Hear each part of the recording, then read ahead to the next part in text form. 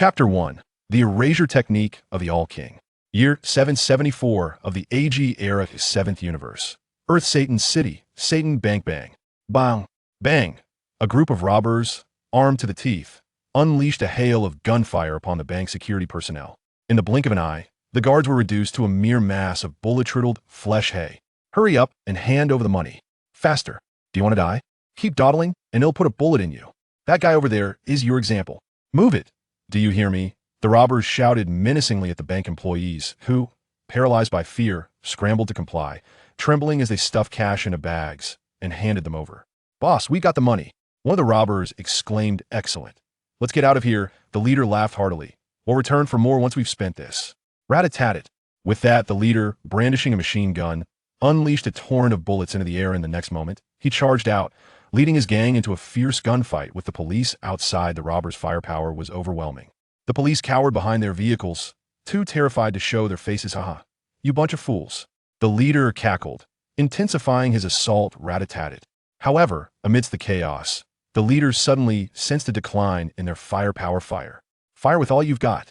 Empty every last bullet, he commanded his subordinates. But his henchmen stood frozen, gazing bewildered at their hands. Where are our guns? What kind of joke is this? What are you doing? The leader barked, turning to his men. Upon glancing at them, he felt a sharp pang in his head. You fools! Why would you lose something more precious than your very lives? He shouted in fury. His subordinates looked back at him, bewildered. We don't even know where the guns went.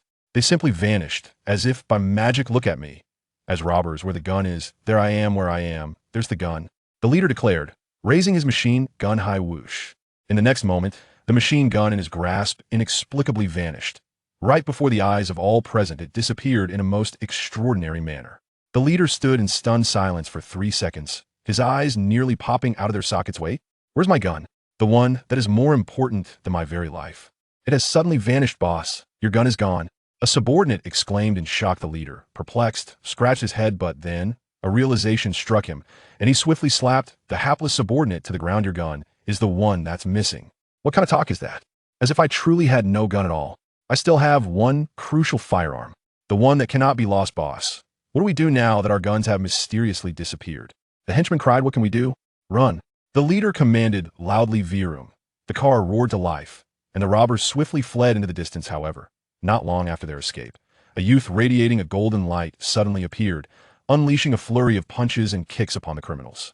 The robbers were quickly subdued by this shimmering golden-haired boy. After incapacitating them, he made a hasty retreat. The police were left dumbfounded, their expressions a mix of confusion and disbelief. What had just transpired? From a distance, Tian watched intently, a faint smile gracing his lips. Indeed, Tian had traversed into another realm. He found himself in the world of Dragon Ball, transformed into an ordinary human.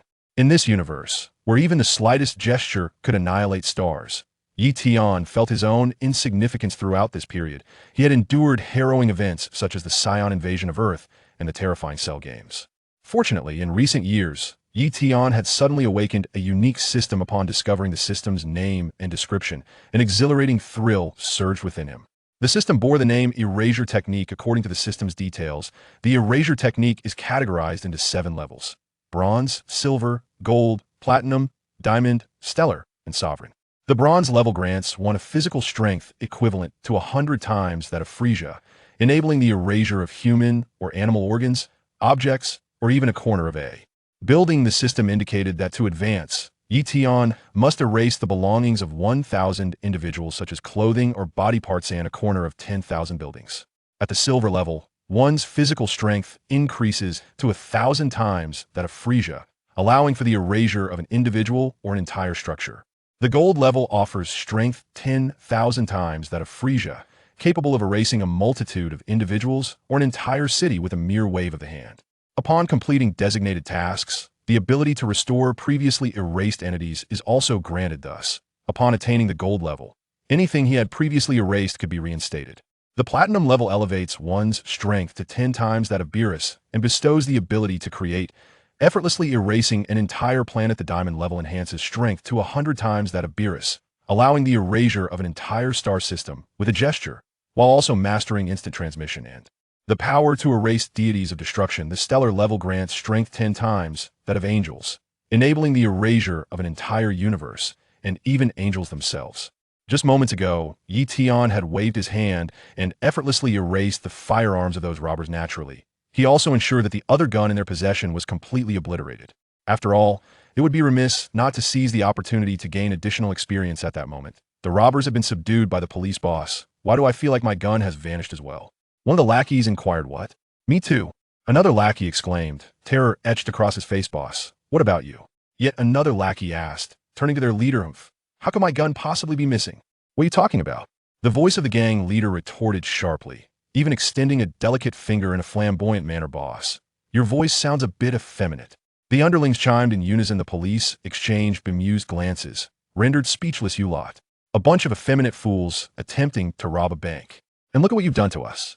The officers advanced, delivering a few harsh kicks to the robbers. What a disgrace. We allowed a group of effeminate thugs to bring us to this state. Soon after, the officers huddled together, whispering among themselves, astonished to discover that all the robbers' weapons had vanished. Where could their arms have gone? Chapter 2. They must have been erased. Hand over your weapons. A police officer bellowed. The robbers stood in stunned silence, their morale shattered. They realized they were not only unarmed, but that their sole weapon had also disappeared. Should we stand to urinate or sit? The thought of such an outcome brought the robbers to tears. Clutching their heads in despair, they had no desire to sit, while relieving themselves. Meanwhile, Tian was quietly reveling from a distance. Why choose to be a robber when there are better options? In the midst of it all, they had even lost their guns. Tian was eager to swiftly ascend to the silver level of Erasure. Thus he felt no qualms towards these bank robbers. This was undoubtedly a source of experience points. Currently, Tian was merely at the bronze level. The most rudimentary form of Erasure, his physical strength, was 100 times that of Frisia. How much is 100 times Frisia's strength? Tian was certain that the Frisia in question referred to the one with a power level of 120 million, not the golden Frisia. If it were golden Frisia, that would be delightful. 100 times Frisia's strength implies Tian's combat power is approximately 10 billion in this era, 7 years after the Cell Games. A power level of 10 billion is rather trivial. Gohan's power level might have already reached 100 billion. No, wait, that's not how it should be calculated. We are speaking of Frisia's physical strength multiplied by 100 physical strength. It does not equate to combat power. Because Tian does not engage in combat aside from Erasure, he knows nothing. Tian had attempted to harness energy blasts, but all had ended in failure. In fact, he was currently unable to even master flight techniques. Nevertheless, Tian felt indifferent. Why learn energy blasts when I can simply erase? Once I perfect my Erasure skills, I shall confront the Omni-King. I will see whether the Omni-King can erase me, or I can erase him as for Gohan and the others with their formidable combat power. Tian felt no concern no matter how high your power level. Can you withstand my Erasure? Nonetheless, to be prudent, Tian indeed needed to expedite his upgrade. As soon as I reach the silver level, my physical prowess will soar to 1,000 times that of Frisia. Time truly flies. Gohan has already grown into adulthood. He must be attending school in Satan City, right? Tian took a deep breath before venturing out. This time, he had already identified his target, to enroll at Orange Star High School in Satan City. Tian intended to eliminate some unnecessary elements from the school, such as useless textbooks first. He would see if he could level up. If successful, he would transform the school significantly. Moreover, he planned to intercept Videl, allowing Gohan to remain single. Hey, who did this? It doesn't seem like the work of the police. A girl's voice suddenly rang out from behind. Tian, her voice was melodious, akin to a lark singing. Simultaneously, Tian caught a whiff of a delightful, feminine fragrance, which was quite alluring. He turned to glance back. Wasn't that Videl? How uncanny that his thoughts had summoned her presence just moments ago. He had been pondering her, and now she stood right behind him. The girl, Videl, was only 16 years old, but had already matured beautifully. Her braided hair cascading over her shoulders. Tian scrutinized her from head to toe. Indeed, she was far more enchanting in person than in the comic books or television. The reality held a charm that surpassed the drawings. Videl gazed at the subdued robbers in the distance. A look of confusion etched on her face. Who did this? Do you know? She inquired again. It was the Golden Warrior. Tian replied with a smile. The Golden Warrior? It's him again. Videl furrowed her brows. I came all this way for this. That Golden Warrior is truly meddlesome. Ha! Indeed. Tian chuckled heartily. By the way, I must ask, where did their guns go? Videl pressed further. Well, that's somewhat metaphysical. They must have been erased. Tian mused. Videl. She shot Tian a penetrating glance. How could this possibly involve metaphysics? What does it mean to be erased? Why could she not grasp his words? To put simply, erasure is a process from existence to non-existence. Tian explained of, do you think this is a fantasy novel? Videl scoffed. Turn to leave. I want listen to your nonsensical ramblings. You've gone and tied it all to metaphysics. Miss Videl, I too witnessed. It was indeed that golden warrior, a middle-aged man approached. Having recognized her, his speed is remarkable, and his strength is formidable. He easily caught up with the fleeing robbers and incapacitated them with just a punch and a kick. I already know about the golden warrior. What I want to know is where the robbers' guns went. Videl asked, perplexed. Ask Tian, perhaps he knows. The middle-aged man replied with a wry smile. My name is Tian, and I am aware of that. Tian remarked, gesturing to his own nose bitterly. Middle-aged man. Audience. It truly vanished. Quite astonishingly, do not doubt it. Tian smiled as he elucidated. Biddy Lee found herself at a loss for words. Do you still wish to promote your mystical practices? By the way, speaking of which, the middle-aged man suddenly recalled something and addressed Biddy Lee. That golden warrior bears your school's emblem. As he spoke, the middle-aged man pointed to an emblem hanging from Biddy Lee's waist. Biddy Lee was taken aback. Is that golden warrior a student from our school? Are such individuals present in our institution? What a coincidence. I'm also a student of Chengxing High School. Tian stated Biddy Lee. Biddy Lee cast a deep glance at Tian. Why is it that you seem to appear everywhere? Choosing to ignore Tian, Biddy Lee thought. There is nothing of substance to discuss with a classmate engrossed in mysticism yet. Returning to the matter at hand. How did the robber's firearm disappear? That classmate named Tian claims it was erased. Was it an illusion? Or are these robbers merely engaging in a prank? However, considering the scene, those were indeed genuine firearms. Did you not observe the several holes blasted into the bank's walls? It is truly perplexing. Without further comment, Biddy Lee proceeded directly towards Chengxing High School. Tian leisurely followed her. Is it you, the classmate involved in mysticism? Biddy Lee was startled. Turning to face Tian. Chapter 3. Classmate's son Wukong. Yes, indeed. It is I. Tian nodded. I am also a student at Chengxing High School. Ah, Biddy Lee politely acknowledged. I do not believe we have met previously. This is my first day registering. Tian replied. Chengxing High School. Biddy Lee returned to her classroom, seated herself at her desk, and turned to scrutinize the golden-haired youth. Sharp sported a mane of golden locks. Hey, Sharp, you wouldn't happen to be that enigmatic golden warrior, would you? Biddy Lee inquired. I wish I could claim that title, but unfortunately, I was at the club studying this morning. I had no time for such endeavors. Sharp shook his head. Biddy Lee, I heard that the firearms of the robbers mysteriously vanished. Could that be true? A nearby female classmate, Elisa, asked with curiosity. It is indeed true. Biddy Lee nodded. I am as perplexed as you. Their guns simply disappeared. Biddy Lee, not only did their firearms vanish, but it is said that another significant weapon also disappeared. Elisa whispered shyly in Biddy Lee's ear. Her cheeks flushed. Biddy Lee was momentarily taken aback. They possessed another significant weapon? What kind of weapon? Biddy Lee queried with intrigue. Biddy Lee, please do not inquire so directly. Eliza's complexion deepened in hue. What is the matter with your face? Biddy Lee asked, somewhat bewildered. The robbers' guns have vanished. Yet why does your face blush? Nothing. Eliza wiped her brow. Biddy Lee truly lacks romantic sensibility. Does she not comprehend even such matters? Let us speak of the Golden Warrior instead. The disappearance of those guns seems rather mystical. Eliza swiftly shifted the topic. At least the Golden Warrior is a tangible entity. You are correct. Recently, there have indeed been reports on Tushio stating that numerous belongings have mysteriously vanished from apartment 8. Interjected the bespectacled man. Seated in front, numerous belongings have mysteriously disappeared? Where could they have gone? Biddy Lee inquired. Perplexed, ask the heavens, perhaps they know. Eliza remarked, alluding to the sky. Biddy Lee. Suddenly, the image of Tian emerged in Biddy Lee's mind. I would not inquire of anyone, especially not you, what items have vanished. Please forward that Tushio news article to me, so I can have a look, Biddy Lee said, taking out her phone and addressing the bespectacled man ahead. Certainly. Here it is, the bespectacled man replied, locating the news article on his phone and sending it to Biddy Lee. Biddy Lee glanced at the headlines on today's news. The comments beneath the articles proved far more intriguing than the stories themselves. I've also had something mysteriously disappear. How bizarre. I've searched everywhere, but can't find it. What vanished upstairs? After waking from sleep at home, the blanket covering me was gone. And for the record, I sleep naked, just stating that I'm a girl here. Wow, a girl?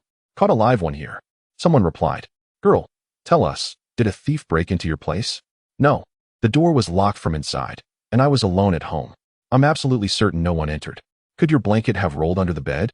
I've scoured every corner of the house, even checked the surveillance footage, and no, I don't sleepwalk. The blanket just vanished. Where do you think it went?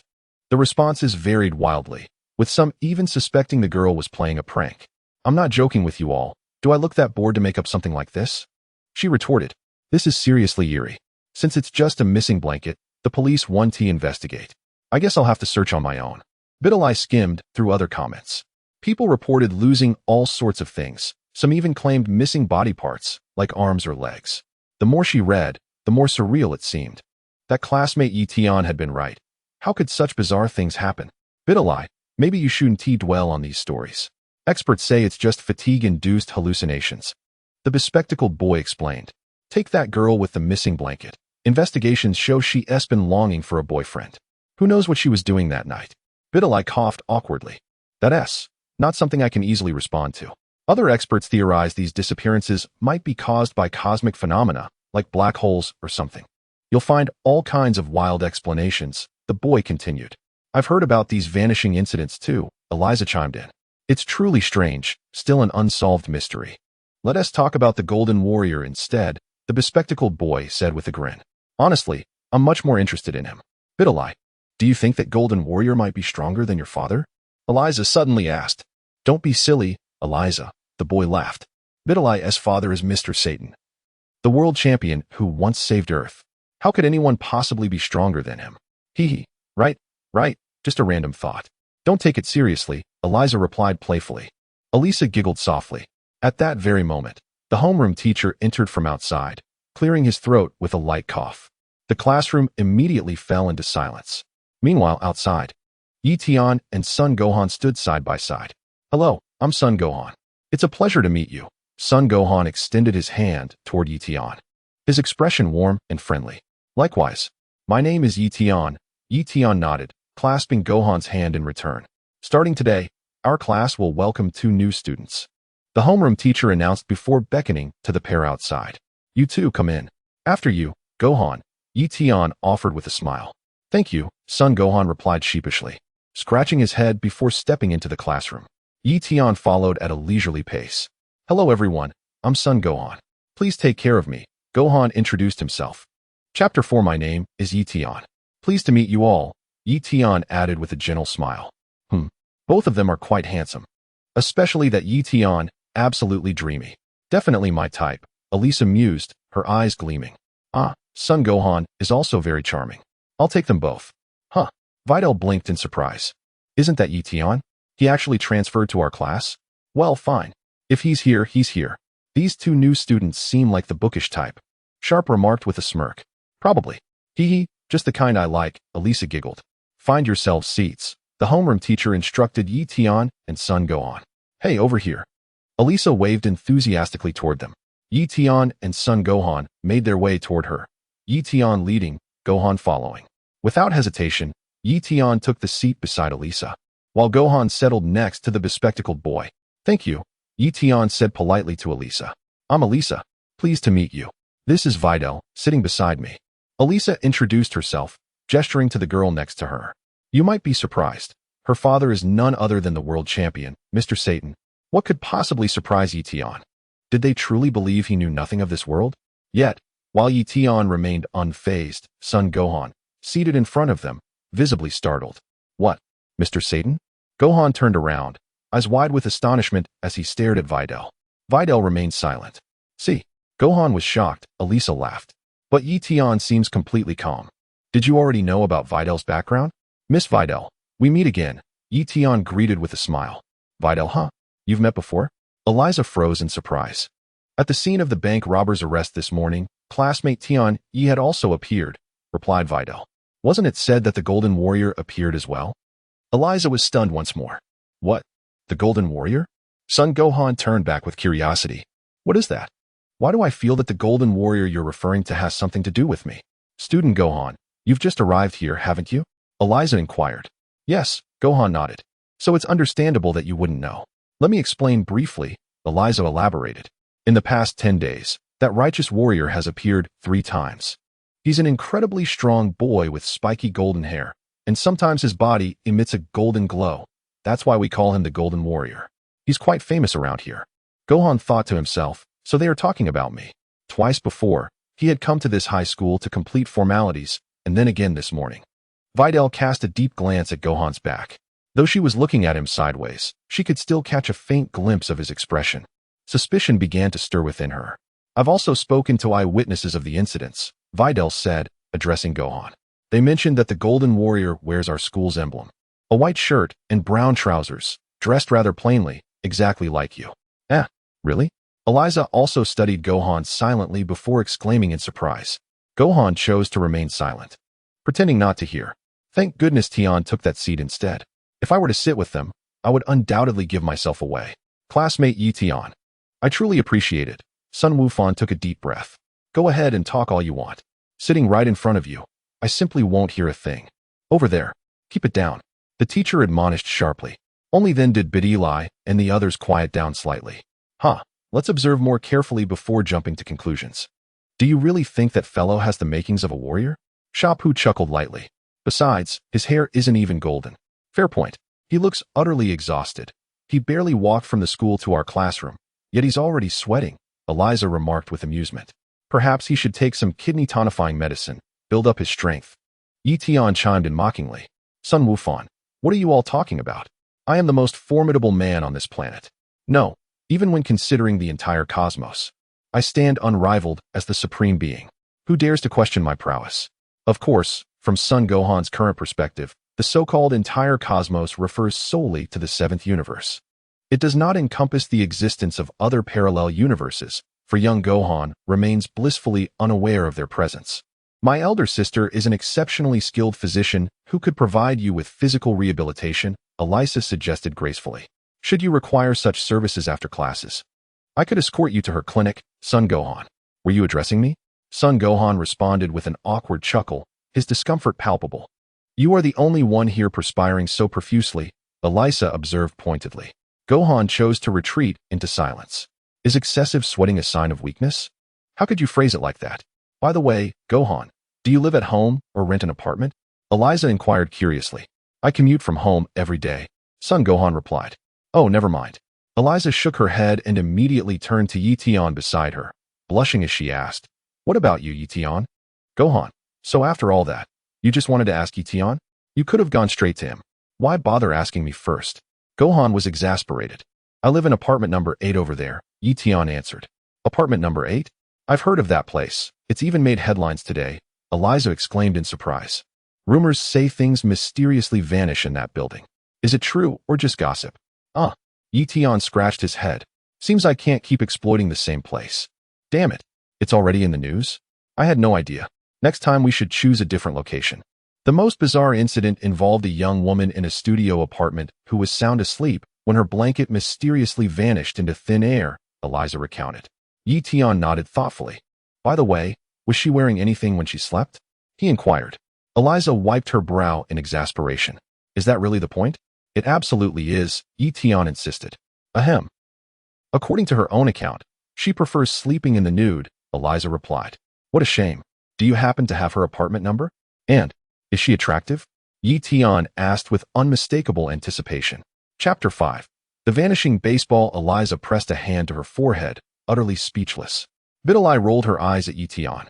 Yi Tian, that's enough. You can't just joke like that. Ahem. Gohan, what about you? Eliza swiftly changed the subject, sensing the conversation was spiraling. Where do you live? If I keep talking to Yi Tian, I fear things might take a turn for the worse. My home. Son Gohan perked up. You just said it wasn't important, didn't you? Now you're asking? He smiled warmly. I live in East District 439, a small village. What? East District 439? Eliza gasped, leaping to her feet. Are you joking, Gohan? That's over 1,000 kilometers from here. Enough. Can we have some quiet? The homeroom teacher had finally reached her limit. Realizing her outburst, Eliza quickly sat back down and whispered to Gohan. How on earth did you get here? Even by jet. It would take hours. Well, it certainly does take time. Quite the journey, haha. Gohan replied awkwardly, inwardly cursing his near slip. And so, the math class concluded amidst the clamor, the instructor storming out with a darkened expression. Next was physical education. Today's lesson, like last time, will be a group baseball match, announced the P.E. teacher. Hey, do either of you know how to play baseball? Sharp asked Yi Tian and Gohan. I don't. Yi Tian admitted with a shrug. If it were basketball, sure. Baseball doesn't interest me, though I've heard terms like getting on base or home run. Sharp. Videl. Eliza. You claim not to understand, that you rattle off terms so confidently. I suspect there's more to your words than meets the eye. And you, Gohan? Eliza turned to him. Ah, I've never played, but I know the rules, Gohan replied, scratching his head. Perfect. Knowing the rules is enough. Sharp said with a smile. You're with me. You'll cover right field, got it? Videl turned her head and earnestly reminded Son Gohan, emphasizing once more, right field. Understood? Son Gohan nodded and dashed to his position. Meanwhile, Tian sat among the cheerleading squad, surrounded by female classmates. Captivated by his striking appearance, the girls eagerly showered him with attention and warm inquiries. Elisa and Videl exchanged a glance, their expressions a mix of exasperation and disbelief. Did he deliberately claim not to know baseball? Elisa murmured to Videl. I think he just wanted an excuse to mingle with the cheerleaders, Videl retorted with a dismissive huff. Son Gohan, however, felt a wave of nervousness wash over him. I must deliberately underperform. Mother and Aunt Bulma warned me that if my true identity were exposed, it would cause unnecessary commotion. In that case, I wouldn't be able to attend school peacefully anymore. How challenging it is to live as an ordinary person in this world. Meanwhile, Sharp prepared to pitch. The ball was served by Videl. Sharp, I won't let you hit it. Videl smirked before hurling the baseball toward him with full force. Sharp timed his swing perfectly, striking the incoming ball with a resounding crack. Whoosh. The baseball shot straight toward Tian's position. Tian appeared oblivious, still chatting and laughing with the cheerleading squad. Oh no, the ball went off course. Sharp exclaimed in alarm. Damn it. Videl rushed to intervene, but was already too late. Tian had noticed the ball hurtling toward him long before. Unfazed, he casually flicked his wrist. In the next instant, the baseball simply vanished, disappearing into thin air. At the exact moment the ball disappeared, Son Gohan arrived in a blur, materializing directly in front of Tian, poised to catch the speeding projectile. But then, nothing. Gohan stood frozen in bewilderment. Where did the ball go? I distinctly saw the ball fly over here. How could it vanish? Everyone was dumbfounded. Where's the ball? Sharp widened his eyes in disbelief. Disappeared? Videl also wore an expression of utter bewilderment. I saw it too. It seemed to vanish into thin air. Eliza replied. What happened? The gym teacher approached, questioning the commotion. Teacher, the baseball is gone. Sharp exclaimed. What? Gone? The teacher was momentarily stunned. How could it just disappear? It vanished, right before our eyes, as if by magic. Sharp insisted. Stop joking around. That's impossible, the teacher scolded. Did someone hide it? Hand it over immediately. It's just a baseball. Tell me, did you take it? Tian turned to a pretty cheerleader nearby, his gaze lingering pointedly. The girl. Am I really that insignificant? Classmate Tian, you are utterly shameless. And you even hid two of them. Tian continued. The cheerleading girls rolled their eyes in exasperation. The gym teacher silently wiped sweat from his brow. Student, could you please stop fooling around? Is that even a baseball? Since when are baseballs that big? The size seems rather inappropriate. My mistake, my mistake. Tian hurriedly apologized. Forget it. Just bring another ball. The gym teacher relented, unwilling to dwell on the issue. It's gone, so be it. A single baseball isn't worth much anyway, and these things do get damaged sometimes. Soon, a new baseball was brought out. Son Gohan wore a look of utter bewilderment. What just happened? Even I couldn't see how that ball disappeared.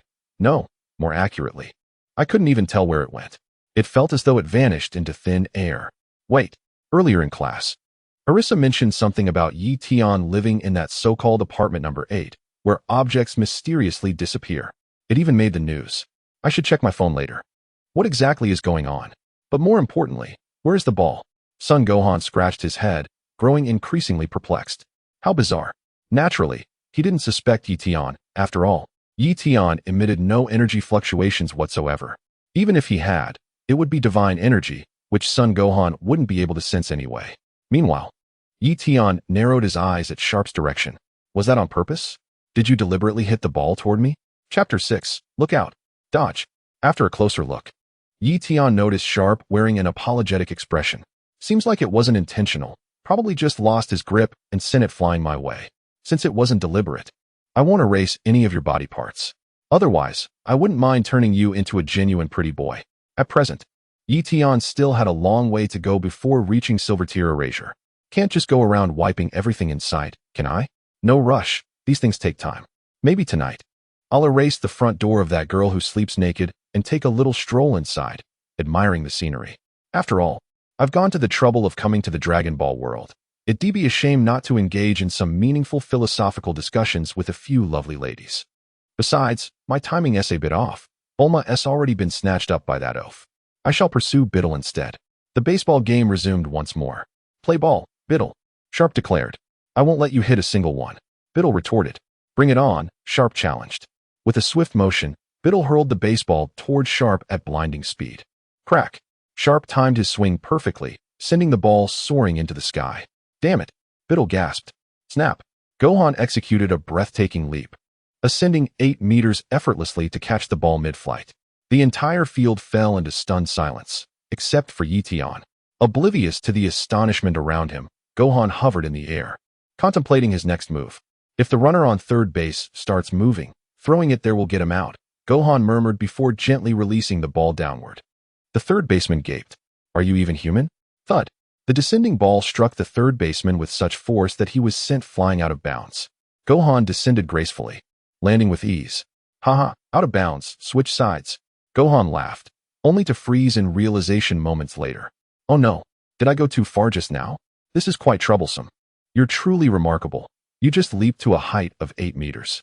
The P.E. teacher felt today was filled with too many bizarre occurrences. First, the baseball mysteriously vanished. Then, this new student effortlessly jumped 8 meters high. And there was another new student who went even further, immediately mingling with the cheerleaders as if the teacher didn't exist. That was just luck. Yeah, pure luck. Gohan replied nervously. Just luck? The classmates suddenly understood.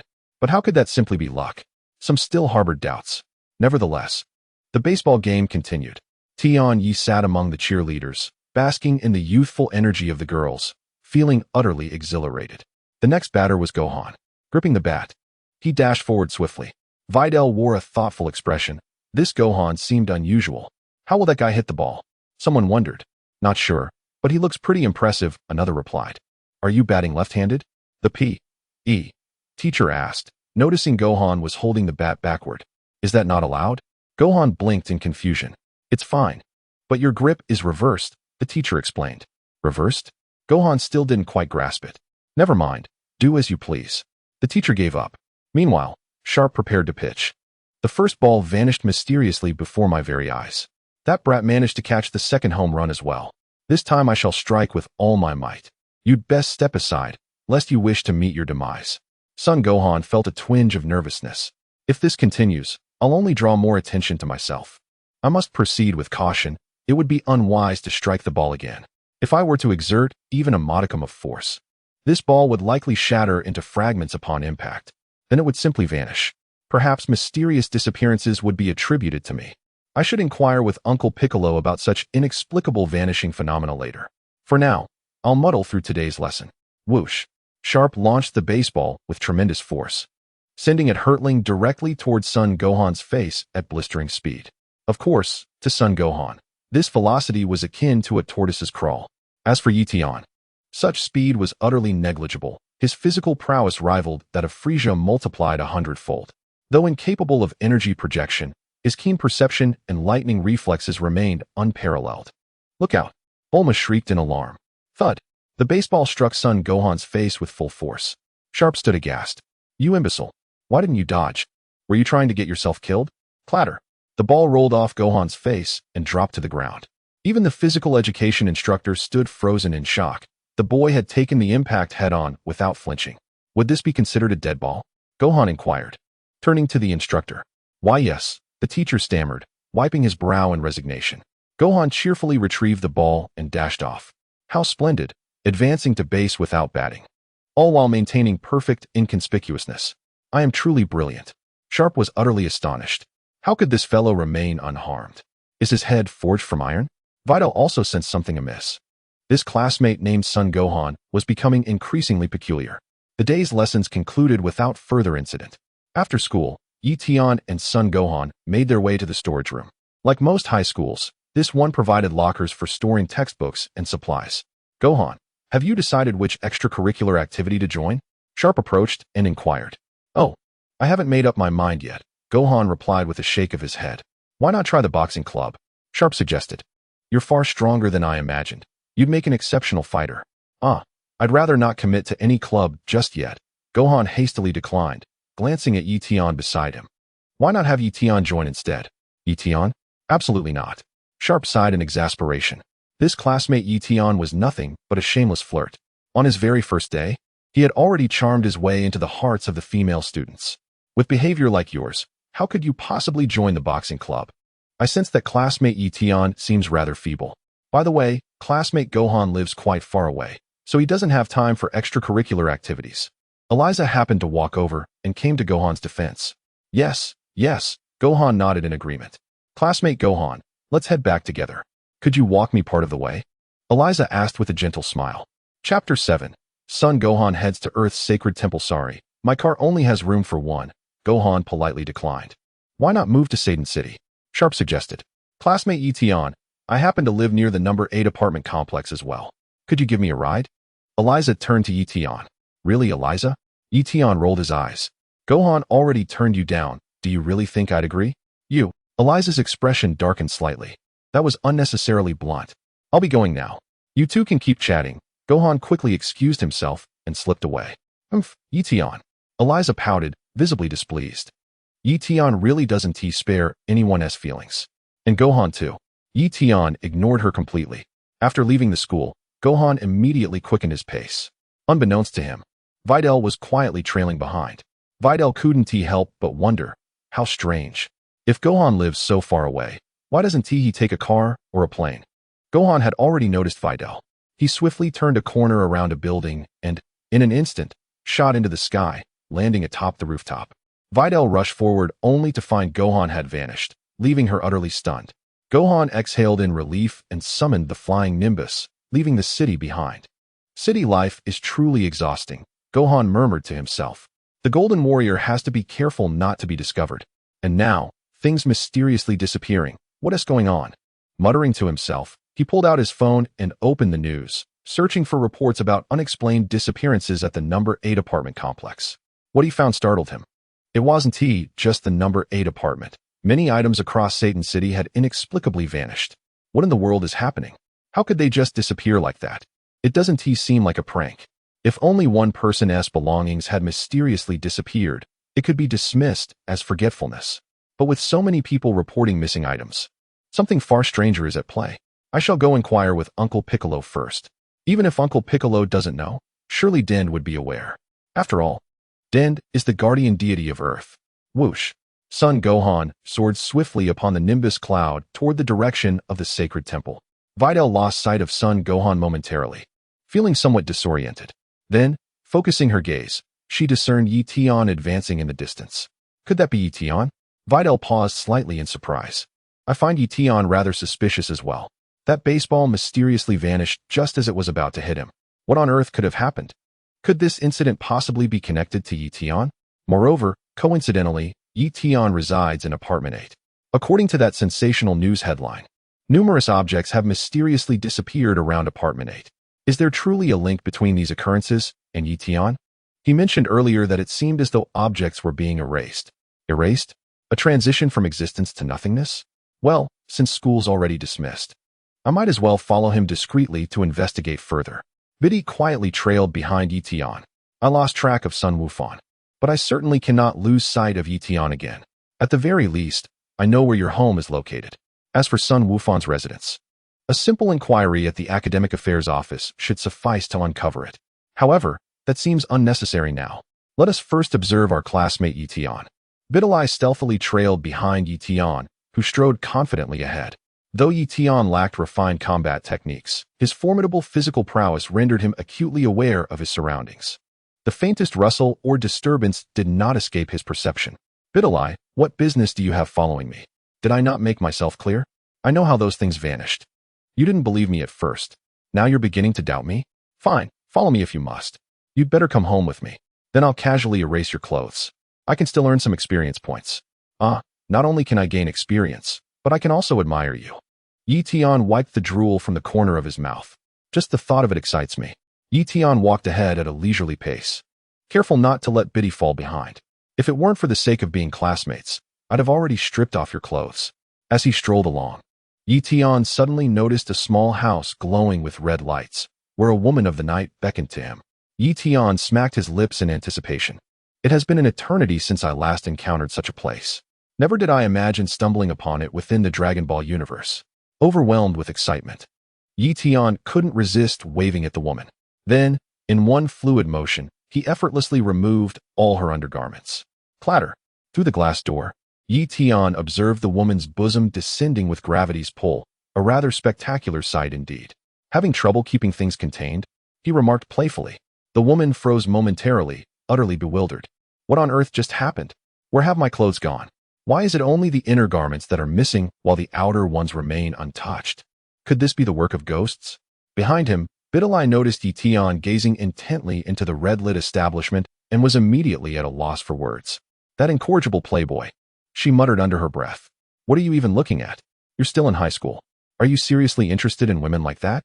Yet what left her even more speechless was what followed. To her disbelief, Tian began striding purposefully toward that very building. You wouldn't actually go inside, would you? If you dare step foot in there, I swear I'll despise you. And mark my words, I'll stop you. I cannot allow you to become that kind of person. Tian strode to the doorstep of the house. Click. The door swung open. Come in and play, the woman said, already disregarding the fact that her inner garments had vanished. The principle that the customer is God was one she well understood. Besides, the one who had arrived was a handsome young man. Playing around wouldn't be a loss. What are we playing? Tian asked curiously. Little one. Big sister will show you the most meaningful thing in life, the woman giggled. The most meaningful thing in life. Tian murmured thoughtfully. Yes, yes. Play however you like. Come in quickly, don't be shy, the woman beckoned. The most meaningful thing in my life is getting into university. Can you help me with that, sister? Tian said earnestly. The woman, she immediately clutched her forehead, her expression one of sheer exasperation. Whose child is this? At your age, you still don't know what the most meaningful thing in life is? And you're saying it's getting into university? I truly don't know what to say to you. Chapter 8. Piccolo. Perhaps it was the androids. Go away, go play somewhere else. The woman suddenly felt she was wasting her time. You were the one who called me here, and now you're telling me to go away? Sister, you're really annoying. Tian said. Bang. The woman slammed the door shut without another word. I have nothing more to say to you. From now on, I shall never associate with middle school students again. Tian scratched his head in frustration. Would you kindly allow me to finish what I have to say? Let me get into university first, then we can hang out, all right? Why have you closed the door already? Videl was eavesdropping quietly nearby. Upon hearing Tian's words, she stood there utterly stunned. The most meaningful thing in Tian's life is getting into university? Who would have thought he was such a diligent student? Could it be that I misunderstood him before? I must have misunderstood him. I realize my thoughts have been too narrow-minded. Videl sank deeply into self-reproach. Tian continued moving forward while Videl quietly trailed behind him. At the sacred temple, Son Gohan reunited with Piccolo and the guardian of Earth, Dend. It's been a while, Gohan greeted warmly.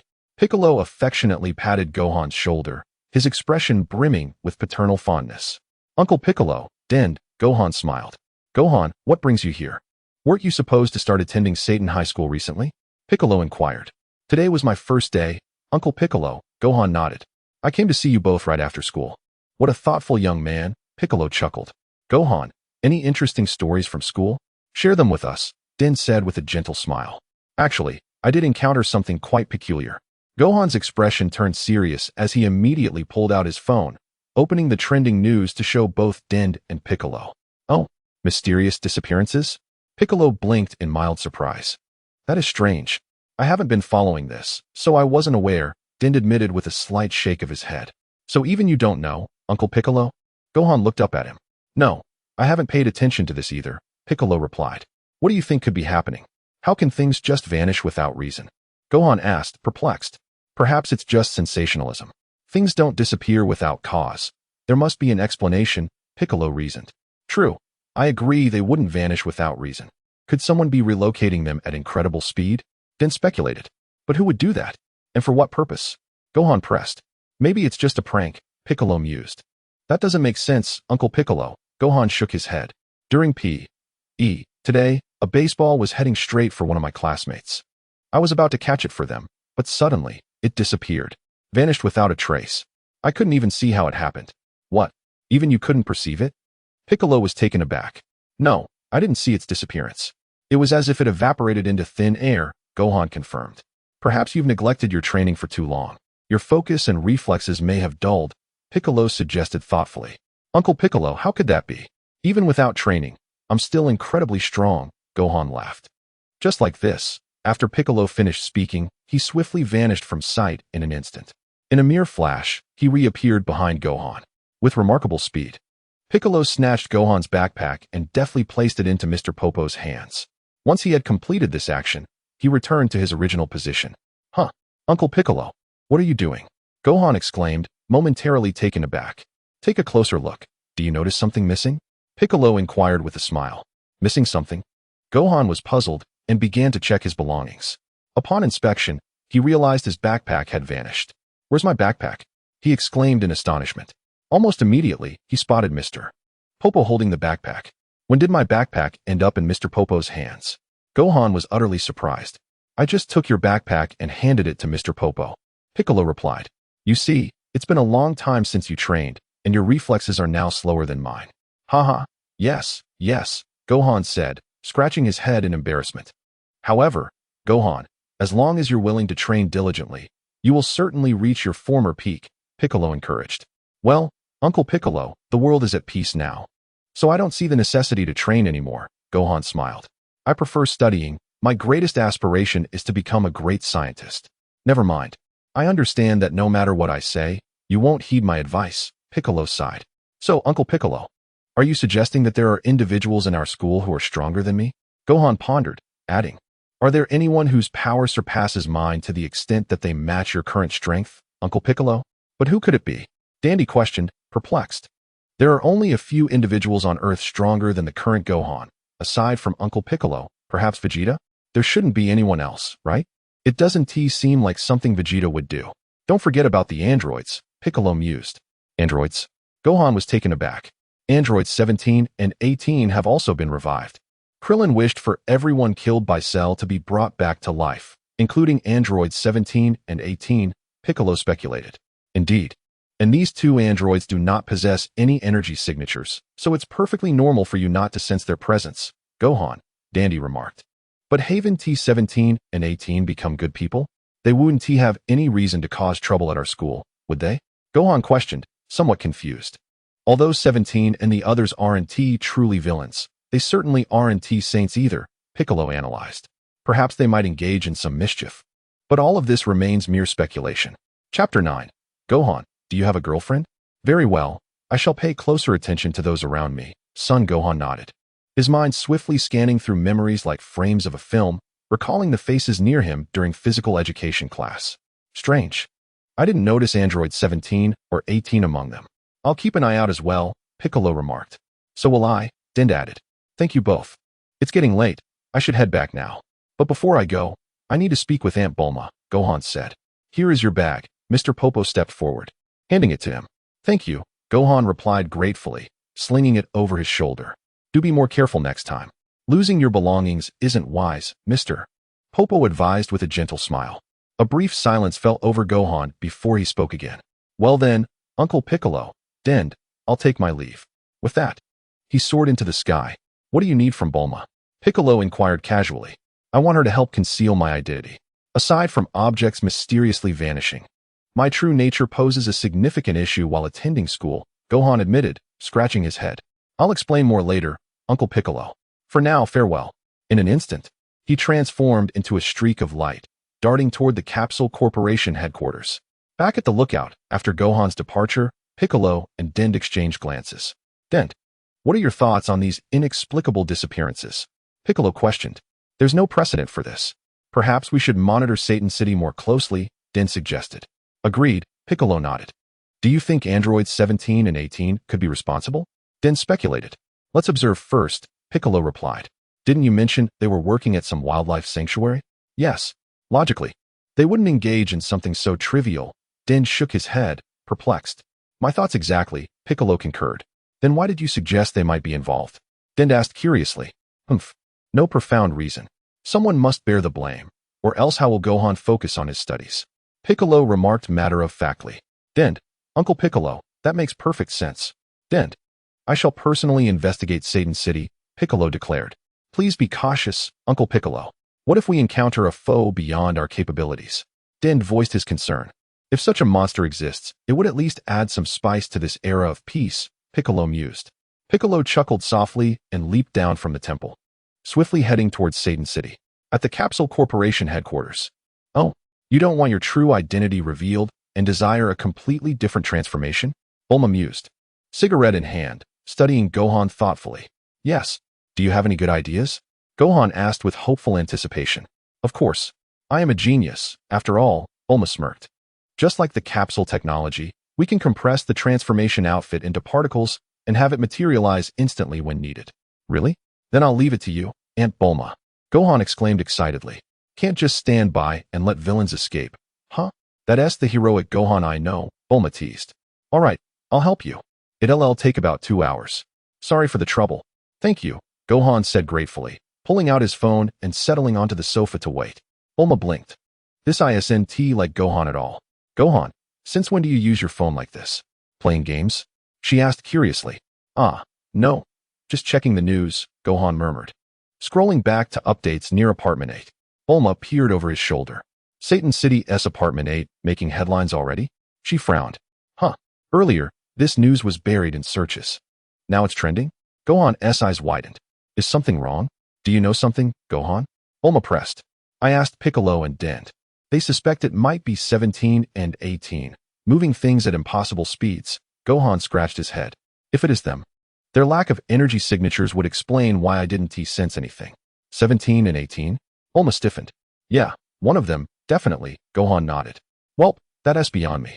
I'll go work on your transformation gear, Bulma sighed, taking a drag before heading to the lab. Oh, Aunt Bulma, where's Trunks? Gohan called, pocketing his phone. No clues here yet. Maybe I'll hang out with him. Probably in the gravity chamber, enduring Vegeta's rigorous training, Bulma called back. Uncle Vegeta? Gohan blinked. Trunks is old enough for proper combat training now. Vegeta's determined to make him surpass even you, Bulma grinned. Ha ha ha, this is quite the predicament, son. Gohan chuckled heartily. Bulma busied herself with the transformation garments while Gohan idly wandered through her residence. Gohan, have you already begun high school? Dr. Briefs happened to pass by and greeted the young scion upon noticing him. Hello. Today was the first day of school, son. Gohan nodded in response. Have you found yourself a girlfriend yet? Dr. Briefs inquired with an amused smile. Ahem, not yet. It's only the first day, and I've barely acquainted myself with any classmates, Gohan replied sheepishly, scratching his head in mild embarrassment. Keep at it, Gohan. I hear Krillin remains woefully single. What a pity, Doctor. Brief sighed, taking a sip of his coffee. Haha, perhaps it's Uncle Krillin's lack of a nose that hinders him, Gohan jested lightly. Now that you mention it, there might be some truth to that, Dr. Briefs mused, nodding thoughtfully. His appearance isn't exactly advantageous. He ought to seek other avenues for companionship. Indeed, Gohan laughed. Chapter 10. Videl, care to visit my home? Best of luck finding a girlfriend soon. Dr. Briefs patted Gohan's arm encouragingly before humming a tune and strolling away. Son. Gohan pondered aloud. Is having a girlfriend truly so important? Should I seek a romantic companion within the academic halls? Perhaps it would be wiser to refrain. I attend school for the purpose of acquiring knowledge. I aspire to become a distinguished scientist in the future. Now that I have found a girlfriend, my thoughts shall be solely devoted to the pursuit of romance. I shall dedicate myself to diligent study. I must gain admission to the finest university. That is my life's ambition. Son. Gohan continued forward. Where was the gravity chamber? This place was so vast, he always got disoriented whenever he came here. Just as Gohan was searching for the gravity training room, he suddenly noticed Trunks emerging from a doorway. Brother Gohan, when did you arrive? Trunks was dressed in his training attire, a towel draped around his neck, beads of sweat glistening on his skin. I just got here. I heard you've been training with your father? Gohan smiled warmly. Yes, Trunks nodded. At that moment, Vegeta approached from a distance. Hello? I hope I'm not interrupting? Gohan greeted hastily. Your reflexes seem dull. Even in times of peace, you must not neglect your training, Vegeta remarked coolly before walking past Gohan without another glance. Right. Gohan acknowledged with a nod. Brother Gohan, what shall we do? Trunks asked eagerly. Uncle Vegeta, have you seen the news? Gohan ignored Trunks' question and instead called out to Vegeta's retreating figure. Vegeta slowed to a halt. Would I waste my time on such trivial matters? Vegeta replied without turning. Recently, mysterious disappearances have been reported near apartment number 8 in Satan City, Gohan explained. Do you know anything about it, Uncle Vegeta? Humph, don't bother me with such nonsense. Ask Piccolo, Vegeta said dismissively before resuming his unhurried departure. Things vanishing, what does that have to do with me? Gohan hadn't expected much from his inquiry. Perhaps, as Uncle Piccolo and Din had suggested, it really was the work of androids 17 or 18. After all, they were the only ones whose energy couldn't be sensed.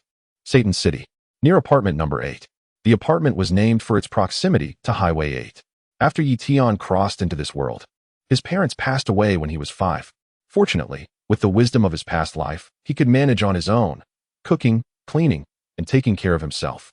His parents had left him only this apartment, and Tian had lived there ever since. If not for recently awakening the power of Erasure, Tian might have continued living an ordinary, uneventful life in the Dragon Ball world, devoid of talent, just another common earthling.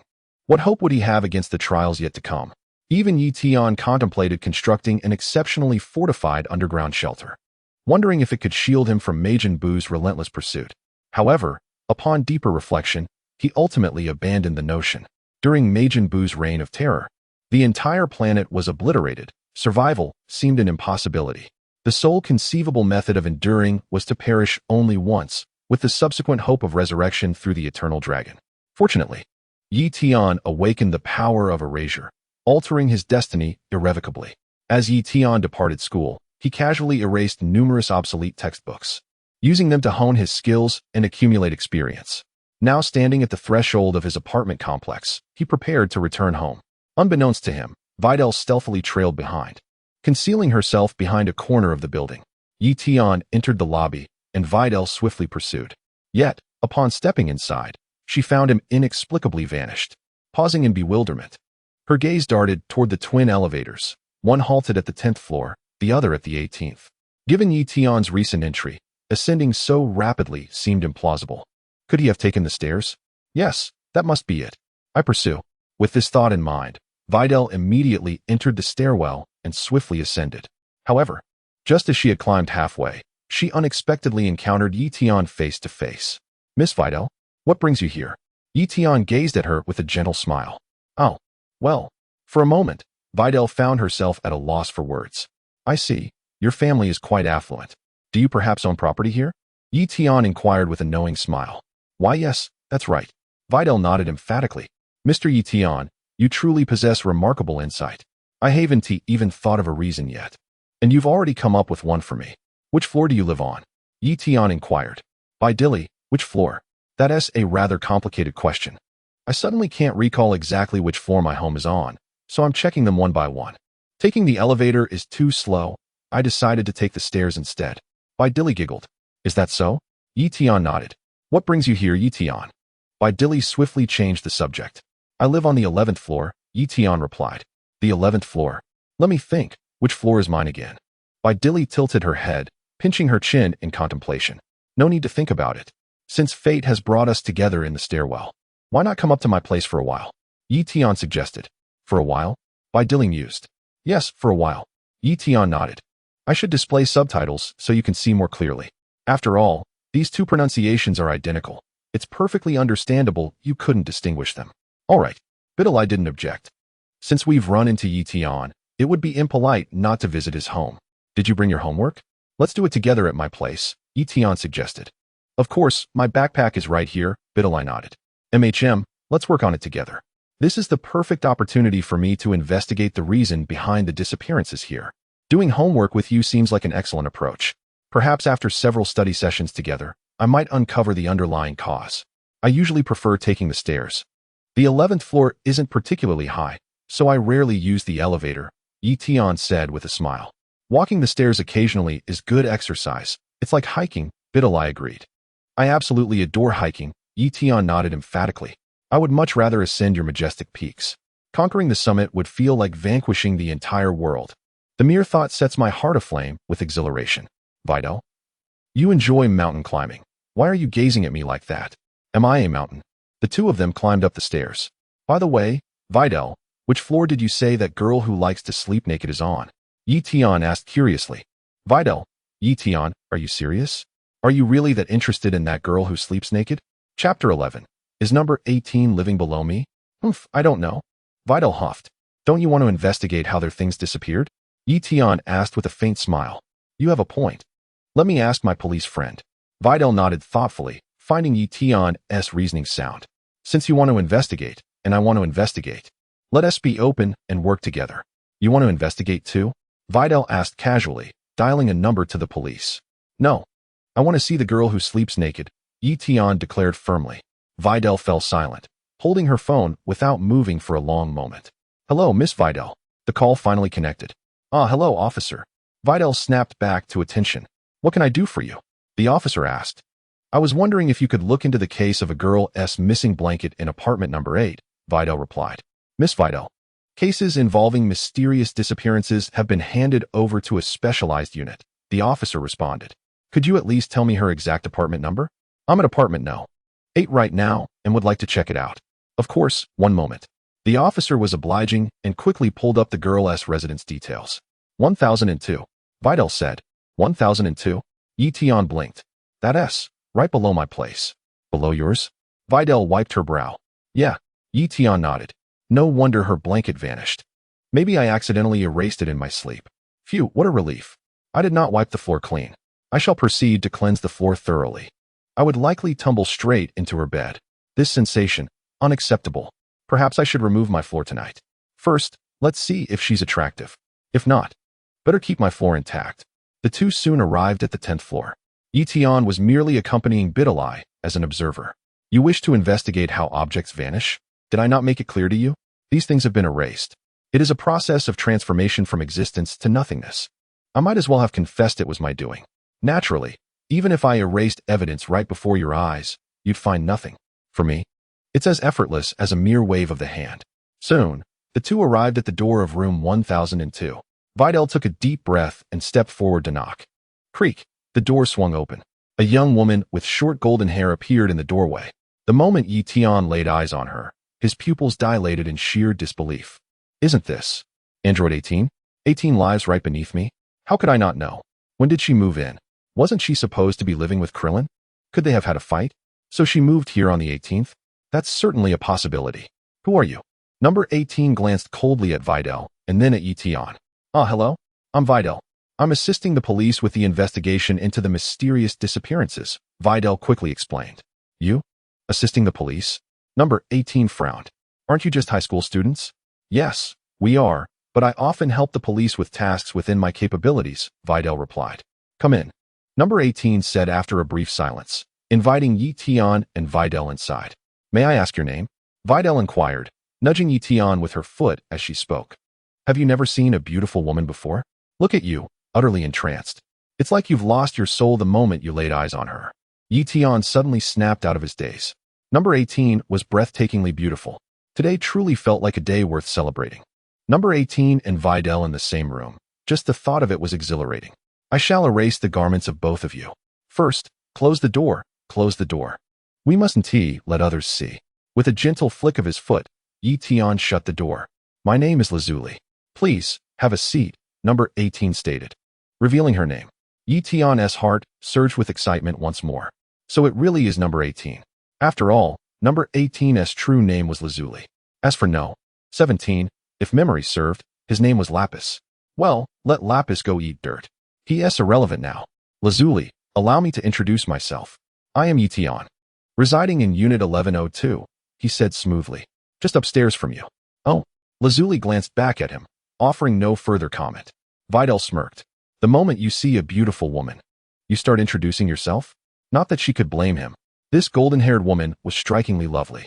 No wonder Tian seemed utterly bewitched. Lazuli, when did you move in? I had no idea such a stunning blonde lived right beneath us, Tian inquired, curiosity lacing his tone. I've been here quite some time, number 18 replied impassively. I seldom use the stairs or the elevator. I usually exit through the window. It's perfectly normal that you don't see me. Miss Lazuli, I heard that your blanket mysteriously disappeared while you were sleeping at night. Could you describe what happened? Videl inquired. Didn't I already explain it clearly in the news comments? It just vanished without any warning, number 18 replied flatly. How strange, Videl murmured under her breath. I've heard about it too. Recently. Many things have been mysteriously disappearing around our apartment number 8, Tian remarked, feigning innocence. Whoever is behind this had better not get caught by me. Otherwise, I won't let them off easily. Number 18 huffed. Lazuli, do you live alone? Tian asked. Of course. Who else would be here? Number 18 responded expressionlessly. What about your family and children? Tian pressed further. Children? What makes you think I have children? Do I look that old to you? Number 18's expression darkened. Videl shot Tian a sharp glare. Do you even know how to hold a conversation? She doesn't look that old, barely in her 20s. Why would you assume she has children? Is your child named Marin? Tian continued. Marin? I have no idea what you're talking about. Number 18 frowned. Chapter 12. Erasing number 18's clothes. Oh dear, my mistake, my mistake. Tian laughed awkwardly. Wait, is number 18 not with Krillin? Has history diverged from what I know? Well, that makes sense. After all, my presence in this Dragon Ball world might have caused subtle changes in the timeline. Maybe that's why number 18 is still single? So that's actually great news. Though I wonder if Bulma has been taken yet. The chances of her still being single seem pretty low. By my calculations, she should be in her 40s by now. Ah, whatever. Let the pig keep Bulma. I am content with Android 18 and Videl for now. In the future, I shall acquire a few angels to entertain myself. I wonder if I could possibly erase the garments of those celestial beings. I must persevere. How terribly rude of me. My deepest apologies. Miss Lazuli, may I take a look around your room? Bulma requested politely. Feel free, Android 18 replied indifferently. Though the likelihood of you uncovering the reason for the disappearance is slim. Even I have no idea how the blanket vanished. You're just an ordinary girl. Do you really think you can find it? Still, since you have connections with the authorities, perhaps your efforts won't be entirely in vain. How utterly bizarre. Who would play such a prank, sneaking into my home to steal the blanket right off me? It doesn't seem like something Goku would do, though isn't he dead? Could it be Vegeta? No, even he wouldn't stoop to such trivial mischief. Perhaps Krillin. With his infatuation? Unlikely. If that little bald man were involved, I would have sensed any disturbance in my room. Beyond them, I can't imagine who else would dare. Mark my words, whoever did this not only stole my blanket, but also glimpsed what should never have been seen. Bulma wandered through the house, scrutinizing every corner. As if she'd find anything. Bulma, any discoveries? Tian asked hopefully. None, she admitted, shaking her head. Besides, it's been 2 days, the scene is already compromised. There's no sign of intrusion in my home, Android 18 stated flatly. Perhaps the thief entered through the window? Bulma mused. Even though we're on the 10th floor, it's not impossible. Fine, if you say so, Android 18 replied dismissively, unwilling to argue. Tian interjected, what if someone possesses a unique ability to erase objects entirely? Both women turned to stare at him before promptly ignoring the suggestion. Bulma, in particular, rolled her eyes. Are you spouting nonsense again? Now you're suggesting some mystical skill? The more you speak, the more absurd it sounds. Android 18, of course, didn't believe him either. Such a thing was unheard of. If you claim someone moved at incredible speed to snatch the blanket, I might entertain the idea for a second. But an ability to erase it entirely? Preposterous. I don't believe a word you say. In the very moment when Android 18 and Videl doubted Tian's words, with a casual flick of his fingers behind his back, Tian made their outer garments vanish into thin air. He took a moment to admire the sight of them in their swimsuits. Exquisite. Stripping away all clothing at once would have lacked mystery. This tantalizing glimpse, however, left much to the imagination. To better complement the scene, Tian willed his own expensive attire to disappear as well. Gone, just like that. All that money, wasted. It seems I must attain the golden level of erasure magic to restore what has been obliterated. Today, for the sake of you both, I have paid no small price. The attire I wear upon my frame was painstakingly earned through my laborious toil. Can you possibly fathom this? Even as a self-proclaimed supreme deity destined to rule all universes, I must toil for survival on this mundane earth. Had I known, I would have changed into more modest attire beforehand. But such trivialities matter little. Perhaps I shall borrow some funds from Videl. After all, your family's wealth is considerable. Mark my words, when I ascend as the greatest deity across all cosmic realms, I shall repay your kindness with an entire universe of your own. How generous of me. Well, it's happily settled then. At present, both Videl and Android 18 find their outer garments mysteriously vanished. Tian's gaze drifts from one to the other. Videl's attire leans toward the kawaii aesthetic, her undergarments adorned with endearing bear motifs. Meanwhile, Android 18 presents a far more captivating sight. embodying the allure of a mature woman. Particularly striking is her set of violet lingerie, evoking endless fantasies. As for Tian himself, his choice of clothing is rather casual, merely a pair of loose boxers. The three of them exchange glances, or rather, it is Tian who shamelessly lingers upon the two beauties, seizing this opportunity to indulge his gaze. Next time, I'll strip away all your clothes completely. But one must take things slowly. After all, one cannot devour a feast in a single bite. That would spoil the enjoyment. I adore the allure of mystery. Chuckles Tian secretly reveled in amusement. How intriguing, isn't it? Tasked with investigating a baffling disappearance case.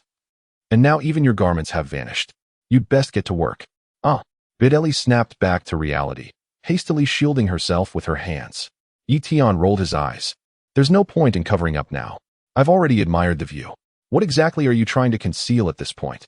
Besides, if I wish to see, do you truly believe mere hands could obstruct me? Not only can I see, but I can see even more clearly. Number 18 remained remarkably composed, swiftly grabbing a bedsheet from across the room to wrap around herself. And that was that.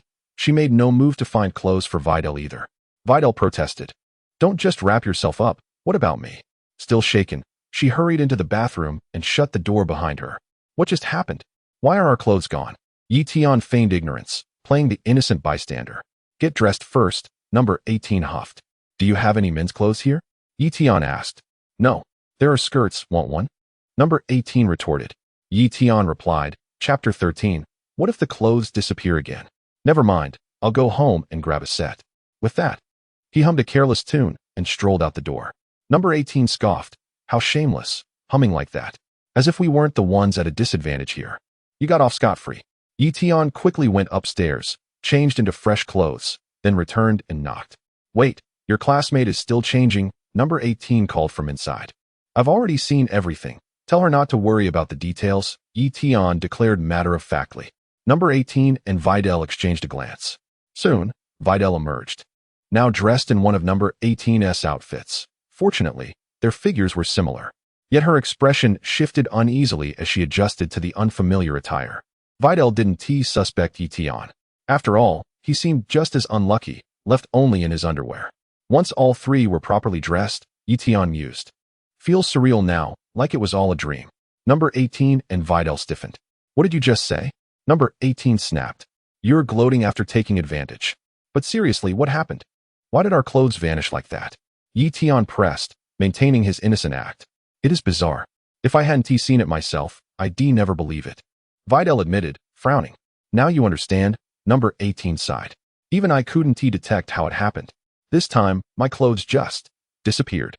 Before, it was my blanket, gone while I slept. I must have been careless at the time. But what exactly happened this time? There's no one else in the house. How could the clothes just vanish into thin air? Who on earth is playing this cruel prank? How utterly despicable. Do you have any idea how much that outfit cost me? Tian spat out bitterly. That was a month's worth of my hard-earned salary. And now it's mysteriously disappeared. Isn't this infuriating? Seeing the look of sheer indignation on Tian's face, Android 18 and Videl never imagined the perpetrator would turn out to be him. Just wait till I catch him. Tian gritted his teeth. I'll make him pay for every penny. Android 18, Videl, is this really about the money? Videl retorted. The real question is, how did the clothes vanish? Why would they just disappear without a trace? And not just one, but 3 sets of outfits, gone right under our noses.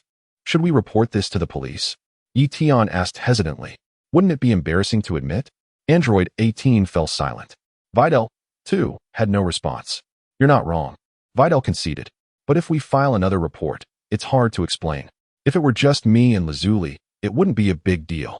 But Tian was here too. His clothes disappeared as well. Pausing, Tian scratched his head. Do you think if we wait here a little longer, our clothes might vanish too? Android 18. Videl, shut up. Videl snapped irritably. Do you want our clothes to disappear? Haven't you seen enough already? You have already seen my body. Does that mean I must marry you now? Father says if a maiden is seen unclothed by a man, she must become his bride. Wait a moment. Miss Lazuli was also seen by classmate Tian. Does this mean Miss Lazuli must marry Tian as well? Must I share a husband with her? Videl's thoughts spiraled into complexity. If our clothes vanish this time, I shall undoubtedly uncover the reason. Android 18 scoffed. With a mere flick of his wrist, Tian made 18's outer garment dissolve into nothingness. This time, He had only erased her coat, leaving both Videl's and his own attire untouched. Who told you to provoke me? Found the reason yet? Tian inquired eagerly. Turn around. Videl glared. Ah, very well. Tian complied languidly, pivoting away. Turn around if you must. After all, I've already seen everything worth seeing. And there will be countless opportunities in the future, especially since 18 resides just beneath my roof. Should I simply erase this floor entirely? Transform this dwelling into a duplex? Why don't I just become a decorator? That way I wouldn't need to demolish walls. With just a wave of my hand, the wall would vanish. Seems feasible. Tian found himself lost in thought. If the Omni-King were to discover that Tian had acquired his own erasure ability just to do interior decorating, he'd probably burst into tears. You're the supreme deity of the entire universe, and you want to become a construction foreman? Number 18 swiftly scanned her surroundings, trying to identify who had made her clothes disappear. How could she find out? It was impossible. Suspicion flickered in her eyes as she glanced at Tian. Could it have been this guy? It didn't seem likely. Even if it were him, how had he done it? Could he really have made her clothes vanish right under her nose? Was he some kind of magician? He didn't seem like one, more like a shameless flirt. Number 18 quickly changed into fresh clothes and stepped out with a frosty expression. Ahem, you sure have a lot of clothes, Tian remarked, looking at her. Number 18, is that really the point? Tian smirked inwardly. Just wait, I'll erase all your clothes one day, leaving you trapped inside. I want to even spare the bedsheets. Have you two made any progress investigating the mysterious disappearances? Number 18 asked coldly. Someone just said that if clothes disappeared again, they'd definitely find out why. Tian scratched his head. Number 18 fell silent. Stop talking. Videl snapped irritably. You're killing the conversation. My apologies, Miss Lazuli. I'll look into this matter properly. We disturbed you enough today, Videl said, torn between amusement and exasperation. Don't let the door hit you on the way out. Number 18 huffed. Videl promptly dragged Tian out of the room. Bang. Number 18 slammed the door shut behind them. So, Videl, have you figured it out yet? Tian asked. No idea. Completely clueless, Videl shook her head. Maybe you were right about the supernatural. It might really have been erased by someone. Chapter 14. Vados, is someone talking about you? You've finally come around to my way of thinking, Tian smiled. Videl silently turned her gaze toward him. Let me sort this out. You were present during the bank robbery this morning. Then the robbers' guns disappeared. During P.E. class, you were there. Then the baseball vanished. After school, at Miss Lazuli's place, you were still there, and then our clothes disappeared. And considering what a shameless flirt you are, I sense something rather suspicious about you. Beerus scrutinized Tian from head to toe. Why are you looking at me like that? I'm fully clothed, Tian retorted. Beerus replied. What does that have to do with clothing? How about coming up to my place for a visit?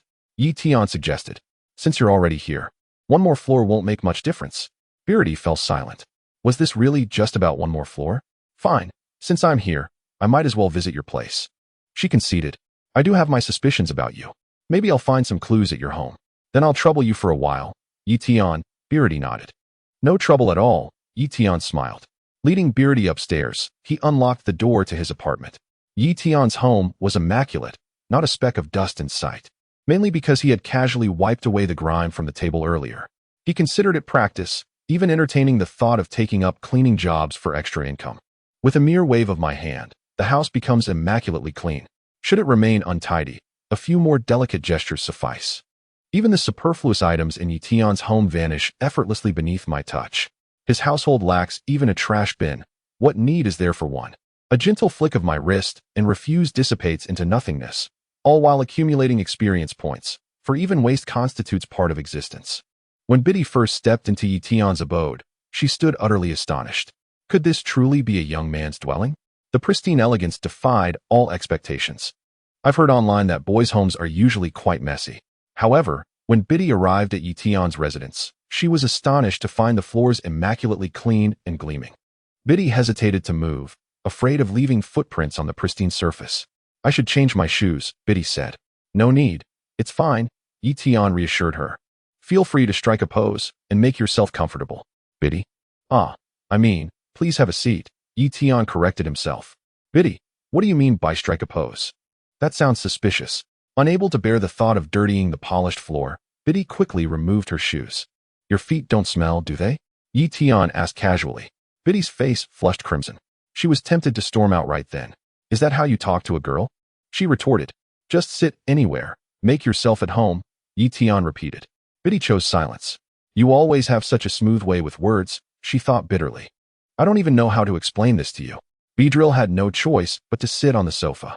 Would you like something to drink? Tian asked. Just some plain water, thank you, Videl replied. Plain water? Water is transparent. Does plain water mean milk? Tian scratched his head. Do you want to drink my milk? I meant boiled water. Videl snapped irritably. Oh, I see. Tian nodded thoughtfully. And by the way, if it's milk, just say milk.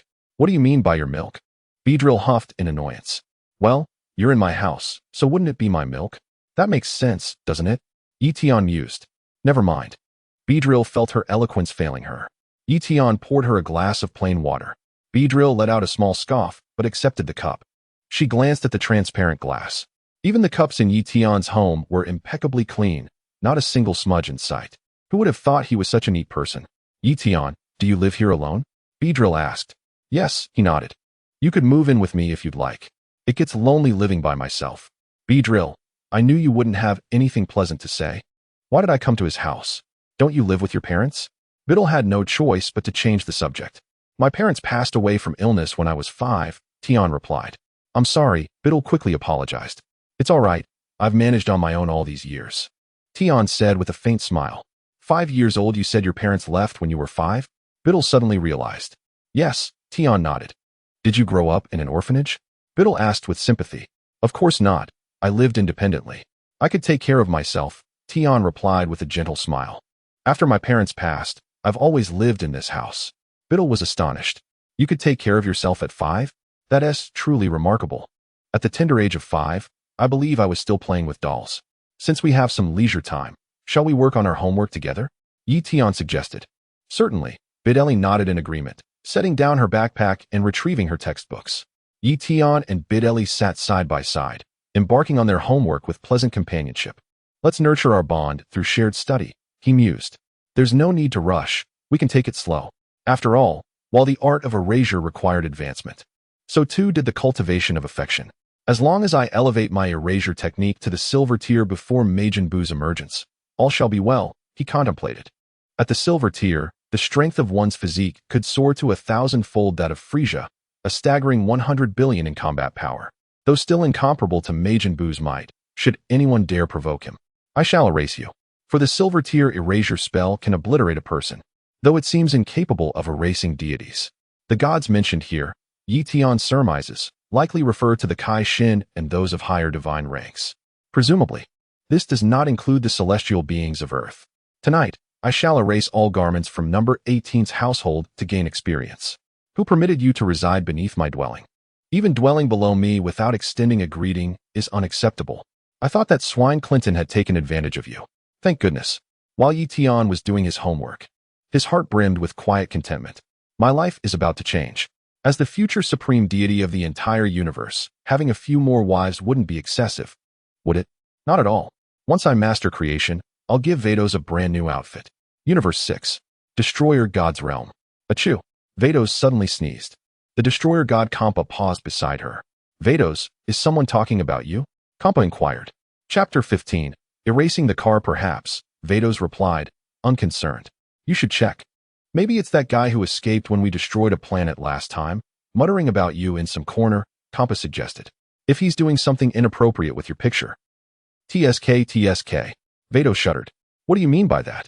The thought unsettled her. She had to investigate thoroughly. If Kampa was right, this would be truly disturbing. Vados immediately summoned her staff and scanned Universe 6. Hurry and find out who's talking about you.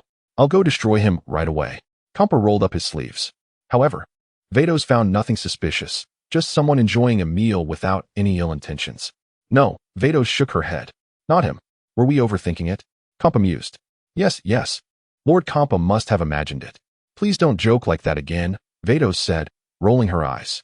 By the way, is Beerus still asleep? Kampa asked. Yes, still sleeping, Vados confirmed. While he's napping, let's continue searching for the Dragon Balls, Kampa grinned. Their universe still has 3 left. We should secretly move them to our Universe 6 before he wakes up. Understood, Lord Kampa, Vados agreed. Whoosh. The two transformed into streaks of light. vanishing into the cosmos as they sped toward Universe 7. Universe 7. Earth, Capsule Corporation headquarters. 2 hours later, Bulma had finished crafting the transformation outfit for Gohan. Gohan fastened the transformation watch onto his wrist. Pressing this red button will activate it? Gohan asked. Yes, Bulma nodded. Amazing. Mom, make one for me too. Trunks gazed at Gohan eagerly. Click. Gohan pressed the red button. Flash. A crimson and emerald ensemble instantly enveloped Gohan's frame, while a helmet materialized upon his head. Gazing into the mirror, he exclaimed with satisfaction, "Ah, how majestic I appear."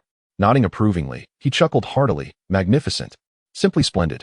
Indeed, Bulma smiled warmly. Mother, young Trunks inquired curiously. Why is Gohan's helmet green? Green symbolizes environmental consciousness, Bulma explained.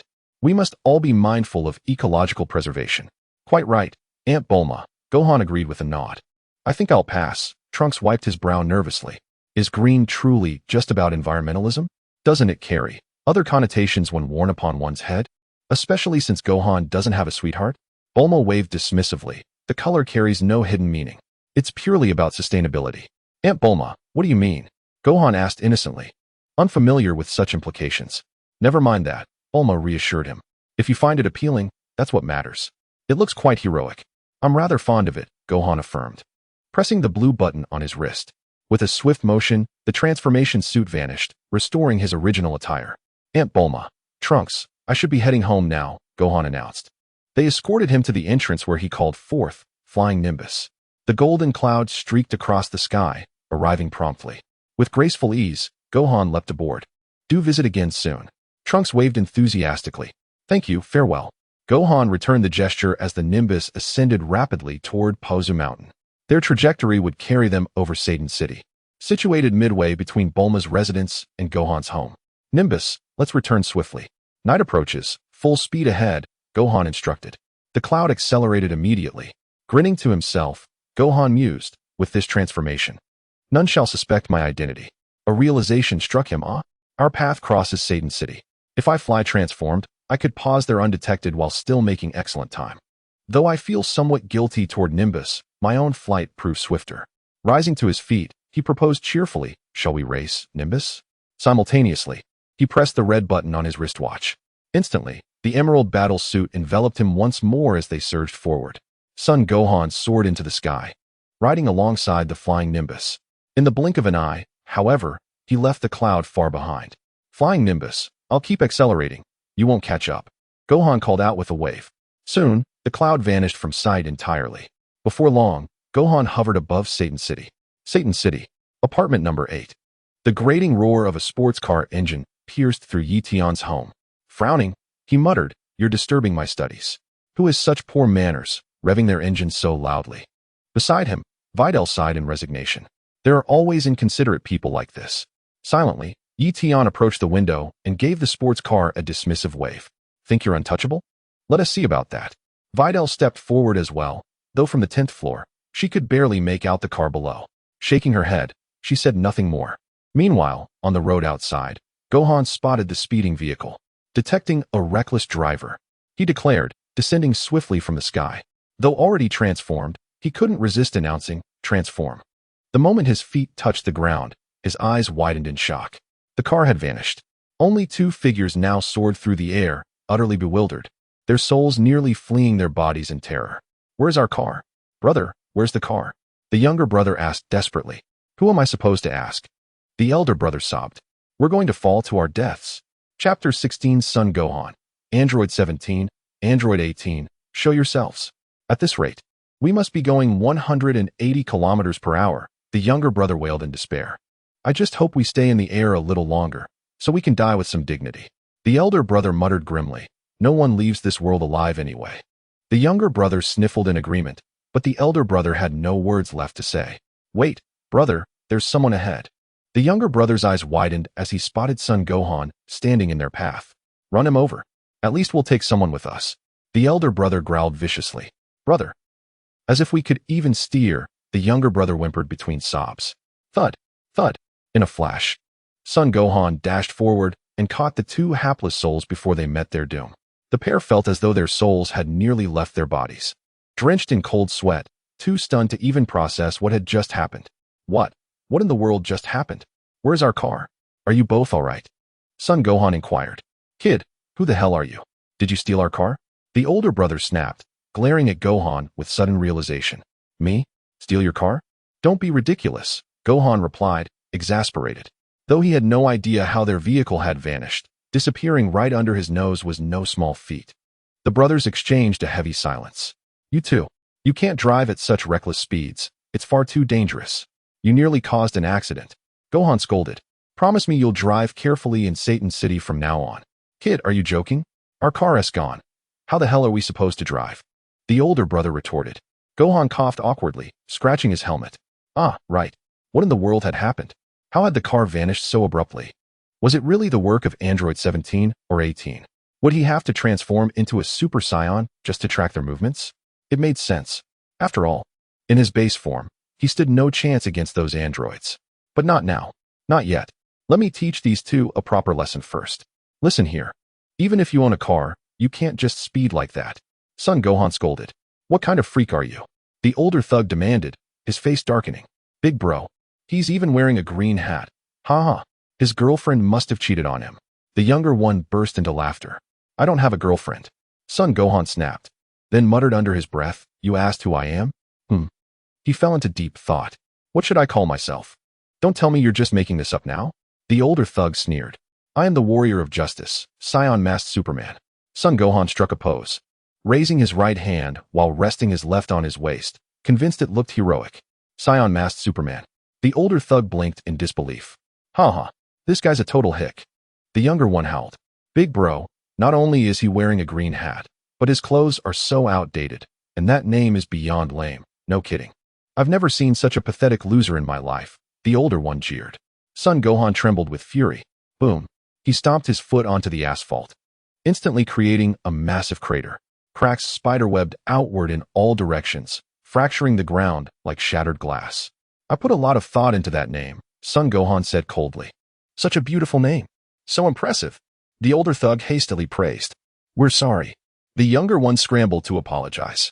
We promise we'll never speed again. Even if we have a car. The older one hastily scribbled a written pledge. Yeah, big bro, and I will never speed. The younger one chimed in. You may go. Son Gohan nodded in satisfaction. The two thugs bolted, only to collapse into each other's arms in an alleyway, sobbing uncontrollably. Big bro. We spent so much money renting that car, the younger one whimpered. The older thug felt his heart twist in agony. The sports car had vanished without a trace. Who would believe such a story?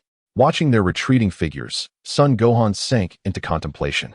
This time, I witnessed a car disappearing right before my eyes. Yet the two inside remained unharmed, still moving at a constant speed. Could it really have been 17 and 18's doing? Let me search around. Snap. Son Gohan instantly transformed into a Super Saiyan, levitating into the air. Hey, Android 17 and 18. I've found you, come out now. Gohan shouted loudly. Apartment 8, room 1002. Android 18 evidently heard Gohan's voice and walked to the window to gaze into the distance. She spotted a peculiar figure wearing a green helmet, emanating a golden glow. A Super Saiyan? 18 murmured in slight surprise. Who could it be? Son Goku perished in the Cell games. Judging by the physique, it must be his son, Son Gohan. Vegeta wouldn't wear such attire. So it's that brat Gohan. Never mind. He's beyond my league. He even defeated Cell. I'll pretend not to hear. What business do you have with me? Keep shouting all you want. If you knew where I lived, you'd come directly to my home. You don't know, hence the loud yelling. I can't fathom what you're trying to achieve. Number 18 silently glanced over. The room was dark, and in the dim twilight, there was no way Son Gohan could see inside from outside. Number 17, number 18, stop playing these pranks, will you? Those things mysteriously disappearing lately, it must be your doing. Son Gohan shouted. A wave of exasperation swept through number 18. What does the mysterious disappearance of things have to do with me? The blanket upon me vanished all of a sudden. To whom shall I voice my grievances? No. 18 clenched her fists tightly, initially intending to confront the matter head-on. Yet after careful contemplation, she ultimately relinquished this impulse. I cannot possibly contend with him. So why should I stoop to his level? After all, it wasn't my doing in the first place. I was wondering how the items vanished. If this happens again, I will not let you off so easily.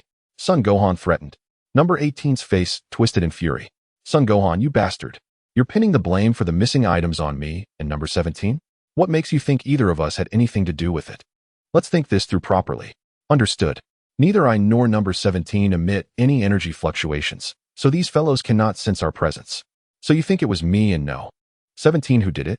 Can't you use your brains a little? Number 18 shook her head and simply ignored Gohan. Chapter 17. Did you see who it was? Whoosh. At that moment, a figure flashed beside Gohan. Someone had appeared nearby. Uncle Piccolo? Gohan exclaimed in delight, looking at Piccolo. Gohan, what kind of outfit is this? Piccolo asked with a wry smile. What do you mean, Uncle Piccolo? Don't you think this outfit looks cool? Gohan laughed. Piccolo fell silent. When did you get here? Uncle Piccolo? Gohan asked again. I arrived before you, Piccolo replied thoughtfully. So you saw the car suddenly vanish too? Gohan pressed. I did, Piccolo nodded. Did you see who did it?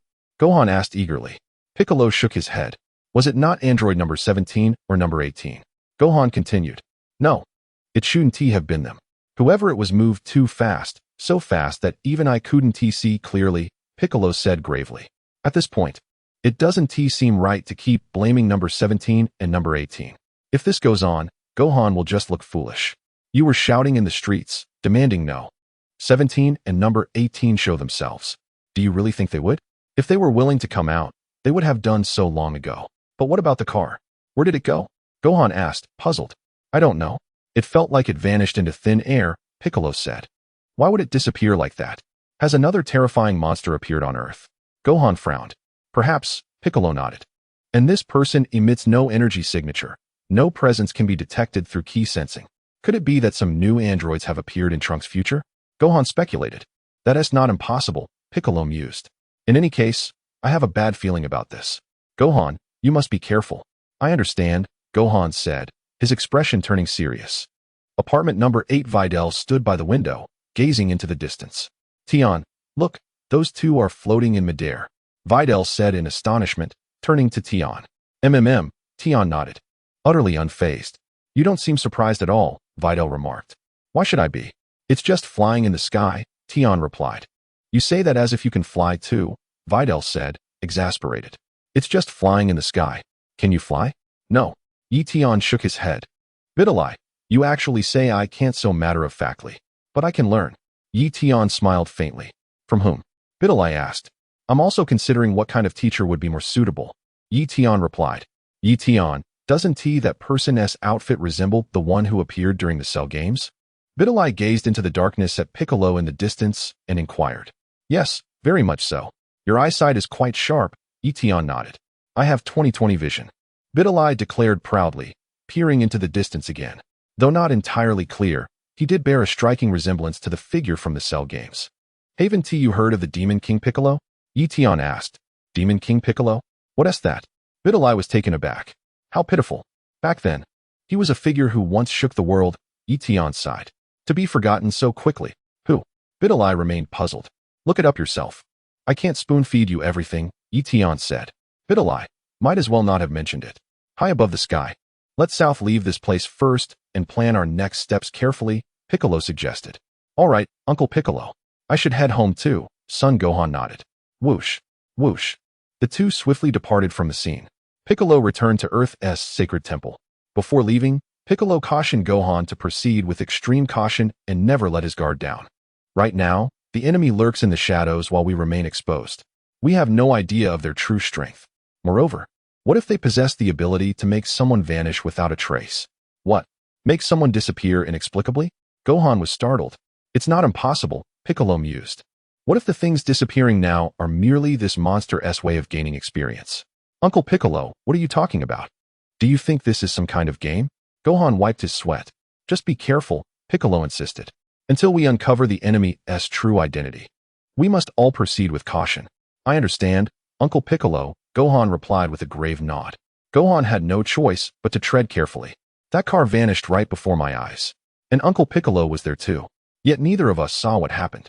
How exactly did the car disappear? And where did it go? Uncle Piccolo, should we try to find that sports car? Perhaps locating it could give us some clues, Gohan suggested after some thought. That's not a bad idea. I'll search from the sacred temple and ask Dend for assistance as well, Piccolo agreed. Then I'll leave it to you and Dend, Uncle Piccolo. Gohan responded obediently. Return home early, Gohan. Piccolo gave him an encouraging pat on the back. Understood. Gohan nodded in acknowledgement. With that, the two parted ways. Apartment number 8. After completing her homework at Tian's residence, Videl also prepared to take her leave. Tian refrained from any further inappropriate behavior toward her, nor did he make her clothing vanish again. There's no need to rush such matters. Slow and steady progress will suffice. Once Videl departs, I shall indulge in some mischief of my own. Videl, for her part, noticed nothing unusual about Tian, aside from his occasionally infuriating remarks. Well then, Tian, I shall take my leave now, Videl said, adjusting her backpack. Allow me to escort you, Tian offered. That won't be necessary. In fact, I wouldn't mind encountering a robber, Videl replied with a faint smile. They would surely regret their life choices. Whether you encounter trouble or not is irrelevant. As a gentleman, it is my duty to see the lady I admire safely home, Tian declared with unwavering conviction. Videl froze in stunned silence. Did Tian just confess his feelings to me? We've only known each other for a single day. And you claim to have feelings for me? That doesn't make sense. Weren't you infatuated with that blonde girl downstairs? Like, Videl blushed as she questioned. Indeed. There are countless girls I fancy, Tian nodded casually. Videl's face transitioned from crimson to violet in an instant, her indignation flaring. Tian, you're despicable. She snapped furiously. Plenty despise me. You'll have to take a number, Tian replied with an amused grin. Oomph. With a sharp exhale, Videl stormed out of the room, striding purposefully away. Chapter 18. Escorting Videl home, Tian followed at a leisurely pace. It was merely a jest. Must you be so cross? He soothed. Another dismissive humph escaped her lips. Come now, for the sake of our shared study session, grant me a smile, he coaxed. I've no desire to smile, nor can I muster one, Videl retorted, rolling her eyes. Regardless, I insist on seeing you home, Tian chuckled playfully. Ugh, insufferable, Videl muttered, pouting. Though her expression remained stormy, an inexplicable warmth blossomed within her. The sensation of being escorted home by a boy, it struck her as rather peculiar. As they progressed further, Videl's irritation gradually ebbed.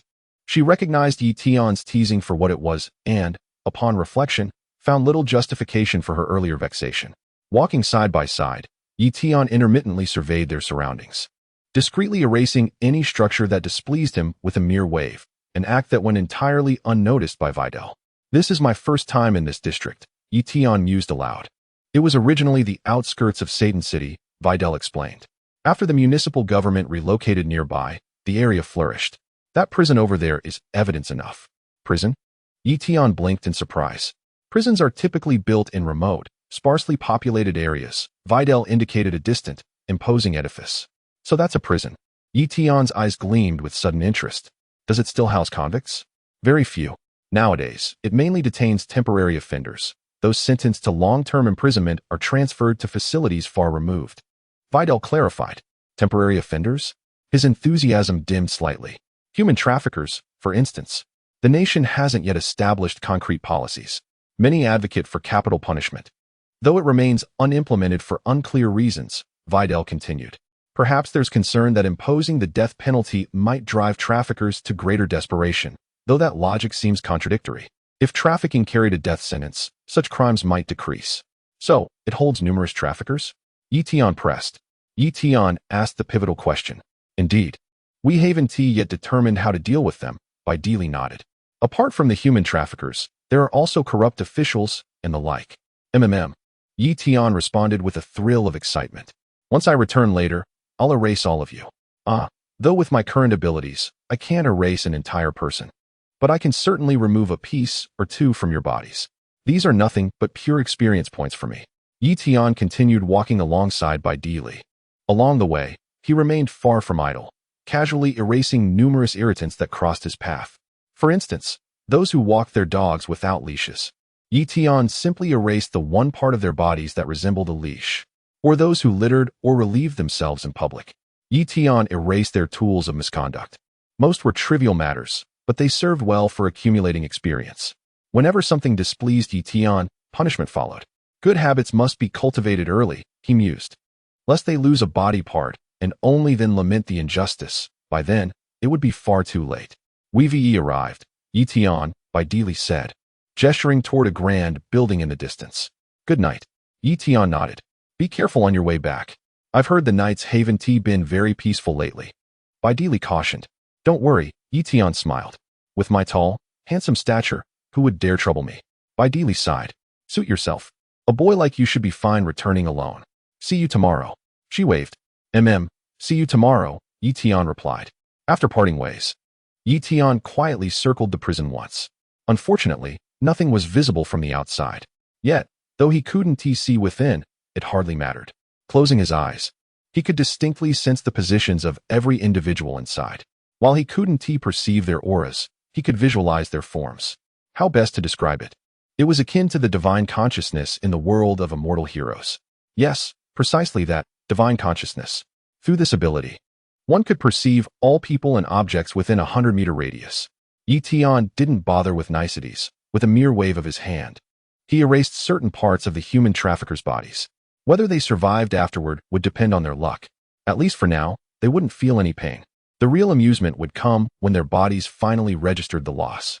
Having accomplished this, Tian swaggered away. Returning home, still unsatisfied, Tian extended his senses toward No. 18's residence. At this hour, she was already asleep. With another casual gesture, he erased all the clothing in her home. Even the bedsheets weren't spared. No. 18 was an artificial human, and the current season was neither too cold nor too hot, so she certainly wouldn't catch a cold or fever, even in winter. Given her robust physique, illness was out of the question. Tonight had been quite fruitful for Tian. Judging by the progress of his erasure abilities, he estimated that in about 10 more days, he might advance to the silver tier Erasure Technique. The thought filled him with quiet delight. To avoid drawing Videl's attention, Tian had mostly erased objects beyond a 100-meter radius on his way back. Go ahead and investigate all you want. Even if you trace it back to me, it won't matter. The night passed without incident. The next morning, Mount Paozu, son Gohan's home. The door creaked open as son Gohan stepped out. Mom, Goten. I'm off to school, he announced. His mother, Chi-Chi, and younger brother, son Goten, came out to see him off. Be careful of the planes, Chi-Chi reminded. Got it. Gohan nodded, pressing the red button on his wristwatch. Snap. Instantly, a red and green suit materialized over his body. Gohan, the rest of the outfit is fine. But this helmet color, Chi-Chi scowled. I must have a word with Bulma. Why on earth did she give you a green helmet? Chapter 19. No. 18's new attire. Mom, don't worry about it. I don't even have a girlfriend. What does a green helmet signify? Gohan chuckled. The night before, he had looked up the meaning behind green helmets. Given how many people had started wearing them, he'd been slightly curious. After checking, he immediately relaxed. So, a green hat symbolized a girlfriend cheating on you. I have no girlfriend, so wearing a green helmet is no big deal. Besides, I think the color of this helmet complements my outfit quite well. Thus, son Gohan didn't dwell on the matter. True as that may be, Chi-Chi huffed, but Gohan, you'll definitely have a girlfriend someday. Wearing a helmet of this color in advance is just... Bulma, did you do this on purpose? She snapped. Why would you give our Gohan a helmet of this color? I think my brother looks pretty cool, son Goten chimed in with a grin. Exactly, Gohan smiled. Mom, I should get going now. With that, he soared into the sky. Goten, starting today, you can use my flying nimbus, Gohan called out, waving before he left. Goten nodded eagerly. Transforming into a golden streak of light, Gohan sped toward Satan City. In roughly 20 minutes, he landed on the school rooftop. Click. He pressed the blue button on his watch, and in an instant, his clothes reverted to their original form. This is perfect, Gohan murmured to himself as he descended from the rooftop. If I transform into a Super Saiyan, I could probably make it to school in under 10 minutes, more time to sleep in. Entering the storage room, he greeted, good morning. His eyes immediately fell on the bespectacled boy swapping books. Ah, you're here early, the boy remarked, surprised. Then, grinning, he added, did you hear? Something major happened last night, though it wasn't related to the Golden Warrior. Oh, Gohan feigned calmness, though inwardly, hurry up and tell me. You must be talking about me. Apparently, last night, that prison was in chaos. The inmates were howling in agony, the boy said. Prison? Inmates? Gohan blinked. Yeah, rumor has it some. Parts of them mysteriously vanished, the boy shuddered. What? Again? Gohan's expression darkened. This time, it's human body parts? Just as Piccolo warned, the disappearances have escalated. First objects. Now human anatomy? Who's behind this? You look shocked too, the boy laughed. But don't worry. So far, only the bad guys have lost their parts. Bad guys. Gohan frowned. Well, what kind of people do you expect in a prison? The boy shrugged. All the prisoners had parts of their bodies missing. Some lost a leg. Others had their intestines disappear, and some were missing kidneys. The bespectacled man sighed. I heard there was an utterly despicable human trafficker who abducted many children.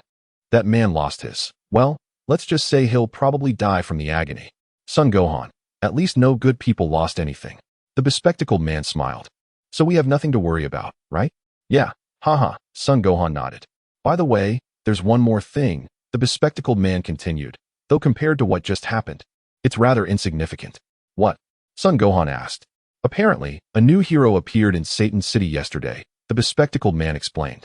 Son Gohan, that should be me, right? Though his outfit was a bit tacky, he was incredibly strong. I think they called him the Masked Scion? The bespectacled man scratched his head. Well, never mind. He's not that important anyway. Son Gohan felt a sharp pang in his chest. So I'm not important now? No, it's Scion Masked Superhero, Son Gohan corrected sternly. Even if I'm not important, you can't get my name wrong. Huh, how do you know that? The bespectacled man blinked in surprise. I heard it from an eyewitness. Son Gohan stammered, nearly giving himself away. Today, Tian and Videl arrived at school together and walked into the classroom side by side. As for last night's incident, Videl was already aware of it. But no matter how hard she searched, she couldn't find any leads. Of course, Videl couldn't help but suspect Tian. The more she thought about it, the more suspicious he seemed. Last night, he mentioned the prison, and then, that very night, parts of the prisoners' bodies mysteriously vanished. It's almost too bizarre to believe. But if Tian really was responsible, how did he do it? Is he some kind of magician? Today, I'll keep a close eye on him. During philosophy class, the teacher lectured at the podium while Son Gohan diligently took notes. Tian, however, kept nodding off. Last night's work was exhausting. Erasing so many things, I didn't finish until 2 a.m. Oh, and I also erased all of Android 18's clothes at home. She must be furious right now. You have no clothes to wear. I wonder how you plan to step outside. Apartment number 8. The 18th woke up rather late. Upon awakening, they were startled to find that not only had their blanket vanished once more, but the bedsheet had disappeared as well. Trembling with fury, the 18th seethed. Who could be so senseless? Was this never going to end? Fuming, they stormed into the dressing room and yanked open the wardrobe. And then, the 18th stood before the empty closet, utterly bewildered. Where are my garments? Where have all my clothes gone? Number 18 was utterly stunned. A prolonged silence ensued as she searched frantically throughout the house. Every single garment had vanished without a trace, not even a bedsheet remained. Number 18 covered her face in dismay, utterly at a loss. How could she possibly go out like this? Though she had always flown through the window before. What was she to do now? I simply cannot roam the streets unclothed, could I? By the way, there happens to be a middle school student residing in the apartment above mine. I recall his name was Tian. If nothing else works, I shall borrow a garment from him for temporary use. He ought to be attending school at this hour. Very well. Number 18 smoothed her silken tresses, raising an elegant finger from which a luminous flame flickered into existence. Chapter 20. The Birth of a Mysterious Hero. Whoosh. Number 18 aimed her digit toward the living quarters, releasing a streak of radiant light that struck the ceiling instantaneously. She exerted meticulous control over her formidable power, lest excessive force demolish the entire floor and render the dwelling uninhabitable. Hiss, hiss. The blazing energy emanating from her fingertip resembled an acetylene torch, relentlessly boring through the reinforced concrete overhead. Thud. A fragment of the ceiling collapsed downward, which number 18 caught gracefully with one hand. In the next moment, she levitated effortlessly, materializing directly within Tian's apartment. Initially, she had contemplated entering through the window, but upon reflection, realized the impropriety of being observed unclothed during daylight hours. Thus, she opted for this more expedient approach. My apologies to the resident above, she murmured upon arrival. Surveying the immaculate interior, she couldn't suppress an admiring sigh. How remarkably tidy this young man keeps his abode, she remarked with an approving smile, proceeding toward the bedroom. The identical layout between floors guided her unerringly to the wardrobe, from which she selected suitable masculine attire. After adorning herself, she retrieved adhesive tape to temporarily mend the damaged ceiling. This should suffice, she declared cheerfully. Whether you believe the ceiling collapse spontaneously matters not. I've repaired it with transparent adhesive.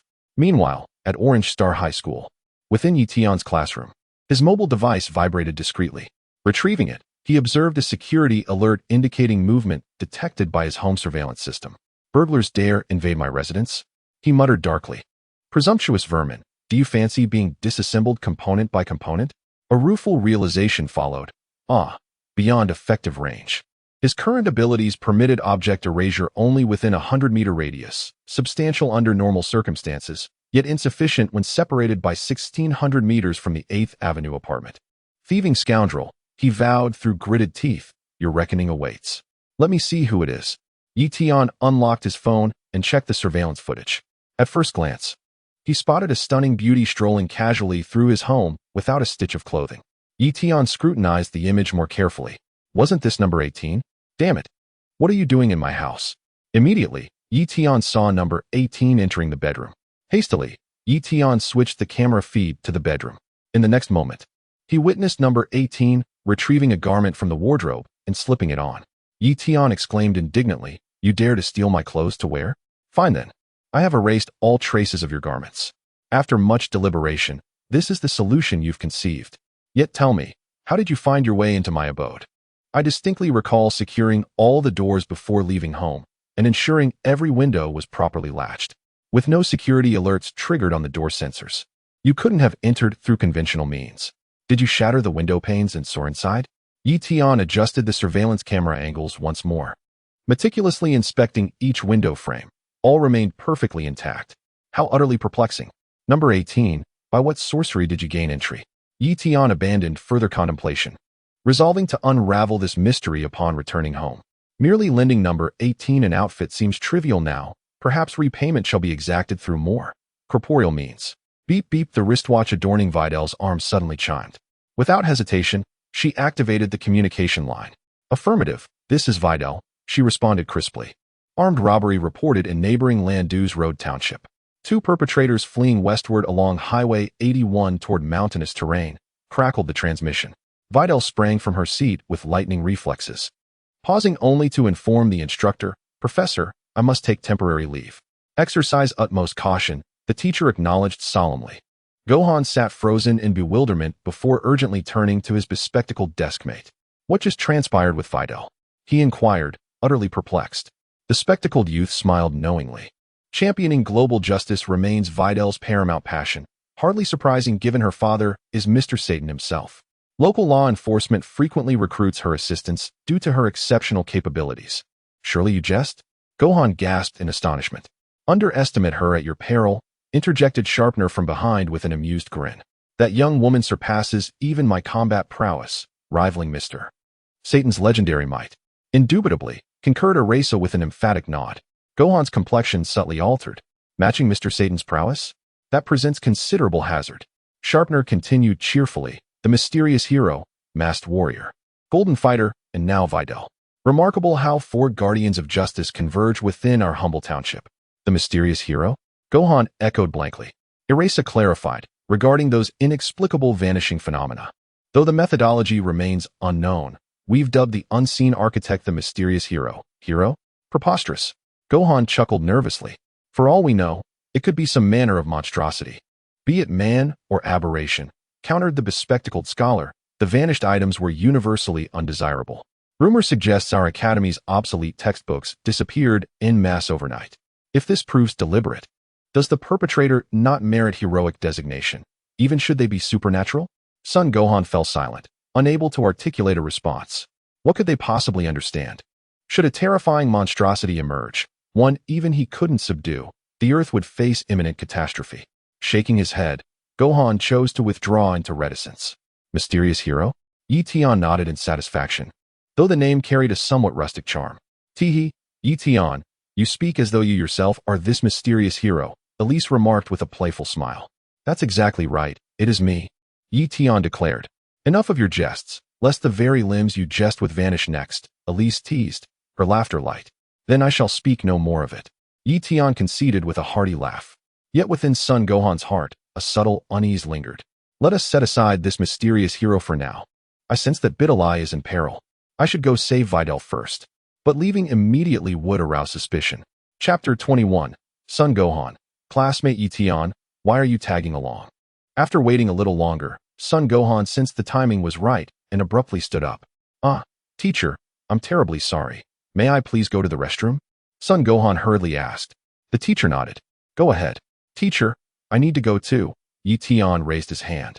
The teacher glanced at Tian. Do you two make a habit of going to the restroom together? Son Gohan turned back to look at Tian. I'm going to save Videl. Why must you tag along? Fine, suit yourself. Perhaps you truly need to use the restroom. Gohan hurriedly dashed outside. Gohan, running so frantically, did you soil yourself? Tian remarked leisurely from behind. The classroom erupted in laughter. Gohan's face flushed crimson. That's crossing the line, Tian, he muttered, reluctantly slowing his pace. Tian caught up to him. Gohan's expression darkened. Once outside the classroom, Gohan swiftly bolted toward the upper floors. Gohan, the restroom is that way. Why are you heading for the rooftop? Tian called out. Gohan thought, why must this guy be so meddlesome? I must go rescue Videl. What business is it of yours why I'm heading to the rooftop? That's right. Tian, you go ahead to the restroom. I'll be going upstairs, declared Son Gohan. Surely you're not planning to sneak into the women's restroom? Tian questioned. Son Gohan chose silence over response. What makes you assume I'd go to the women's restroom? We're both men, just using the restroom separately, that's all, Tian sighed. Tian, I have urgent matters to attend to. I won't waste time explaining, Son Gohan dismissed him, swiftly ascending the stairs. Moments later, Son Gohan emerged onto the rooftop.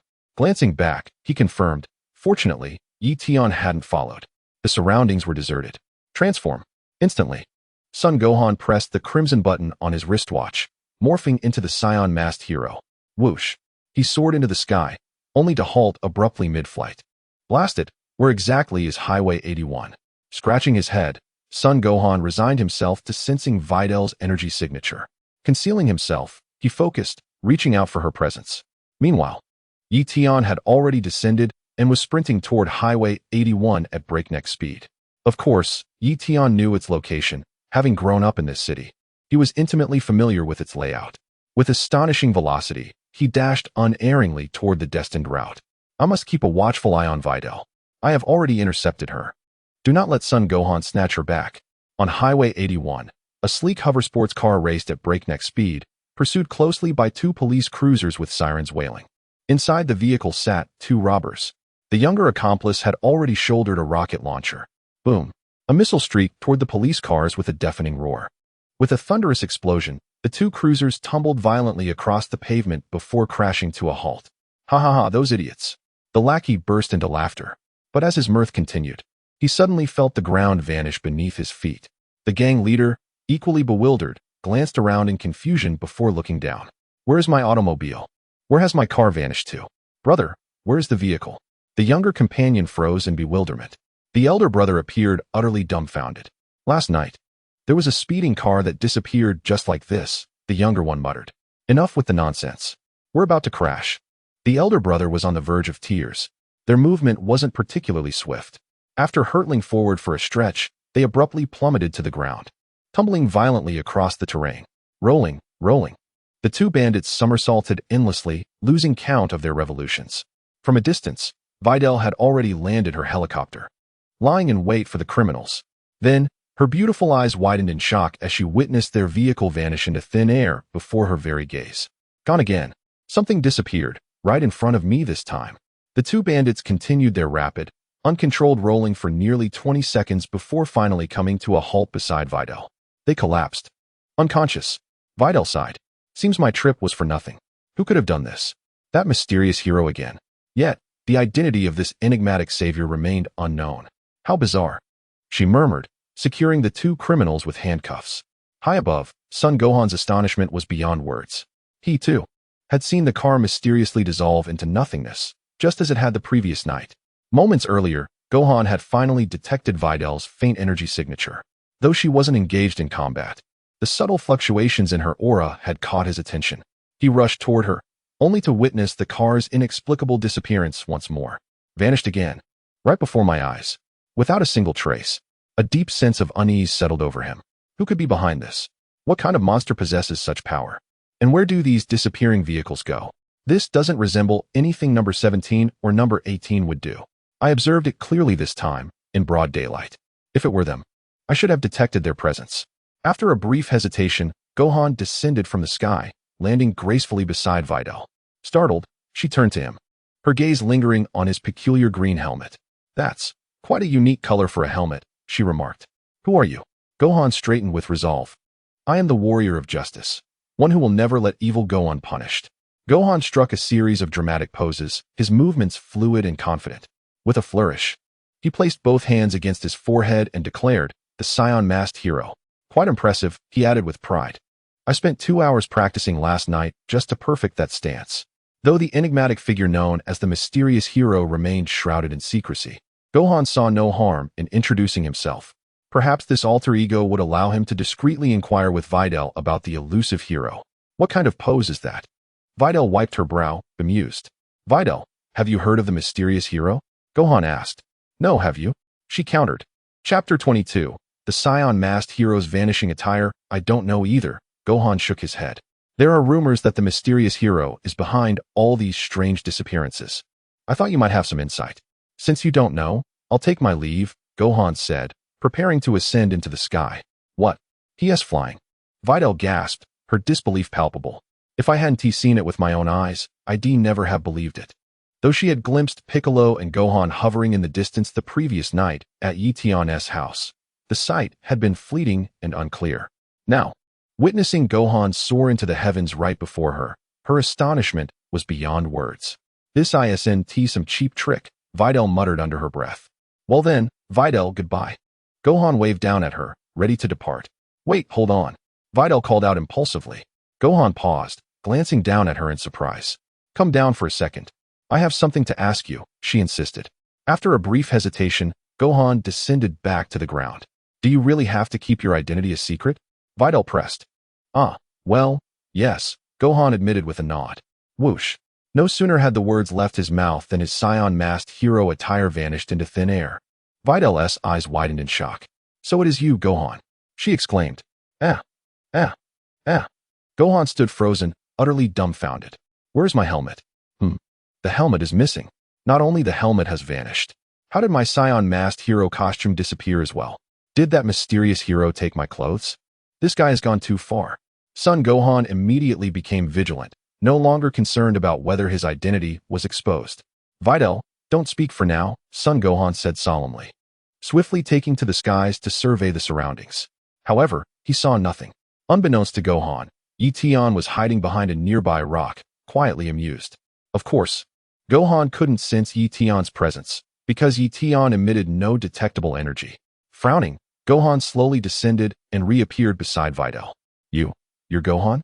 Videl asked. Yes, Gohan replied sheepishly, scratching his head. Why were you dressed like that? Videl inquired curiously. I just wanted to live an ordinary life. If people knew how strong I was, it would complicate things, Gohan explained. So, you're not the mysterious hero? Videl pressed. How could it be me? Gohan laughed helplessly. Would I make my own clothes disappear? Videl fell silent, suddenly recalling the previous night when her own clothes had vanished. Not only hers, even that girl, Lazuli, had lost her outfit. And Tian, he was left in just his underwear. At least today, Gohan only lost his Scion masked hero attire. Otherwise, things might have gotten awkward. What about the Golden Warrior? Videl asked again. That wasn't me either. Gohan shook his head. Then who could the mysterious hero be? Videl pondered, resting her chin thoughtfully. I'll find a way to uncover his identity. Gohan gritted his teeth. To make my clothes vanish right under my nose. I won't let him get away with this. As if you have a plan, Videl sighed. Gohan thought to himself, what should I do? How can I track down this troublemaker? After school, I should consult Uncle Piccolo again. Wait, the Dragon Balls. The Eternal Dragon knows everything. That's it. I can undoubtedly ascertain through the Divine Dragon who caused the disappearance of these objects. I am truly brilliant. There's no need to wait until after school. I'm skipping class to find Aunt Bulma right now. There's something extremely important I just remembered I need to do. Could you please cover for me with the teacher, Videl? Son Gohan inquired. What exactly are you planning to do? Videl asked, momentarily stunned. I must find a way to track down this mysterious vigilante. Son Gohan declared through gritted teeth. Now this individual has gone too far by targeting me personally. Previously, I could overlook how he made criminals and speeders' vehicles vanish. But today, he made my clothes disappear. Who knows what outrageous act he might commit next? This matter cannot wait. The sooner addressed, the better. I must find a way to locate that fellow swiftly and uncover the truth behind this incident. Is it man-made or caused by something else? Son Gohan slowly ascended into the sky. Hey, Can you teach me that flying technique? Videl inquired. Flying technique? Gohan was momentarily taken aback. We'll talk about it another time. Whoosh. With those words, Gohan transformed into a streak of light and vanished from the scene in an instant. Videl stood there, utterly stunned. That guy flies way too fast. She murmured, gazing skyward in deep contemplation. The mysterious disappearance of objects was utterly bizarre. Could it have been Yi Tian's doing? But Yi Tian wasn't even present at the scene. The distance from here to the school was considerable, at least over 10 kilometers. Could Yi Tian really have erased the car and people's clothing from such a great distance? Never mind, I should head back to school first. After notifying the police, Videl boarded a helicopter and swiftly made her way toward the school. Meanwhile, the moment Videl took off, Yi Tian sprinted back to the campus at incredible speed. Observing from afar that Videl and Gohan hadn't exchanged much, Yi Tian decided against revealing himself. Seems like erasing Gohan's clothes out of nowhere gave him quite a scare. And where exactly is Gohan headed? Judging by his flight path, it doesn't look like he's returning to school. Forget him. Yi Tian soon slipped back into the classroom unnoticed, quietly taking his seat beside Eliza through the rear door. Eliza turned to him. When did you get back? I've been here for a while. You're only noticing me now? Yi Tian smirked. Who are you kidding? There was no one beside me just a moment ago, Eliza retorted. Your eyesight must be failing you, Yi Tian teased. Yours is the one failing. Eliza huffed.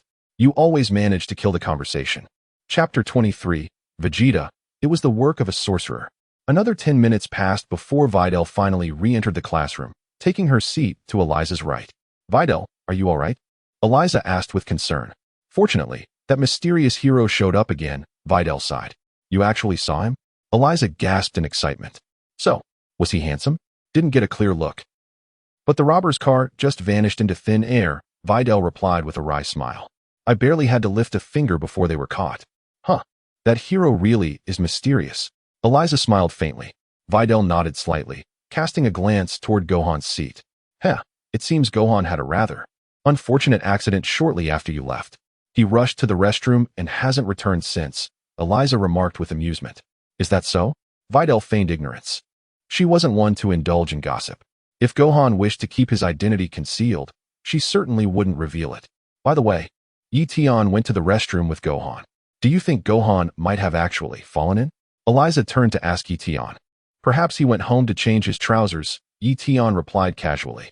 Videl immediately whipped her head around, eyes wide with shock as she stared at Yi Tian. Yi Tian left too? With Gohan? Could it be? Is he the mysterious hero?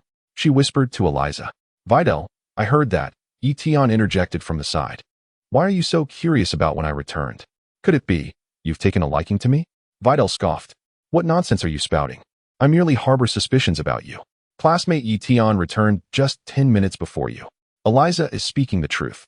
Videl, you seem so concerned about Yi Tian. Could it be you've genuinely developed feelings for him? Sharp chuckled from the side, remarking how rare it was to see such a phenomenon. Like an iron tree blossoming at last. Videl wiped her brow in exasperation. Who are you calling an iron tree? Classmate Yi Tian, you'd better be careful. Sharp teased with a grin. If you end up with this girl, you might find yourself with no authority at home, assuming you can even defeat her in a fight. How could I ever bring myself to strike my own girlfriend? Yi Tian replied with a faint smile. Videl sighed. The conversation is veering off track. How did we even get to discussing relationships? Never mind. This isn't the time to talk about mysterious heroes. We'll interrogate Yi Tian properly after school. At Capsule Corporation headquarters. Oh, your Simon's suit vanished suddenly? Bulma regarded Gohan with surprise. So the mysterious disappearances near Apartment 8 are escalating?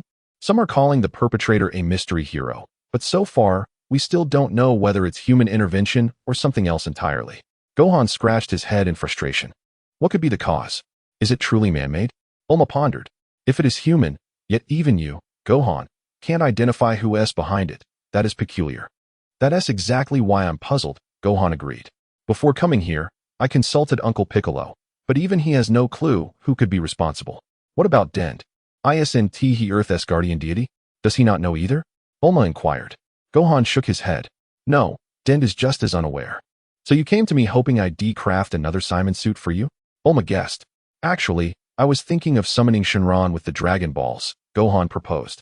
Perhaps the Eternal Dragon could reveal the truth behind these incidents. Shenron.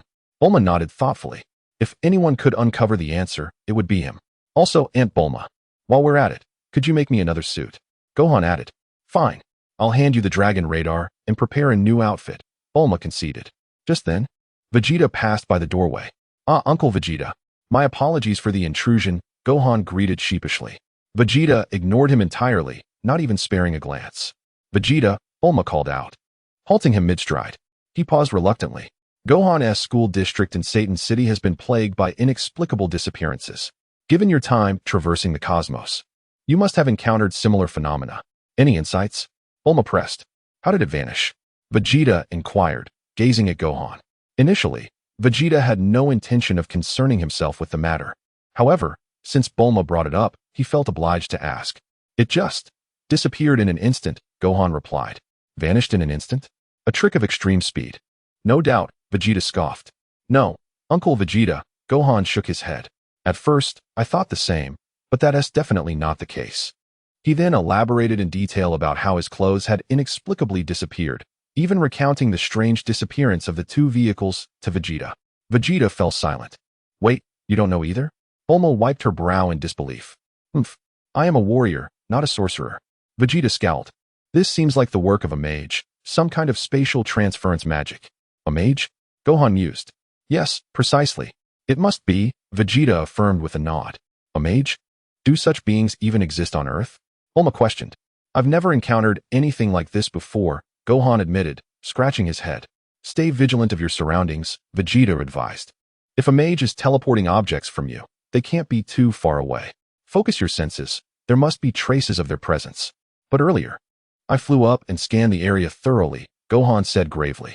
Aside from my classmate Videl and two unconscious robbers, there was no one else within a kilometer radius. Perhaps they concealed their presence with magic. It's natural you couldn't detect them, Vegeta reasoned. Ah, is that so? Gohan remained skeptical.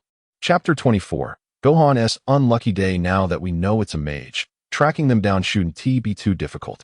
Just investigate if there's anyone in Satan City who dabbles in magic, Vegeta snorted. No need to involve the Dragon Balls for something this trivial.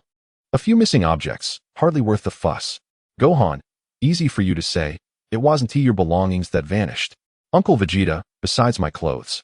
Several people have lost body parts too, Gohan added, scratching his head again.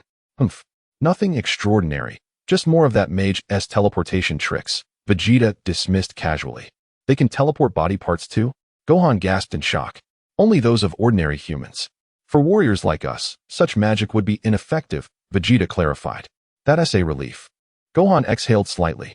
For a moment, I thought even our organs could be taken. That is utterly impossible. Only someone as pathetically weak as your bald friend Krillin could possibly fall for such a trick, Vegeta declared with unwavering confidence. For elite warriors of our caliber, such trivial matters pose no threat. Gohan sighed. Uncle Krillin really catches stray bullets even when lying down. Your reflexes have dulled because you've neglected your training for far too long, Vegeta remarked with a faint, mocking smile. Who knows? You might be the next to succumb. The words struck Gohan like a dagger to the heart. I might fall victim to this as well. However, as long as you diligently train and cultivate your abilities, I believe it shouldn't pose much of a problem, Vegeta added. It seems I really need to focus on my training, Gohan nodded solemnly. Are you still planning to search for the Dragon Balls? Bulma inquired. No, I think I'll investigate the matter of the sorcerer at school first, Gohan replied, scratching his head. That works too. I'll craft a new set of attire for you then, Bulma said. Though it'll take another 2 hours. I'll come by to pick it up after school. Aunt Bulma, Gohan decided after some thought. Skipping class isn't right. Fair enough, Bulma nodded in agreement. After all, your ambition is to become a great scientist, Gohan. Haha indeed. Gohan responded before taking flight from the window. Sorry for the disturbance. With that, he transformed into a streak of light, swiftly vanishing into the distance. After Gohan's departure, Bulma turned her gaze silently toward Vegeta. Vegeta, was it really the work of a sorcerer? She asked. Who else could it be, if not a sorcerer? Vegeta snorted dismissively. Do sorcerers even exist on Earth? Bulma pressed curiously. Don't ask me. How long have I even lived on this planet?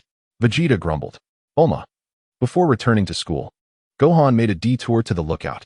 Gohan, did you find anything useful at Bulma's place? Piccolo inquired. Yes, Uncle Piccolo, Gohan confirmed. Uncle Vegeta suggested it might be the doing of a sorcerer, someone who used magic to relocate the objects. Where would they have been moved to? Piccolo questioned. Ah, I didn't ask about that, Gohan admitted sheepishly. Vegeta's theory isn't without merit, Piccolo mused. A sorcerer could indeed teleport objects, perhaps even to another city. So, what Uncle Vegeta said is quite plausible, Gohan agreed. Dend, assist me in tracking down where these vanished items might be, Piccolo instructed, turning to the Namekian. Understood, Uncle Piccolo. Dend responded. As long as they're on Earth, we'll find them.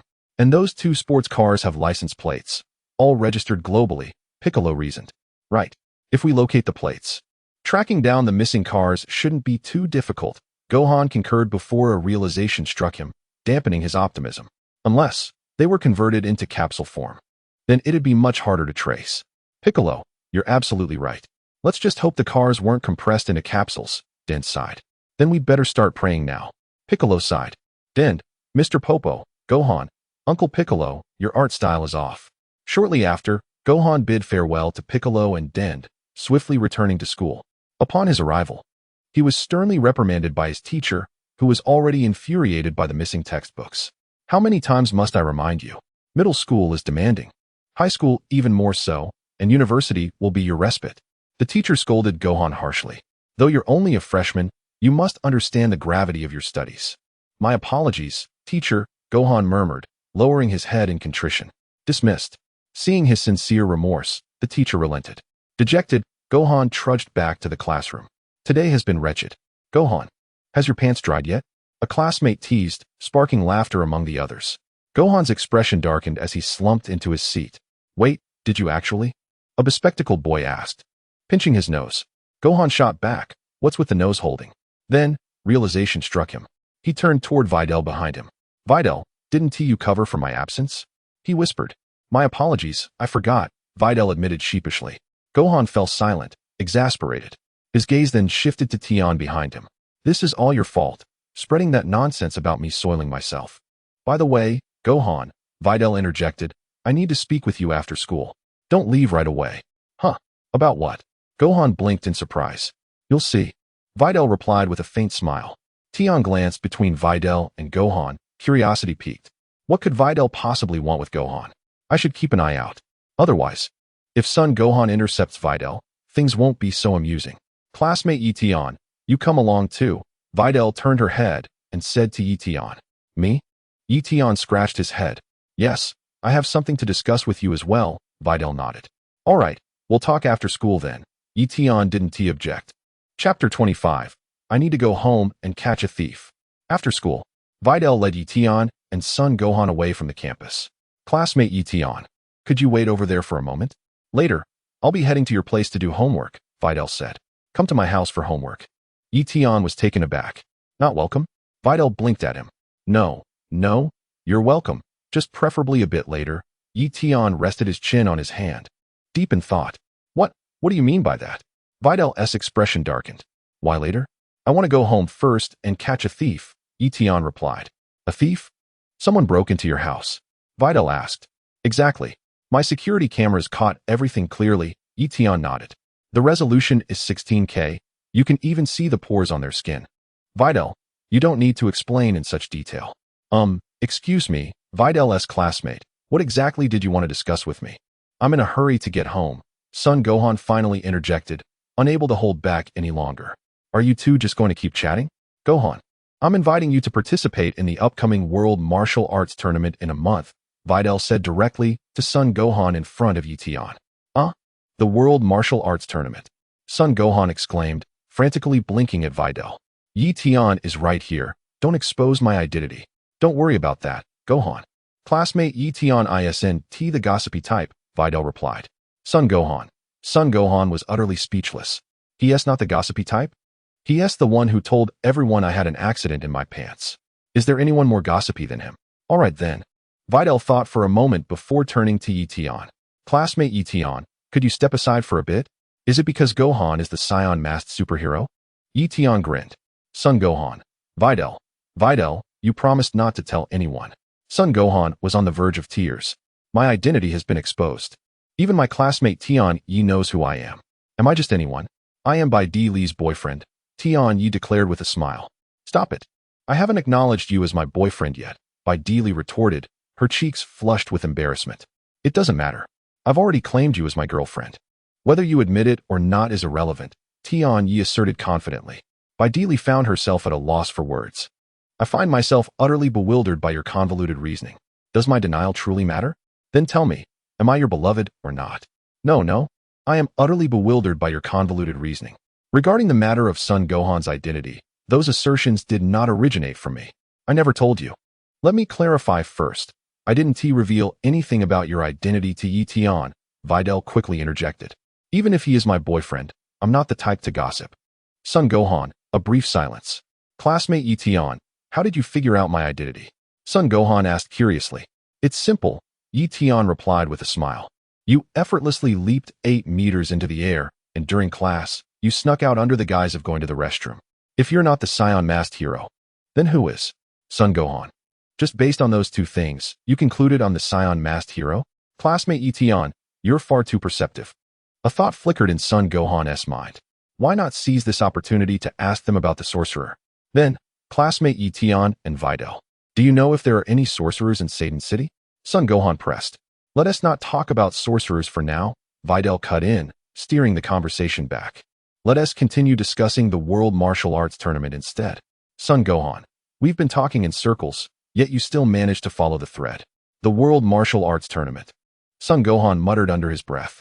You must know, right?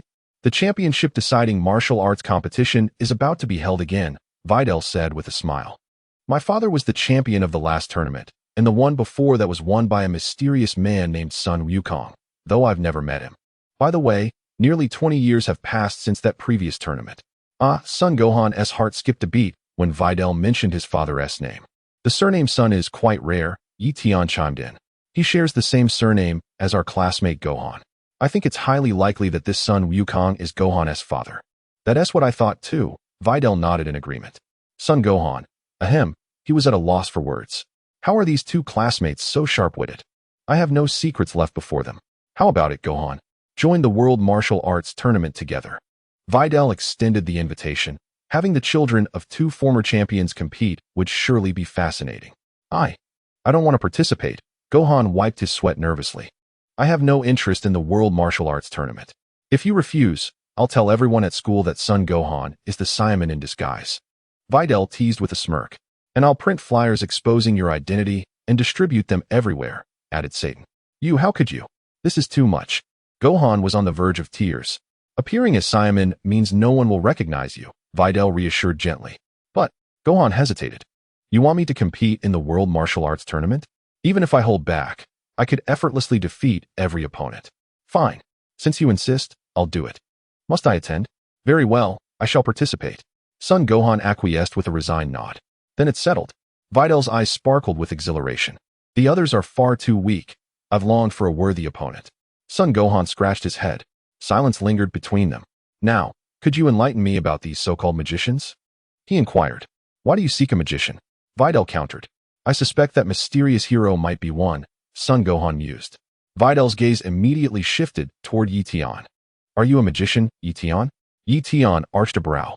So the young lady has begun to suspect me? Was I that obvious? Why are you staring at me? You make it sound like I possess some sort of magic. Yi Tian shook his head. Chapter 26. I want to learn how to fly. Sun Wufan also gave Yi Tian a deep, lingering glance. Of course it couldn't be you, Yi Tian. You don't exactly strike me as a magician. I swear to the heavens, I'm not a magician. If I were, may all magicians perish. Yi Tian declared. Videl frowned. Even if you're not, there's no need for such a curse. Do you believe in the existence of magicians, Videl? Sun Wufan inquired.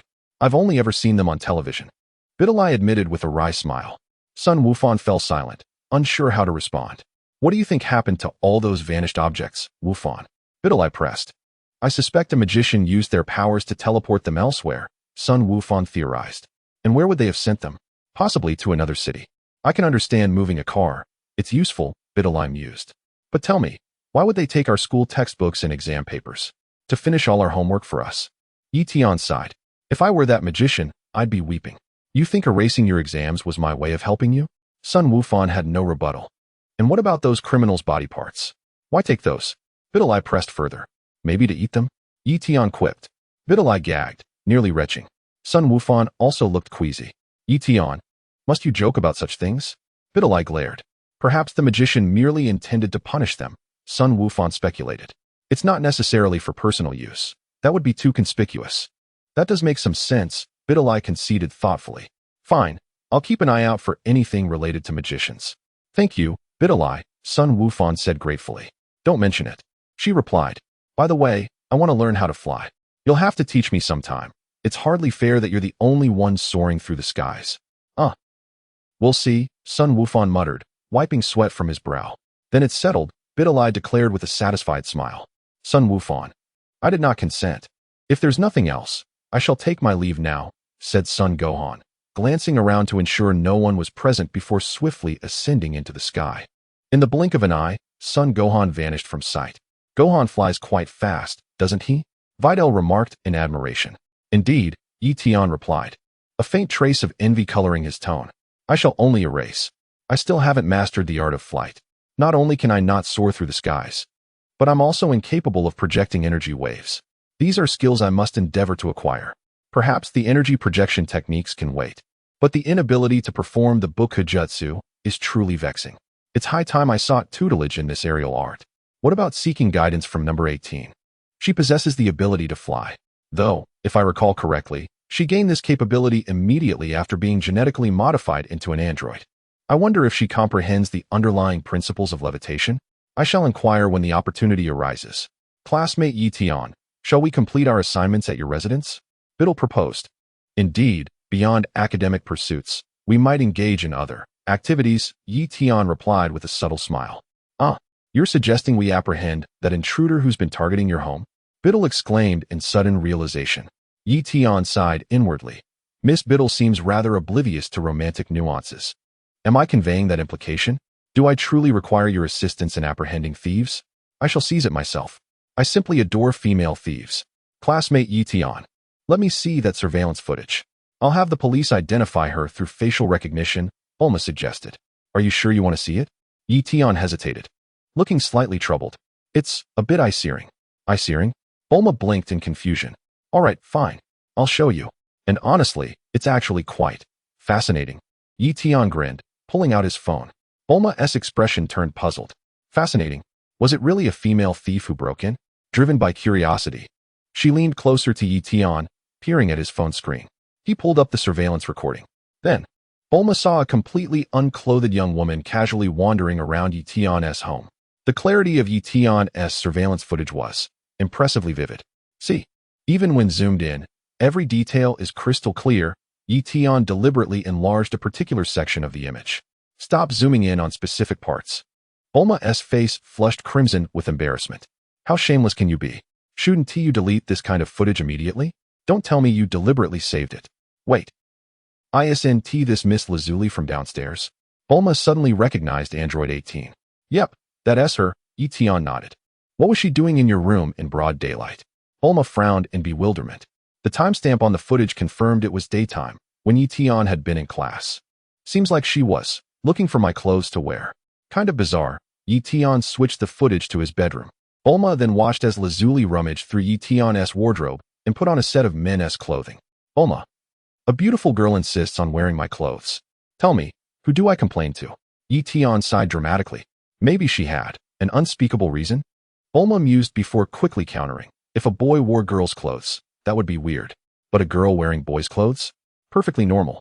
What kind of logic is that? Are you turning this into some feminist debate? Tian retorted. Feminist debate? What do you mean? Bulma looked lost. Never mind, it's not important. Tian shook his head, unwilling to explain further. Let us just go home and check. How did she even get into your place? Don't you have surveillance on your door? Bulma asked. No time for that now. Let us hurry back, Tian replied. 20 minutes later, Tian and Bulma arrived at his home.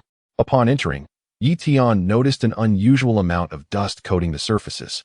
This shouldn't be happening. Satan City was known for its decent greenery. Even with windows open all day, dust accumulation was minimal. Yet now, a visible layer had settled, particularly in the living room. Tian inspected the area. How did this transparent tape residue get here? Videl walked over to the spot where the floorboard had fallen and pointed it out to Tian. Tian stepped forward and saw the floorboard haphazardly patched with transparent tape. He was utterly speechless. You cut a hole in our floorboard and then just taped it back together? You're truly something else. Number 18. Couldn't you at least have used some proper adhesive, like 502 glue? Do you really think this flimsy tape would hold? Chapter 27. Sat on by Videl, it felt as though a section of the floorboard had been deliberately cut out. Videl stepped forward and lightly tapped it with her foot. Snap! The tape loosened, and the floorboard plummeted downward. Videl's leg dangled precariously over the edge, nearly following it down. Tian swiftly grabbed her arm and pulled her back. You're such a troublemaker. Why would you deliberately step on it? Crash! The fallen floorboard landed heavily in the living room of number 18's apartment. Hey, anyone home? Tian leaned over the gap and called out loudly into number 18's unit. Apartment 1002 number 18 had just returned from buying some instant groceries and was lounging in bed, watching TV. Clothes shopping was out of the question for now. What if they vanished again? Best to wait and observe for a while. As number 18 munched on snacks, a thunderous boom echoed from the living room. The floorboard from upstairs had crashed down. Number 18 bolted upright and dashed toward the living room. Oh, I forgot to reinforce the floorboard with strong adhesive. Transparent tape clearly wasn't enough. Just as number 18 entered the living room, Tian's head popped down from the hole above. Anyone home? Am I not a person? Number 18 huffed. Oh, you are home, Tian greeted. Yes, I am. Number 18 replied with a nod. Then I'm coming down. Without hesitation, Tian leaped straight through the gap. Thud. He landed steadily on his feet. Wait for me. I'm coming too. Videl called out before jumping down after him. Whump. She misjudged her landing and ended up straddling Tian's shoulders, nearly planting herself directly onto his face. Tian. Videl. Number 18. This girl is rather bold. Yesterday, she kept her distance from this classmate of hers. Today, their relationship has escalated to this level? What an unconventional position. Ahem, so, Videl. You're into this kind of position? Tian chuckled. Put me down. Now. Videl's face flushed crimson like a ripened apple. How dreadful. She hadn't chosen the proper landing position earlier. What utter mortification. Tian held Videl's slender waist, took a deep breath to steady himself, then gently set her down. Videl, what do you mean by taking such a deep breath? Her cheeks burned even brighter, the embarrassment overwhelming. She could hardly bear to face anyone. That, I just remembered. I have something very important to attend to. I must take my leave for today. Head bowed, face aflame, Videl turned and fled. After such an incident, the only sensible course was a swift escape.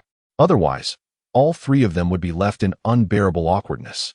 She flung open the door, desperate to depart immediately. Videl, did you come to my house today just to ride on my face? Tian inquired. Shut up. With those final words, Videl stormed out. But I didn't open my mouth. Tian scratched his head in bewilderment. Number 18. I sense an underlying implication in your words. I'm utterly speechless. Videl quickly ran away. In fact, at the very moment of her departure, she even heard Tian's final words. I didn't open my mouth. Videl felt her entire body flush crimson, turning as red as a fully ripened shrimp. What kind of outrageous statement is that? I meant for you to be silent. Not what you were thinking. Thankfully, I wasn't wearing a skirt today. Otherwise, it would have been. Huh. Why was I even considering wearing a skirt? Videl, you're not acting like yourself. Videl vigorously patted her own head, then swiftly descended the stairs, fleeing the scene. As for the matter of the mysterious hero, she would investigate it properly another day. After Videl left, only Tian and number 18 remained in the room. What is wrong with Videl? She seemed rather flustered, Tian mused thoughtfully. Number 18 glared at him darkly. As if you don't know. A middle schooler like you.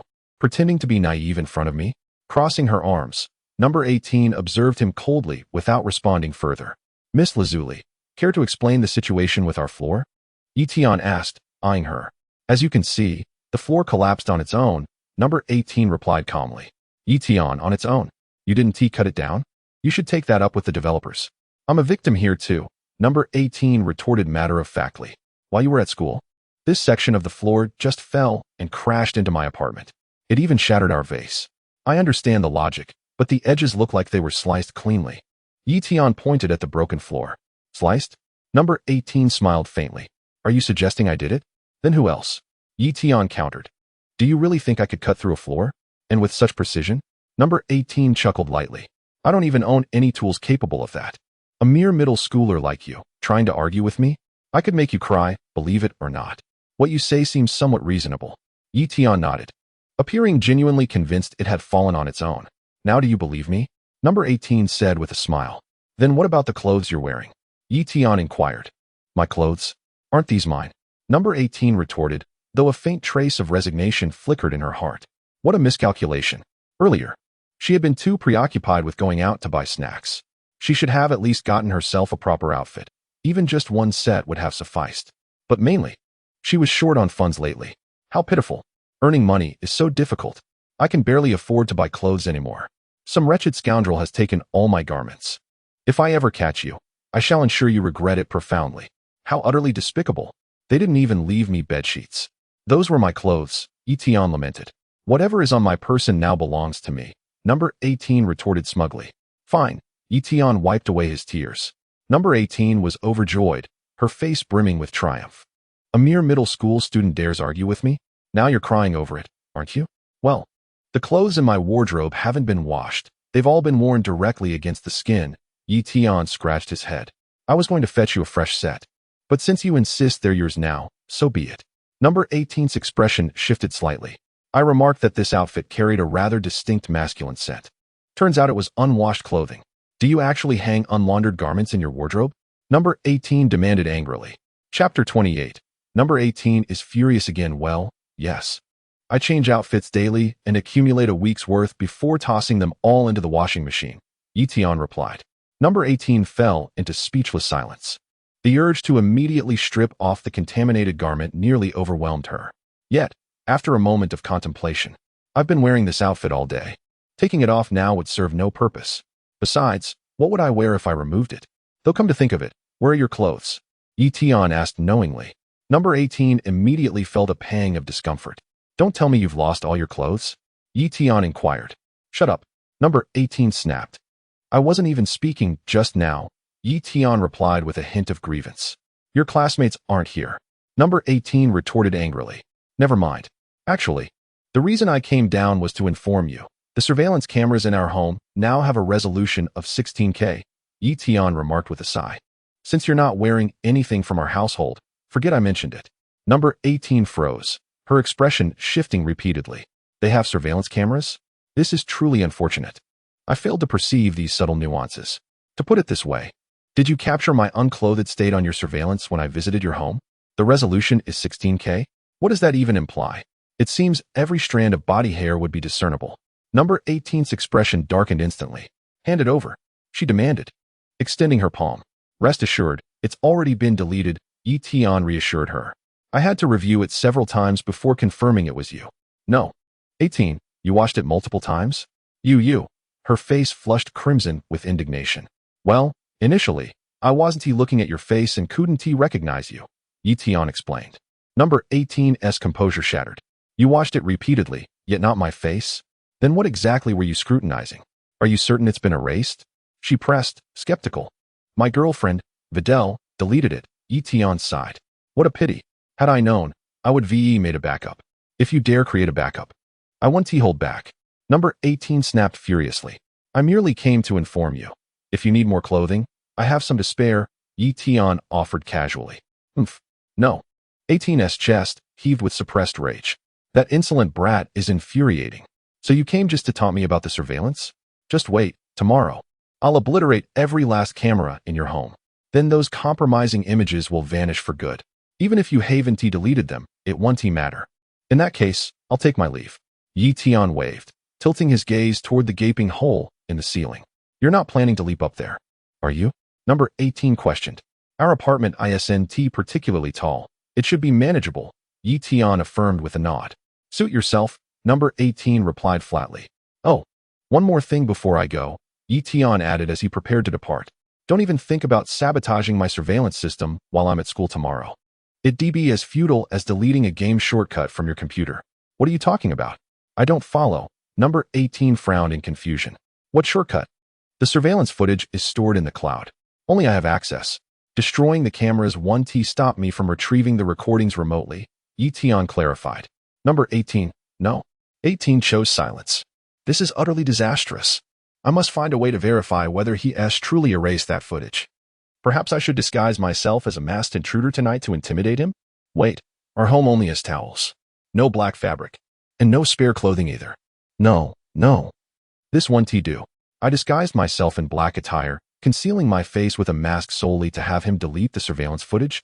Indeed, I could have simply posed as a man and demanded some intriguing videos under the pretense of robbery. That approach seems rather ingenious.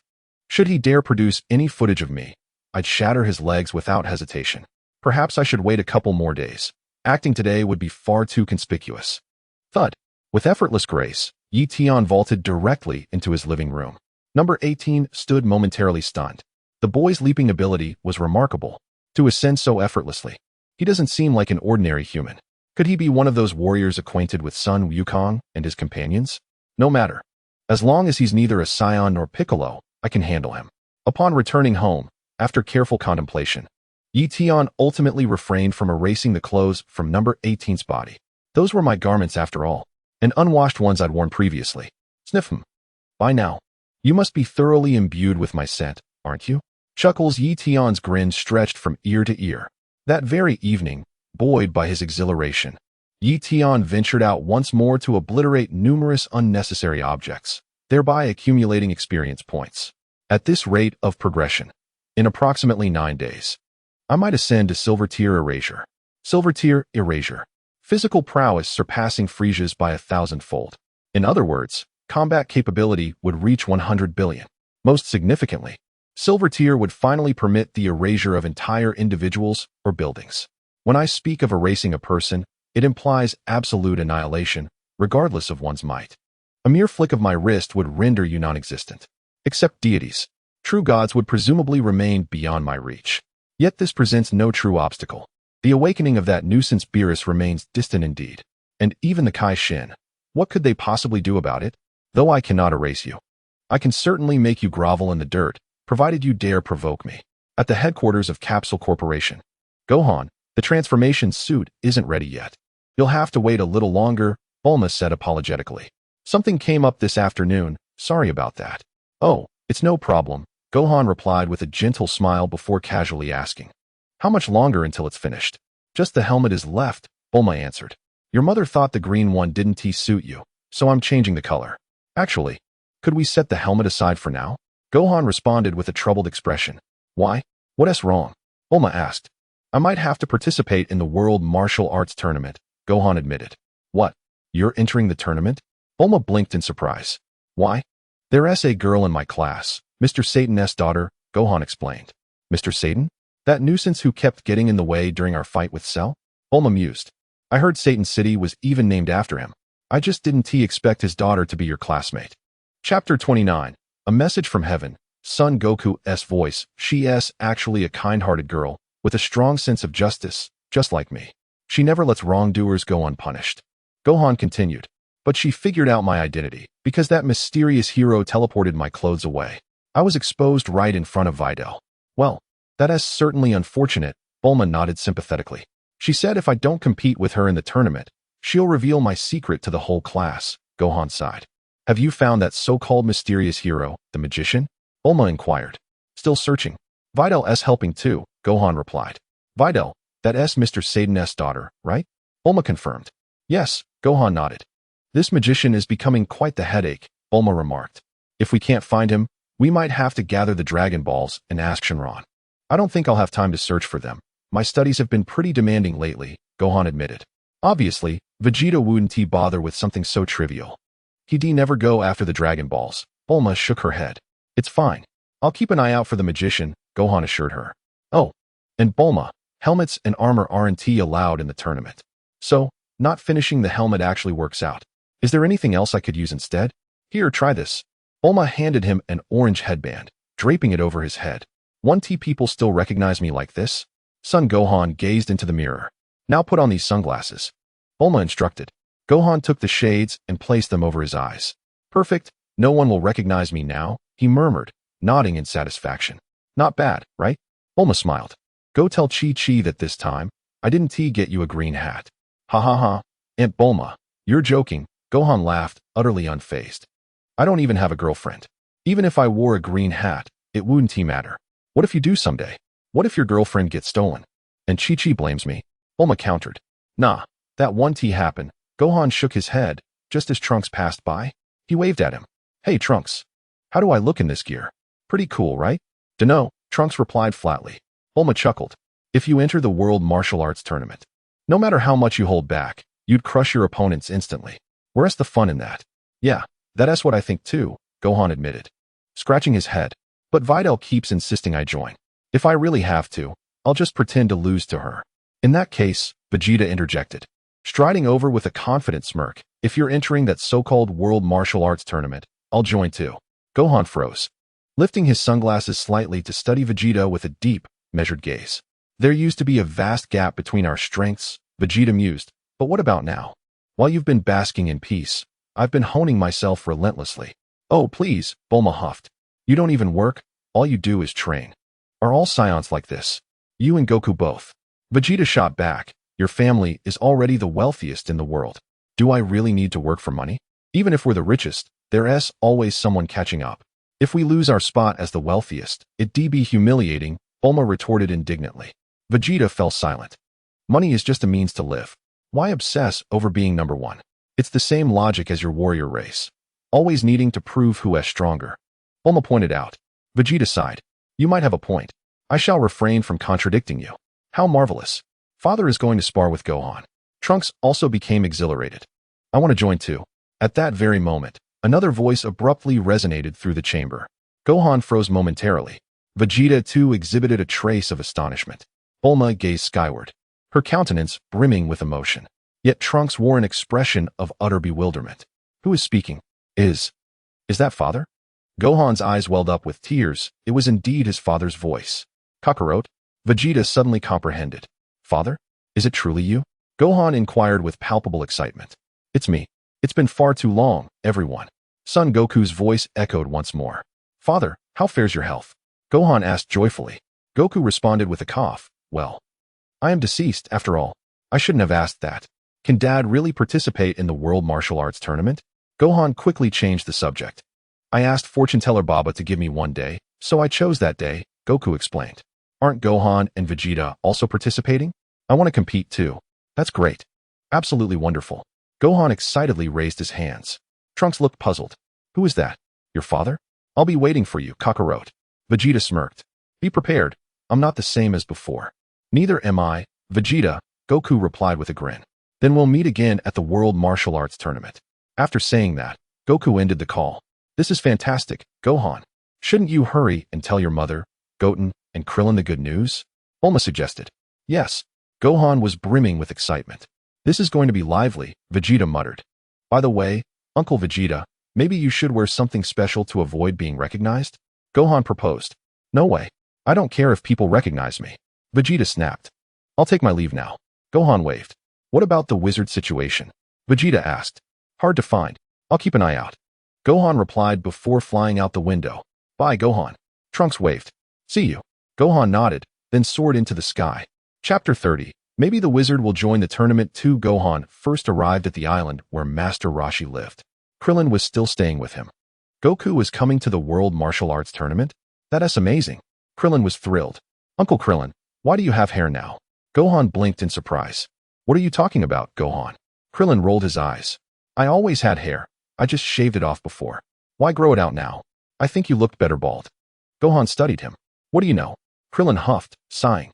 I'm growing it to find a girlfriend. I still don't have one. Don't worry. Uncle Krillin, I don't have a girlfriend either. Gohan tried to console him. Krillin, that's not how you comfort someone. You're still a kid. How old am I anyway? By the way, I remember Uncle Krillin had a thing for Android 18, Gohan suddenly recalled.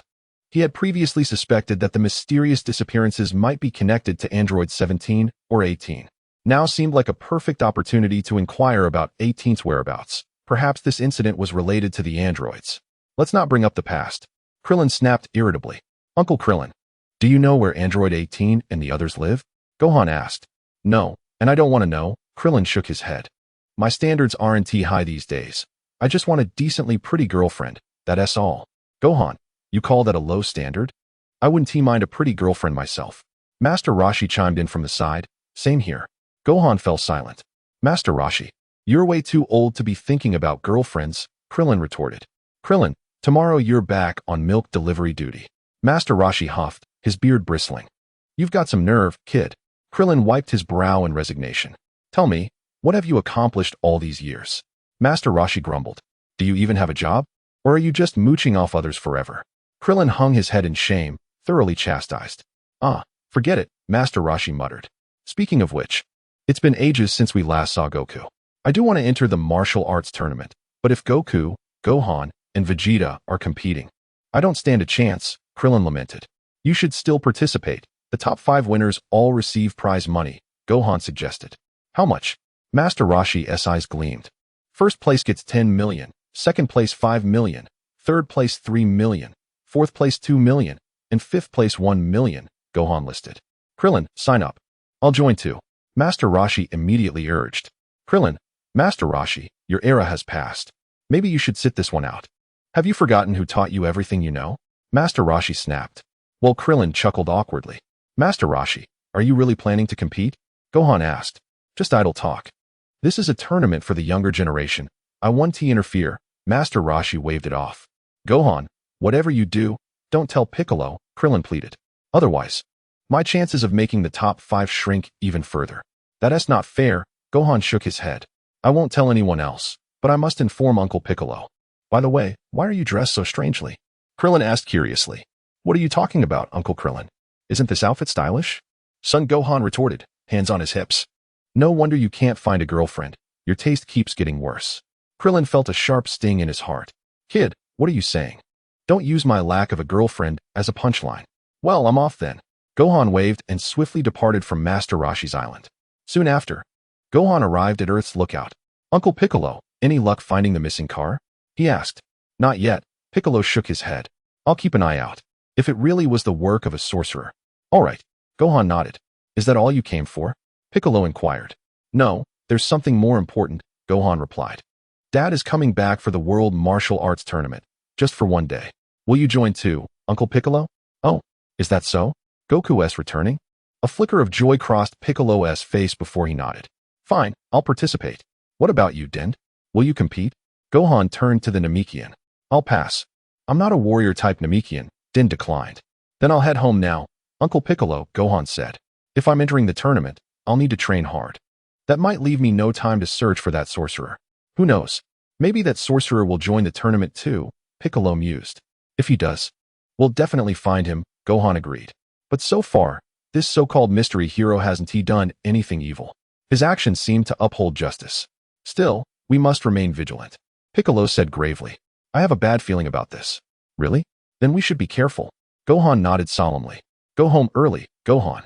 It's getting late, Piccolo advised. All right, Uncle Piccolo.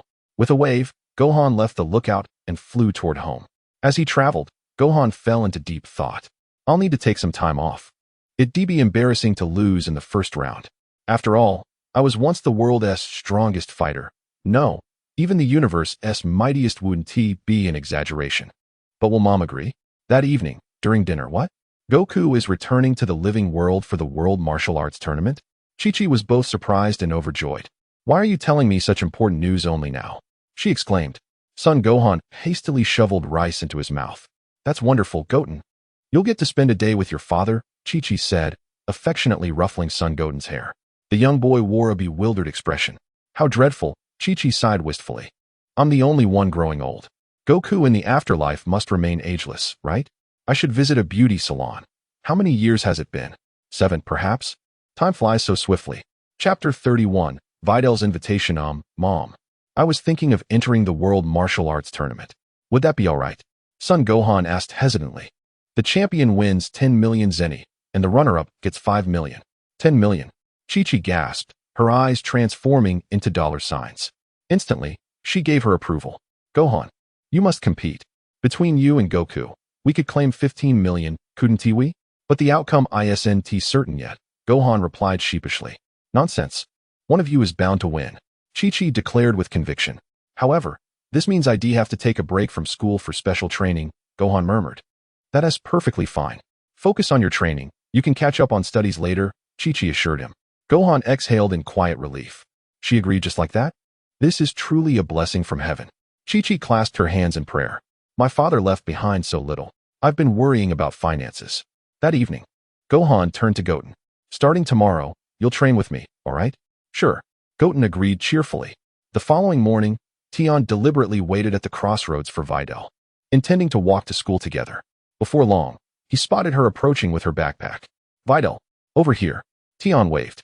Videl had initially considered avoiding him, but since he'd already called out, she couldn't pretend not to see him. Blushing, she approached. The moment she saw Tian, memories of yesterday at his home with Lazuli flooded her mind, especially the moment she straddled his face. It had been overwhelming. And then, when he set her down, he'd taken a deep breath. That exhale had sent an inexplicable shiver through her. Good morning, Tian greeted brightly. Good morning, Tian. Videl stammered, her gaze averted, cheeks flushed. Shall we walk together? He suggested. Side by side, they strolled toward school. Did you sleep well last night? Tian inquired. Tian inquired. How did you sleep? Videl replied with a sigh. Not well at all. I was haunted by peculiar dreams all night. Dreams where you and I engaged in indescribable matters. As memories of the previous night's vision surfaced, a delicate flush bloomed across Videl's cheeks, her pulse quickening subtly. You know, Tian mused, I dreamt of you last night as well. Videl lifted her gaze gently, her eyes meeting his before she pointed hesitantly at herself. Yes, you, Tian confirmed. What did you dream of me doing? Videl murmured, her voice soft as silk. The setting was rather unconventional. Promise you won't be upset? Tian ventured cautiously. You didn't dream of us doing anything improper, did you? Videl huffed, her tone laced with playful suspicion. I swear, the dream was entirely devoid of any questionable hues. Tian declared earnestly. Very well, then. Speak freely. I shan't take offense, Videl conceded, her shoulders relaxing slightly. As long as it wasn't that sort of dream, I care not for the details. Well, I dreamt of you slaughtering a pig, Tian admitted. Videl blinked, incredulous. Why, in heaven's name, would your mind conjure something so absurd? Do I look like a girl who slaughters pigs? Videl glared at Tian angrily. And then what? Noticing Tian had stopped speaking, Videl couldn't help but ask. That pig actually ran away, Tian replied. The pig ran away? Videl was stunned. Maybe it knew it was about to die, so it struggled desperately to escape. Exactly. Tian nodded vigorously. That pig ran so fast, and you chased after it relentlessly. Videl huffed. So now I'm really a pig butcher? If it ran, then it ran. It just means fate wasn't ready to claim it yet. Well, it was just a dream. Given your family's status, losing one pig isn't a big deal, Tian responded.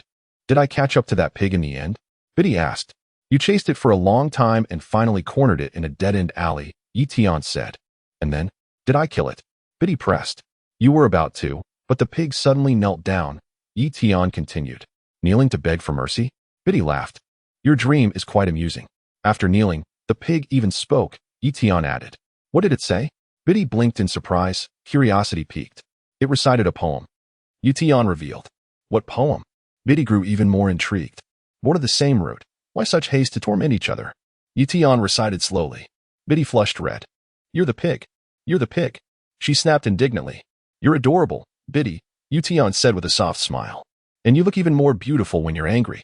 Humph. Videl turned away with a pout. As Tian and Videl bantered and laughed, the weight of last night's events gradually lifted from Bidel's heart. Yet, for some inexplicable reason, every time Videl saw Tian take a deep breath, a peculiar sensation stirred within her. Am I bewitched? Arriving at school and stepping into the classroom, a new day commenced. As the bell chimed, Eliza gently tapped the bespectacled boy seated before her. Glasses, where's Gohan? Another bout of stomach trouble? She inquired with a playful grin. The bespectacled youth replied, No, as I passed by the faculty office earlier. I overheard our homeroom teacher mention that Gohan has taken leave, a rather extended one at that. On leave? Eliza froze momentarily. Hearing this, Videl also lifted her gaze toward Gohan's vacant seat. Why would Gohan take leave? Could it be for the World Martial Arts Tournament? Perhaps I should also request leave to properly train and strengthen my physique. It would be rather embarrassing if I were to lose to Gohan, wouldn't it? I shall inquire with the teacher later. Tian was aware of where son Gohan had gone, but chose not to reveal it. After the first class, Videl approached the teacher to inquire about Gohan's absence. As expected, Gohan had requested an extended leave, a full month. Calculating the timing, Videl realized that 1 month later would coincide with the World Martial Arts Tournament. Is Gohan taking this time to train intensively at home? She wondered. She then sought out Tian. Tian, are you busy? Videl asked. Me? Tian was momentarily taken aback, uncertain why she would ask. Since you were present yesterday, you heard my conversation with Gohan about the World Martial Arts Tournament. He has taken a month's leave, undoubtedly to train rigorously in preparation for the event, Videl explained. Chapter 32. Stay calm. It's no big deal, that makes sense. I had the same thought, Tian nodded. Surely you've noticed, Gohan can fly, but I cannot, Videl sighed. So, you wish to learn flying from Gohan? Tian ventured. Yes, Videl affirmed, then looked directly at him. And I'd like you to accompany me. Very well. That settles it. I wouldn't mind learning to soar through the skies myself, Tian replied. Videl arched a brow. You agreed so readily? I thought you wouldn't accompany me. Shall we go ask the teacher for leave now? Videl proposed. Taking leave to get a room. Tian nodded. Videl wiped her sweat. Could you please not make such jokes? Videl's face darkened. No worries, it doesn't matter anymore. Tian smiled. Shortly after, Tian and Videl arrived at the homeroom teacher's office. Teacher, Tian and I would like to request leave to get a room. As soon as Videl finished speaking, her face flushed crimson. The teacher was stunned, taking a long moment to regain composure. Since when have Videl and Tian been together? Ahem. You're both over 16 now, so technically, as your teacher, I shouldn't pry into your personal affairs. However, you're still young, so you must take precautions. Pregnancy, especially for girls, can cause severe harm to the body. The teacher spoke with earnest concern. Videl was on the verge of tears. Tian stifled a laugh beside her. How did you get dragged into this mess with me? Teacher, that's not what I meant. I'm participating in the upcoming World Martial Arts Tournament in a month. I'm requesting leave to train properly. Videl hurriedly explained. No need to explain, I understand. I've been young too. The teacher smiled knowingly. Teacher, it's really not what you think. Videl felt utterly helpless. Both of you are taking a month off? The teacher suddenly snapped back to reality. Yes. More or less. Videl nodded. This isn't just getting a room. It's practically a honeymoon, isn't it? The teacher sighed. Are you two even married? Teacher, we really are preparing for the tournament. Videl was nearly in tears. Preparing? Ah, yes, preparing. The teacher nodded sagely. Does Mr. Satan know about this? Please don't let my father find out. Videl was torn between laughter and despair. Understood. Young people these days love secretly getting married to surprise their parents. Don't they? The teacher mused. It's fine. Times have changed. This is nothing unusual. Videl covered her forehead and simply stopped talking. The more she explained, the worse it became. The teacher generously approved the leave. However, the teacher soon contacted Mr. Satan and tactfully relayed the situation between Videl and Tian. As an educator, it was only right to inform the parents when such matters arose. Even if you're in high school, you're still not fully part of society yet. Once outside, Tian, why didn't you explain anything? Videl demanded. You didn't say a word. Would it have helped? Tian shrugged. You tried explaining, and it only made things worse. That does make sense. Videl nodded thoughtfully. Well, at least we're innocent, right? Are we really? Tian gazed at Videl with an amused smile. Videl suddenly recalled the moment she had sat upon Tian's face, and how he had taken a deep breath at that very instant. A shiver ran down her spine at the memory, cool, electrifying, and strangely addictive. Yet, she was too embarrassed to voice such thoughts. What nonsense are you thinking? Videl huffed, turning away. Follow me. With that, she strode purposefully toward the rooftop. Wait, we're leaving just like that? Tian blinked in surprise. Obviously, if our teacher finds out, she'll definitely tell my father. And if my father knows, he'll storm into the school immediately. Then you'll be in serious trouble, Videl retorted with a haughty sniff. Why would I be the one in trouble? Tian countered confidently. Why don't you consider the possibility that your father might be the one suffering instead? Videl, what do you mean by that? You seem to imply you could defeat my father. Enough of this idle banter. Videl ceased further discussion, swiftly grasping Tian's hand as they dashed toward the rooftop terrace. Upon reaching the terrace, Videl casually retrieved a versatile capsule helicopter and tossed it outward. Poof! The capsule transformed into a sleek, jet-powered helicopter. Hurry, get in, Videl urged, pulling Tian aboard. Whoosh! The helicopter ascended into the sky, streaking toward Mount Paozu at breakneck speed. Scarcely had Videl and Tian departed when Mr. Satan arrived at the school, breathless and furious. What? They've already left? To a hotel room? Mr. Satan gnashed his teeth in a mix of shock and rage. Who is this brat who dares whisk my daughter away? He won't escape my wrath. Meanwhile, mid-flight, Videl expertly maneuvered the helicopter through the clouds while Tian lounged in the co-pilot seat, legs casually crossed. Tian, Videl inquired with a bewitching smile, batting her lashes coquettishly. What are your thoughts on those mysterious disappearances? Tian mused internally. Now she resorts to feminine wiles. All to uncover the mastermind behind this? Didn't I already tell you? Why are you making me repeat it?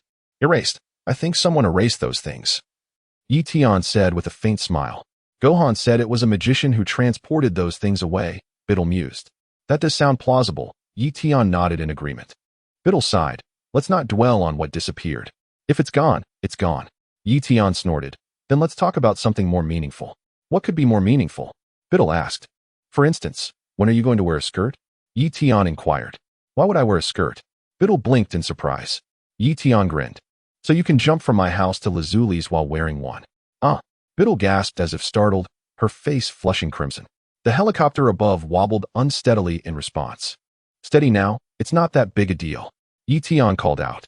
Chapter 33 Videl, do you like playing basketball? Videl's cheeks burned like ripe apples. Is this how you hold a conversation? First, you want me in a skirt, then you suggest I do it all over again? You might as well say I shouldn't wear one at all. Why am I having improper thoughts again? What on earth has been occupying your mind lately, Videl? She sank into deep self-reproach. I don't want to talk to you anymore, Videl huffed. It's fine. When girls say and go silent, you know what it usually means. Tian remarked. What do you mean? Videl didn't quite grasp his implication. Videl, look, there's a grove of banana trees down below. Do you want some? Tian pointed toward a patch of woods beneath them. Videl peered downward in confusion. Where are the banana trees? She couldn't spot them at all. Do you like bananas? Tian asked. Videl nodded. Tian echoed emphatically. Videl, what exactly are you implying? You say you enjoy eating bananas, yet why do you nod so eagerly?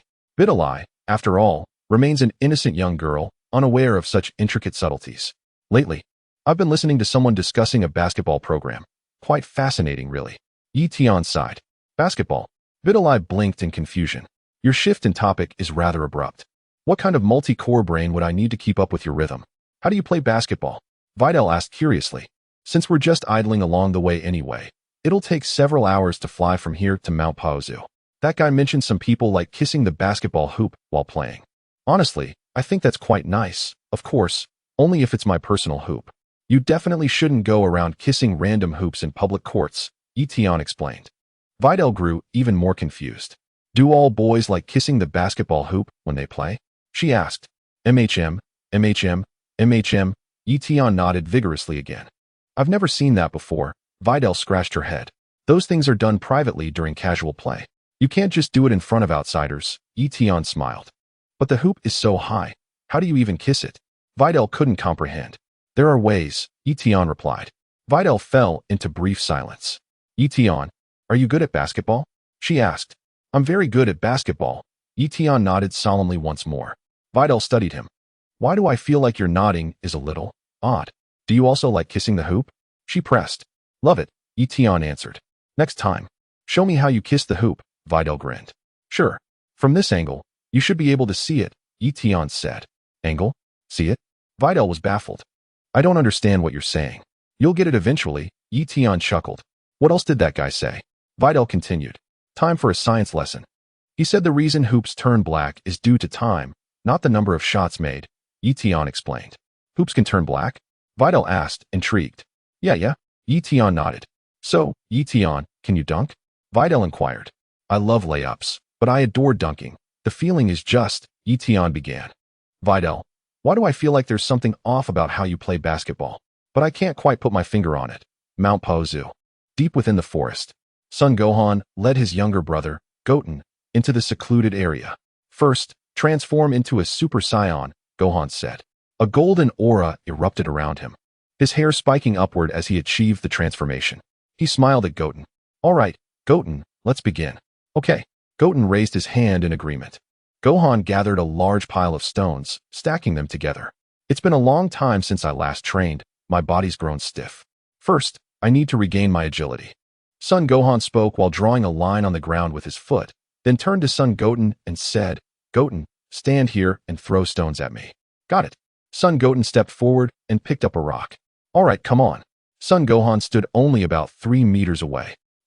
Brother, isn't this too close? Son Goten hesitated. Ha. Actually, it could be even closer. This distance is just about right. Son Gohan flashed a confident smile. Really? You won't get hurt? Son Goten asked. Don't worry. Throw it with all your strength, Son Gohan replied gently. Then here I go, Son Goten announced. Bring it on. Son Gohan braced himself. 1, 2, 3. At the count of 3, Son Goten hurled the stone with tremendous force. The rock shot towards Son Gohan's face at blinding speed. For a moment, Son Gohan was utterly stunned. Summoning every ounce of his strength, he barely managed to dodge the projectile. Boom. The stone struck the mountain behind Son Gohan, sending tremors through the earth and causing rocks to cascade down with thunderous crashes.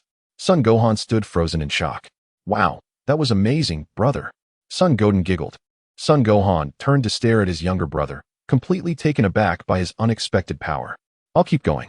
Son Goten cheerfully gathered a pile of stones, ready to continue. Wait, Goten, let's take a break. Son Gohan waved his hands frantically before grabbing a stick and redrawing the line on the ground. Son Goten blinked in confusion. Let's start throwing from here instead, Son Gohan suggested. Son Goten grinned. Hee. Without hesitation, he resumed hurling stones at his brother. From this new distance, Son Gohan found dodging much easier. He even transformed into a Super Saiyan, while Son Goten remained in his base form. As time passed, Son Gohan's stiff movements gradually loosened. Alright, I'm getting used to it. Let's move a little closer. Step by step, Son Gohan advanced, effortlessly evading each attack. Brother, can I try doing what you're doing? Son Goten paused, pointing at himself. Like me? What do you mean? Son Gohan tilted his head, puzzled. I mean, turning into a Super Saiyan, Son Goten clarified. Son Gohan burst into laughter. Ha, of course you can. But it might still be a bit difficult for you, Goten. Son Gohan chuckled heartily. Achieving the Super Saiyan transformation requires arduous training and immense effort. When Uncle Vegeta first became a Super Saiyan, it took him tremendous struggle. Likewise, I spent extensive time training with Father in the hyperbolic time chamber before finally attaining this form.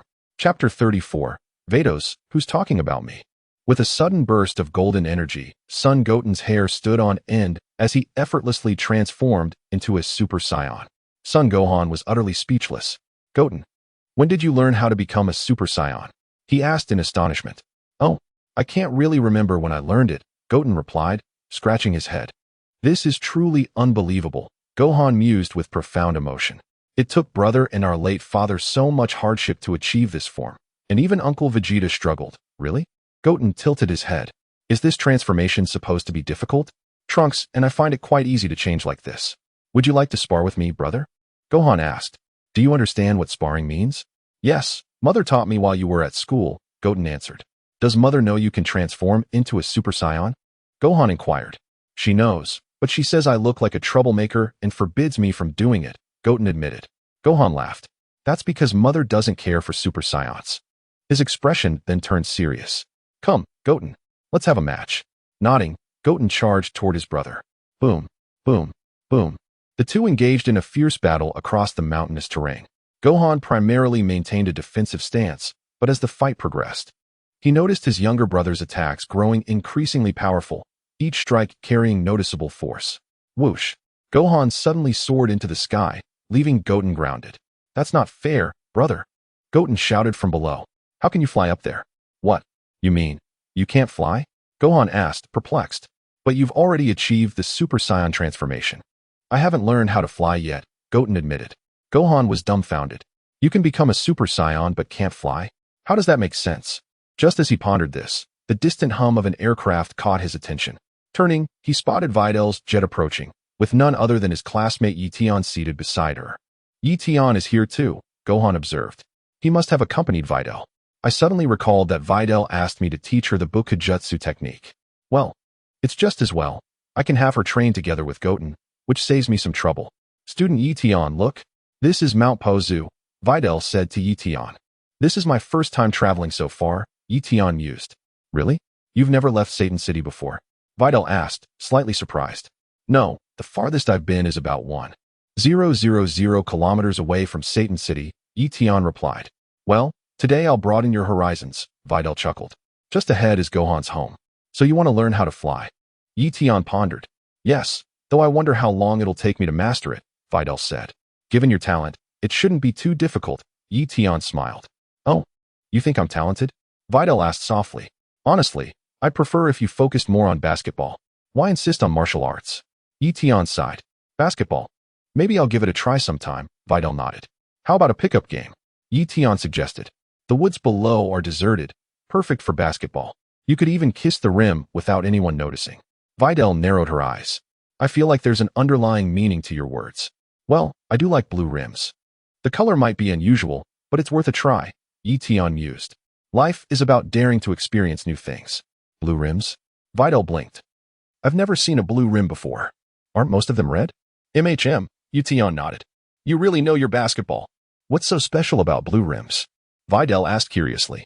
I'm not sure yet, but it's a challenge, isn't it? Maybe scoring on a blue rim is harder, Tian stroked his chin, his mind drifting to the image of Vados. Harder because they're smaller? Videl inquired. I don't know about size, but I think scoring on a blue rim is riskier. One misstep and things could get dangerous, Tian said. Dangerous? From just playing basketball? Videl shook her head in disbelief. The sixth universe, planet Beerus. Vados sneezed again. Vados, what's going on with you lately? Another sneeze? Beerus asked curiously. I'm not sure, Vados replied. I keep feeling like someone's talking about me. Who dares? Find them quickly, and I'll go destroy them. Kampa rolled up his sleeves with eager anticipation, while Vados meticulously scanned the surroundings with her staff, searching for the one who harbored ill intentions toward her. She too felt increasingly uneasy. Initially, she had assumed this individual merely sought friendship. But now his behavior grew more brazen. Who could it be? Such was the mystique of an angel. Even across universes, Vados could sense someone's covetous gaze upon her, growing ever more shameless. Yet after a thorough search, she found nothing. Nothing. Kampa's face fell with disappointment. Perhaps I imagined it. Vados shook her head lightly. That is possible. Kampa mused. Let it be. Vados dismissed the thought, unwilling to dwell further. Maybe it truly was just her imagination. Universe 7, Earth. Mount Posa Gohan descended from the sky, landing gracefully before Goten. Goten, my classmates will be arriving soon.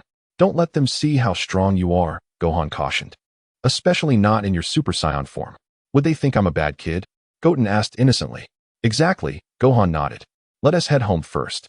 Okay, Goten agreed. Whoosh. Whoosh. The two darted swiftly through the forest. Your combat talent is astonishing, Goten. Even I was taken aback, Gohan remarked with admiration. I never expected you to be this strong. With proper training, you could even compete in the World Martial Arts Tournament. Chapter 35, Learning the Art of Flight, really? Goten's face lit up with excitement before he added, but Trunks is even stronger than me. We often spar together. You two play fight like that? Gohan blinked in surprise. If this keeps up, I might be surpassed by these youngsters. I must focus on my training now. At Son Gohan's house, Videl's jet helicopter landed outside. Both Videl and Tian stepped out of the aircraft. This must be Gohan's home, Videl remarked. He lives quite remotely, but the surroundings are rather pleasant. Indeed. Tian nodded. You're not thinking of playing basketball here again, are you? Videl teased. How could we play basketball here? It's not suitable, Tian quickly replied. Videl stepped forward and knocked on the door. The door opened, revealing Chi-Chi, who looked at the two visitors with curiosity. Hello, may I help you? Chi-Chi asked. Good afternoon. Ma'am, we're Gohan's classmates. I'm Videl, and this is Tian. We came to see him, Videl explained politely. Oh, you're here for Gohan, Chi-Chi said without suspicion. He's training in the mountains right now. Please, come inside. No need, ma'am. We'll wait outside, Tian declined. Would you like something to eat? Chi-Chi offered kindly. Thank you. But we're fine, Videl replied. Just then, Gohan and Goten returned from their training, greeting them from a distance. Tian, Videl, hello. Gohan waved. I didn't expect you to find your way here. The school had your address. We went this morning and heard you took a long leave, Videl explained. That's right. The World Martial Arts Tournament is in a month, Gohan admitted frankly. I want to train hard so I don't embarrass myself by losing in the first round. Then you'd better give it your all, Videl smiled. Don't lose to me. Tian swiftly pulled Videl behind him. Videl, let us not be overconfident. What makes you think you can defeat Gohan? Even I, with strength 100 times greater than Frisia's, might not stand a chance against him in a fair fight, unless I use Erasure. And if I did, I could crush him beyond recognition. Why are you pulling me? Videl whispered. Videl, you are the strongest. With me by your side, I'll always support you, Tian said solemnly. Of course, Videl is my girlfriend. If I do not cherish her, who will? Should Videl and son Gohan ever cross paths in battle at the World Martial Arts Tournament, I do not mind allowing Gohan to suffer a crushing defeat. I still need to play basketball with my classmate Videl. I should cultivate your interest in basketball in the future. Such a fine young lady, why practice martial arts? By the way, Gohan, you promised to teach me how to fly. Videl got straight to the point. Of course, no problem. Son Gohan nodded. Gohan, are they both participating in the World Martial Arts Tournament too? Chi-Chi asked. That classmate Tian probably won't join, right? Son Gohan glanced at Tian. Participating wouldn't be out of the question. Tian smiled faintly. You're joining too, Tian? Videl was taken aback. I'll think about it. Tian chuckled, not yet having made a firm decision. After all, the World Martial Arts Tournament only lasts for a short while, because shortly after that, they would all go in search of the wizard Babidi. That was the true sorcerer. Let the wizard Babidi bear the blame for this erasure. Let me ponder. The World Martial Arts Tournament venue. What a sea of people that would be. With a casual swipe, my experience surges rapidly. Even if I cease practicing now, by the time of the World Martial Arts Tournament, I'll undoubtedly achieve twice the result with half the effort. Therefore, I must attend the World Martial Arts Tournament without fail. If nothing else, I shall go for Videl's sake. Son Gohan, I never imagined even classmate Tian would join the World Martial Arts Tournament. Do you truly believe just anyone can participate? Never mind. I shall refrain from unnecessary meddling. Speaking excessively would only complicate matters. Mother, I promised Videl I'd teach her the Bukujutsu technique. Actually, it was she who informed me about the World Martial Arts Tournament, Gohan explained to his mother. Very well, then. Train diligently and have lunch at home, Chi-Chi warmly invited. Thank you, Auntie, Tian responded politely. Thank you, Videl added. So, Tian, will you be joining us in learning Bukujutsu? Gohan inquired. Bukujutsu is what you might refer to as the art of flight. I might as well. Mastering a skill is never a disadvantage, Tian nodded. Gohan remarked. You speak as if Bukujutsu is something anyone can learn. Tian, I noticed long ago, your energy is far too faint. I can't even sense the slightest trace of ki within you. Without ki, how do you expect to master Bukujutsu? I shall refrain from discouraging you further. In matters like these, one must possess self-awareness. Perhaps when the time comes, a gentle suggestion might lead you to abandon this pursuit. After all, you are merely accompanying Miss Videl. Let us proceed over there. My younger brother Goten is also preparing to learn the Bukujutsu technique. Gohan placed a reassuring hand on his brother's shoulder. Hello, Tian greeted Goten with a nod. Hello, big brother, Goten responded politely. Subsequently, Gohan led Tian and the others to a secluded mountainous area to commence the instruction of Bukujutsu. To put it simply, Bukujutsu is a technique of controlling one's ki. Understanding it isn't particularly difficult, Gohan explained. However, achieving high-speed flight proves far more challenging. Control ki? What exactly is ki? Videl inquired. Perplexed. Ki is the latent energy concealed within the body, alternatively referred to as inner strength, Gohan elaborated. Latent energy? Videl grew even more bewildered. Like this. Goten extended his hand toward a distant boulder. Whoosh. A ki blast erupted from his palm. Boom. The projectile struck the rock with devastating force, reducing it to fragments. Indeed. This is ki, Gohan affirmed with a nod. What? Videl stood frozen in astonishment. Tian remained silent. Within him, no trace of ki existed. This unique energy, Tian lacked it entirely. A faint pang of envy stirred within him. Was this not the very essence of human nature, always yearning for what lies just beyond reach? I have already mastered the art of erasure. What more could I possibly desire? If I cannot, then so be it. Why did I shatter that stone into fragments? With a mere wave of my hand, I could effortlessly erase the stone. Wouldn't that be far more convenient? What do you call this energy? Sun Wufan inquired. It seems like some sort of deceptive trick. Biddy chuckled bitterly. We didn't set anything up beforehand, and this isn't some sleight of hand, Sun Wufan replied with a faint smile. Tian, do you think Wufan is reliable? He didn't secretly plan a bomb just to fool us, did he? Biddy whispered to Tian, lowering her voice. No, just focus on learning, Tian reassured her. Cough cough. I heard that, Sun Wufan wiped his sweat. Wufan, you're not some kind of magician, are you? Biddy eyed him skeptically. If you really could perform that technique just now, you could easily blown up that entire car in an instant, couldn't you? It's not the same. Sun Wufan wiped his brow again. We can shatter the car, but we can't guarantee the people inside would remain unharmed. This isn't magic or illusion. Then what do you call it? I've never seen this kind of mystical power before. Biddy huffed. To me, it just looks like the spells cast by mages in video games. Sun Wufan was at a loss for words. This is getting harder to explain. Biddy, calm down, Tian interjected. This is qi, exactly what Wufan was referring to earlier. Fine. Then tell me, how do you fly in the sky? Biddy glanced at Tian, her temper cooling slightly as she posed the question. Sun Wufan exhaled in relief. Thank goodness Tian is here. Otherwise, I wouldn't even know how to communicate with Biddy. She is so fiery. I wonder who end up being her boyfriend? Understood. She had Tian accompany her here. Could they already be in a romantic relationship? How swiftly things have progressed. Gohan, my apologies for earlier. Please continue, Videl said. You don't know what ki is? That does complicate matters, Son Gohan mused, scratching his head.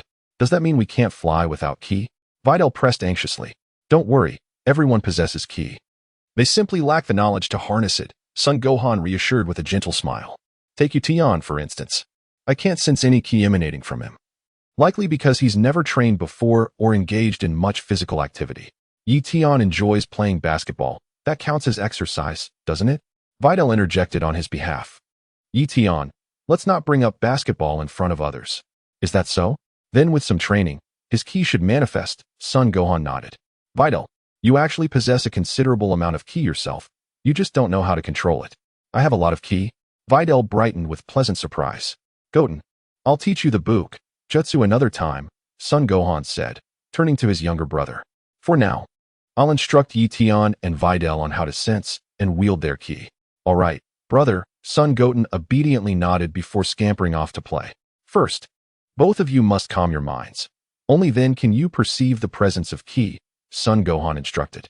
Videl closed her eyes in silent concentration. Tian followed suit, attempting the same. Logically, I should possess ki. After all, my physical strength already surpasses Frisia's by 100-fold. My combat prowess reaches a staggering 10 billion. What of the aura surrounding me? Wait a moment. Could it be that I possess no aura whatsoever? For aura is an energy cultivated solely by human practitioners. Could it be that divine power resides within me? Neither Son Gohan nor Son Goku in their current states can perceive the existence of such celestial energy. Divine power. I wonder if I too might be able to sense this mystical force. Let me attempt this. Tian followed Sun Wufan's instructions, endeavoring to sense the divine energy within his body. Whether it be divine energy or ki, the first step is to learn how to perceive it. Indeed. All of you must empty your minds to sense the presence of ki, Sun Wufan replied. Excellent. It seems Tian has completely stilled his consciousness. Keep striving, Videl. Videl, who had been tightly shutting her eyes, slightly opened them and glanced toward Tian. As she did, an inexplicable sensation overcame her. Why did Tian suddenly seem to vanish? Not only Videl found this peculiar, but even Sun Wufan was astonished. Impossible. I can't even sense Tian's presence anymore. Sun Wufan thought, bewildered. If not for witnessing it with my own eyes, I would never have believed it. From Sun Wufan's perspective, though Tian remained physically seated before him, his presence had completely dissolved from perception. Previously, while unable to detect Tian's ki, Sun Wufan could still sense his existence, his breathing, the subtle movements of his limbs. But now, it was as if Tian had ceased to exist. No sound, no motion. Even if he scratched his head, not a whisper could be heard. What in the world was happening? Meanwhile, Tian sat in serene meditation, attuning himself to the divine energy within. Remarkably, by emptying his mind as Sun Wufan instructed, he had indeed detected an extraordinary force flowing through him. Could this be divine energy? Though he could now perceive it, mastery remained elusive. No rush. Patience. Tian exhaled slowly and opened his eyes. Only then did Sun Wufan sense his presence again. Tian, that was astounding. Sun Wufan marveled. For a moment, I couldn't detect you at all. How so? Tian inquired. Had I not seen you with my own eyes? It would have seemed as though you'd vanished into thin air, Sun Wufan mused. I felt the same way, Videl added, gazing curiously at Tian. Your movements made no sound whatsoever. But now, everything is normal again. Chapter 37. Comprehending Divine Energy. I am the prodigy just now, when my mind was emptied. Tian said with a faint smile. I felt as though I had merged with nature itself. Nature? Merged? Sun Wufan scratched his head. To put it simply, Yi Tian continued, I became the heavens. I became the earth. Yi Tian explained, leaning closer to Beedel's ear. I am you, and you are me. Within me lies you. Within you lies me. Videl blushed furiously, lowering her head in shyness. I understood that part. But must you say such things in front of others? It's so embarrassing. You are the heavens, you are the earth? Son Gohan murmured pensively, before abruptly shaking his head, as if snapping out of a trance. Wait, this isn't right. Wasn't I supposed to be teaching them how to fly? How did Yi Tian end up becoming the instructor instead? Ha. Yi Tian, your perspective is quite unique. Son Gohan chuckled before shifting the topic. But tell me, have you managed to sense the presence of your own ki? I have, Yi Tian nodded. Though I'm not certain if it's ki, it feels like a rather peculiar energy. Can you control it now? Son Gohan blinked in surprise. You've already sensed your ki this quickly?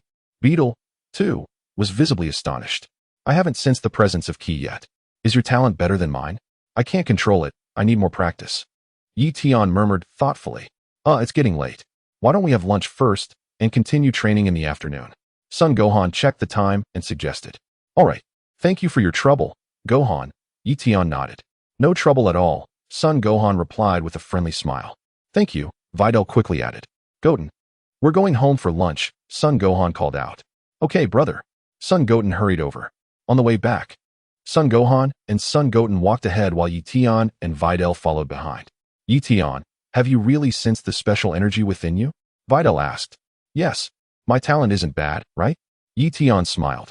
I thought my talent was better, but I still haven't sensed ki yet, Videl admitted, though she was genuinely happy for him. Keep at it, you'll get there, Yi Tian encouraged. Actually, I hope you grow stronger quickly, Yi Tian, Videl said softly. Why? To make basketball easier? Yi Tian blinked in confusion. Videl sighed. Why do you always bring up basketball? I mean, never mind, I'll explain later. She hesitated, unsure how to phrase it. Yi Tian nodded. Meanwhile, Son Gohan and Son Goten walked ahead. Brother, are that big brother and big sister dating? Son Goten asked curiously. Goten, how do you know about these things? Son Gohan glanced at him, slightly surprised. I've seen it on TV, Son Goten grinned. I don't know if they're dating. But I think Videl might like Yi Tian, Son Gohan speculated. Brother, don't you have a girl you like? Son Goten pressed. Not yet. I'm focusing on my studies right now, Son Gohan blushed. After the World Martial Arts Tournament, I have to go back to school properly. Before long, the group arrived at Son Gohan's home. His mother, Chi-Chi, had already prepared a meal and warmly welcomed Yi Tian and Videl to the table. During the meal, Chi-Chi smiled knowingly. You two didn't just leave school to train with Gohan, did you? What do you mean? Yi Tian blinked. You two have a special relationship, don't you? Chi-Chi chuckled. I've been around long enough to notice. Yi Tian nodded eagerly. Auntie, you're really sharp.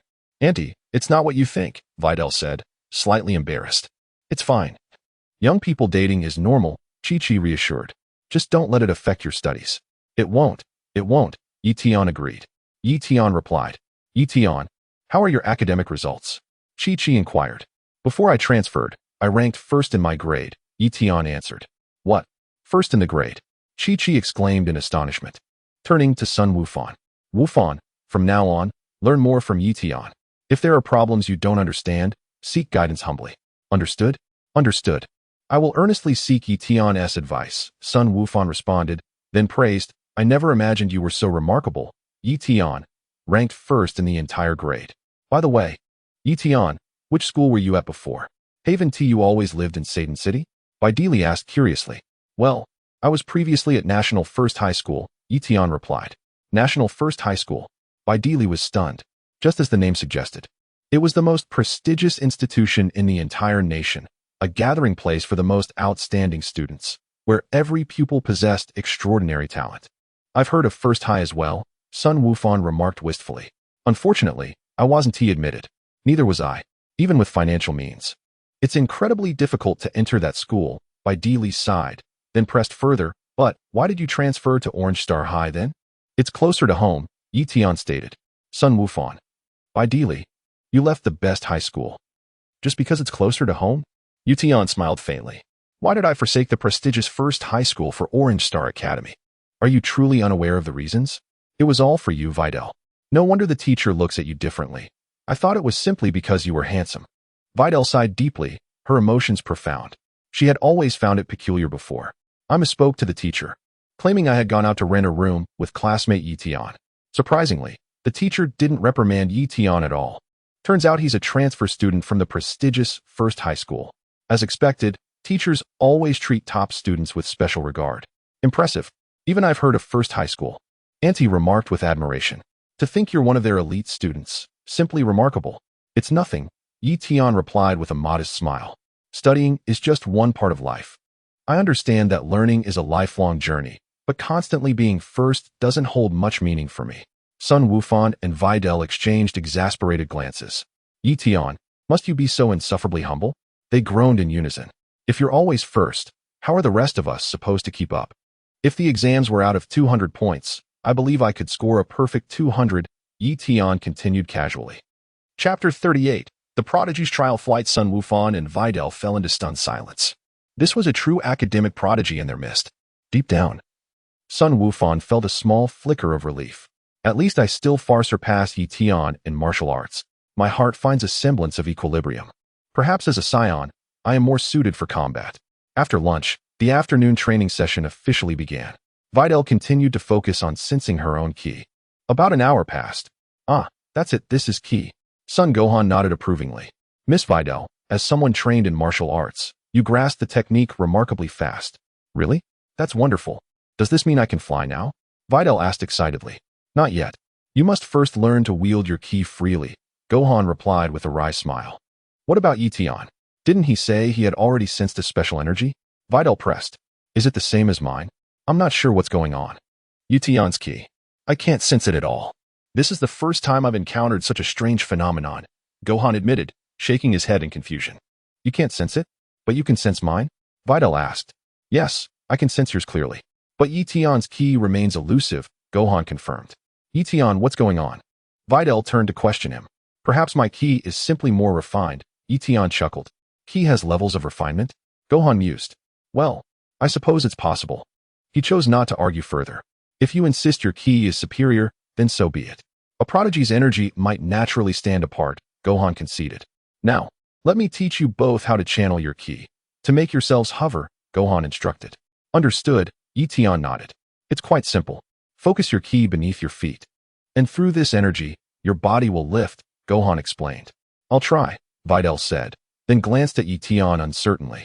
Tian, do you follow? I understand. You go first. Tian encouraged. Oh, Tian. This morning, you mentioned you couldn't control your ki yet. How about now? Videl inquired. I've mostly mastered it, Tian replied. Really? Then let us push forward together. Let us aim to take flight soon. Videl cheered him on. Let us do it, Tian smiled faintly. Taking a deep breath, Videl concentrated on gathering her ki, directing it toward her feet. Gradually, ever so slightly, her body lifted from the ground, hovering just a few centimeters in the air. Success! You're floating. Try going a little higher. Gohan exclaimed. Please, quiet down. I can't focus, Videl chided. Snap. In the next moment, Videl gently descended to the ground. Exhaling softly. You truly are remarkable, Son Gohan remarked with an admiring smile. Mastering aerial suspension in merely a day. Tian, you should strive to keep up as well. MHM. Tian nodded briefly, offering no further words. Come on, Tian, give it your best, Videl teased, playfully blinking at him. As the Academy's prodigy, you can't let me surpass you. Can you? Very well, I shall attempt it, Tian replied with a faint smile, channeling his energy to the soles of his feet. Snap. Effortlessly. Tian's feet lifted from the ground, suspending him weightlessly in the air.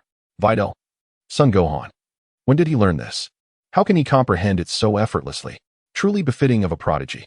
Could it be that his mastery of martial arts progresses swifter than ordinary individuals? Not bad. Tian descended slowly. Sun Wufan was momentarily stunned once more. Something feels amiss.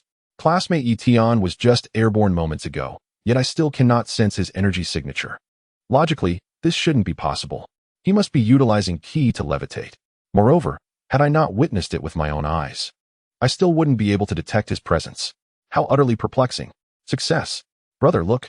At that very moment, Sun Wutian soared through the skies with remarkable speed, calling out excitedly to Sun Wufan below. Videl. Videl felt as though her entire world had been turned upside down. It is acceptable that Yi Tian surpassed me. I am genuinely pleased for his achievement, as it may earn him my father's recognition. However, the pressing question remains, when did Gohan's younger brother master the art of flight? Moreover, how did he attain such remarkable speed? That Goten has long since grasped the control of Ki. Gohan chuckled heartily. You've both progressed admirably. You're only a step away from achieving the same effortless flight as him. As it's getting late, we should return tomorrow, Videl suggested. What? Gohan's expression shifted slightly, a wry smile forming. Haven't you both nearly mastered it already? Further practice should be on your own. I wish to unravel the mysteries of Ki. Are we unwelcome? Videl smiled. Well, Gohan's face twisted in visible distress. No need, Videl.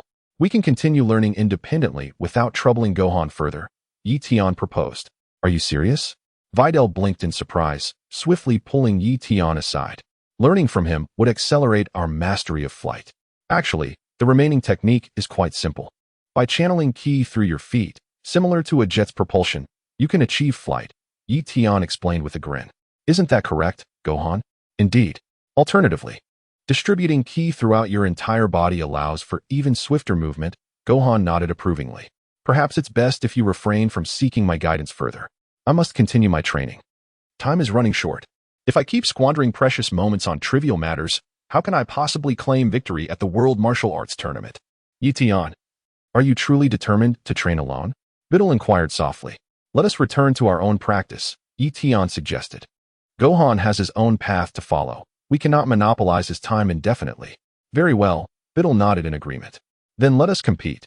See who first masters swift flight through the heavens. Indeed, Yi Tian murmured, lowering his voice. And afterward, we shall engage in a fierce aerial basketball match. Basketball amidst the clouds? Videl chuckled. Only you could conceive of such a notion. To kiss the rim of the hoop above the drifting clouds. What could be more poetic? Yi Tian mused wistfully. Chapter 39 Videl. What makes you so certain your father could best me in combat? What occupies your thoughts? You're practically drooling, Videl remarked, wiping her brow. Allow me to borrow this. Yi Tian said, swiping at his mouth before rubbing his hand against Videl's sleeve. Honestly, must you? Have you no garments of your own?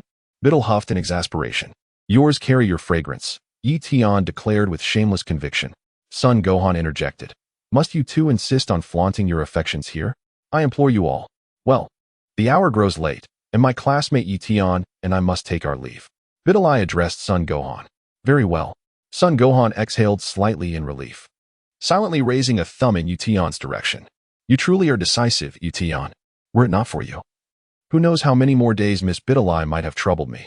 I still have much cultivation to refine. I aspire to achieve outstanding results in the World Martial Arts Tournament. Yi Tian and Videl boarded the jet helicopter together. Gohan, sorry for the disturbance. Farewell. Videl slowly started the aircraft. My apologies for the intrusion. Yi Tian waved at Son Gohan. Goodbye, Son Gohan replied with a gentle smile.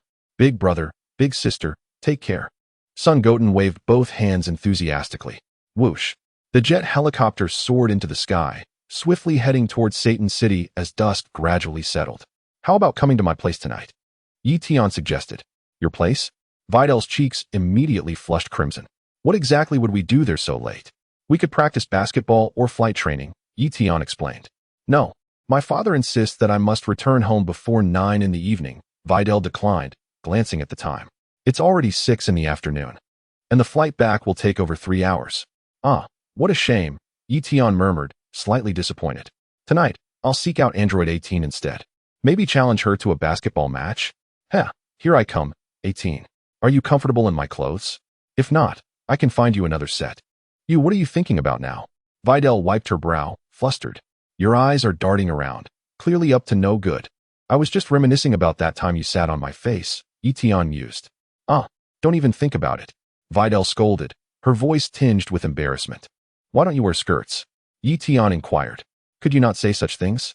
It's distracting, Videl exclaimed. The helicopter wobbled precariously in the air, ascending and descending erratically like a roller coaster. Yi Tian and Videl arrived in Satan City around 9 in the evening. Yi Tian, I should head back now, Videl said, dropping him off at apartment number 8. Let me escort you, Yi Tian offered with a smile. Better not. If my father sees you, he might try to fight you, Videl replied, shaking her head in concern. And what makes you think he could defeat me? Yi Tian countered. Videl, how dare I make such a claim? Simply because my father is the world champion of martial arts. Simply because my father saved the entire world. Tian, how can you be so arrogant? Tian, you must train diligently and strive to surpass my father one day, Videl said gently. MHM, Tian nodded in agreement. I have long surpassed him. Your father is no match for me at all. My father dotes on me deeply. He once told me that any boy who wishes to court me must be even stronger than him. But where could such a boy be found? After all, my father is the world champion, Videl murmured softly. So, Tian, I hope you can strive through your own efforts to one day defeat my father. Then can we openly go to a hotel together? Tian asked teasingly. Videl blushed. You're leading me astray again. Enough of that. I said I would escort you, and no one can stop me. Tian declared with unwavering determination. Even if it were the apocalypse, I would take you wherever you wish to go. Hearing his words, Videl felt her heart flutter. That sounds so touching. Tian, you're so good to me, she whispered, her cheeks flushed. Let's go. Tian reached out and took her delicate hand in his. A jolt like electricity coursed through Videl, sending a shiver down her spine.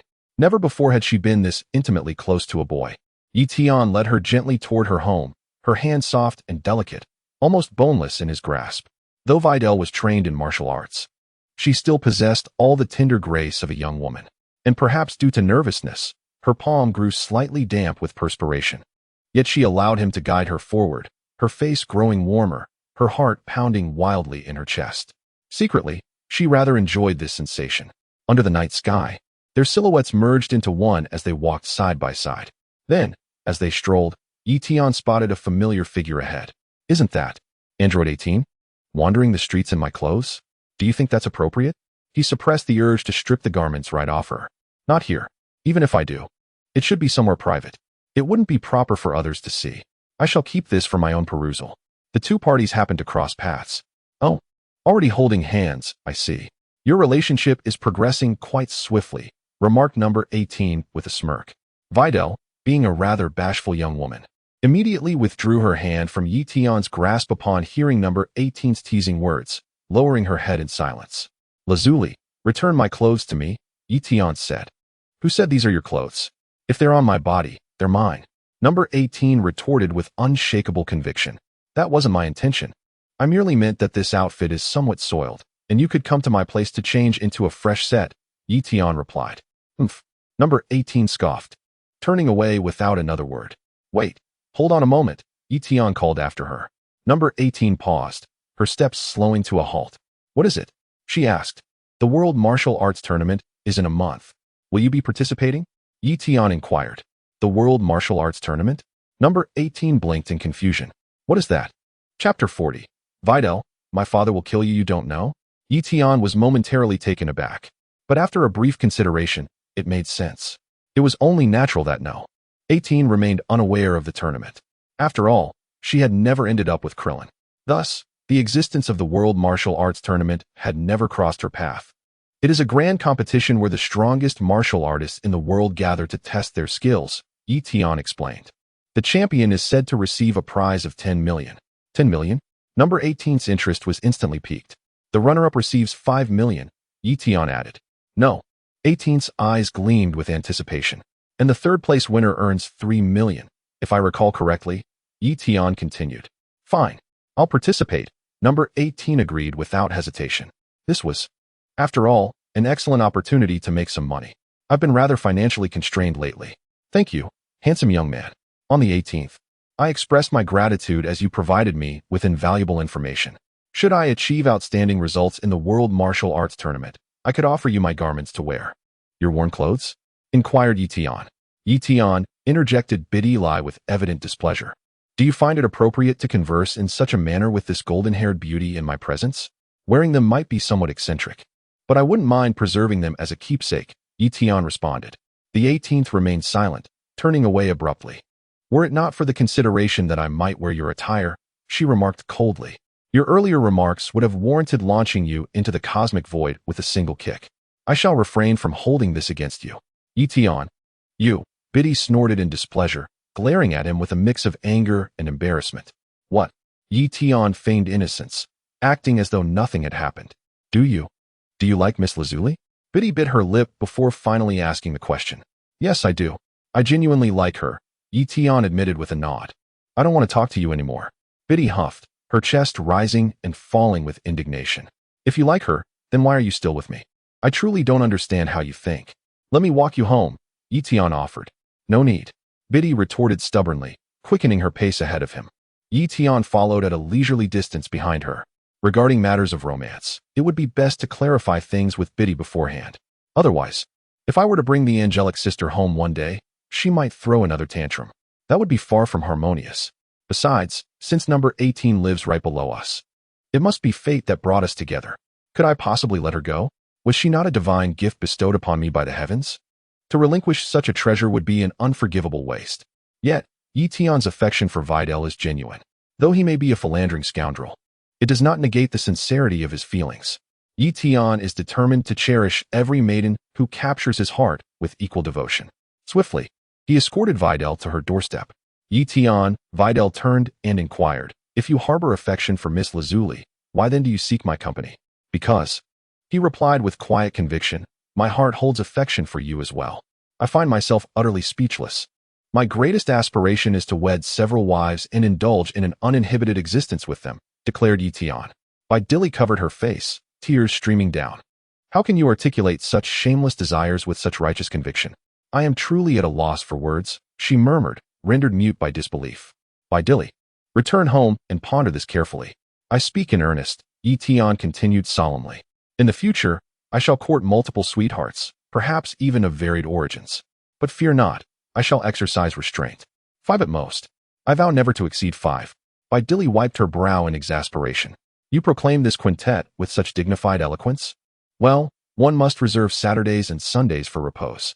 Even the most vigorous athlete requires respite from daily basketball, Tian mused wistfully. Are you assembling us merely to engage in basketball? Videl inquired hesitantly. Tian nodded vigorously with childlike enthusiasm. A shadow crossed Videl's countenance as comprehension dawned. Ah, so this is the basketball to which you refer. I was utterly mesmerized by your words. You truly live up to your reputation as a prodigy. How could you possess such meticulous knowledge about this subject? Now you finally understand. Tian sighed. I almost feel embarrassed to continue speaking. But what exactly do you mean by the blue frame? Biddy suddenly recalled something and hastily inquired. Well, some things can only be comprehended through personal experience. Tian replied with a smile. I have a strong suspicion you're not referring to anything decent. Biddy gritted her teeth. What exactly are you comparing to a basketball hoop? And that blue frame of yours, it sounds increasingly dubious. You've been talking nonstop about basketball all this way. Not to mention, you even suggested finding some secluded spot to play street ball together. And now you mention kissing the hoop midair. The mere thought of it made Biddy's head spin. I was completely led astray by him. Videl was thinking this very thought. Videl. Suddenly, someone shouted her name loudly. Run. My father is coming. A flicker of alarm crossed Videl's face as she urgently turned to Tian. Why should I run just because your father is coming? Tian shook his head. I'm not going anywhere. You'd better be careful. My father will beat you up. He's furious that you took his precious daughter to a hotel. Videl huffed. The problem is, we didn't actually go, Tian replied with a hint of regret. Videl bit her lip and asked, then tell me, have you ever had a girlfriend before me? I swear I absolutely haven't. Tian raised his hand as if taking an oath. The truth was, Tian had never been in a relationship. After crossing into this world, he had lived as an ordinary, law-abiding person, no system, no cheats, no special lineage. In Tian's own words, he was simply waiting around to die. He had survived the Scion invasion of Earth and Cell as human absorption incident. Life wasn't easy. Tian had no time for trivial matters, so he devoted most of his energy to studying. As for dating, he had considered it, but he was always too young. After all, he was only 16, the same age as Videl and son Gohan. And besides, he had no money. What was the point of dating without money? I get it. Just leave quickly. My father will be here any second, Videl urged. Tian smirked. What do you think your father's expression would be if I asked for his autograph right now? Videl, Chapter 41. Mr. Satan is terrified. Go. If you don't leave now, it'll really be too late. Videl grew frantic, pushing Tian to hurry away. Instead, Tian took the opportunity to pull her into an embrace. Why must I depart? What have I to fear? This seems like the perfect opportunity to tease this Mr. Satan. Satan charged forward in a flash. Then, in an instant, his gaze locked onto the sight of his daughter nestled in the arms of an unfamiliar young man. A storm of fury erupted within him, his entire body trembling with rage. You must be that brat named Tian. Unhand my daughter this instant. Satan bellowed, his face darkening with wrath. I told you to leave, but you wouldn't listen. What do we do now? Videl whispered anxiously. Don't worry. Everything will be fine.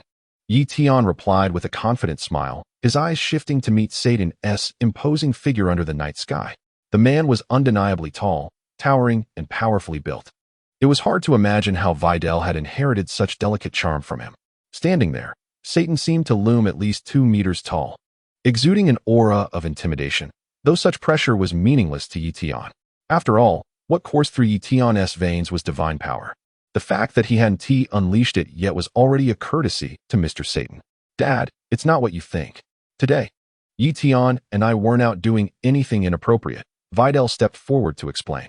Videl, go home. Now, Satan commanded sharply. I want tea. Videl clenched her teeth in defiance. Satan froze, stunned. Videl, you've never been like this before. Since when do you disobey me? He asked, his voice laced with disbelief.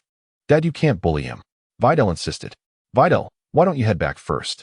Let me have a little chat with your father. Tian said with a calm smile. You, Videl faltered, at a loss for words. How can you joke at a time like this? Do you even realize what you're doing? My father will surely kill you. Don't worry, I'll be fine, Tian replied. All right then, Videl murmured. Her heart warmed by Tian's unwavering confidence. It seems Tian truly cares for me, she thought. For my sake, he dares to stand firm even before my father. My father is a world champion. If you provoke him, you could be knocked out with a single punch.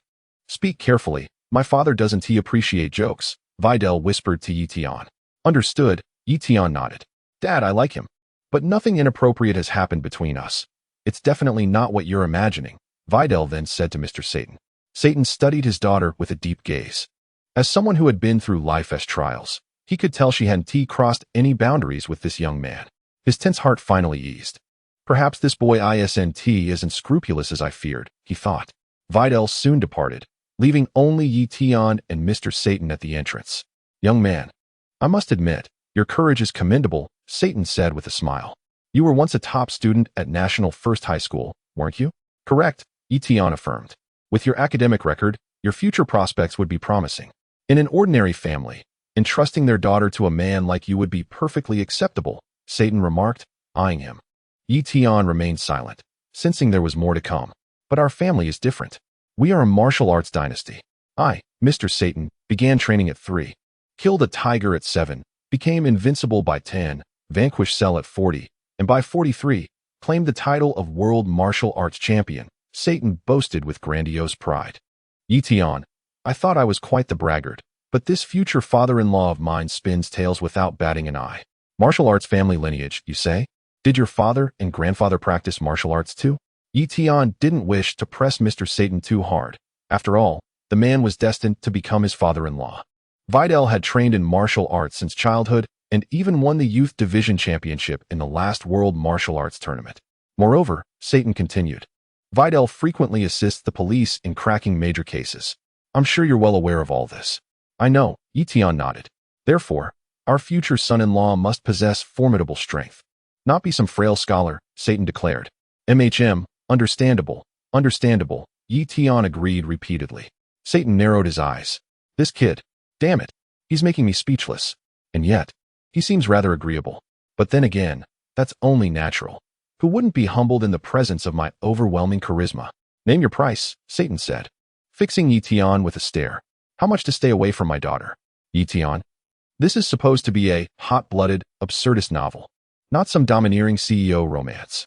Tian quickly corrected himself. Mr. Satan looked utterly bewildered. What are you talking about?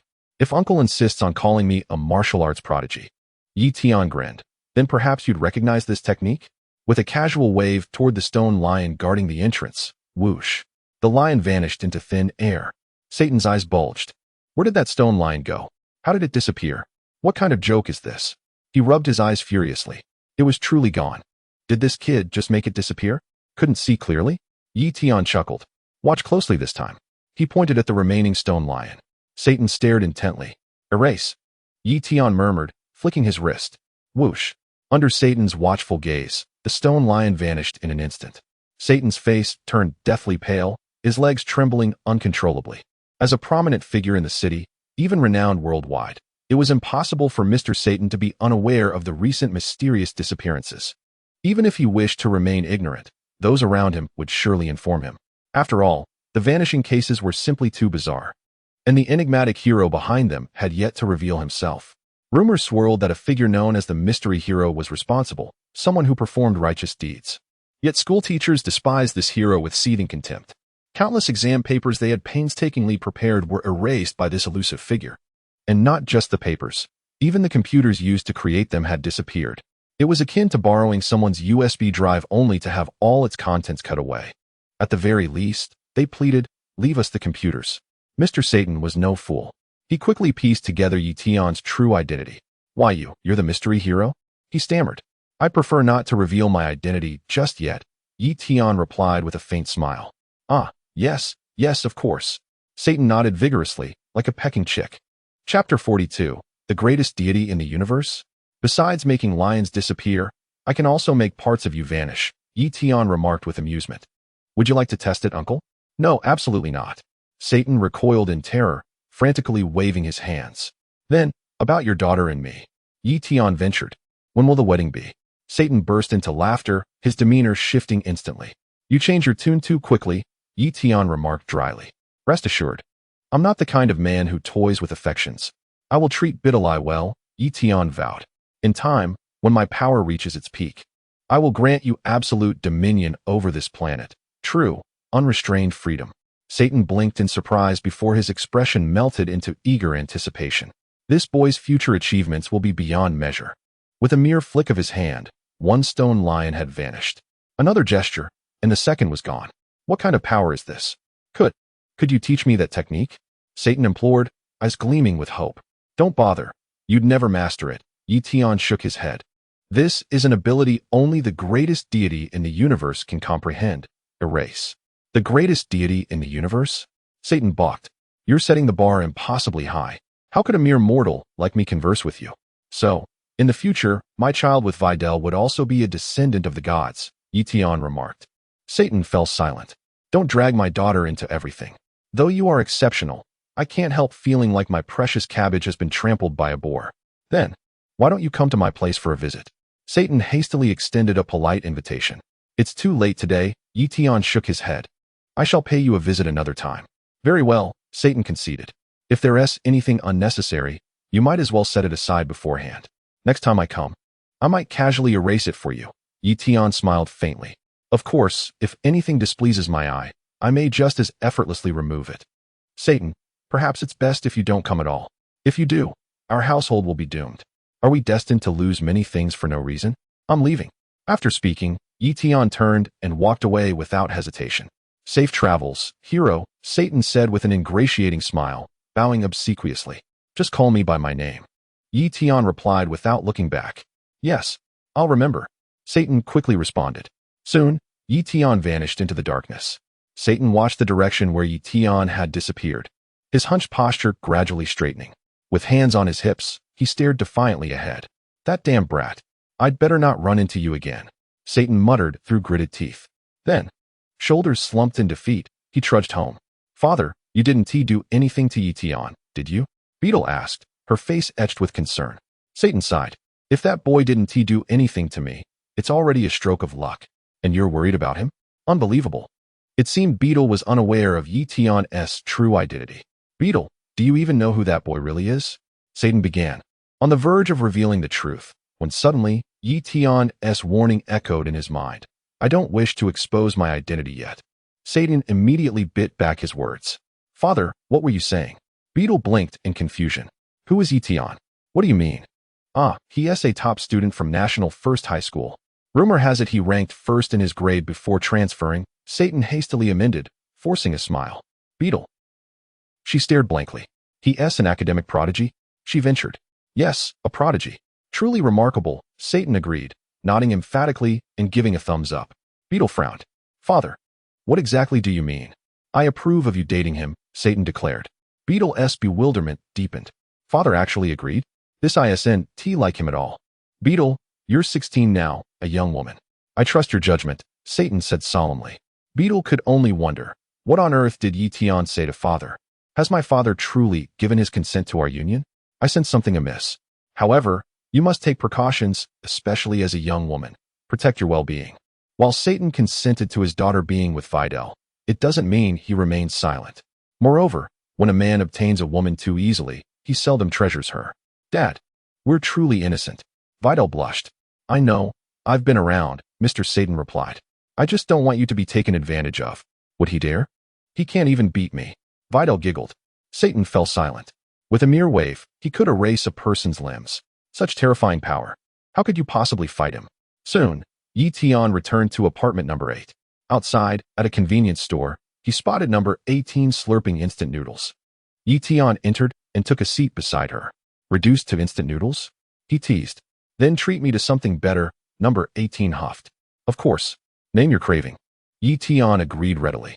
Hot pot, she said. Fine. Pick any place. So generous? Number 18 eyed him suspiciously. Need a favor? No. Just thought we could share a meal. That's all. That hot pot place across the street is decent, she suggested, pointing. Let us go? Tian didn't object. He could still afford hot pot, barely. But his funds were dwindling. I need to find a way to earn money. But with my abilities, what can I do? Rob a bank? Damn it. I am the supreme deity destined to reign over all existence in the cosmos. It would be utterly disgraceful for me to rob a bank. Alas, my erasure level remains lamentably low. Were I to attain the golden tier of erasure, I would then possess the power of creation. I could simply conjure money to spend. But that's not feasible at the moment. Even affording hot pot feels slightly strained. However, though Tian's remaining funds are meager, treating number 18 to a hot pot meal is still within his means. Perhaps tomorrow I could take up some renovation work, demolishing walls or something. I'll think about it later. Number 18 tossed aside her instant noodles and followed Tian into the hot pot restaurant across the street. Chapter 43, Number 18, My house has vintage films. Hey, where's that little girlfriend of yours? Number 18 asked. She went home, Tian replied. The moment your little girlfriend leaves. You're out on a date with me. Aren't you afraid she'll find out? Number 18 teased with a smirk. Not at all, Tian chuckled. The hot pot arrived swiftly. As luck would have it, Tian was famished, and the two indulged in a lavish hot pot feast. Lazuli, do you know any quick ways to make money? Tian inquired. You're asking me? Robbing a bank is the fastest, obviously, number 18 replied without turning her head. If only it were legal. Tian sighed. Seems like we're both strapped for cash. Number 18 laughed. Yeah, after this meal, my next few days are going to be rough. Then why did you let me order so much? Number 18 blinked in surprise. When treating a beauty to a meal, one mustn't be stingy. Even if I have to live on dirt afterward, I'll make sure you eat well, Tian declared. Humph, that almost moved me, number 18 huffed. A brief silence settled between them. What are you doing after dinner? Number 18 asked. You? Really? Tian replied suggestively. What are you talking about? I asked what you're doing after dinner, number 18 retorted, not catching his implication, or perhaps deliberately ignoring it. Never mind, Tian said. I'll take you to earn some money, if you dare, number 18 said with a bewitching smile. Earn money? How? Tian asked. Underground fighting rings, number 18 explained. If you win the championship, the payout is decent, not as much as the World Martial Arts Tournament, but still substantial. So that's how you make money? Tian realized. What else? A girl's got to live, number 18 chuckled. So, are you coming or not? I suppose checking it out wouldn't hurt, Tian mused. By the way, your little girlfriend seems loaded. Why don't you just ask her for money? Number 18 prodded. Do I look like a man who lives off women? Tian scoffed. Fair enough, number 18 laughed. Didn't he expect you to have such pride? After their meal, number 18 first took Tian to purchase some clothes for disguise. Subsequently, she led him into the underground fighting arena. That very night, the arena echoed with cries of agony. How could anyone possibly stand a chance against number 18? Fortunately, she exercised enough restraint to avoid fatalities, though many were left howling in pain. Tian also stepped into the ring for a couple of rounds, thoroughly exhilarated by the experience. He found an unexpected thrill in overpowering others. By the time they left the underground arena, the two had amassed a considerable sum, enough to cover their expenses for at least the next 2 months. Kid, you're not bad. Didn't he expect you to hold your own? Number 18 remarked, eyeing Tian with mild surprise. Just getting by, Tian grinned. Do you know Son Gohan? Number 18 inquired casually, her tone measured. His fighting style clearly betrayed an extraordinary background, prompting her question. Moreover, she had witnessed his earlier leap from her house to his own, an act that had already convinced her he was far from ordinary. Today's display only confirmed it. Yeah, Gohan my classmate. You know him too? Tian feigned nonchalance. Classmate? Number 18 blinked. You mean he attends school here? Right, we're in the same class. Tian nodded. Just classmates? She pressed. How much have you interacted with him? Not much. I've only known him for 3 days, Tian replied. 3 days? Her brows furrowed. Then who taught you those skills? Born with divine strength, believe it? Tian chuckled. Number 18. Will you be participating in the upcoming World Martial Arts Tournament? I'm considering it. Haven't decided yet, Tian said. Is Gohan competing? Her question carried a trace of unease. If Gohan entered, there was a chance Vegeta, and perhaps even Piccolo, might join as well. Piccolo's strength, she estimated, was likely on par with number 17's. I may not be a match for Piccolo. Certainly, I am no rival to Gohan or Vegeta either. By that reckoning, it seems I can only secure the 4th position. Participate, Tian nodded, answering truthfully. How much is the prize for 4th place? Inquired number 18.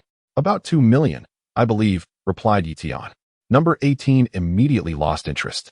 I might as well fight a few underground matches. The prize for 4th place in the World Martial Arts Tournament is only 2 million. Let's talk about it later. Mused number 18, hesitating over whether to participate in the tournament. Meanwhile, on their way home, Tian wasn't idle either, continuing to erase unnecessary traces. Of course, no. 18 didn't notice, how could she?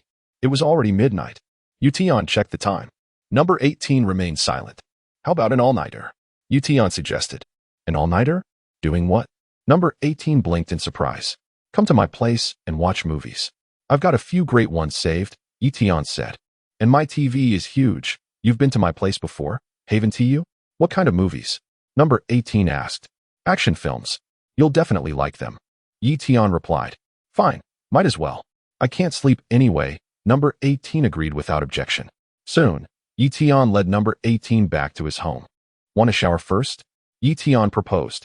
Number 18 hesitated. Don't get the wrong idea, Tian clarified. We've fought so many underground matches. We're filthy. Makes sense, right? You're right, number 18 conceded. But I don't have spare clothes. That so-called mysterious hero, if I ever catch him, forgot to buy clothes earlier. Whatever, tomorrow. We're mine. It's not like you haven't tea before, Tian teased with a grin. Number 18 sighed. I'll get them for you, Tian said. Retrieving a set of clothes from his bedroom. Yours again? Number 18 inspected them. Chapter 44.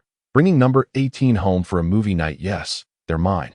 But they're clean, Tian admitted. You know my situation. It's not like I have brand new clothes lying around. Number 18 considered this. The guy wasn't exactly wealthy. Clothes were meant to be worn. Why would he have unworn ones at home? If he were rich, sure, but as it stood, as long as they're clean. All right, I'll shower at my place, number 18 said, lifting the previously severed floor panel and jumping down. Tian watched silently. I thought you were going to take a shower at my place. What a pity. I shall forego bathing, declared Tian as he swept his hands over his form. In an instant, every speck of dust vanished from his being. With a mere flick of his wrist, even the garments upon his frame were rendered immaculate. Bloody hell. Should I consider opening a laundromat? It seems we're engaged in numerous endeavors, yet the financial returns are frustratingly sluggish. Perhaps I should focus on accumulating experience points diligently, striving to ascend swiftly to the golden tier of obliteration. Once I attain the ability to manifest wealth, the burdens of livelihood shall no longer trouble me. This future supreme deity of the entire universe never imagined being troubled by mundane livelihood matters. Tian changed into another set of attire.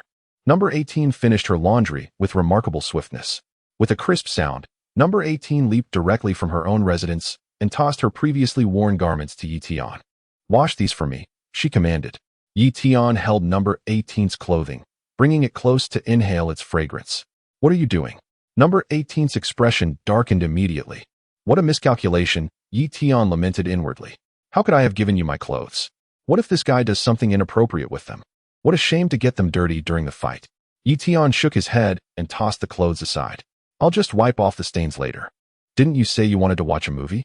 Show me that treasured film collection of yours. Number 18 said to Tian. MHM. Tian nodded eagerly, turning on the TV and navigating to a folder labeled A in the storage. Number 18 blinked in confusion. All action films. Really exciting stuff, Tian explained. No. 18 didn't dwell on it further.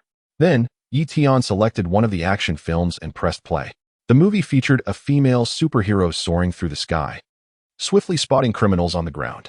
With lightning speed, she subdued them. The heroine continued performing heroic deeds before finally returning home. Not bad, right? Tian asked.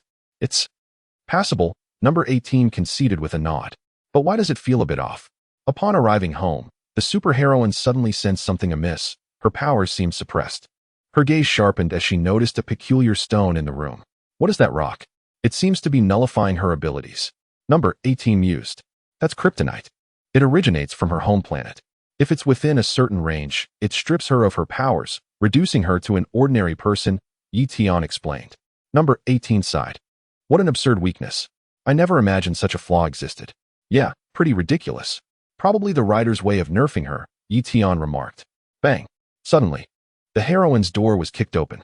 A masked brute stormed in, seizing her by the throat. She struggled desperately, but to no avail. Rip. With a single tug, the assailant tore off a piece of her clothing and shoved her onto the bed. Then, number 18 averted her eyes. This is what you call an action film? No. 18 glowered. Strange. That wasn't in the original plot, Tian feigned innocence. Before, she kicked the kryptonite away and beat the guy to a pulp. Definitely not what you're seeing now. As Tian was speaking, the television suddenly broadcast the cries of the female superhero. That voice was utterly intoxicating. Like a siren's call in the dead of night. Number 18, turn it off. I can't stand this anymore. I'll watch a bit longer, Tian replied. No. 18 was completely exasperated. You just won't stop, will you? Humph. Ignoring him, she leaped gracefully through the hole in the wall and returned to her own home. Before leaving BAM, she punched the television. With a dull thud, the screen shattered instantly. Tian, come back here. You owe me a TV, he roared. Humph, as if. Number 18 scoffed. Want me to tell your girlfriend you made me watch this kind of movie? Even if you tell her, you're still paying for my TV. Tian shot back. Number 18 said nothing more and turned away, retreating to her bedroom. If you won't pay for my TV, then you'll repay me with your body. Tian shouted. Number 18 laughed. Oh, you think you can defeat me? Just because you took down those underground fighters doesn't mean you stand a chance against me. I am exceptionally formidable. Tian was momentarily stunned. Damn, is this for real? If I can defeat you, you'll... Tian was practically drooling. Saliva dripped through the hole onto the floor of apartment 18. I shall defeat you now. Wait a moment. This is not an appropriate place for battle. I sense the entire building might collapse. Let us wait a while longer. Once I've settled matters with Videl, I shall return to properly entertain you. There will be ample time in the future. With a casual gesture, Tian erased the television. It was already broken beyond repair, better to simply wipe it away. Fortunately, the underground fights last night had earned him a considerable sum, more than enough to purchase a new one. The night passed without incident. The following morning, Videl arrived at Tian's residence. Tian, shall we practice flying together today? Videl suggested. Of course, no problem. Tian nodded. Wait, where is your television? Videl suddenly noticed its absence in the living room. It exploded last night, Tian replied. Exploded? Spontaneously? Videl asked with concern. Something like that, Tian nodded again. And where did you dispose of the exploded TV? Videl pressed. I threw it away. What use was there in keeping it? Tian chuckled. Enough about the television, let us decide where to practice flying. The house is far too cramped. Chapter 45, Sun Goten's observation. Tian seems unusually remarkable. How about the mountains over there? Videl proposed. Agreed. Tian offered no objection. They set off without delay. Along the way, Videl turned to him curiously. Tian, what exactly did you say to my father last night? He doesn't seem opposed to us being together. Nothing much. Perhaps he recognizes me as a prodigy destined for greatness. Hence his approval. Tian replied with a light smile. It feels more complicated than that. Videl mused. Does it matter? Tian shrugged. Videl frowned. How could it not matter? Soon, they reached the mountains and began practicing aerial maneuvers. Truthfully, Tian had already mastered flight. This was merely an exercise in guiding Videl. Capsule Corporation Headquarters Gravity Training Chamber. Vegeta, transformed into a Super Saiyan, delivered a relentless barrage of punches and kicks into the empty air. Nearby, Trunks struggled to take even a single step under the crushing weight, sweat pouring from his body. Trunks, don't push yourself. Withdraw from this chamber, Vegeta commanded. 150 times Earth's gravity is excessive for you. Last night, Goten called to say he's entering the World Martial Arts Tournament, Trunks panted. So I must participate as well. Oomph. As if it's some grand festival, Vegeta smirked. This is unbearable. Maybe I should transform, Trunks muttered. Enduring 150 G in base form is sheer madness. What did you say? Vegeta's eyes narrowed. Snap. Trunks' entire body radiated a golden glow, his hair standing on end as he transformed into a Super Saiyan. Vegeta was taken aback. With effortless grace, Trunks leaped into the air, soaring to an impressive height. Then, with astonishing speed, he began circling the gravity training chamber with exhilarating ease. Overwhelmed with joy, Trunks was utterly elated. Vegeta fell into silence, though a pang of bitterness gnawed at him. What kind of joke is this? When did this brat achieve the Super Saiyan form? And with such casual effort? He recalled his own grueling struggle to attain that very power, enduring countless hardships before finally breaking through. Meanwhile, Trunks continued flipping and reveling in his newfound strength. Trunks! Vegeta called out sharply. Turning his head, Trunks regarded his father with curiosity. Can son Gohan's younger brother also transform into a Super Saiyan? Vegeta inquired. Yes. Trunks confirmed with a nod. Vegeta muttered under his breath. So now it's a flood of Super Saiyans, is it? Has it become so trivial that anyone can achieve it? He paused, frowning. Wait a moment. Something doesn't add up here. Let me think this through properly. When I was with Bulma, I had already attained the ability to transform into a Super Saiyan. I recall the time when I had just mastered transformation. Not long after that, I ended up with Bulma. And then this little rascal came along. Kakarot also had son Gohan's younger brother after becoming a Super Saiyan. So, the reason they can transform into Super Saiyans so effortlessly, is it because both Kakarot and I fathered our children after achieving that form? That seems to make sense. Comforted by this realization, Vegeta's mood lifted considerably. Attack me, Vegeta commanded Trunks. Huh. Trunks hesitated, then quickly replied, no matter what, I could never be a match for you. Father, you're far too strong. Strike me. If you manage to land a hit on my face, I'll take you to the amusement park, Vegeta declared. Really, father? Trunks' excitement surged. Then here I come. Give it your all. Vegeta braced himself, ready for the assault. Hiya. Trunks lunged forward with startling speed. Vegeta was taken aback. This brat's fists are so fast, and his strength feels formidable too. Barely managing to evade Trunks' punch, Vegeta found himself on the defensive. Ha ha ha. Trunks unleashed another rapid flurry of strikes. Vegeta dodged awkwardly, struggling to keep up. Take this, and this, and this. Trunks' fists rained down like a storm upon Vegeta. Now at a clear disadvantage, Vegeta could barely parry the onslaught. Whose damn brat is this? Unbelievable. Thwack. Trunks' fist grazed Vegeta's cheek. Instantly, humiliation and fury ignited within Vegeta. Bam. With a swift counter, Vegeta's fist collided squarely with Trunks' nose. You little bastard. How dare you strike me? Crash. Trunks tumbled headfirst, landing in a dazed heap. Vegeta muttered under his breath, damn it. I suppose he is my own flesh and blood. I may have been a bit too rough. It hurt so much. Trunks gritted his teeth as he sat up from the ground, wincing in pain. Dad, that was sneaky. You actually fought back. Don't let your guard down. I never said I wouldn't retaliate, Vegeta replied coolly. But how could you? Trunks whined, his voice laced with indignation. No crying. I'll take you to the amusement park. Vegeta huffed. So, who's stronger, Gohan's little brother or you? I'm a bit better. Goten's younger than me, and he still can't fly yet. At the mention of the amusement park, Trunks immediately brightened, his tears forgotten. Vegeta fell silent once more. These kids, they're ridiculously strong. Mount Pausa Gohan and Goten sparred fiercely, both having transformed into Super Saiyans. Bam, bam, bam. Their battle raged from the ground to the sky, their movements a blur of speed and power. After some time, Gohan blocked his brother's punch. All right, Goten, that's enough for today. Okay, Goten agreed. They descended, landing heavily on the grass, panting from exertion. The intense training had drained them both. Brother, aren't that big brother and big sister coming today? Goten asked. Let's hope not. If they show up, we won't have time to train, Gohan chuckled. Learning to fly properly will probably take them a while. Brother, I think that guy, Tian, Seems really impressive, Goten mused, scratching his head. Huh, why do you say that? Gohan blinked in surprise. I don't know. Just a feeling, Goten smiled. Maybe you're overthinking it, Gohan laughed. Though, Tian's energy is unusual. Even I can't sense it. Chapter 46. Videl's declaration to the other 4 ships. Big brother Tian said that energy is a higher level kind. Is that true? Goten asked. I'm not sure. Maybe, Gohan replied with a grin. But don't worry. I can go beyond a Super Saiyan. I'll definitely do well in the World Martial Arts Tournament.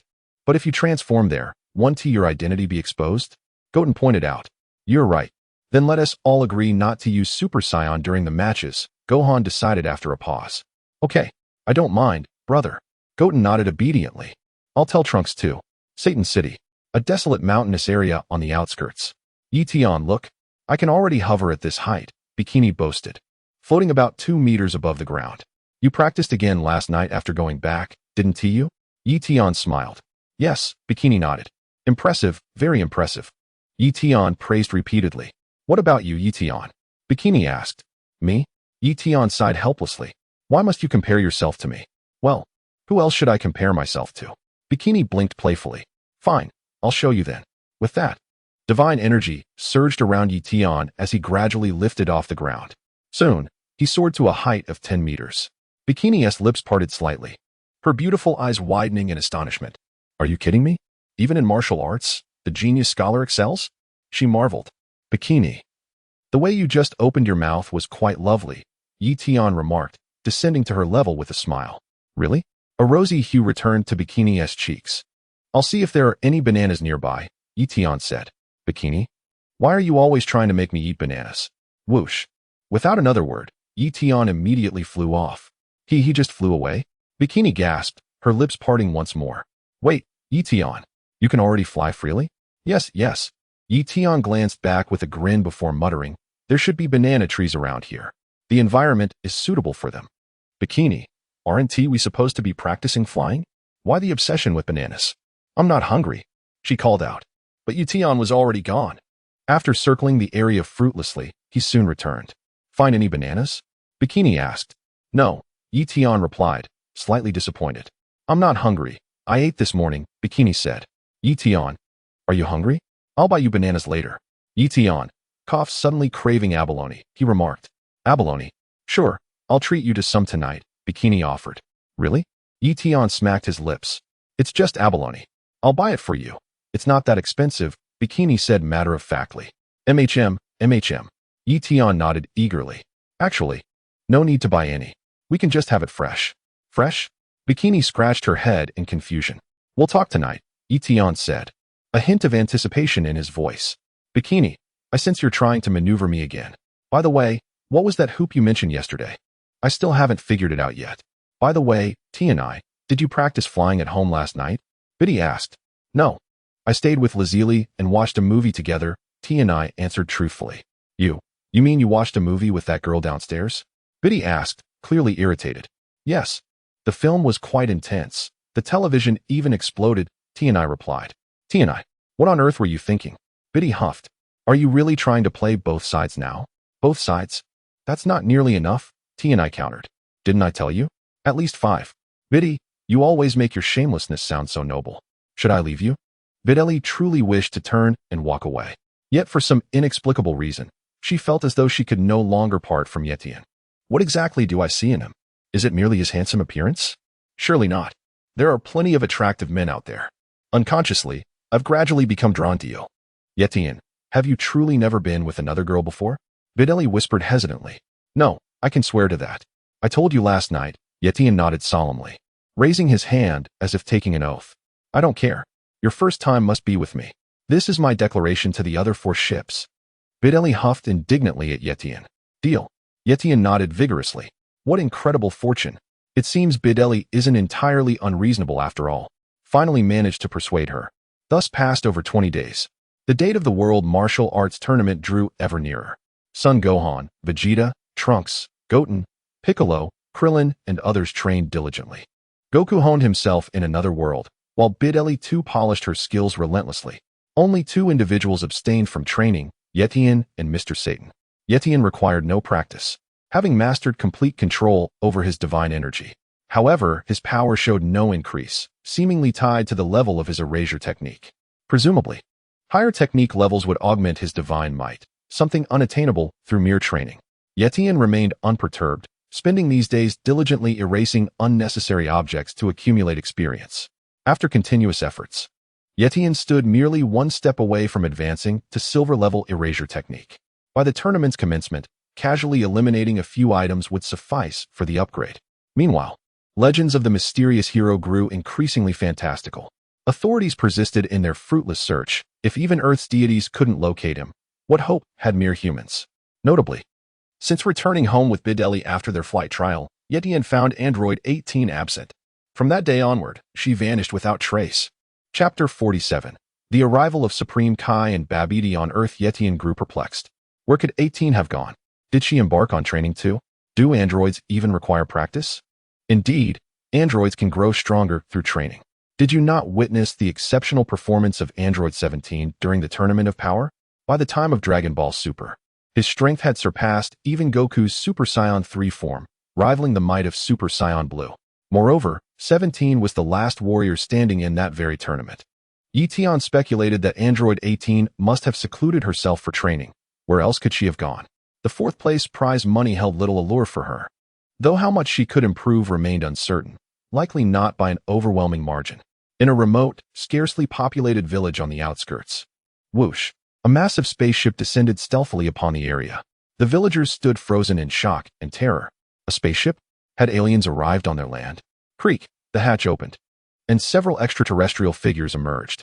With chilling ease, they eradicated every soul in the village. Lord Babidi, all nearby humans have been eliminated, reported a minion, bowing before the Dark Wizard. Excellent work. Babidi nodded in satisfaction before turning to Beerus at his side. As far as I know, the Supreme Kai has been monitoring Majin Buu's seal. We must conceal our ship swiftly and proceed discreetly to locate it. A sound strategy, Lord Babidi. Beerus replied with a faint smile. But where shall we hide such a colossal vessel? Inquired the underling, Pui. Beneath the earth, Babidi answered smoothly. Brilliant as always. My lord. An ideal choice, Pui assented. Without delay, the minions labored through the night, burying the enormous spacecraft underground. Once hidden, Babidi swiftly located Majin Buu's seal, guided by his father's journal. So this is Majin Buu? Babidi trembled with exhilaration. Beerus, too, gazed upon the seal, a smirk playing on his lips. Let us transport it back to the ship at once. I must decipher how to break this seal, Babidi declared, anticipation lacing his voice. Beerus himself hoisted the seal aloft, soaring silently into the night sky. Before long, Babidi and his entourage returned to their vessel with their prize in tow. Consulting his father's notes once more, Babidi uncovered the method to undo the seal. Pure energy is required? He mused, casting a critical eye over his minions. None of these fools will suffice. Where, then, shall we find such purity? Lord Babidi, I have heard that a martial arts tournament called the Strongest Under the Heavens will soon be held on this planet. Pui suggested. Shall we attend the event to see if we can gather pure energy? Very well, Babidi nodded. But before that, capture 2 individuals for me. I need more detailed information about this tournament. I'll fetch them right away, Pui chuckled. The gravity on this planet is so light, flying feels exhilarating. Pui, the gravity on your home planet is 10 times that of this one, isn't it? Babidi remarked with a smile. No wonder you'd say that. Indeed, Lord Babidi. I shall act immediately, Pui responded. That very night, Pui abducted 2 individuals who had previously participated in the tournament. Babidi swiftly placed them under his magical control. Until we gather sufficient pure energy, we must remain discreet, Babidi mused with a faint smile. The Supreme Kai might appear at any moment. Rest assured, Lord Babidi. Beerus declared with unwavering confidence. The Supreme Kai is nothing before me. While that may be true, he is still the Supreme Kai, the most powerful deity in this universe. Babidi sighed. Caution is advisable. Once my Majin Buu breaks free from his seal, the entire cosmos shall bend to my will. Supreme Kai's realm. The Supreme Kai's expression darkened, beads of cold sweat trickling down his face. My lord, what troubles you? His attendant Kibito inquired. The seal on Majin Buu. It has vanished, the Supreme Kai uttered gravely. What? The seal is gone? Kibito gasped. Who could have done this? Kibito. We must depart for Earth at once. The Supreme Kai commanded. As you wish, my lord, Kibito complied. Kai, with a swift teleportation, The Supreme Kai and Kibito materialized on Earth, descending upon the very site where Majin Buu had once been imprisoned. The seal is indeed missing, Kibito observed grimly. Judging by the traces left behind, it appears someone removed it. Footprints remain here, the Supreme Kai noted, gesturing toward the ground. The shape of these prints, they do not resemble those of Earthlings, Kibito remarked. More likely, they belong to extraterrestrials, the Supreme Kai deduced. Have aliens arrived on Earth? Kibito questioned. There is a strong possibility it is the sorcerer Babidi. The Supreme Kai clenched his teeth. He is Bibidai's son. Bibidi had a son? Kibito frowned. None other than him. He must be desperate to awaken Majin Buu. The Supreme Kai felt the weight of impending catastrophe. If that is true, the entire universe faces peril. Kibito's face turned ashen with fear. No matter what, we must locate the sorcerer Babidi as swiftly as possible and prevent him from reviving Majin Buu. The Supreme Kai declared through gritted teeth. The two commenced their search across Earth. Several hours elapsed when suddenly, the Supreme Kai stiffened, his gaze snapping towards Satan City. Kibito likewise froze momentarily. My lord, what is that energy emanating from over there? Kibito inquired with palpable astonishment. Divine power, the Supreme Kai affirmed with a firm nod. How could any being on this planet possess such sacred energy? Kibito murmured in bewilderment. I cannot fathom its origin either, the Supreme Kai admitted, shaking his head. Perhaps it belongs to this world's deity. Many planets do birth their own guardian gods after all. That does seem plausible, my lord, Kibito conceded, then added with peculiar curiosity. Yet Supreme Kai, did you not sense how extraordinarily refined that divine essence was? Chapter 48. The Supreme Kai, Divine Energy Detected. I share your observation. The Supreme Kai acknowledged. However, we haven't the luxury to investigate further. Our priority remains locating Babidi. Indeed, you speak wisely, my lord, Kibito assented, taking to the skies once more. They scoured the terrain for traces of Babidi. Their perseverance bore fruit when discernible clues led them to discover that two of Babidi's minions intended to participate in the World Martial Arts Tournament. The World Martial Arts Tournament? Kibito echoed in surprise. This presents a prime opportunity, Kibito, the Supreme Kai remarked with a measured smile. We shall disguise ourselves as contestants, shadow those energy-draining henchmen discreetly, and thereby pinpoint Babidi's exact whereabouts. Understood, Supreme Kai, Kibito complied, then added with mild amusement, though participating in such mortal competitions would undoubtedly grant us effortless victory. Kibito, the Supreme Kai intoned gravely, our purpose is not championship glory, but the swift elimination of Babidi to thwart Majin Buu's awakening. Should that abomination stir, cataclysmic ruin would befall the entire cosmos. Satan City, Apartment 8. Just moments ago, Tian was levitating within his home, endeavoring to refine his mastery over his divine power. Suddenly, he sensed an inexplicable gaze directed toward his location.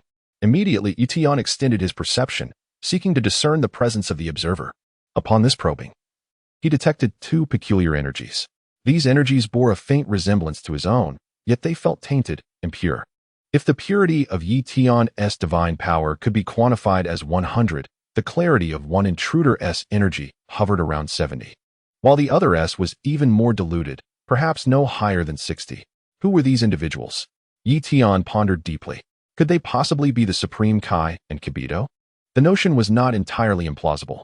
The resonance between our energies is profound. This divine essence we refer to as sacred power. My divine power is on par with that of the Omni-King, thus my purity has reached a state of sublime perfection. The Supreme Kai's divine energy hovers around 70, while their attendants linger at 60. Extrapolating from these figures, where does the Destroyer God stand? 80 or perhaps 90? And the angels, do they surpass 95? Yet in the grand scheme, such trivial distinctions hold no significance. I sense their divine power is rather feeble. Upon reflection, this is hardly surprising. After all, my current strength has far surpassed that of the Supreme Kai. Just now, when I released merely a wisp of divine energy, that fellow Supreme Kai could still perceive it. Little does he realize how vastly my power now eclipses his own. Indeed, the Supreme Kai naively believes Tian's divine energy to be weak. After all, Tian only unleashed a minuscule fraction of his power, merely to temper his own will. How could the Supreme Kai possibly comprehend that Tian's divine might has long since exceeded his own? In the Supreme Kai's limited understanding, he remains the greatest deity in this universe. Moreover, he remains oblivious to the existence of other universes. Were he aware, he would never entertain such delusions. Time flows steadily onward. The day of the World Martial Arts Tournament draws ever nearer. On this particular morning, the sun finally rises, casting its warm, radiant glow. Videl arrives early to seek out Tian. Tian, shall we fly to the venue today? Videl suggests. Certainly, Tian nods without objection. Flying there is no trouble at all. And while we're at it, we could have an intense basketball match in the sky. He smiles faintly. I've yet to kiss the rim. Videl frowns. What exactly do you mean by kiss the rim? You're being so cryptic. It's frustrating. Our relationship is practically settled. So why must you speak in riddles? Tian merely chuckles. Some things are better understood than explained. Speaking of them outright would ruin the mystery. Videl wipes her brow in exasperation.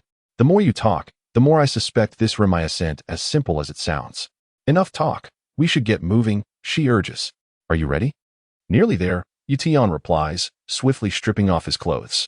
Videl blinks. Hey, do you really think it's appropriate to undress in front of me? She sighs. Aren't we about to leave? Instead of getting dressed, you're taking things off? I'm changing into fresh attire, Tian explains. Clad only in his shorts as he rummages through the wardrobe for a new outfit. You could at least warn me first. I should have some privacy. Videl protests. Come now. Between us, what's there to hide? Tian grins. Videl falls silent. Even if I am your girlfriend, our relationship hasn't reached that level of familiarity yet, has it? Tian finishes dressing swiftly. By the way, have you made up your mind? Videl asks. Will you participate in the tournament? I might as well, Tian shrugs. It's all just for fun anyway. Tian pondered for a moment, then glanced at the clock. There was still time. Shall we engage in a more meaningful competition first? A more meaningful competition?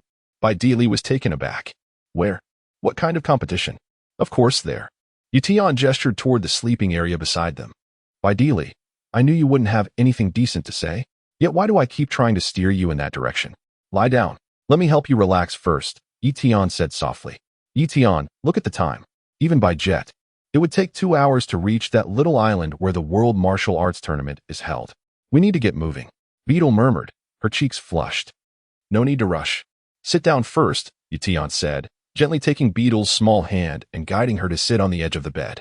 Videl's heart raced like a startled deer. Tian, what are you trying to do? She asked, her face still tinged with pink.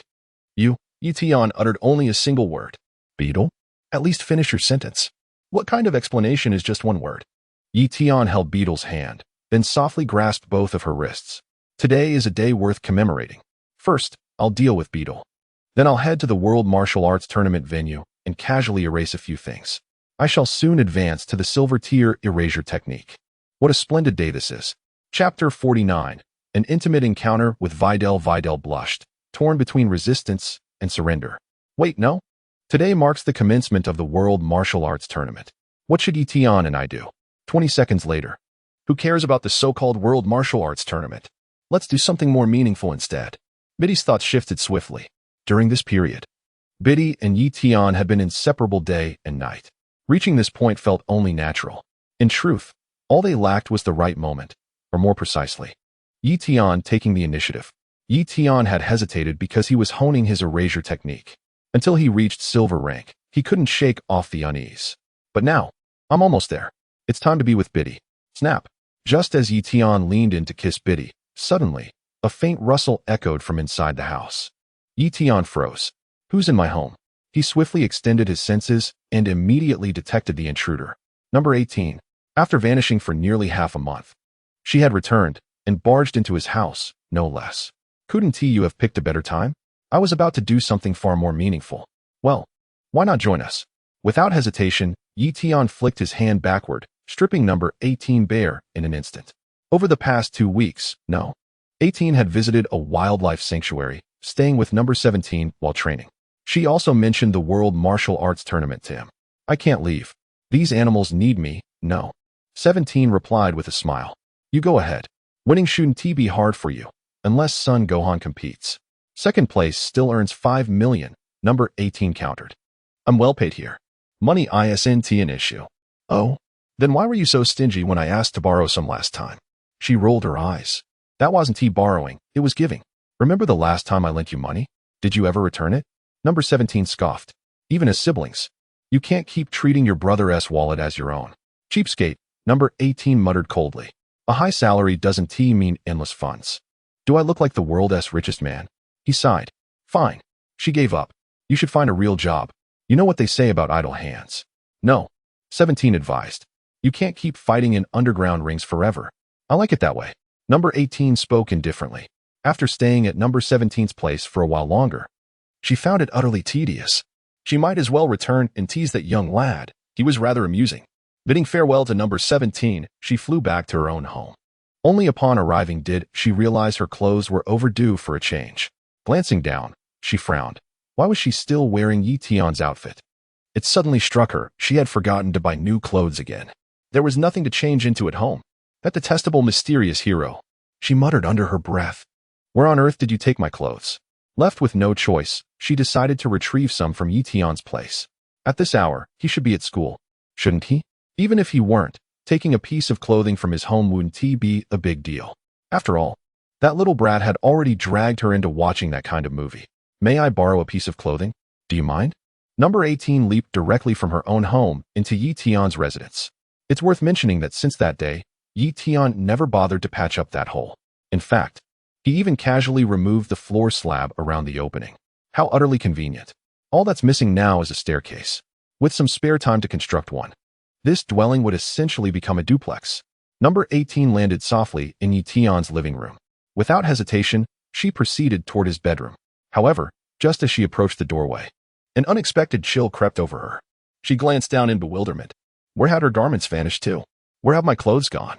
Was it that mysterious hero again? What awaited number 18 was even more exasperating. Upon entering the bedroom, she discovered Tian making advances toward his female classmate, who reciprocated with tender affection and amorous glances. Number 18. Something feels off, Tian. Hold on a moment. Suddenly, Videl sensed a presence in her peripheral vision.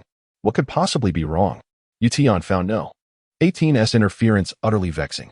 Couldn't you have returned at any other time? When I longed for you, you were absent. Yet now, when I least desire your presence, here you are. I think someone's in the house. Videl gently extricated herself from Tian's embrace. Rising to her feet, her gaze immediately fell upon No. 18 standing at the doorway. The two women locked eyes. Why are you entering Tian's home without any clothes? Videl demanded, hands on her hips. Number 18 instinctively moved to mirror the gesture, only to recall her state of undress, leaving her momentarily speechless. Without a word, she strode past Videl, deftly opened the wardrobe, retrieved one of Tian's outfits, and slipped it on. Carry on, number 18 remarked coolly before turning to leave. Join us, Lazuli, Tian called out. Number 18, already halfway out the door, nearly stumbled at his words. How could such a thing be shared among us? Quickening her pace, she vaulted back into her own home.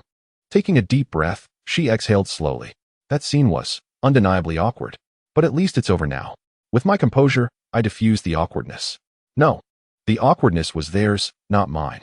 Wait, that's not quite right either. I am utterly mortified, for my garments have vanished without a trace. That enigmatic savior of yours, mark my words, you'd best hope I never lay hands upon you. Should fate grant me that privilege, you shall witness the full measure of my retribution.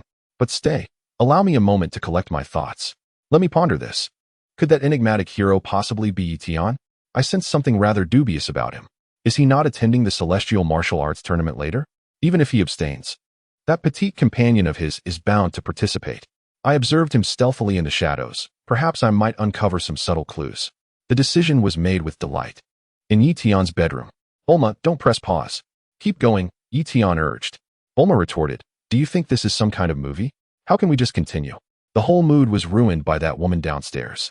You never told me, Tian, that you and she, her voice trembled, tears welling in her eyes. Chapter 50. Goal, the World Martial Arts Tournament. I'm innocent. I really wasn't with her. Her clothes, that must have been the work of that so-called mystery hero again, Tian insisted. Mystery hero? Don't blame everything on the mystery hero. Bulma scoffed. It's ridiculous now. Even the police pin unsolved cases on him. No one bothers to investigate anymore. Well, what can we do? He is so elusive. To this day, no one knows his true identity. Tian replied nonchalantly, feigning indifference. Speaking of the mystery hero, lately, a lot of things have been mysteriously disappearing, Bulma murmured. Who could it be? Always making things vanish. You'll find out eventually. Tian said with a faint smile. It's like searching for something. When you desperately want to find it, it eludes you. But the moment you stop looking, it suddenly appears.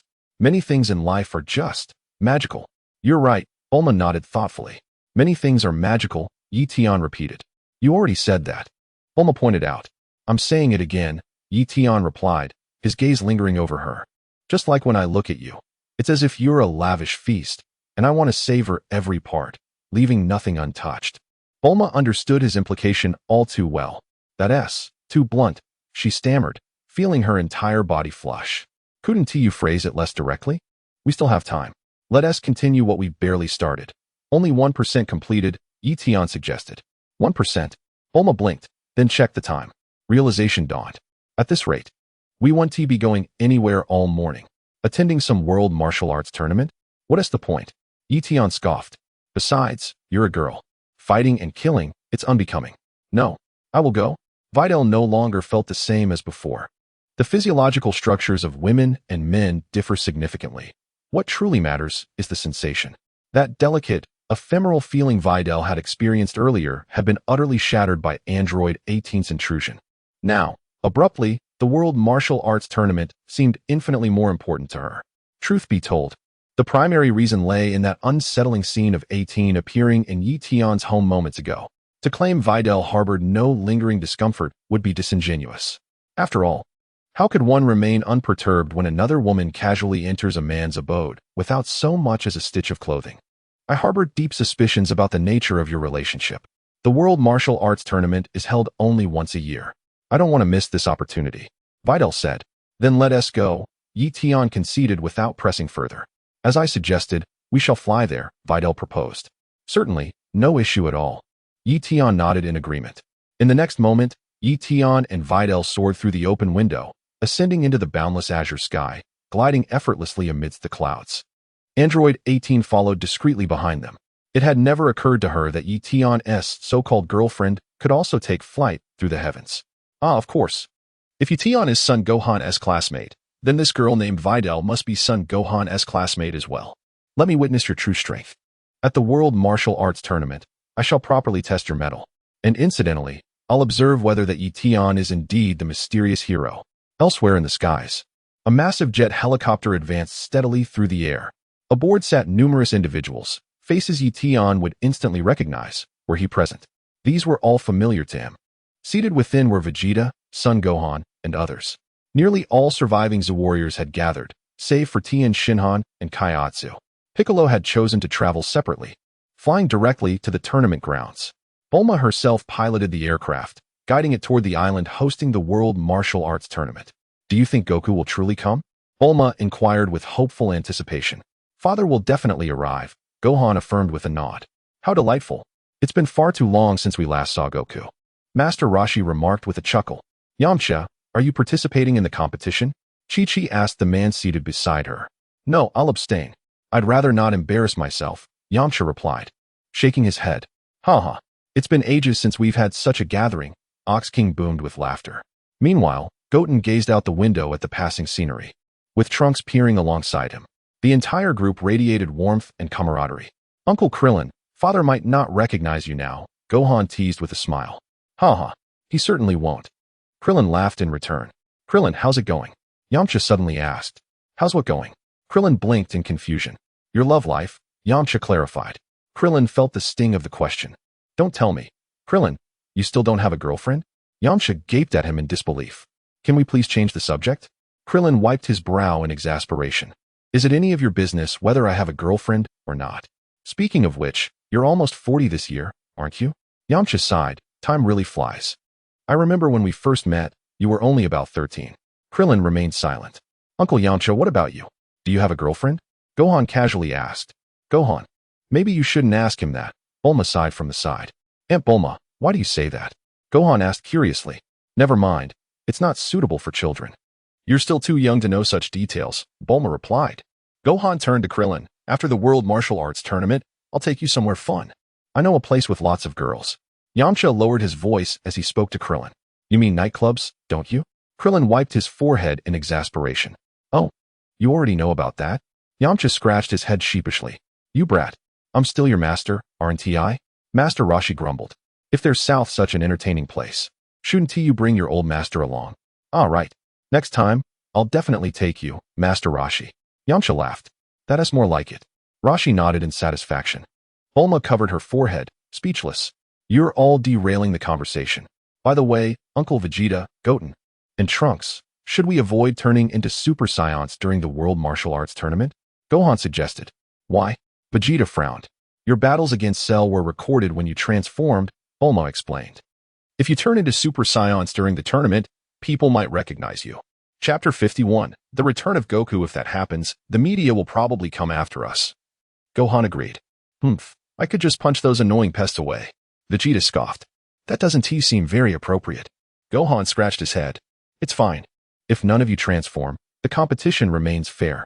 My advantage 1T change, Vegeta said dismissively. Goten and I have no problem with that, Trunks added. Great. Thank you. Everyone, let us all stick to the rules, Gohan said gratefully. Speaking of which, Gohan, any updates on that mystery hero situation? Found anything new lately? Bulma asked. The mystery hero? Gohan shook his head. I took a month off to train at home and haven't been to Satan City in a long time. So I don't know much about it. I see, Bulma nodded. Did the mystery hero do anything mysterious again? Did more things disappear in Satan City? Gohan inquired. I've been keeping an eye on the news occasionally, Bulma replied. Bulma remarked, lately, Satan City has been experiencing numerous mysterious disappearances of objects. I wonder which enigmatic hero is behind this. Son Gohan pondered. Who exactly is this person? Could they truly be a magician? Krillin, intrigued, asked, what mysterious hero? What kind of things have vanished? You might not be aware, Uncle Krillin, Gohan explained. In Satan City, where I attend school, objects frequently disappear without a trace. However, most of them are things that shouldn't exist in the first place. The citizens have spun tales of a mysterious hero, claiming it's this hero who makes these things vanish. Upon hearing this, Krillin and the others were visibly astonished. Uncle Vegeta suggested it might be the work of a magician, Gohan continued, using spells to relocate these objects. Krillin raised an eyebrow. That's all well and good, but why would they transfer your school's exam papers? Does this magician intend to complete every single test themselves? Gohan fell silent, utterly speechless. Even more absurd, Bulma added with a laugh. Lately, people who misplace their belongings have started blaming this so-called mysterious hero. Really? Gohan blinked in surprise. Take this news article, for instance, Bulma said, amused. A woman was caught cheating by her husband, and she claimed that both her clothes and her lovers had been whisked away by the mysterious hero. Krillin burst into laughter. They're pinning that on the mysterious hero too. The most ridiculous part is that her husband actually believed it, Bulma chuckled. Yamcha, stroking his chin thoughtfully, turned to Krillin. This mysterious hero can make things disappear? Huh? Krillin, do you think your nose was taken by them? Get lost. Krillin roared in indignation. The island of the World Martial Arts Tournament after a 2-hour flight. Tian and Videl arrived above the island. It's only a little past 9 in the morning, yet so many people are already here, Videl observed. Gazing at the bustling crowd below, everyone's arrived quite early. Indeed, Tian agreed. My father's here too, Videl added, spotting her dad among the throng. Let's find a place to land, preferably somewhere less crowded, to avoid causing a commotion. Let's go, Tian assented, guiding Videl to a secluded landing spot. Not long after their descent, Son Gohan and the others also arrived by plane. Upon setting foot on the island, Krillin and Yamcha were taken aback by the sheer number of participants and spectators at the World Martial Arts Tournament. This is far livelier than before, Krillin exclaimed. Whoa! Yamcha gasped in awe. At that moment, cheers erupted in the distance. Many people swiftly surged toward the commotion. It was Mr. Satan. Mr. Satan had arrived. Someone shouted excitedly while running, eyes brimming with exhilaration. Ha ha ha, it's Mr. Satan, the great hero who saved the Earth, Krillin remarked with a grin. He's quite popular. Bulma observed with a smile. But that's only natural. Even the city is named after him. Ha ha. Satan emerged amidst the crowd, raising his fists triumphantly, his face alight with boundless joy. All my supporters across the world, sorry to keep you waiting. Satan bellowed with laughter. Mr. Satan, Mr. Satan, Mr. Satan. The audience chanted fervently. A prearranged female reporter approached for an interview. Welcome, Mr. Satan. What are your chances of winning this time? She inquired, extending the microphone toward him. Ha. I'm 12 times confident of victory, Satan declared with unwavering self-assurance. That guy hasn't changed a bit, Yamcha chuckled. Brother, Uncle Piccolo is over there, Goten said to Gohan. Gohan immediately spotted the green-skinned figure. Uncle Piccolo, have you seen my dad? Gohan asked. Not yet, Piccolo replied quietly, then eyed Gohan's attire. Gohan, you're seriously going to compete dressed like that? Yeah, Gohan nodded. That headband color, if it were green, it'd match my skin nicely. Piccolo muttered under his breath. Piccolo, what are you implying? Do you even know what a green headband symbolizes? Chi-Chi stormed over, glowering at him. Does it have a special meaning? Piccolo, unfamiliar with such nuances, frowned. Of course it does. A green headband means your partner has been stolen. Chi-Chi huffed. Piccolo, your kind doesn't even have genders, do you? But does Gohan have a girlfriend? Piccolo countered. Not now, but that doesn't mean never. Chi-Chi snapped. Understood. Piccolo wiped his brow. Where is Goku? Could he already be in the contestants' lounge? Chi-Chi scanned the surroundings anxiously. Thud. Just then, Son Goku descended from the sky, landing before the group. Hey, everyone. Goku greeted cheerfully. Goku. Piccolo turned abruptly, eyes widening at his sudden appearance. Dad. Gohan called out eagerly. Ah. Krillin was too overwhelmed to speak. You've all changed a bit, but you look well, Goku remarked warmly. Chapter 52. The final gesture of the bronze-level erasure technique, Son Wukong smiled gently. Krillin struggled to hold back his tears.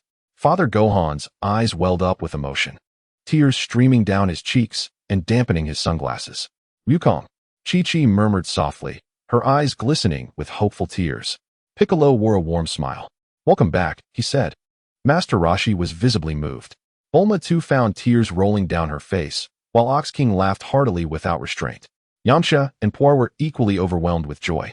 Oolong gazed at Wukong with eager anticipation. Goten, however, wore a puzzled expression. Who is this man? He wondered. My father?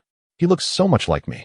Vegeta observed coldly from the sidelines, silently contemplating the extent of Kakarot's potential power. Trunks also failed to recognize Son Wukong. Father. Gohan was the first to rush forward, embracing his dad tightly. Soon after, Krillin, Oolong, and Chi-Chi followed, wrapping their arms around Wukong in a heartfelt reunion. Bulma nearly joined them, taking 2 eager steps forward before suddenly stopping herself. I am now married, and our child has already grown to such an age. I should refrain from displaying excessive affection toward Goku. Otherwise, wouldn't Vegeta be the one wearing the green headband? After a tender moment of reunion, everyone gradually settled their emotions. Remember, you only have 24 hours, Baba Uranai reminded Goku from atop her crystal ball. Thank you, Baba, Goku nodded. I'll come to retrieve you after 24 hours. She declared before departing on her floating orb. After exchanging a few more pleasantries, Goku pointed at Goten and remarked, Ah, he looks so much like me.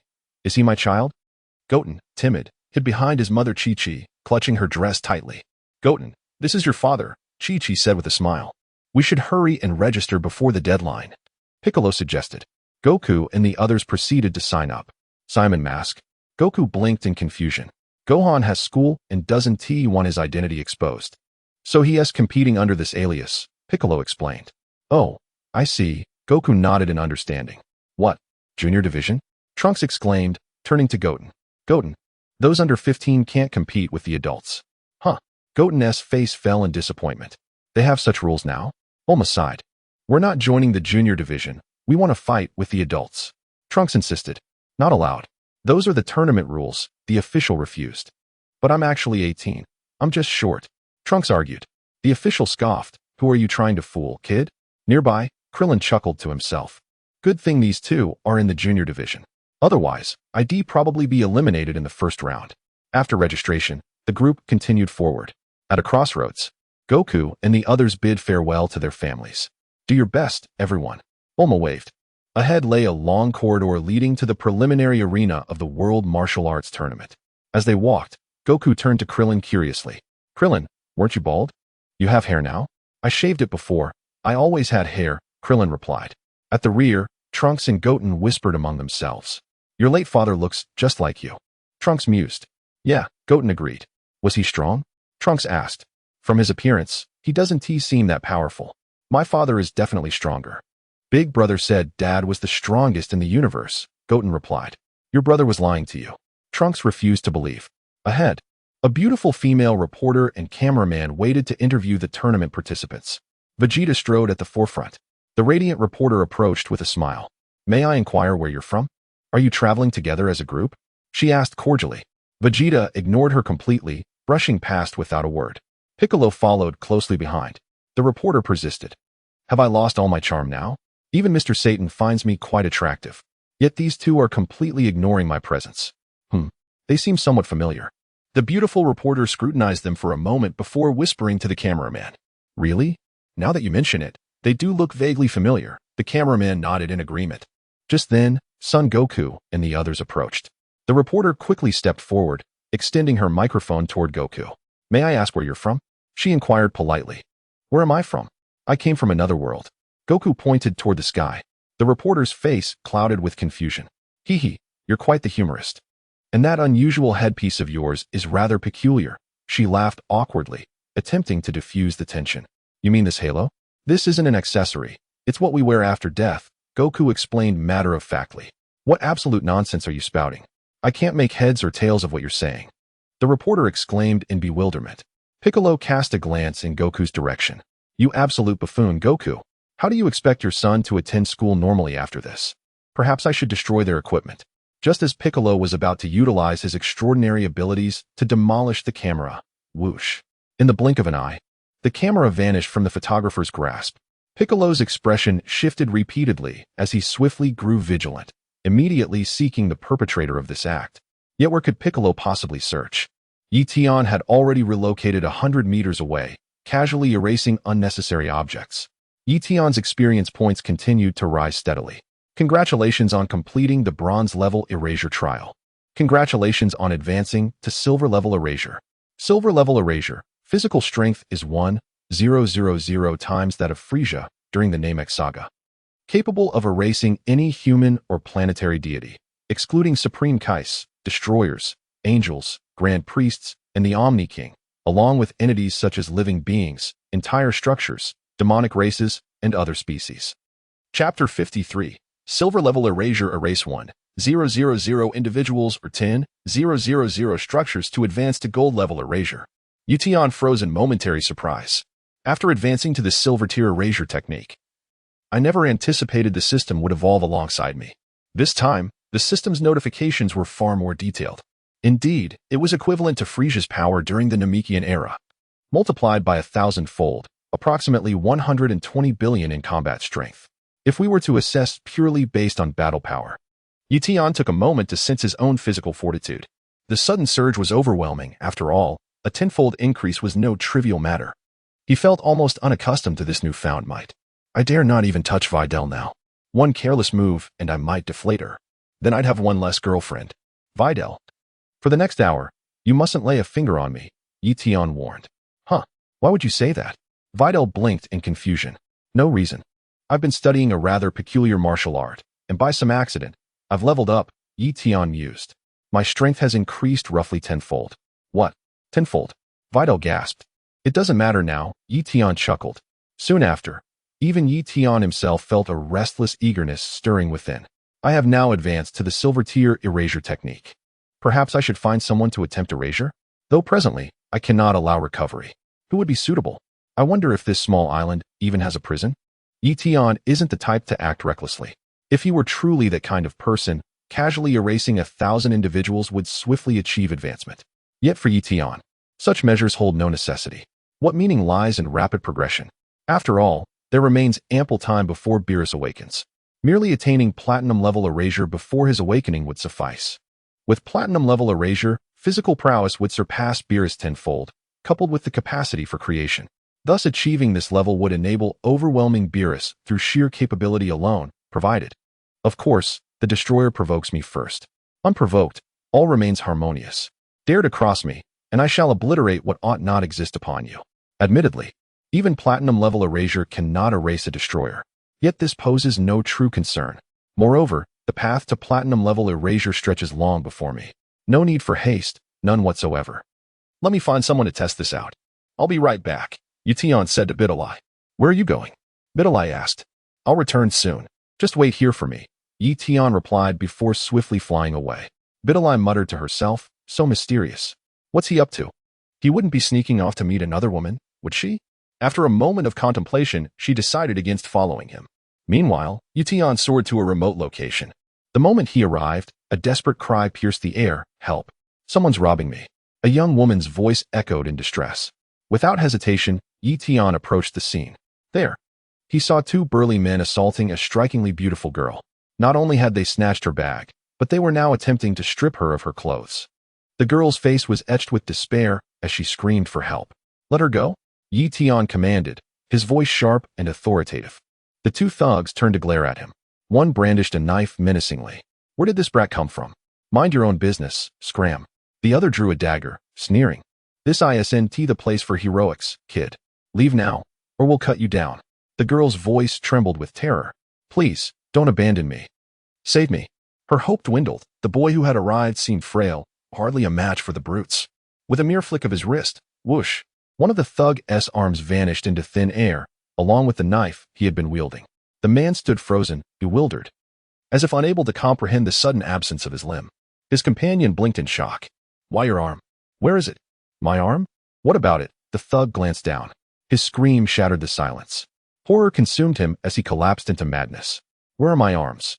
My right hand and arm that I used for shooting are gone. How shall I ever enjoy myself again? I recited the wrong incantation just now." Tian scratched his head sheepishly. "Let me try again. This time I intend to erase your entire being. Prepare yourself mentally." As he spoke, his smile radiated with dazzling brilliance. Swish! With a casual wave of his hand, Tian effortlessly obliterated the armless man. That felt rather exhilarating, he mused. His companion stood petrified with terror. You couldn't possibly be that mysterious hero from Satan's city?" The companion quickly regained his composure. "Aside from Mr. Satan, no one is privy to my true identity." Tian sighed wearily. The companion's face drained of all color. "You shall vanish as well," Tian declared, raising his hand once more to erase the man. "Rhea, I'll fight you to the death." The companion brandished his dagger and lunged at Tian. Swish! Another effortless wave, and the assailant was utterly expunged from existence. Now, within the confines of this narrow alleyway, only Tian and the rather comely young maiden remained. The girl trembled with palpable dread. This enigmatic hero had just proclaimed that aside from Mr. Satan, no living soul knew his true identity, which meant no one who had seen him lived to tell the tale. "I see him now. He wouldn't make me disappear too, would he? Please don't make me vanish. I'll do anything." The girl grew increasingly desperate. "Anything at all?" Tian asked. The girl nodded vigorously. "Can you keep your mouth shut?" Tian studied her before posing another question. "Tight, very tight. I would never breathe a word," the girl vowed. "I do like a girl who knows how to stay silent." A wicked grin spread across Tian's face. What do you mean?" Terrified, the girl scrambled backward. "Leaving now." With a chuckle, Tian soared into the sky and swiftly vanished from sight. The girl remained frozen in shock for a long while. Only when she was certain Tian had truly departed did her pounding heart finally settle. Tian then prowled through obscure corners, never revealing himself, merely erasing those who wallowed in wickedness. Naturally, those who displeased him met the same fate with a mere flick of his hand. After circling the area, he descended slowly in a deserted spot. "Lazuli, you've been trailing me all this way. What do you want?" Tian lifted his gaze toward a certain point in the sky. Chapter 54. Son Goku, the enigmatic sorcerer? No. 18 was stunned. He had detected her. How had he found her? "There is no key emanating from my being. Not even Son Gohan or Vegeta should be able to sense my presence. Is he bluffing me?"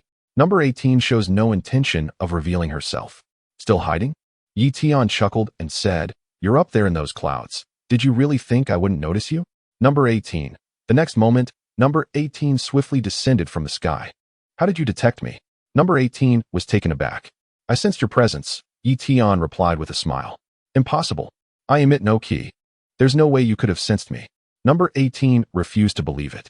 "You carry the lingering fragrance of my perfume," Tian remarked with amusement. Number 18 was left speechless. I suddenly recalled that I was still wearing his clothes. "Are you born in the year of the dog?" Number 18 wiped her sweat. "Why are you following me? Aren't you participating in the competition?" Tian inquired. "Who said I was following you? I was merely wandering aimlessly in the sky, nothing more." Number 18 replied, refusing to admit anything. "What exactly did you see?" Tian asked with an amused smile. "See what?" Number 18 was momentarily confused. "I thought you might have seen everything," Tian remarked. "Humph, I have no idea what you're talking about," Number 18 scoffed. "If you didn't see it, then never mind," Tian shrugged indifferently. "Even if you did, it wouldn't matter. It's hardly significant. At this point, my strength allows me to move unhindered across this planet. What more do I have to fear? I never intended to conceal my identity in the first place. It was simply that you failed to perceive it. Would you care to see? As Tian spoke, he suddenly felt an itch in his trousers and absent-mindedly scratched it. No, absolutely not. Number 18's face darkened as she hastily replied. Tian, if you don't wish to see, then don't. But why must you refuse so decisively? Let me show you my erasure technique. What did you think I was going to show you? Why does your tone sound so similar to Bulma from Dragon Ball when she said, that year, Vegeta stood with his hands in his pockets? In the pre-selection corridor, the cameraman and the beautiful reporter were utterly bewildered. Where was the camera? How had it vanished? Piccolo's expression shifted repeatedly, his demeanor growing intensely wary. What's happening, Piccolo? Son Goku sensed something was amiss. Uncle Piccolo, it's that mysterious sorcerer. He's appeared again, Gohan said gravely. Yes, it must be him, Piccolo confirmed with a nod. What mysterious sorcerer? Goku blinked in confusion. Is it the mysterious hero from Satan City? The reporter suddenly snapped back to reality. I've heard of him. The cameraman startled, hastily adding. But we haven't done anything wrong. We were just conducting a simple interview. Why has our camera disappeared? Let's get out of here. This place is too eerie. The reporter paled in fright. The two of them bolted. Vegeta, too, scanned their surroundings. That sorcerer has appeared? I can't sense his presence at all. What exactly are you all talking about? Goku pressed impatiently. Dad, simply put, in the city where I attend school, there's a sorcerer known as the mysterious hero, Gohan explained. In our city, things often vanish mysteriously. Cars in motion, unnecessary exam papers from our school, even body parts of wrongdoers. Along with illegal constructions, almost anything deemed undesirable disappears without a trace. So this mysterious hero sorcerer is responsible? Goku was mildly astonished. Uncle Vegeta believes this mysterious hero must be a sorcerer. Gohan said, turning to Vegeta. Uncle Vegeta, you see it now too, don't you?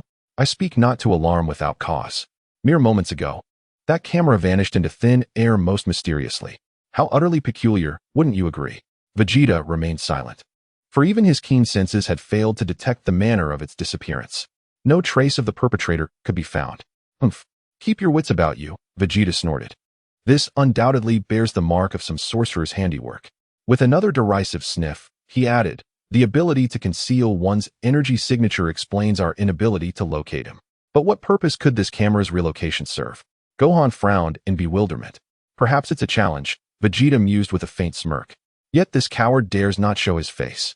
His magic appears limited to making objects or mortal appendages vanish, hardly a threat to warriors of our caliber. This reassurance eased Gohan's tension. So sorcerers truly exist? Goku's curiosity burned brighter. Krillin voiced his unease. Goku, this doesn't bode well. Previously we'd only heard Gohan's account, but witnessing such strangeness firsthand defies all reason. Scratching his head, Goku admitted his own confusion mirrored theirs. The mystery deepened as shadows of doubt crept upon their gathering. Should I consult King Kai? Perhaps King Kai would know about this matter. Goten, did you see anything?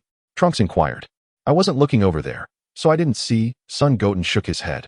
Neither did I, Trunks sighed, adopting a tone beyond his years. Father and the others mentioned something mysteriously vanished, likely the work of that enigmatic sorcerer. A sorcerer? Sounds intriguing. Son Goten grinned. I wouldn't mind learning magic myself. Goten, you're still such a child. Don't you grasp the gravity of the situation? Trunks exhaled wearily. Son Goten merely shrugged. Enough. Let us move, Piccolo interjected solemnly. For now, there is no sign of anyone nearby. But he'll reveal himself eventually. Humph. He wouldn't dare show his face. Not when he knows our strength, Vegeta declared with unwavering confidence. So does that mean everything is fine? Krillin ventured hesitantly. It should be. Krillin, I'll find a moment to consult King Kai, Son Goku mused. After all, King Kai is the most revered deity in this universe, isn't he? True enough. There is nothing King Kai isn't aware of, Piccolo agreed with a nod. Why not contact him now? Krillin pressed. I tried just earlier. King Kai said he was occupied, Goku admitted. Piccolo. Krillin. Then we'll ask later, Piccolo concluded. Chapter 55. The preliminaries begin. The group pressed forward, their journey resuming. As they advanced, Piccolo remained vigilant, his sharp gaze sweeping the surroundings for any trace of the elusive sorcerer. How could there be anyone here, apart from their own party? The area was devoid of life, save for the occasional ordinary staff member. So intense was Piccolo's scrutiny that he even fixed one such worker with an unrelenting stare, assessing whether he posed any threat. The poor man, nearly wilted under the pressure. What's with that expression? Why do you look so horrified just seeing me? Do I truly appear so unattractive? Contestants requiring attire changes, please proceed to the dressing room. Time is of the essence. Everyone must hasten their preparations. The staff member called out to Son Goku and his companions. Among them, Vegeta, Trunks, and Krillin were the three who needed to change. Together, they entered the designated chamber. With our participation, I can't help but pity the other competitors, Krillin remarked with a sigh, for our only true adversaries are among ourselves. Uncle Krillin. Let us not overlook the matter of the sorcerer, Trunks interjected cautiously. That camera vanished right before our eyes. This magician seems rather extraordinary. Krillin fell silent, choosing not to respond. I had painstakingly chosen to forget this matter. Why must you bring it up now, you little brat? I wish to compete in the adult division, said Trunks. Haha, you'll grow up soon enough, Krillin chuckled. When I grow up, I'll find myself a few girlfriends. How about I send one your way, Uncle Krillin? Trunks offered. Krillin felt a sharp pang in his heart at those words. After changing their attire, Goku and the others entered the preliminary tournament arena. The venue was vast, easily accommodating several thousand spectators. The moment they stepped inside, a middle-aged man spotted them, his face lighting up with excitement. Ah, it's really you, the man exclaimed, overjoyed. Ah, Krillin blinked in recognition. Hello, Goku waved cheerfully. This middle-aged man was none other than the referee of the World Martial Arts Tournament. He had presided over Goku's very first competition years ago and had continued to serve as both referee and commentator for several subsequent tournaments. He had witnessed Goku's growth firsthand, from a two-time runner-up to the eventual champion. The boy had now grown into a man, his appearance altered, even sporting a halo above his head. Truly, he had come so far. Ha ha ha, today is truly a day worth commemorating. The referee laughed. I can hardly believe it, to see all of you again. I've missed you dearly. I've been waiting for your return. Overcome with emotion, he stepped forward and clasped Goku's hand firmly. I always knew it wasn't he, Mr. Satan, who defeated Cell. It was you, wasn't he it? The referee whispered with a knowing smile. Goku grinned in silent confirmation, while Krillin chuckled beside him. To be honest, the World Martial Arts Tournament has grown dreadfully dull without you. The level of competition has declined so much, the referee sighed before asking, you've all come together. Haven't you? Yes, Goku nodded. Such boundless potential. The referee praised before turning to Piccolo with a stern reminder. Please refrain from destroying the arena like last time. Enough chatter, Piccolo huffed. It seems the memory of the Demon King Piccolo has faded from people's minds. Krillin murmured to Piccolo. Silence, Piccolo scowled. I couldn't help but notice. What is that halo on your head? It almost makes you look like an angel, the referee remarked, gazing up at Goku's golden halo. Ah well, I actually died during my battle with Cell. Today, I've been granted special permission to return from the other world to compete, Goku explained. Sun Wukong spoke with unvarnished honesty.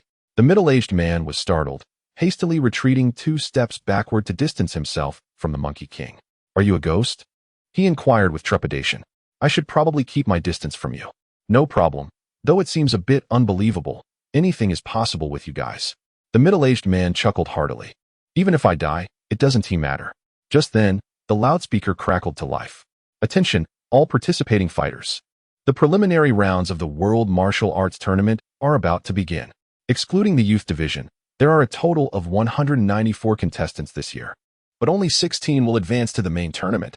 However, the reigning world champion, Mr. Satan, has already been granted an automatic seed position, bypassing the preliminaries. Therefore, we will now select the remaining 15 qualifiers. Haha, I'm sure you'll all make it to the finals. See you on the stage. The referee waved farewell to Goku and the others. In the interest of fairness, the tournament committee has decided to use a power-level testing machine for the preliminaries. A staff member explained. The 15 fighters with the highest power readings will advance. A power-level testing machine? What's that? Krillin asked curiously. Here, we are honored to have the world champion, Mr. Satan, demonstrate for us. The announcer continued. He will strike the machine with his fist, and we'll see just how high his power level soars. Let us give a warm round of applause for Mr. Satan. As the announcement ended, Satan burst out from the backstage area, raising his fist triumphantly. Who in this world could possibly defeat me? Satan declared with boundless confidence. The crowd of fighters erupted in applause. There are way too many people here who could beat you, Krillin muttered with a sigh. Reporters immediately swarmed, snapping photos of Satan. ZZZZT, unnoticed, Piccolo extended his energy, silently enveloping the surrounding equipment. Boom, boom, boom. In an instant, every electronic device in the vicinity exploded. Satan froze. What in the world? Uncle Piccolo? Gohan blinked in surprise, immediately recognizing him. I've disabled all the spectators' phones and cameras, Piccolo stated calmly. Even if your GI accidentally tears, no one will see. So fight without worry. You scared me for a second, Uncle Piccolo, Gohan laughed. I thought that mysterious sorcerer had returned. Piccolo, still, thank you. Uncle Piccolo. Gohan bowed slightly in gratitude. As he spoke, a sudden realization struck him. I shall go and see if Videl has arrived at the venue yet. Chapter 56. The Supreme Kai is the greatest god. Gohan waved at Goku before running off to find Videl, easily spotting Tian and Videl among the crowd. Gohan approached them with mild surprise. Tian, you're participating in the tournament too? Yes, just joining for fun, Tian nodded. Originally, Tian hadn't intended to compete. However, after some consideration, he decided it would be more fitting to participate. After all, this way, he could stay by Videl's side. If he didn't enter, he'd have to wait in the spectator stands. Though he could bend the rules to remain, there was no need. It was all just for amusement. After bidding farewell to Android 18, Tian found Videl and accompanied her into the preliminary competition hall. Hello, Gohan, Videl greeted with a smile. Confident you can defeat me? Ahem, Videl, don't be rude, Tian interjected. Gohan is quite formidable. Really? I don't see it, Videl blinked in confusion. Don't worry, Tian chuckled. With me here, the two of you likely 1t be matched against each other. Gohan was taken aback. With you here, we 1t compete against each other? Is that true? How would you manage that? By the way, how's your Book Jutsu training coming along? Gohan inquired with genuine interest. Tian and I flew here from Satan City, Videl replied proudly. You flew here? That's incredible. Gohan praised sincerely. That's quite a distance, several thousand kilometers. Isn't it? Indeed, Videl smiled confidently. In the distance, Mr. Satan took a deep breath and clenched his fist tightly. Hey, with a forceful punch, he struck the power testing machine, causing it to tremble slightly. Beep, beep. A number flashed on the display, 137. The score is in. 137 points. That's 137 points. The announcer boomed. The preliminary contestants erupted in awe, applauding Mr. Satan's feat. Good luck, everyone. Do your best. Mr. Satan waved his fist before exiting the venue. I'll be waiting for opponents who can truly challenge me. All participants, please collect your number tags and line up in front of the power testing machines for your evaluations. The announcer declared over the loudspeaker. A long queue formed as competitors took turns striking the machine. Junior division contestants, gather here. Other staff members were shouting through megaphones. Son Goten and Trunks walked over with sullen expressions. Cheer up, little ones. Krillin smiled warmly. Did Tian and Kaiatsu not come? Goku glanced back and casually inquired. Oh no, they said they moved quite far away. We haven't seen much of them lately, Krillin replied. Goku nodded thoughtfully. Goku, has King Kai finished his business? Krillin asked. Oh, I almost forgot. Goku scratched his head. I'll contact King Kai right now to see if he knows anything about this mysterious sorcerer. With that, Goku immediately reached out to King Kai through telepathy.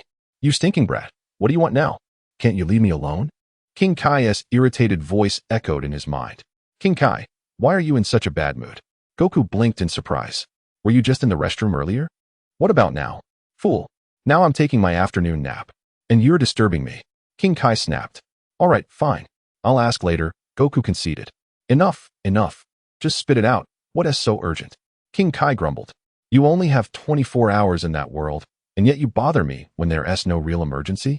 The moment you left, I finally had some peace, and here you are, pestering me again. Haha. Goku laughed heartily. Out with it. What is the matter? King Kai stifled a yawn and demanded. Goku recounted the details of the mysterious sorcerer to King Kai, who then wore a deeply contemplative expression. I'm not sure. Lord Ko must know about this matter. Aren't you the greatest god in this universe, Lord Ko? Goku said with a smile. Are you an idiot? Don't you dare spout nonsense. I'm not the greatest god in this universe. Ko was startled and immediately denied it. There are many powerful gods above me. For example, the Grand Ko holds a higher divine rank than I do. And above the Kos, there are the Kaioshin's. Goku, you mustn't speak carelessly. Kaioshin. Goku was taken aback. Let us not talk about this. You wouldn't understand anyway, Ko replied. As for this magician you mentioned, The one who can teleport objects out of thin air, just as Vegeta said. Such beings do exist in the universe. In any case, you must be cautious. That's all. I believe with your abilities, you'll surely overcome any crisis. Besides, has that person left you alone so far? So there is nothing for you to worry about. This. Goku scratched his head. I'm going to sleep now. Don't disturb me again, or I'll get angry. KO ended the communication abruptly. Goku, what did Lord KO say? Krillin asked eagerly. This is really troubling. Lord KO didn't say much, just some trivial things. Goku shook his head. No way. Isn't KO the greatest god in the universe? He must know something. Krillin exclaimed. Piccolo remained silent. Krillin, you mustn't say that, Goku said, scratching his head. KO told me he is not the greatest god in the universe. Above him is the Grand KO, and some being called the Kaishin. What? Lord Kaishin? I've indeed heard of Lord Kaishin, a deity even greater than the Grand KO. Piccolo said in astonishment. Piccolo, you know about this? Goku was surprised. I've heard of it. I thought it was just a legend, but it seems the Kaishin truly exists, Piccolo replied. So, the Kaishin is the greatest god in the universe? Krillin finally understood. That should be the case, Piccolo nodded. Chapter 57. The power testing machine. Then what about the mysterious magician? Should we just leave it be? Krillin still felt a little uneasy. The main issue was that Krillin was the weakest among them. Krillin had no sense of security whatsoever. What if I lose an arm or a leg? How am I supposed to find a girlfriend then? It is already exceedingly difficult for me to find a romantic partner without a nose. If I were to lose any more parts, what if something vital went missing? Krillin shuddered, breaking out in a cold sweat. Krillin, are you all right? Goku asked with concern. I'm fine. Krillin laughed it off. Humph. No need to scare yourself, Vegeta scoffed. If that mysterious sorcerer were truly powerful, he would have shown himself by now. His strength is probably on par with you, Bald One, maybe even weaker. As long as he's weaker than me, that's fine. Just don't let him be stronger. Krillin scratched his head sheepishly. Contestant number 6, 97 points. Contestant number 75, 61 points. What an impressive score. Contestant number 76, 112 points. And number 77. Not bad at all, 92 points. The announcer called out the results. How utterly tedious. Vegeta gritted his teeth in frustration. Had I known this tournament would be so dull, I never would have bothered coming. Next up, contestant number 84. What a lovely girl. I'd love to spar with her, play around a little. Such a cutie dressed in men's clothes. Is she role-playing? Two leering contestants eyed Android 18 with inappropriate interest. 18 stepped forward and delivered a single, effortless punch. Beep. The power meter displayed a number. 688. What? 688 points. The announcer's jaw dropped in disbelief. The two ogling fighters paled in terror. My apologies. The machine must be malfunctioning. Please, everyone, just a moment. The announcer stammered. 688 points. Who could possibly be that strong? Krillin gasped, standing on his tiptoes to peer into the distance. It's Android 18, Piccolo stated grimly, already recognizing her. An android? Goku blinked in surprise. They're still alive? One of the wishes revived those killed by Cell, Piccolo explained. 17 was brought back, but 18 was never dead to begin with. I see. They haven't caused any trouble, have they? Goku smiled. They're nothing like the androids from future Trunks' timeline. Indeed, since their creation, aside from eliminating Dr. Gero, they've never harmed an innocent soul, Piccolo nodded. From what I've heard, 17 works at a wildlife sanctuary, a respectable job. As for 18, no stable occupation. She occasionally fights in underground matches for money. They're good people, Goku said warmly. Earlier, I suspected 17 or 18 might have been the ones moving objects at high speed. Piccolo mused. But now it seems unlikely. Definitely not them. That camera vanished right in front of us. If someone had moved it at high speed, we would have seen it. Sun Wukong pondered deeply, murmuring, it feels as though it vanished into thin air, rather than being transported elsewhere. Simply, disappeared. Vanished? Piccolo was taken aback. I can't quite explain it, Sun Wukong continued. It's as if matter transitioned from existence to nothingness. I don't know if my understanding is accurate. I have no idea. Piccolo admitted, utterly perplexed. But you've certainly provided a new perspective. Krillin, however, was completely distracted. His gaze was fixed solely on Android 18, even in men's clothing. She looks stunning, he thought. Why won't you look at me? If you don't look at me, how will you ever know I adore you? Android 18 is participating in the World Martial Arts Tournament, Piccolo noted. But 17 isn't here. Oomph. Even if he were, it wouldn't matter. Vegeta scoffed. Still, Vegeta, Piccolo remarked with a faint smile, without transforming into a Super Saiyan, victory in this tournament will be difficult. Vegeta crossed his arms. Huh, I don't care about their rules. Why aren't we allowed to go Super Saiyan? Sun Wukong asked. Because of Gohan, Piccolo explained. He still has to attend school. During the Cell games, footage of you transforming was captured. Ah, I see. Sun Wukong nodded in understanding. The power meter is functioning again. Please give it another try. The announcer chuckled, addressing Android 18. I might have hit it too hard earlier, she mused. This time, I'll go lighter. Thud. A gentle punch landed. 203 points. The announcer's eyes widened. Should I try again? Android 18 smirked. No. Next contestant. The announcer waved dismissively. One by one, others stepped forward to strike the machine. Soon, it was Sun Wukong's group's turn. Contestant 105, 210 points. Contestant 106, 198 points. Contestant 107, 208 points. The announcer stood frozen, utterly speechless.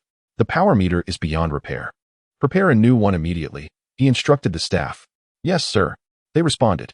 Enough of this. Vegeta snarled, unable to contain his irritation any longer. With a restrained flick of his fist, crash. The machine shattered into fragments, scattering across the arena. The crowd gasped, their faces paling in shock. The remnants of the device rolled to a distant corner, reduced to mere wreckage. Most of the spectators stood in stunned silence. Who is this man? In the distance, Tian and Videl stood in line. Videl was at the very front, Tian in the middle, and Son Gohan at the end. Oh. Son Gohan watched as Vegeta shattered the power testing machine with a single punch, instantly overwhelmed by sheer disbelief. Videl was even more astounded. What kind of person was that? How could anyone possess such overwhelming strength? With so many formidable figures appearing, perhaps I should just leave. One of the contestants behind Son Gohan was so terrified that he immediately turned and fled. By the way, classmates Tian and Videl, you flew here from Satan City. Didn't you? That must have taken quite a while, Son Gohan hastily remarked, grasping for conversation. Tian, that guy earlier was incredible. Videl ignored Son Gohan, turning to Tian instead. He actually destroyed the power testing machine with one punch. Indeed, he was remarkably strong. Tian nodded in agreement. It's truly unbelievable. Those individuals all scored around 200 points. My father achieved 139 points, which was already the highest record until now, Videl marveled, still in shock. Even Lazuli scored over 200, and the earliest score was 688. Since when did Lazuli become so powerful? Chapter 58. I want to travel the universe. Perhaps, she has always been this strong? Tian replied with a faint smile. Son Gohan, I suddenly find myself unable to interject, feeling rather awkward in this situation. By the way, who is this Lazuli you're referring to? And has anyone else surpassed the 200-point mark? Wait a moment. I believe I just caught a glimpse of number 18. Are they referring to Lazuli as number 18? What kind of jest is this? Could Miss Lazuli truly possess such formidable power? Videl felt a pang of insecurity. She had always considered herself slightly inferior to Lazuli in terms of beauty and physique. In terms of facial features, they might be comparable, though each possessed distinct styles. Videl still belonged to the category of attractive individuals. As for physical proportions, Videl willingly acknowledged Lazuli's superiority. After all, at merely 16 years of age, she hadn't fully blossomed into womanhood yet. My sole advantage lies in my superior strength compared to hers. Perhaps this is why Tian favors me more. Does Tian truly prefer women of greater power? However, now that Videl has discovered Lazuli's formidable abilities, the situation seems rather challenging to handle. I might not even be able to defeat her. Fortunately, Tian had no idea what Videl was thinking, who said Tian only liked stronger girls. What Tian truly fancied was a multitude of beautiful women. Strength had nothing to do with it. Often, women tend to project their own thoughts onto men. Tian, did you already know? Videl asked, gazing at him. More or less, Tian nodded. I once fought with her in an underground boxing ring to earn some quick cash. Underground boxing? Such a place really exists? Videl was stunned. Indeed, it's quite hidden. Lazuli was the one who took me there, Tian replied. What exactly is underground fighting? Son Gohan wasn't very familiar with such things. Simply put, it's a small-scale martial arts tournament driven by profit, with far more brutal rules. Killing isn't even considered a foul. Tian said with a faint smile. It's a place where money comes fast. Such a place actually exists. Gohan murmured in astonishment. Tian, if you ever need money, just tell me. My family has plenty. I can give you some. Videl offered. What are you saying? Do I look like a man who lives off others? Tian rolled his eyes in irritation. Videl fell silent. In the future, I'll earn money to spend on you. I can't just keep taking from your family, no matter how wealthy you are, Tian declared. I understand, Videl nodded obediently. Tian, any plans after graduation? If not, I could recommend you to Capsule Corporation. With your academic excellence, you'd surely excel there, Gohan suggested kindly. No thanks. I plan to travel the universe. Tian grinned. Gohan sighed. Your ambitions are truly astronomical. You actually want to journey across the cosmos. The farthest place I've ever been is Namek. How do you plan to travel across the universe? Never mind, I shouldn't discourage him. Bulma, will you accompany me on a journey through the cosmos someday? Tian gently grasped Bulma's hand and spoke softly. Bulma nodded without objection. Contestants who haven't participated in the preliminary matches, please wait a moment, the announcer broadcasted. We'll prepare a new power level testing machine immediately. Hey, Vegeta, our kids' junior division match is about to start. Want to go watch? Goku suggested. Might as well. Better than staying in this dull place, Vegeta agreed with a nod. Goku and the others headed outside. The remaining contestants stared intently at the four of them. Those four were absolutely terrifying. And that blonde woman earlier was pretty frightening too. Though it seemed they weren't affiliated. They're here, Bulma said. Who exactly are they? Gohan. Are these two your friends? Goku stepped forward and greeted his son. Ah, yes. Gohan quickly nodded. Hee, is this girl your girlfriend? She's quite pretty, Krillin grinned, flashing a mischievous smile. Uncle Krillin, no? Don't say nonsense. She's Tian's girlfriend. Gohan hurriedly clarified. Ha ha ha, don't worry, Gohan. Until marriage. There's always room for competition, Krillin teased. Uncle Krillin, that's really inappropriate. Gohan protested. Tian's expression darkened as he suppressed the urge to remove one of Krillin's kidneys. I shall spare you this time. I have stolen both of your wives from you. I shall be magnanimous and not make things difficult for you. You may indulge in idle talk for now, but let this be the end of it. Should you dare spout further nonsense, I shall not hesitate to show you true severity. Fortunately, Krillin refrained from continuing his remarks. Little did he realize how close he had come to losing a kidney. The junior division match between Trunks and Goten was about to commence. Let us observe the proceedings, Goku said to Gohan. And you should hurry through your preliminary match as well. Understood, Gohan nodded. As Goku departed, Videl stood wide-eyed, watching his retreating figure with undisguised astonishment. Why hasn't the preliminary round started yet? Gohan scratched his head, feigning nonchalance. Gohan, do you know those people? Videl inquired. Oh, yes, Gohan conceded reluctantly. The one in golden attire is my father. Really? Though that halo accessory on his head is rather peculiar, Videl remarked. That's no mere ornament, Gohan explained plainly. My father has passed away, hence the golden halo. What? He's deceased? Videl gasped. Then is he a ghost? Gohan sighed. You've rendered me speechless. Ghost isn't quite the term, never mind, it's unimportant. Videl shook her head. An awkward silence lingered between them. Miss Videl. You're becoming more like Tian every day, Gohan observed. Particularly in manner of speech. Am I? Videl giggled. Spouses who spend considerable time together often develop similarities. Tian interjected. Having undergone certain physical mergers, such resemblances are hardly surprising. Videl. No response. Gohan scratched his head again, offering a strained chuckle. Must you two flaunt your affection here? It seems I ought to find myself a girlfriend soon. Chapter 59. The Junior Division Tournament begins. The World Martial Arts Tournament arena buzzed with anticipation as the middle-aged referee raised his microphone. Ladies and gentlemen, after a long absence, the World Martial Arts Tournament is about to commence. First, our competitors aged 15 and under will vie for the championship, he announced. The Junior Division champion shall receive 10 million zeni, with 5 million for the runner-up. Additionally, we have a spectacular intermission event. The junior champion will engage in a martial arts exhibition with our special guest, the heroic Mr. Satan. The crowd erupted in thunderous cheers. The audience erupted in fervor, chanting Mr. Satan's name in unison.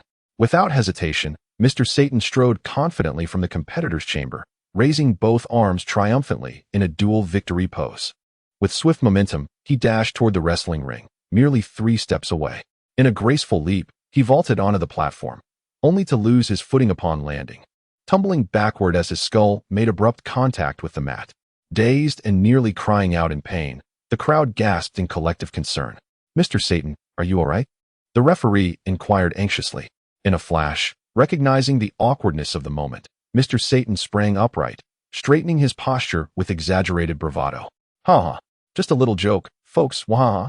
He boomed, the burgeoning lump on his head gleaming magnificently under the lights.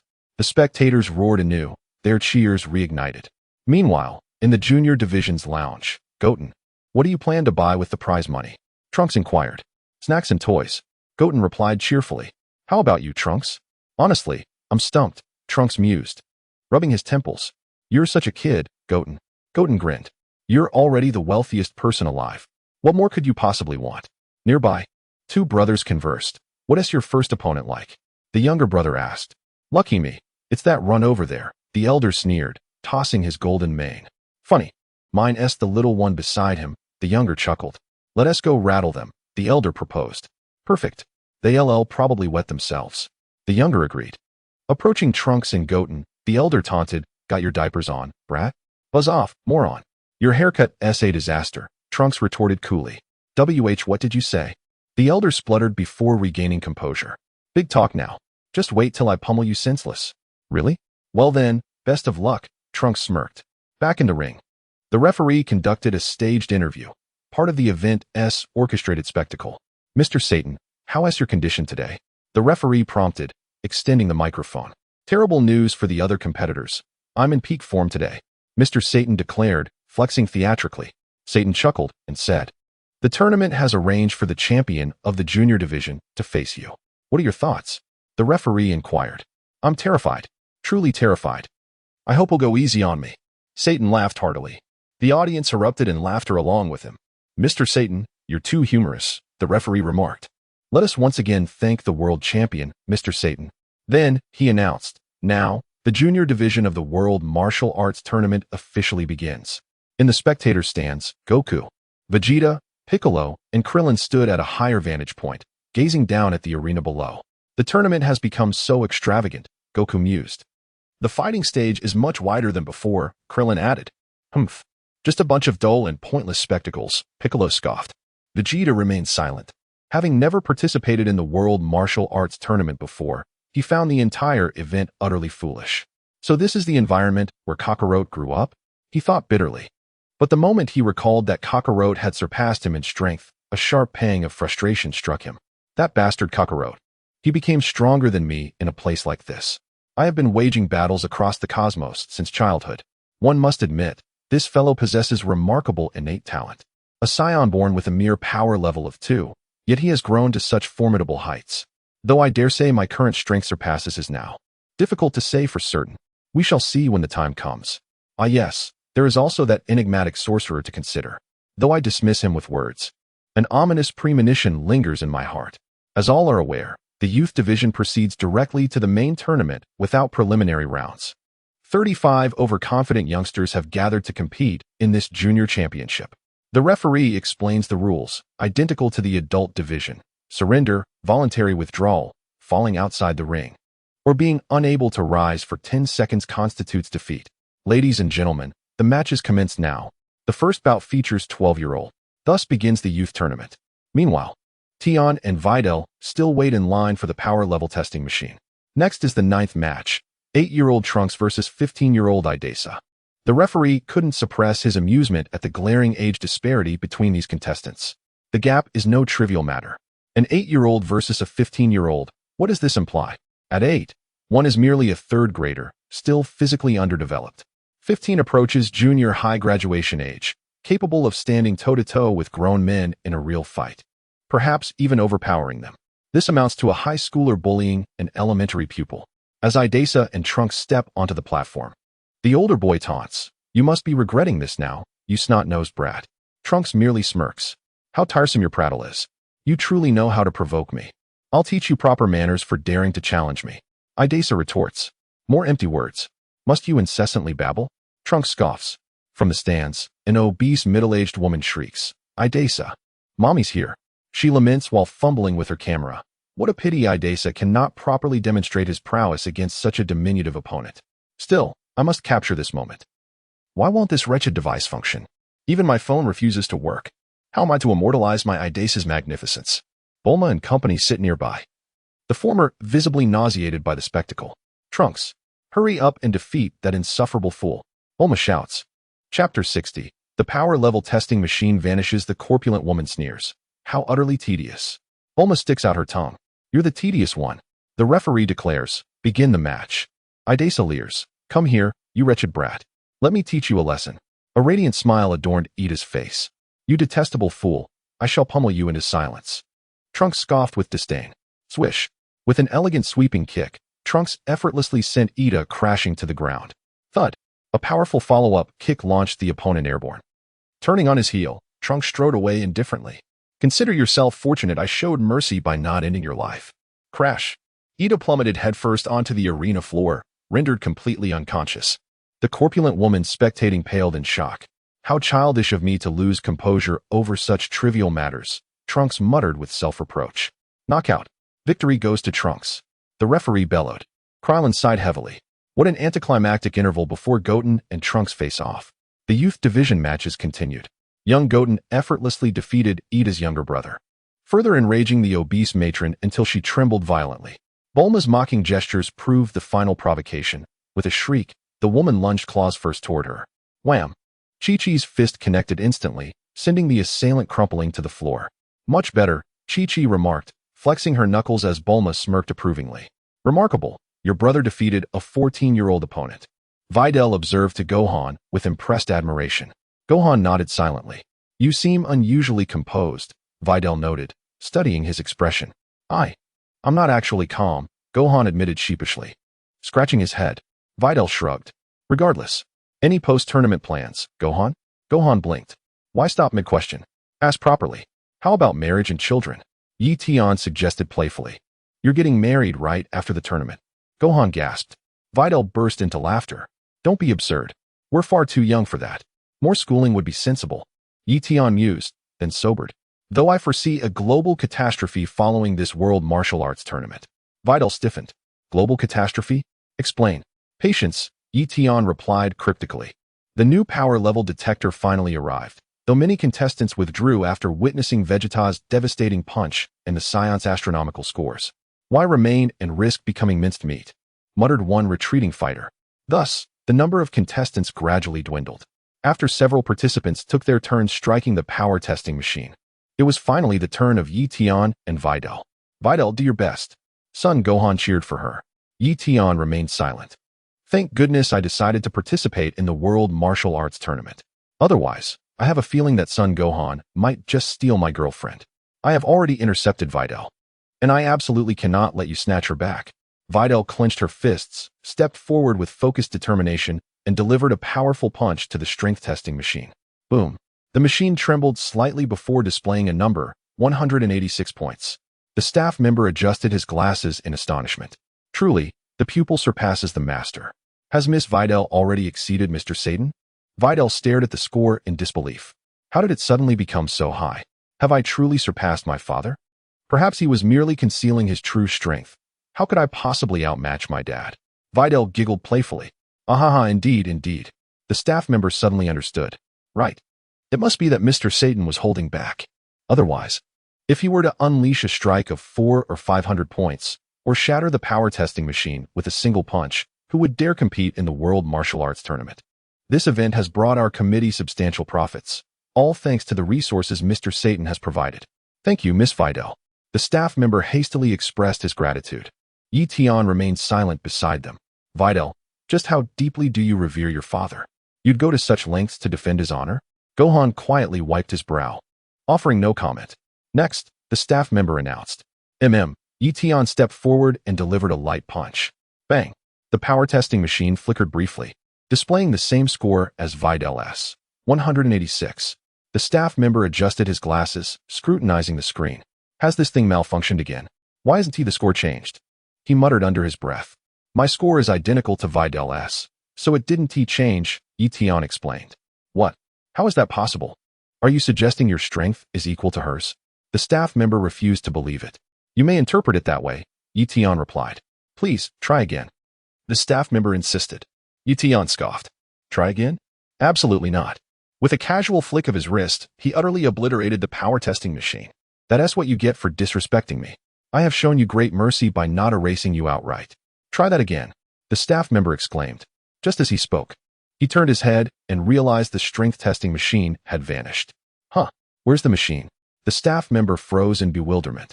It's gone, just mysteriously disappeared, a colleague chimed in.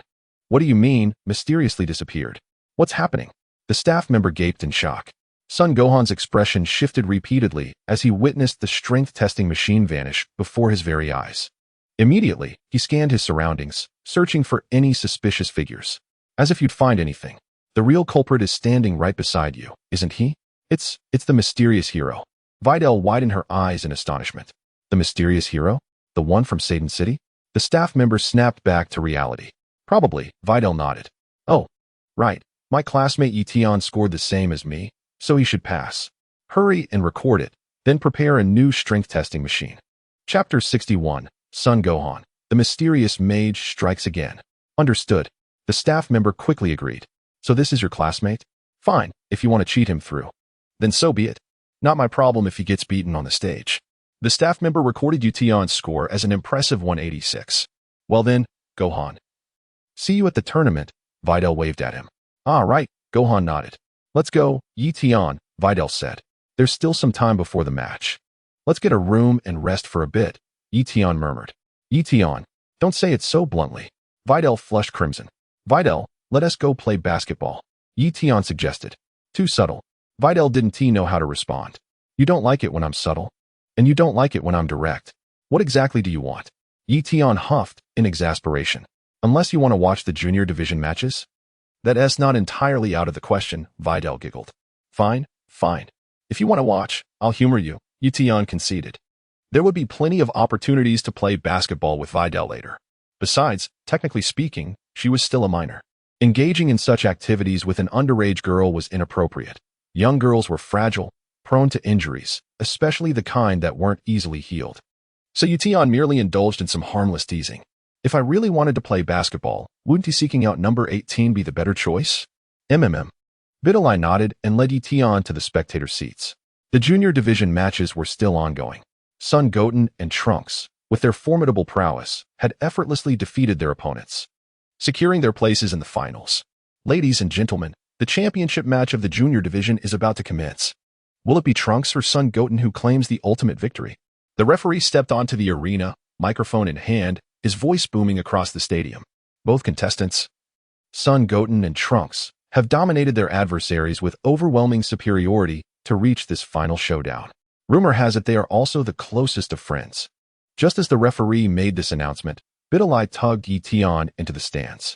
Not bad at all. Gohan's little brother made it to the finals, Videl remarked with admiration. Tian acknowledged with a nod. That kid's got potential. With proper training.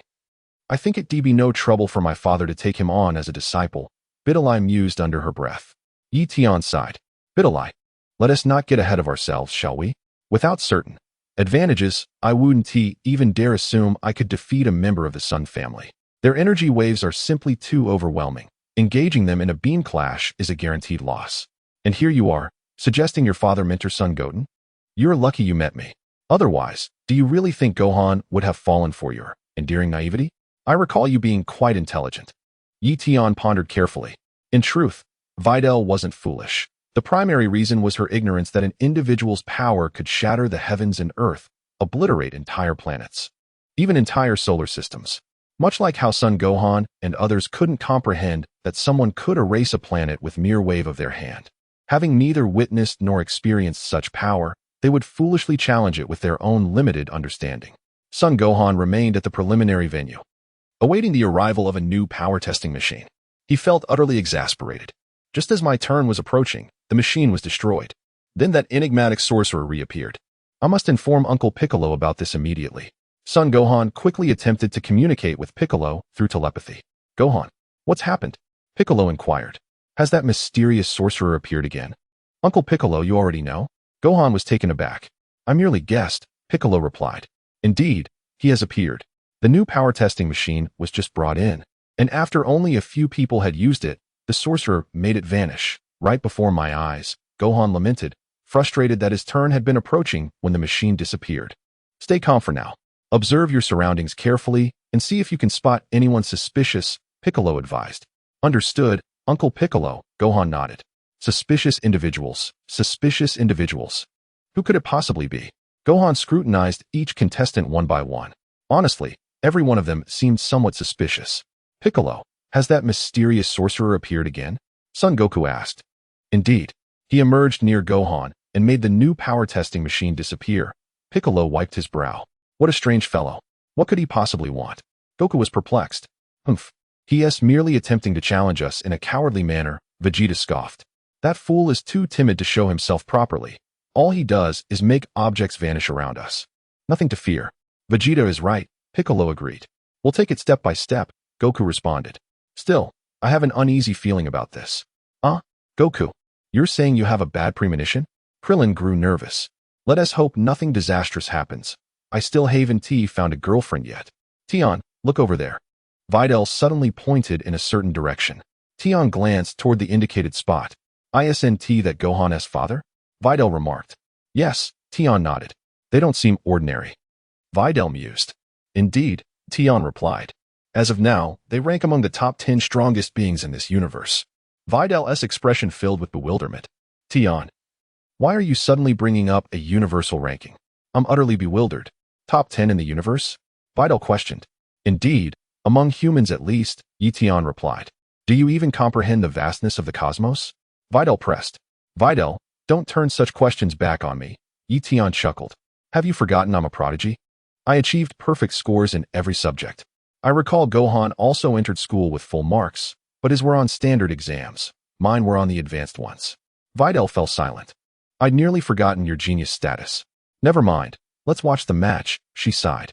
On the arena stage, Goten and Trunks stood facing each other, simultaneously bowing in formal combat etiquette, a tradition originating from Goku's training under Master Roshi. Initially, such ceremonial gestures were absent during his early tournaments. It wasn't until encountering his deceased grandfather that Goku learned this ritualistic respect before battle. Since then, no competition began without his solemn salute. Chapter 62, Trunks' Vanishing Ki Blast. The youth division of the Tenkaichi Budokai begins now, declared the referee. Goten and Trunks instantly assumed fighting stances. Don't expect mercy, Goten. Trunks grinned. Likewise, Goten nodded. In the VIP lounge, Mr. Satan lounged on the sofa, cigarette in hand, sipping his drink. Two remarkably skilled youngsters, you say? He inquired of the staff.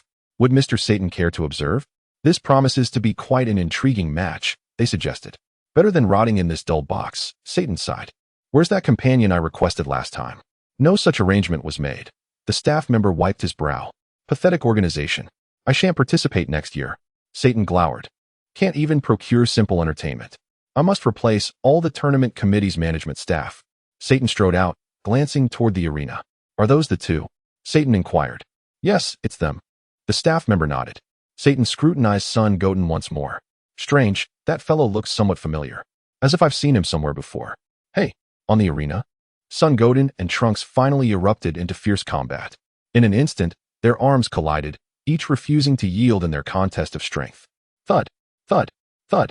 Immediately after, they unleashed a relentless barrage of attacks, their movements accelerating with blinding speed. After several exchanges, both leaped backward, with a light tap against the ground. Son Goten and Trunks lunged at each other once more, soaring into the sky as fists and kicks flew between them. Bam! Trunks landed a punch squarely on Son Goten's face. Unfazed, Goten retaliated with a swift counter, pressing the assault. Goten pursued with another strike, only for Trunks to vanish in an instant. A split second later, Trunks materialized behind Goten, driving a devastating elbow strike toward him. Whoosh! Goten, too, disappeared, reappearing at Trunks' flank and lashing out with a powerful kick. Trunks barely managed to raise his arm in time to block. Thud, thud, thud. The two young warriors clashed midair once more, their blows colliding with resounding thuds. The audience watched in stunned silence, the only sounds echoing through the arena being the impacts of their relentless exchange. Boom. After another fierce bout, Goten and Trunks descended, landing back on the arena floor. Both wore exhilarated grins, the blood of the Scion warrior race burning and boiling within them. Mr. Satan stood frozen in terror. Just who are these people? I sensed something amiss. Videl's eyes widened in astonishment, her face painted with disbelief. What kind of absurdity is this? How could these two children possess such astonishing speed? I am increasingly sensing that something is amiss. Have I overlooked something? A profound silence lingered for a full 10 seconds before the arena suddenly erupted into thunderous applause.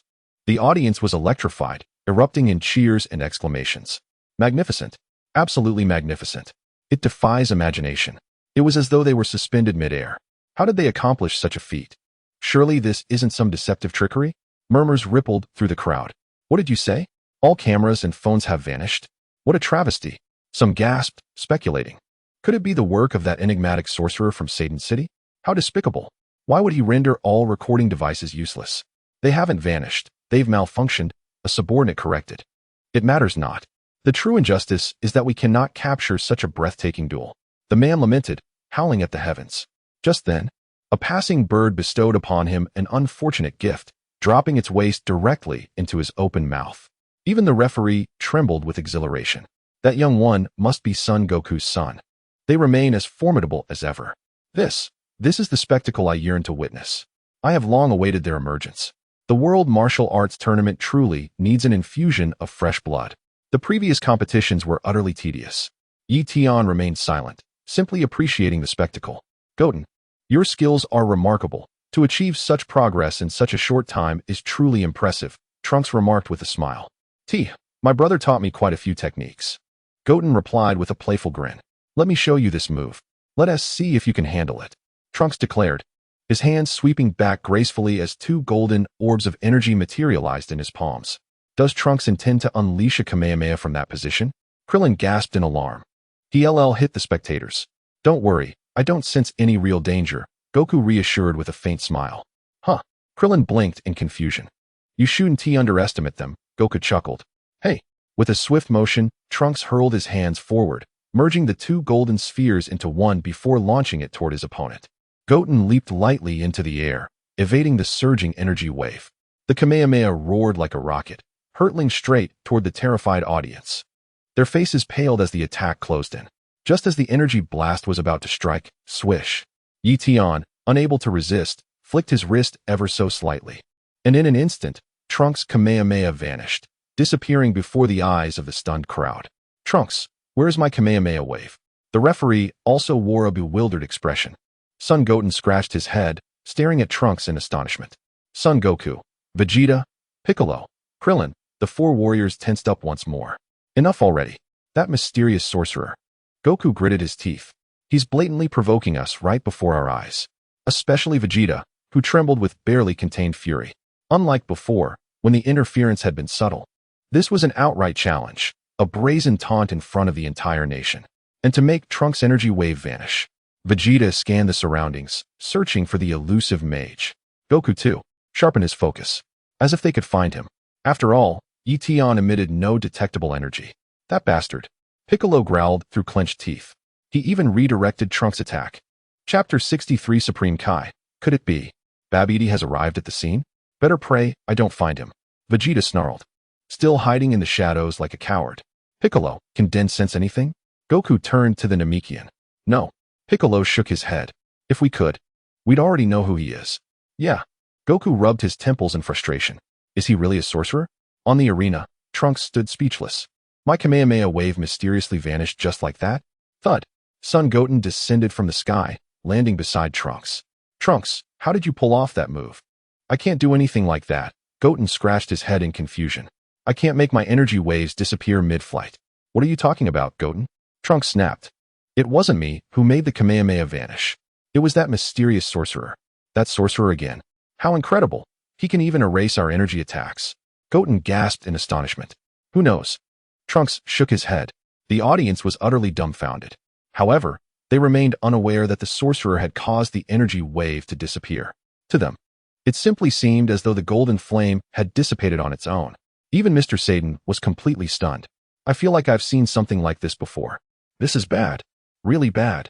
Where's Videl? He urgently asked an attendant nearby. She should be here, the attendant replied. Find her immediately. Tell her it's urgent. Satan commanded. Understood. I'll arrange for someone to locate her right away. The attendant nodded. Videl is probably with her boyfriend, Tian. Bring him along as well. Satan added. Hurry. Make sure they arrive before the junior division finals conclude. I'll do my best, the attendant said before rushing off. Meanwhile, in the stands, Tian. Did you see that just now? Videl asked. It looked similar to what Son Gohan's younger brother, Goten, unleashed at their house. But how did it vanish so abruptly? When something disappears mysteriously, people usually say it's. Tian chuckled, leaving the thought unfinished. You mean the mystic hero did it? Videl blinked in surprise. Well, that's what everyone claims, Tian smiled. The mystic hero is here at the World Martial Arts Tournament? Videl mused. Perhaps, Tian nodded. Then, could he be among the contestants? Videl pressed. It's not impossible, Tian replied with a faint smile. Videl studied him intently. Why are you looking at me like that? Tian laughed. Is this really the time for basketball? Videl. Elsewhere in the stands, Supreme Kai and Kibito also took notice of the strange occurrence. Lord Supreme Kai, did you see that just now? Kibito asked. Yes. Vegeta's son fired an energy wave, and it disappeared in an instant, Supreme Kai murmured thoughtfully. Indeed, vanished without a trace, Kibito agreed. Could it be that the sorcerer Babidi has come to the tournament? Only he could accomplish such a feat. It doesn't seem like his doing. The Supreme Kai shook his head. If not him, then who else? He must have diverted the energy wave with magic, Kibito speculated. Diverted through magic? The Supreme Kai murmured. Then whispered, logically, it shouldn't be possible. Why would he do such a thing? Lord Supreme Kai, do you think he redirected that little one's energy wave into Majin Buu's seal? Kibito ventured. Perhaps to hasten Buu's awakening. At these words, the Supreme Kai's expression darkened. If that's truly the case, then we're in grave danger. Kibito's reasoning seems sound. That would mean Babidi must be at the venue. The Supreme Kai declared grimly. Shall we split up and search? Kibito suggested. Don't alert him. If you find him, notify me immediately. The Supreme Kai cautioned. His magic is more formidable than we anticipated, perhaps even surpassing his father, Babidi. Understood. I'll proceed with caution, Kibito affirmed. The Supreme Kai and Kibito scoured the venue for any sign of Babidi, naively attributing the vanished energy wave to his interference. Meanwhile, Goten and Trunks exchanged bewildered glances. Should we continue the match? Goten, no more energy waves. Trunks advised. I suspect that mysterious sorcerer is targeting them. You're right, Trunks, Goten conceded with a nod. If ranged attacks are off the table, then let's settle this with hand-to-hand combat. Trunks declared, darting forward to seize Goten's GI and hurl him skyward. Goten soared through the air before abruptly halting mid-flight, scanning for his opponent. Huh, where'd he go? Goten muttered. Right here.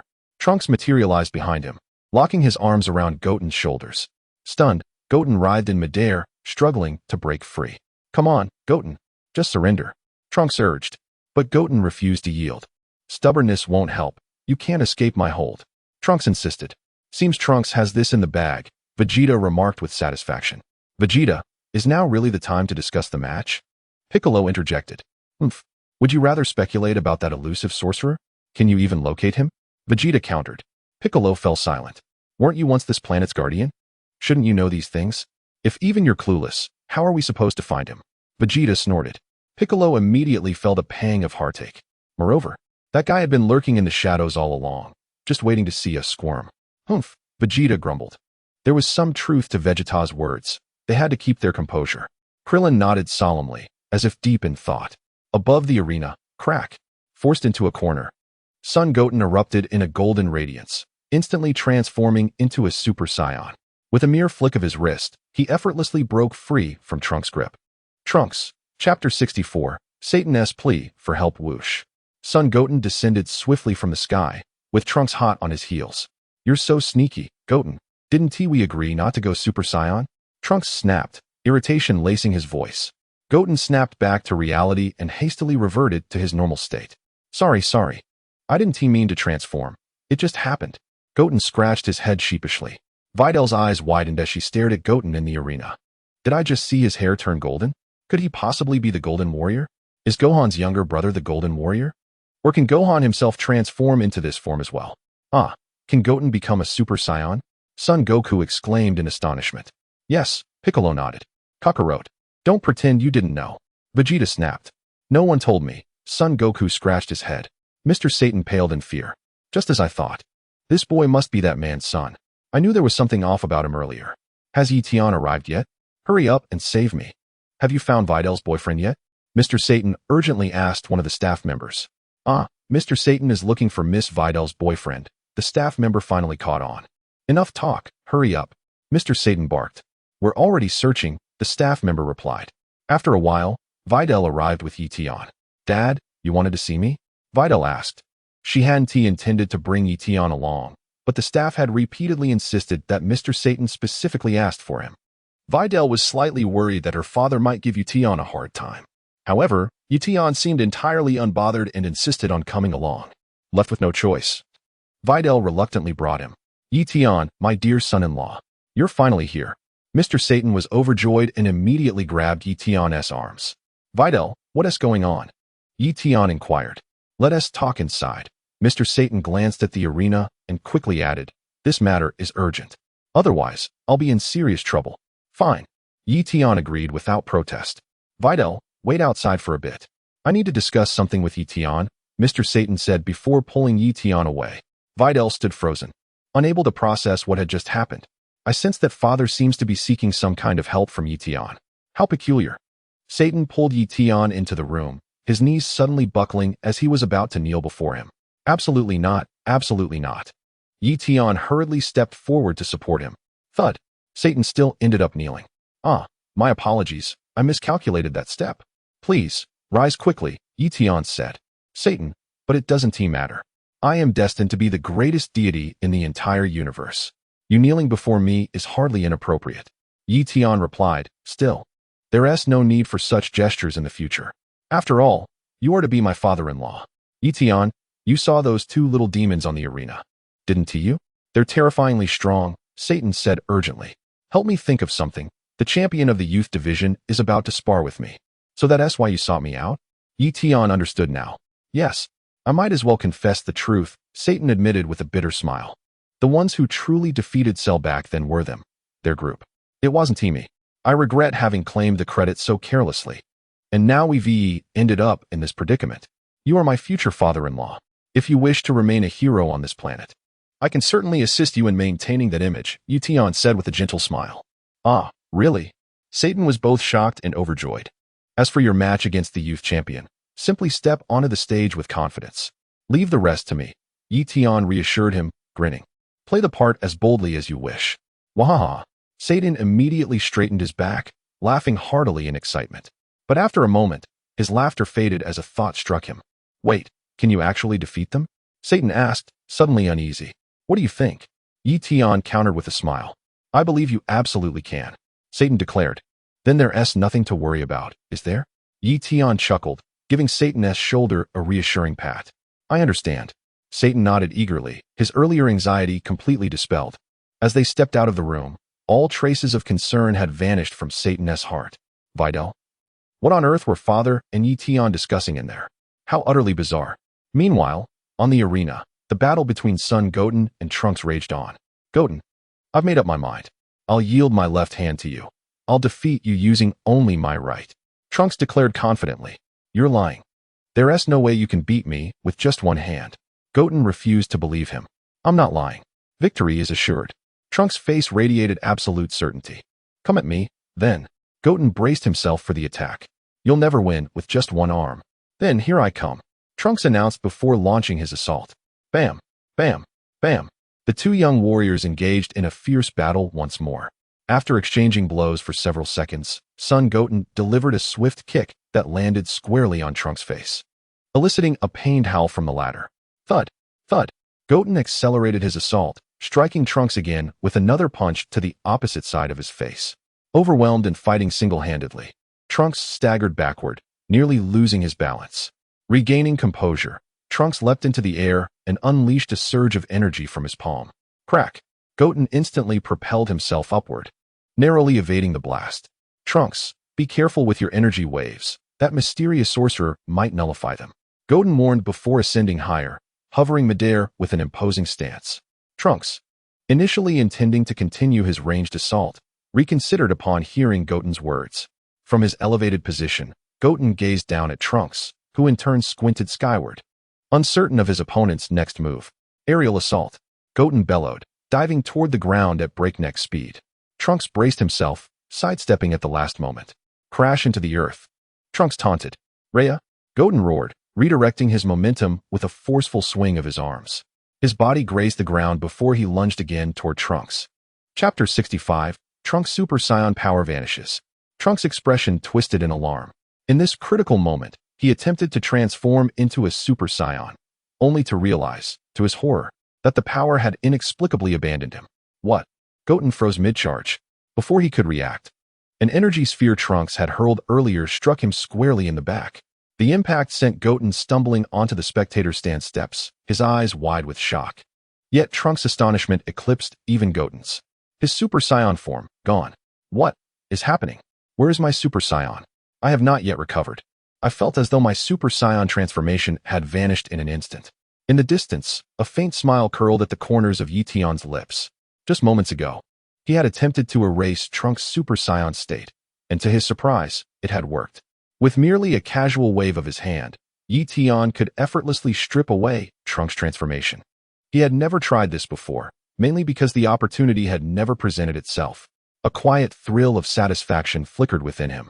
This Erasure technique was truly remarkable, capable of nullifying even the legendary Super Saiyan transformation. Can I truly erase the energy within them? I must find someone to test this theory. Winner by knockout. Trunks. The referee's voice boomed across the arena, declaring Trunks the champion of the youth division.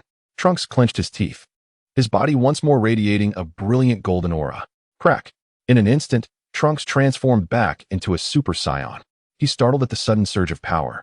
I thought I would never be able to transform into a Super Saiyan again. Thud. Son Goten landed from afar, appearing at the edge of the arena, pouting as he glared at Trunks on the platform. Trunks, you're so sneaky. Goten huffed indignantly. You just transformed into a Super Saiyan, reverted to normal, and now you're doing it again. Are you showing off in front of me? Trunks, that's not what I meant. He immediately reverted to his base form. Not only that, you used your left hand. You cheated. You cheated. Goten grumbled. I'm sorry, I don't know what happened just now. My Super Saiyan form suddenly vanished, Trunks quickly explained. It wasn't me who made it disappear. I don't know why it just went away. I was shocked. I thought I'd never be able to transform again. You're lying. How can a Super Saiyan form just disappear? Goten refused to believe him. Do you really think I'm a child? Since when does a Super Saiyan transformation just vanish? Let's talk about this later, Trunks said. Besides, my left hand didn't even hit you directly. If you're a real man, stop whining about it. Humph. Goten crossed his arms, clearly displeased. How about this? You can pick a few of my toys as compensation, Trunks offered with a smile. Really? You'd better keep your word. Goten's expression brightened instantly. In the stands, little Trunks can also turn into a Super Saiyan? Goku mused in amazement. Ha ha ha, what a shame, Kakarot. Seems like my son's bloodline is still superior. Vegeta gloated, clapping Goku on the shoulder. Goku glanced back at him. Vegeta, you should have Trunks compete with Gohan, Piccolo interjected. Trunks is already 8, right? Gohan had already achieved the Super Saiyan transformation beyond Super Saiyan by the age of 9. I wonder if little Trunks can reach Gohan's level in another year. Get lost. Unimikian, stay out of Saiyan business. Vegeta snapped, visibly irritated, rolling his eyes. Damn it. I had forgotten that Kakarot has 2 sons. Compared to Gohan, Trunks indeed falls short. That Gohan fellow is truly a prodigy. Goku, did you notice something just now? Piccolo asked gravely. Piccolo, you noticed it too? Son Goku nodded. Trunks' Super Saiyan state mysteriously vanished. It doesn't seem like he reverted on his own, Piccolo replied. Are you all suggesting that this mysterious sorcerer is behind it again? Vegeta, who had also witnessed it, frowned. What do you mean? Are you saying this sorcerer can even erase a Super Saiyan transformation? Krillin felt a chill run down his spine. If that's truly the case, then this is terrifying. Goku's expression grew increasingly solemn. The sense of foreboding grows stronger, Piccolo sighed. Humph, just skulking in the shadows, Vegeta scoffed. If he's truly capable, let him face us in open combat. Tian, is that blue-haired boy also one of Gohan's father's comrades? Videl asked Tian. Yes, Tian nodded. I saw his hair turn golden earlier, Videl remarked. I noticed it too, Tian replied. So, is the Golden Warrior actually Gohan? Videl whispered. Indeed. It must be him, Tian confirmed. I always suspected something was off. Gohan has the identity of the Golden Warrior too? Videl marveled, then murmured. Was he also present during the battle with Cell? Most likely, Tian answered. Then what about the mysterious hero? Is that him as well? Videl pressed. That one doesn't seem to be him, Tian smiled. Is the mysterious hero you? Videl fixed Tian with a serious gaze. Why do you think it's me? Tian chuckled. Just a wild guess, Videl mused. What if I said it was me? Would you believe it? Tian grinned. You lack the mystique. It doesn't feel like you. Videl shook her head. Tian, I have already declared it was me. Yet you claim I lack an air of mystery? The most enigmatic part of me remains unseen by you. Is that why you hold such a view? Ladies and gentlemen, after the intense competition, an immensely entertaining spectacle is about to commence, the referee announced with a smile. Satan fixed his piercing gaze upon Yi Tian beside him. My survival hinges entirely upon you. Yi Tian offered Satan a faint smile. Satan drew a deep breath. There was no choice but to gamble now. He could only hope Yi Tian would conjure a miracle upon this stage. Chapter 66. Erasing Trunks' Energy. Mr. Satan. Mr. Satan. Mr. Satan. The crowd erupted in fervent chants. The atmosphere electric with anticipation. Ha ha ha. No matter how strong the opponent is, he's just a child after all, a staff member remarked with a chuckle. Surely Mr. Satan won't take him seriously? I do intend to be somewhat serious, Satan admitted truthfully. You certainly have a sense of humor, the staff member replied with a smile. Glancing at Yi Tian standing beside Videl. So this young man is Videl's boyfriend? How rare. I never expected Mr. Satan to approve of his daughter dating someone like him. Do you need a moment to rest? The referee inquired, addressing Trunks on the stage. No need. Trunks shook his head. Then, Mr. Satan, please step forward, the referee announced. Satan inhaled deeply, steadying himself before striding onto the platform, standing with an air of composed dignity. Which little challenger dares to face the world champion, Mr. Satan? Satan grinned, pointing at Trunks. Is it you, young one? You'd better brace yourself.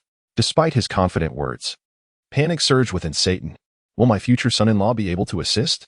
Can he truly erase this boy's power? If he fails, I'm doomed. Trunks observed him silently. This man is the world champion? He doesn't seem impressive at all. Could he possibly be stronger than my father? Trunks, do your best. Goten cheered from below the stage. Satan shot a fierce glare in Goten's direction. What are you cheering for, you little brat? Now I can only rely on my son-in-law to help me. Oh, son-in-law, I hope you can help me through this difficult time. On the viewing platform, the new strength testing machine had just arrived. Son Gohan rushed over. You finally made it, Piccolo said with a smile. You came at the wrong time, Gohan. The junior division matches are already over, Krillin chuckled. Son Gohan scratched his head sheepishly. Let's head back, Krillin suggested. Son Goku agreed without objection. There's nothing much left to see here. I'm sure Trunks will eliminate Mr. Satan soon enough.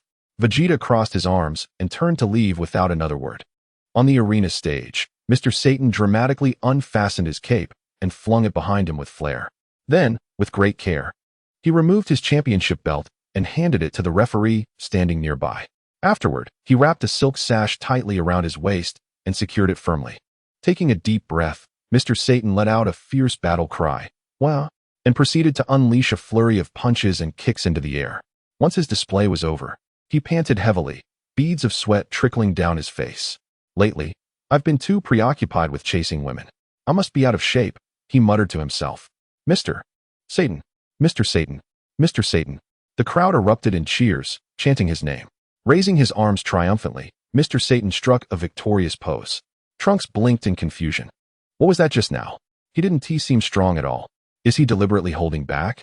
But he's the world champion. All right. Trunks shook off his bewilderment and stretched briefly to limber up. Mr. Satan flinched slightly, but remembering his son-in-law as promised assistance, he clenched his teeth and steeled himself. Please, let a miracle happen, he prayed silently. Bring it on. Mr. Satan braced himself for battle. Both fighters are ready. The match will now begin, the referee announced. Come at me, kid. Mr. Satan beckoned nervously, his heart pounding in his chest. Then I won't hold back. Trunks erupted with energy, surging toward Mr. Satan like a storm. Swish.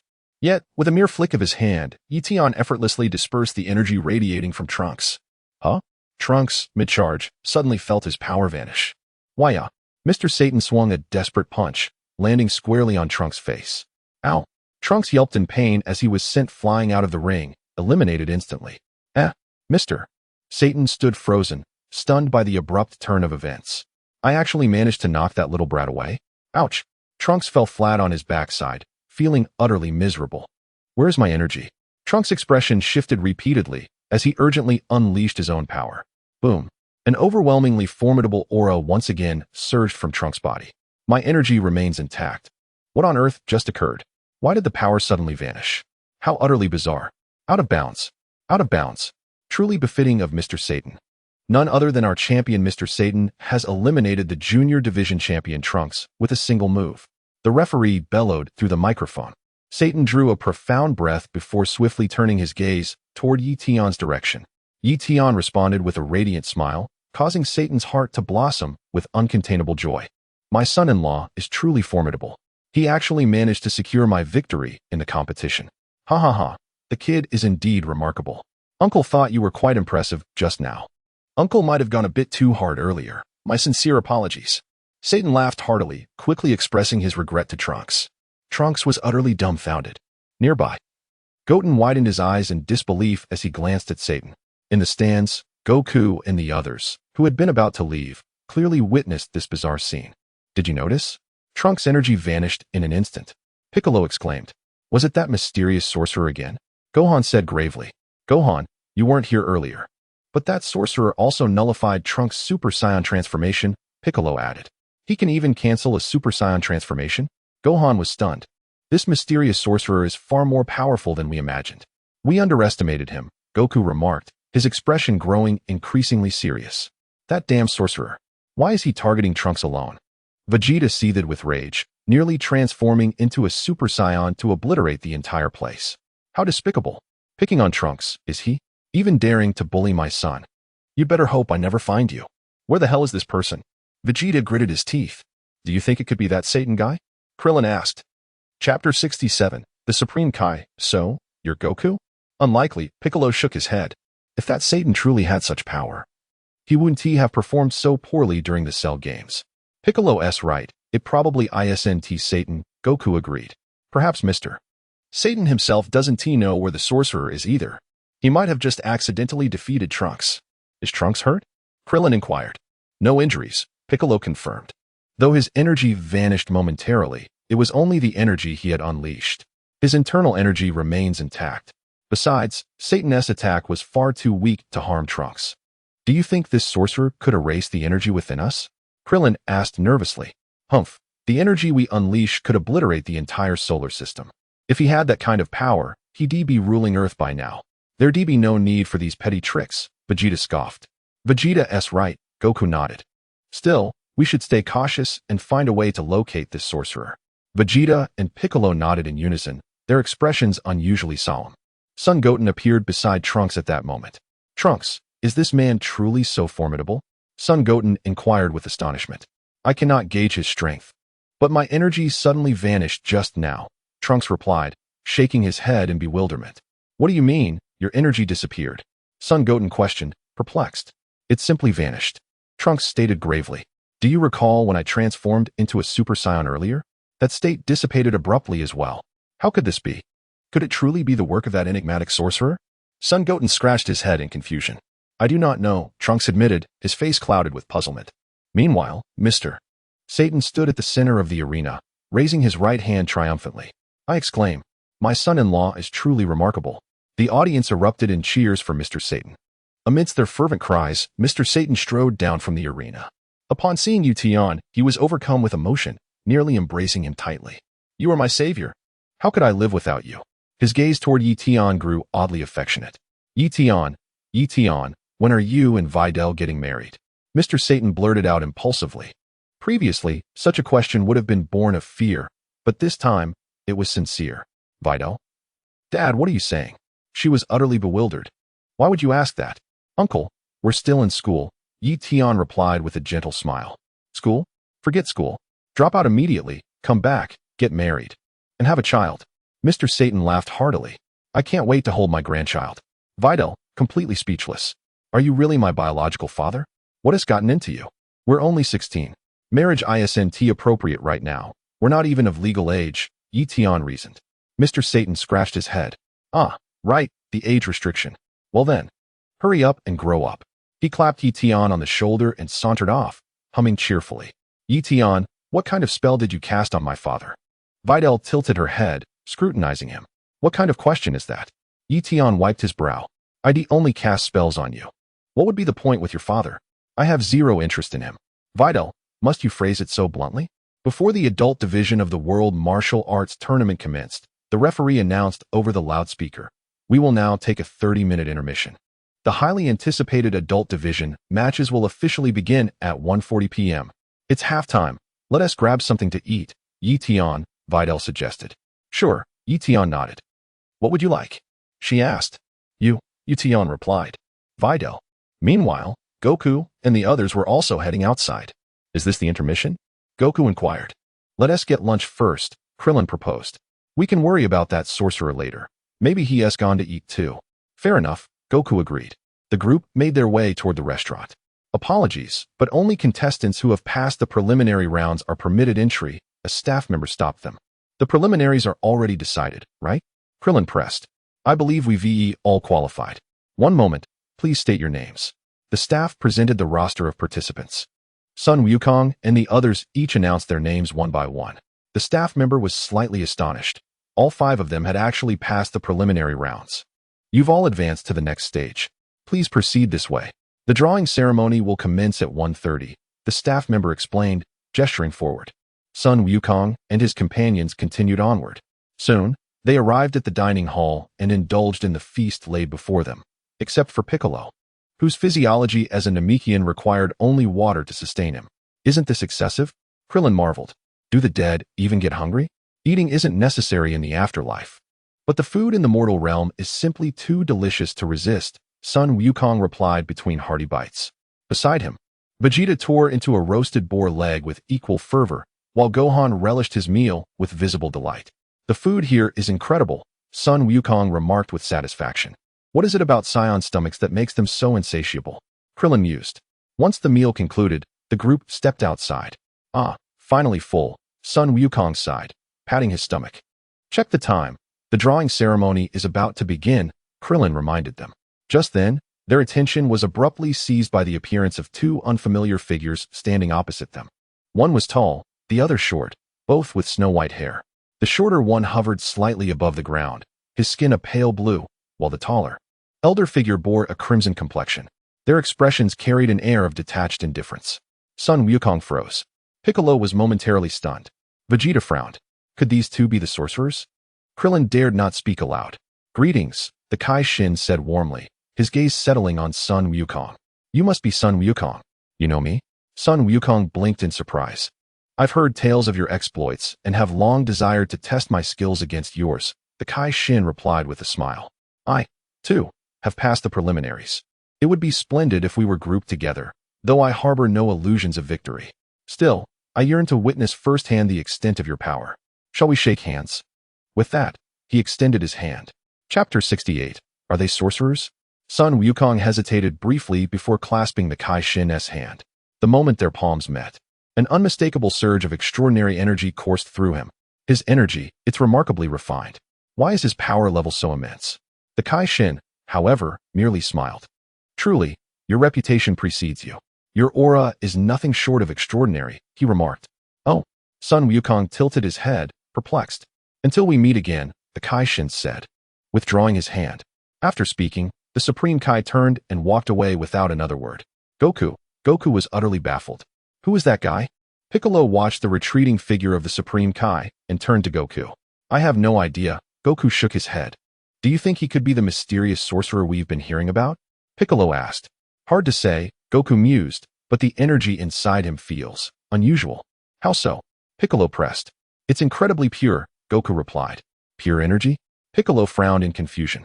Whether he's the sorcerer or not, we'll find out during the tournament, Vegeta scoffed, finally breaking his silence. Krillin, Vegeta, that sounded a little weird coming from you. Could one of them really be the sorcerer? Krillin wondered aloud. Perhaps, Piccolo nodded. Or maybe, as Vegeta said, they're just getting restless and revealing themselves now. Piccolo, don't say it like that. It almost sounds like you're implying something else, Krillin remarked. What do you mean? I don't drive, Piccolo replied flatly. Right, Namekians probably don't even know how to drive. Krillin nodded in agreement. What kind of nonsense is this? Piccolo was thoroughly confused but quickly shifted the topic. But one thing is certain, they're not from Earth. Exactly. Goku agreed. Why are aliens appearing here? And when they arrived, neither Din nor I sensed their presence. Piccolo wiped his brow. If a spaceship landed on Earth, we should have detected it. You and Din can't monitor the planet every second, Goku reassured him. Don't blame yourself, Piccolo. Enough of this, let us hurry. The drawing is about to start, Krillin urged. As long as this sorcerer shows himself, that's what matters. Hiding in the shadows is just unsettling. The little bald one makes a good point, Vegeta smirked. Once we know their exact location, there's nothing left to fear. Is one of them really that mysterious sorcerer? Piccolo frowned, still unconvinced. Whether they are or not, we'll find out soon enough, Vegeta snorted. They're definitely connected to the sorcerer in some way. Let us go? Krillin insisted. I hope I get matched against that sorcerer. Vegeta clenched his fists. I'll make him regret ever crossing paths with me. For once. Vegeta wasn't preoccupied with challenging Goku.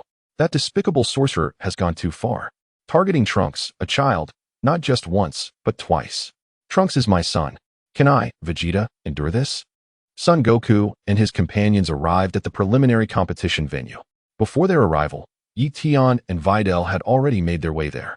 The referee had prepared the lottery box, awaiting only Son Goku and his group. Ladies and gentlemen, all participants have assembled. We shall now proceed with the draw to determine the matchups, announced the referee. When your name is called, please step forward to draw your number. Oh, divine beings. I beseech you, spare me from facing my allies in the first round. Krillin clasped his hands in silent prayer. And please, do not pair me with that enigmatic sorcerer. The divine being you're referring to is Din, isn't he? Piccolo remarked, eyeing Krillin. Piccolo, you're utterly shameless, Krillin retorted. Must you disrupt my earnest supplication? Meanwhile, Son Goku surveyed the gathered competitors. His gaze lingered on the Supreme Kai and Kibito. Aside from these two, the other fighters appeared rather unremarkable. The Supreme Kai and Kibito, in turn, scanned the surroundings, searching for Babidi. Lord Supreme Kai, Babidi has once again employed his dark arts to strip Trunks of his Super Saiyan form and drain his energy. Surely you witnessed it? Kibito said. Indeed, I did. I never imagined his sorcery had reached such heights, the Supreme Kai replied, clenching his fists in growing unease. If this energy truly seeps into Majin Buu's seal, the consequences will be dire. Indeed, it is most troubling, Kibito agreed. Then, those two with the markings on their foreheads, are they Babidi's pawns, sent to deceive us? Quite possibly, the Supreme Kai nodded. The two figures they spoke of were Yakon and Spopovich, now under Babidi's control. Their heads were shaved, muscles grotesquely swollen, their expressions twisted with malice. Upon their foreheads was etched the unmistakable symbol of an M. Now, we shall proceed with the draw in order, the referee declared. Contestant Tian. Here, here. Tian stepped forward, retrieving a numbered plaque from the box.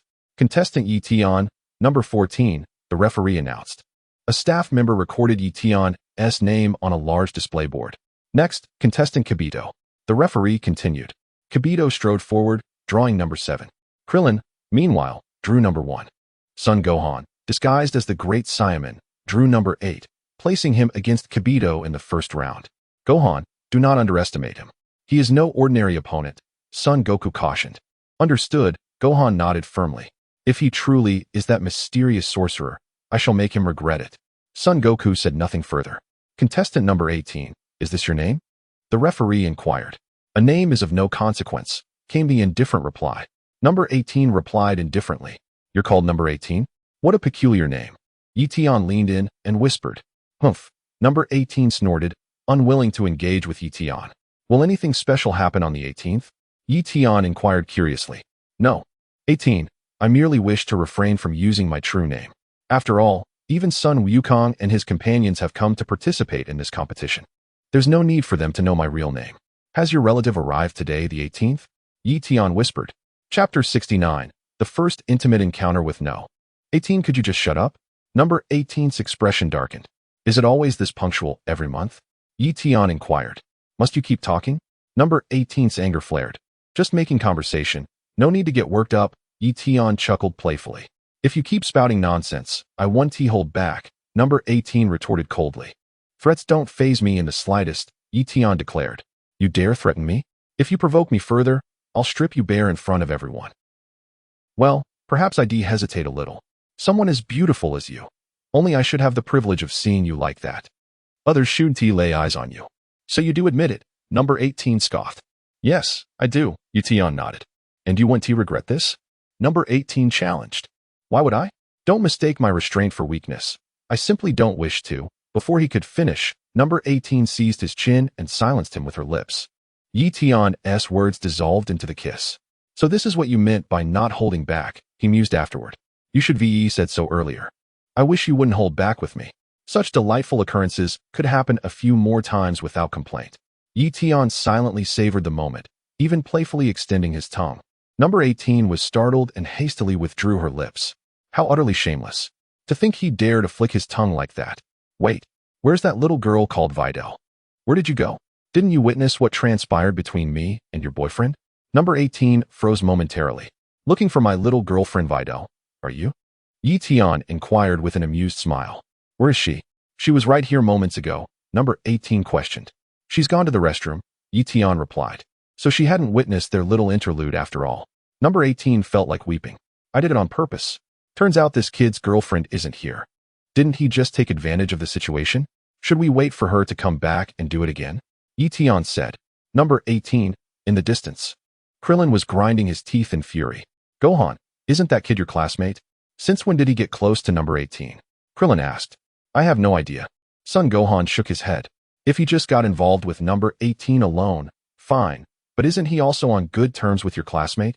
He's trying to play both sides. Krillin growled. Uncle Krillin, maybe we shouldn't meddle in other people's business. Son Gohan scratched his head. Krillin fell silent. Why? Why does number 18, the one I like, flirt with this little brat? Contestant Shin. At that moment, the referee continued calling names. Supreme Kai stepped forward and drew number 3. Shin? Never heard that name before. Son Goku mused, then turned to Piccolo. How about you, Piccolo? Never heard of him either. Piccolo shook his head. Son Goku then glanced at Vegeta. The universe is vast. Names are countless. Who knows who he is? Vegeta snorted. Next contestant, Spopovich, the referee announced. Son Goten and Trunks, disguised as the masked fighters, quickly ran over. Trunks had already reached into the number box, ready to draw. You're the masked fighter, right? The staff member blinked. Huh. Trunks was speechless. Idiot. It's me. I'm Spopovich. Spopovich stepped forward with a dark expression. Trunks and Son Goten hastily moved aside. Such a disgrace. Always making fools of ourselves, Trunks muttered. The guy Trunks mentioned is us, Son Goten said. Damn it. That freak should have come forward sooner. Trunks gritted his teeth. Next contestant, Jewel. The referee continued. Jewel was a handsome man. In terms of handsomeness, if Jewel scored a 90, then Tian was a 100. Jewel drew number 16. Contestant Son Goku, the referee called. Son Goku stepped forward and drew number 11. Next contestant, Miss Videl, the referee announced. My girlfriend had to step away for a moment. I'll draw for her. Tian approached. Very well, the referee nodded. Tian drew number 5 on Videl's behalf. Krillin felt increasingly bitter. So that girl is his girlfriend. Krillin hissed through clenched teeth. Taking advantage of number 18 while his girlfriend's away. Uncle Krillin, you're still hung up on this? Son Gohan chuckled. What do you think? Krillin scoffed. Gohan, aren't those two your classmates? You told that female classmate about this male classmate's despicable behavior. That's not right. I don't want to meddle in others' affairs. Son Gohan scratched his head. Krillin fell silent. Contestant Panda, number 2, announced the referee. Upon hearing this, Krillin immediately brightened up. He turned his head to look at contestant number 2, a towering, burly man, significantly taller and more imposing than Krillin. So you're Krillin? Panda loomed over him, sneering arrogantly. That's me.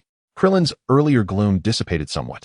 Even a worthless weakling like you, I won't show mercy. Panda jabbed a finger at him. I'll teach you a proper lesson. Oh, do you even realize what you're saying? Krillin sighed. I can hardly wait for the match to begin. What did you say? Panda faltered. You might just lose your life. Better prepare your last words. Contestant Vegeta, the referee continued. Vegeta stepped forward and drew number 12. Son Goku froze. My first battle against Vegeta? What? Goku and Vegeta are facing off in the preliminary rounds? Krillin was utterly astonished. Son Gohan was equally taken aback. Vegeta merely snorted in disdain. How ironic that the very thing one wishes to avoid comes to pass. I had originally intended to pair up with that enigmatic sorcerer. Yet fate dealt me the hand of Kakarot instead. Very well, this presents the perfect opportunity to measure my skills against Kakarot in a proper contest. I have been anticipating this day for a long time. Contestant Majin. The referee called out Piccolo's name. Piccolo drew number 4. Glancing at the matchup list, He realized his opponent was the suspected mysterious sorcerer. It's him. Could he truly be that enigmatic mage? Piccolo, you must be cautious. That man is not to be underestimated. Goku warned. I understand. I'll find a way to uncover his identity, Piccolo replied. Good. Goku nodded. Next is Mr. Satan. Due to urgent matters, he cannot be present. So I will draw on his behalf, the referee announced, pulling out number 10. Chapter 70. The Tragedy of Krillin. Android 18 examined the number. To think my opponent would be the world champion, Mr. Satan. I always believed his reputation was exaggerated, but seeing him today, he's far stronger than I imagined. He sent Trunks flying with a single punch. Truly astonishing. Just then, Videl approached. Tian, how did it go? She asked. I drew number 5 for you, third match. Tian replied. Videl nodded, scanning the matchup chart. Not bad. My opponent is Spopovich. Last tournament, he was eliminated in the preliminaries. Do your best, Tian encouraged. I will. Videl assured. Videl, were you just in the restroom? Android 18 inquired with a playful smile. Why yes, Videl answered hesitantly. Android 18 smirked, her gaze shifting slyly to Tian. Weren't you acting so bold earlier? Should I reveal what just happened? Is something the matter? Videl asked, puzzled. Guess. Android 18 giggled before swiftly walking away. Videl frowned in confusion, glancing between Tian and Android 18's retreating figure. Are you two keeping something from me? Nothing major. While you were gone, she snuck a kiss. Tian replied nonchalantly. Android 18, who had barely taken a few steps, nearly stumbled upon hearing his words. Are you serious? You'd actually say that out loud? Unbelievable. I see. Videl acknowledged calmly. I endured it. At the very least, the silver lining is that Yi Tian has now taken the initiative to confess these matters. If there comes a day when Yi Tian no longer even speaks of such things, it would signify that I hold no weight in his heart. Yi Tian truly lives up to his word. When he vowed to find multiple girlfriends, he actually followed through. In terms of shamelessness, you are utterly committed. Videl couldn't afford to appear too furious now, for Yi Tian had already forewarned her of such behavior. Number 18 was momentarily stunned. The young girl claimed she understood, and then showed no further reaction. What has become of the youth these days? Very well, the order of the matches has been decided, declared the referee. The competition will commence shortly. First, I shall escort everyone to the resting area. I trust you are all well acquainted with the tournament rules. Due to time constraints, each match will last 30 minutes. If no victor is determined within that period, the outcome will be decided by the referee's judgment. So there's a time limit now, Krillin mused. It'll only take me 10 seconds to finish you off, Panda boasted, pointing at Krillin with a laugh. I see, Krillin sighed. The stage of the World Martial Arts Tournament. The referee strode to the edge of the platform. Ladies and gentlemen, thank you for your patience. The referee announced into the microphone. The World Martial Arts Tournament is about to begin. The 16 fighters who triumphed in the preliminary rounds will now compete in the following order. An attendant displayed a large placard for the audience. For those seated farther away who may not see clearly, allow me to announce the matchups, the referee continued. The first bout will feature Krillin versus Panda. The second match will pit Shin against, one by one. The referee read out the pairings. Goku is up against Vegeta, Yamcha remarked. Indeed, Master Roshi nodded. Thus concludes the match lineup, the referee declared. Which warrior shall rise to claim the ultimate glory? Without further delay, let the first battle commence. Panda versus Krillin. Krillin and Panda made their way from the waiting area toward the arena. Tough luck running into me, Panda taunted, brimming with arrogance. But don't worry, with proper medical care, the worst you'll end up as is a vegetable. Krillin remained silent. In his youth, Krillin achieved remarkable success in the World Martial Arts Tournament, the commentator narrated. After years of absence, he returns to compete once more. His opponent, Panda, is infamous for his brutality, having suffered an unfortunate defeat in the previous semifinals by tumbling out of bounds. He now seeks redemption and the championship. With that, both fighters stepped onto the stage. Krillin's physique stands in stark contrast to his opponent's. The referee observed. Can he defy the odds and emerge victorious? Little one, you should understand that the World Martial Arts Tournament is no mere game. This place is not suited for someone like you. Panda chuckled at Krillin. Krillin let out a resigned sigh. The world is always filled with such ignorant people. Dealing with this fool won't even require much of my energy. Both fighters, prepare yourselves. The match begins now. The referee announced. With that, Panda swiftly executed a series of backward somersaults. Thud. With a nimble leap, Panda landed gracefully before Krillin once more. See, though my frame is imposing, I move with the lightness of a swallow, Panda taunted. I did this just to show you, don't think you can escape. Understood. I have no intention of running, Krillin sighed. Ha ha ha. Then allow me to demonstrate my endurance. Go on, strike me. Panda grinned. Put all your strength into it. Don't hold back. Very well, I won't hold back then. Krillin's fist shot forward in a blur, landing squarely on Panda's stomach. And then, to his horror, Krillin realized that the faint energy he had just summoned had mysteriously vanished without a trace. His expression darkened, shifting through shades of disbelief. Where's my energy? Where has the energy I unleashed vanished to? Could it be that enigmatic sorcerer is targeting me once more? The minuscule amount of energy Krillin had released had long been completely erased by Tian. That bald runt was just now baring his teeth at me before Son Gohan's eyes, displaying unmistakable indignation. Was it not merely a brief encounter with number 18? Pray tell, what profound meaning lies behind your menacing snarl directed at me? Am I incapable of handling you? I showed you immense mercy by not obliterating a part of your body on the spot. Though Krillin lacked energy enhancement, his physical prowess was no trivial matter, honed through years of arduous training. Gritting his teeth, Krillin retaliated. Swish. With a mere wave of his hand, Tian nullified the force behind Krillin's attack. Striking without energy reinforcement, Krillin's punch felt feeble, as if delivered by an ordinary man. Is this the extent of your strength, little runt? Panda couldn't help but laugh. Chapter 71. The Supreme Kai. I, too, seek the sorcerer. This can't be. Krillin stammered, hastily retreating. Yet as he withdrew, energy surged from his body once more. Tian had been lenient, erasing only the energy Krillin released and the force behind his strikes, not his entire reservoir. Had Tian stripped him of all power, Krillin would have been reduced to a mere mortal, forced to rebuild his strength from nothing. Well, perhaps slightly stronger than an ordinary man. After all, his body had been tempered through relentless discipline. Now, it all depended on Krillin's future conduct. Dare bare your fangs at me again, and I shall erase every ounce of your energy. I told you, I move with the lightness of a swallow. You cannot escape me, Panda roared with laughter.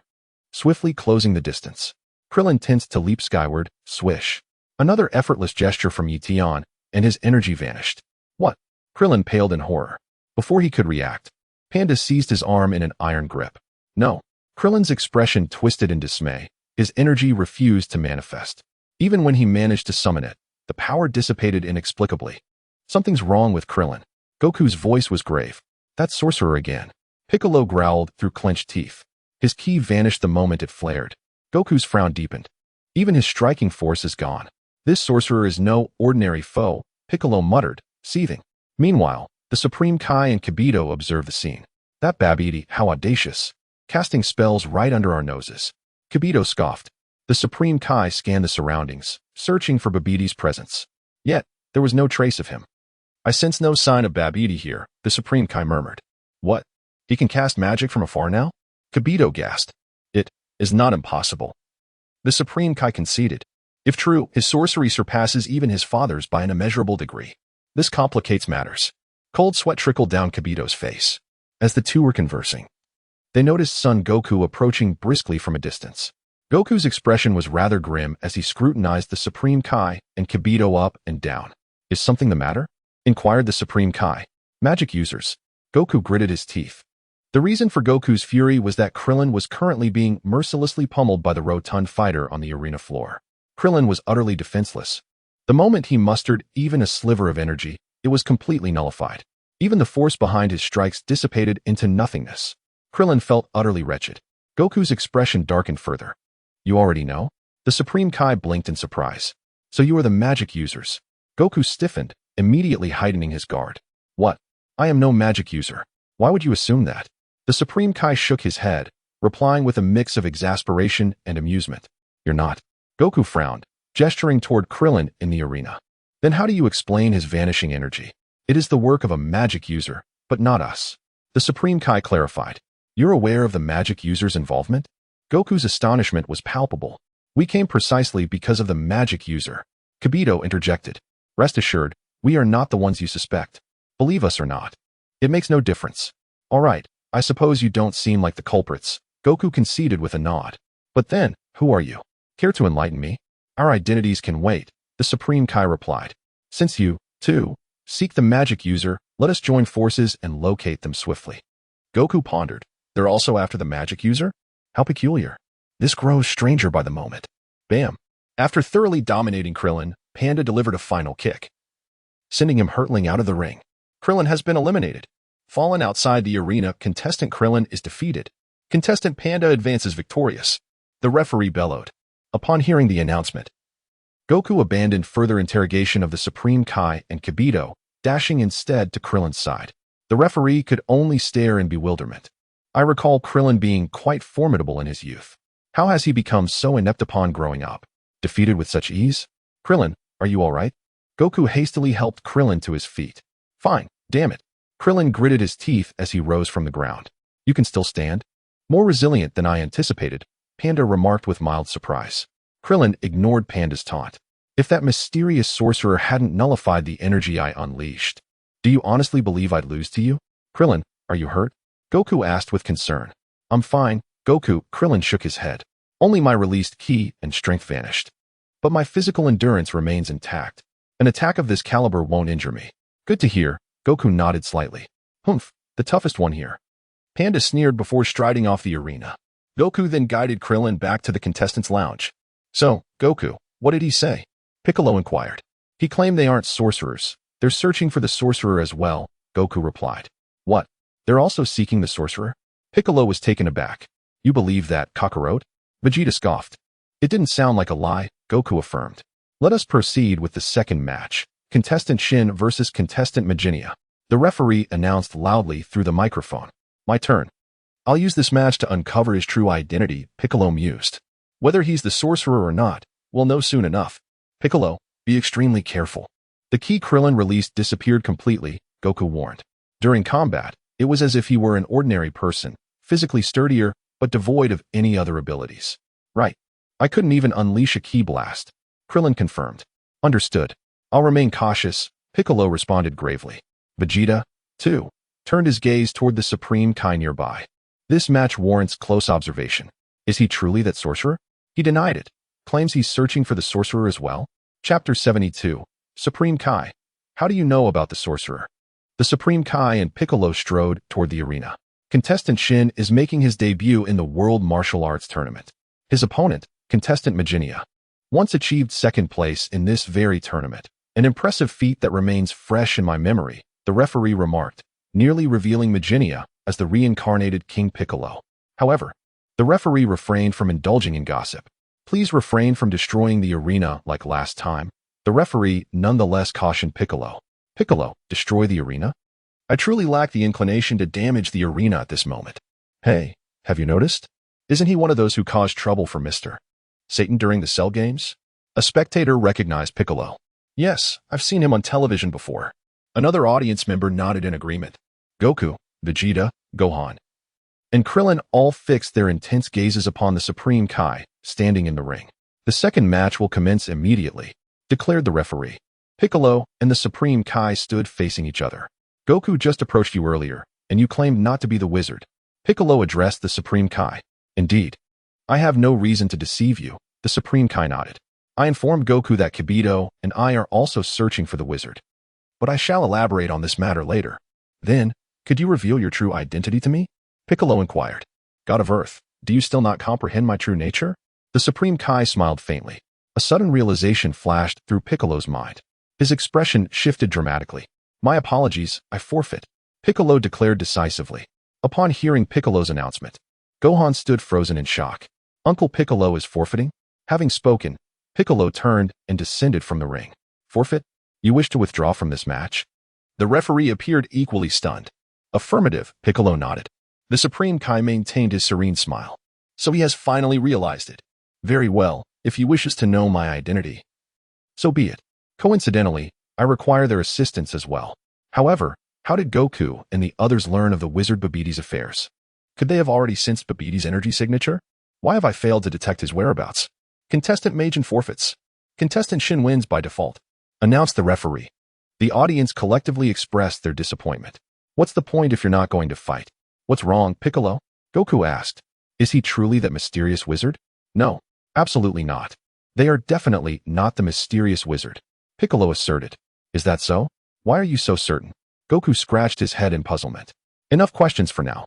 I shall verify his identity shortly, Piccolo replied. Then let us proceed to the next match, declared the referee. The third match, contestant Videl versus contestant Spopovich. Videl, Videl, Videl. The crowd erupted in cheers for Videl. What just happened? Videl whispered to Tian. That green-faced man actually forfeited. It matters not. It's your turn now. Give it your all. Tian gently patted Videl's shoulder. With a subtle nod, Videl strode confidently toward the tournament stage. As widely known, contestant Videl is the daughter of Mr. Satan. Having frequently assisted law enforcement in apprehending criminals, a young woman brimming with righteous spirit. 7 years prior, while still a mere child, she had already claimed the championship in the youth division of the World Martial Arts Tournament, achieving remarkable success. The announcer introduced both competitors. Videl's opponent, Spopovich, had suffered defeat in the first round during the previous tournament, but now returned with a transformed appearance to challenge once more. Emerging from the preparation room, Spopovich advanced toward the ring alongside Videl. Suddenly, the Supreme Kai intercepted their path. His discerning gaze immediately recognized Spopovich. The peculiar symbol etched upon his forehead was unmistakable. Among the participants of the World Martial Arts Tournament, there were 2 such individuals. Yet these men were of no real concern, mere decoys sent to divert our attention. A cunning feint indeed. While we remained preoccupied with the tournament, Babidi covertly siphoned energy elsewhere. I shall undoubtedly locate you, Babidi. The Supreme Kai paid no heed to Spopovich, striding resolutely downward. By now, Videl had already appeared on the tournament stage alongside Spopovich. From the spectator stands, Eliza cheered in a melodious voice, "Go, Videl. You can do it. Videl will easily defeat that fellow," Sharp remarked with a smile. Indeed, the bespectacled man nodded in agreement. Unbeknownst to son Gohan, their classmates had also arrived at the World Martial Arts Tournament to witness the match. Begin the match, the referee announced loudly. Videl and Spopovich readied themselves for battle. Tian cast a glance toward the arena. If left unchecked, Videl would sustain severe injuries in this bout.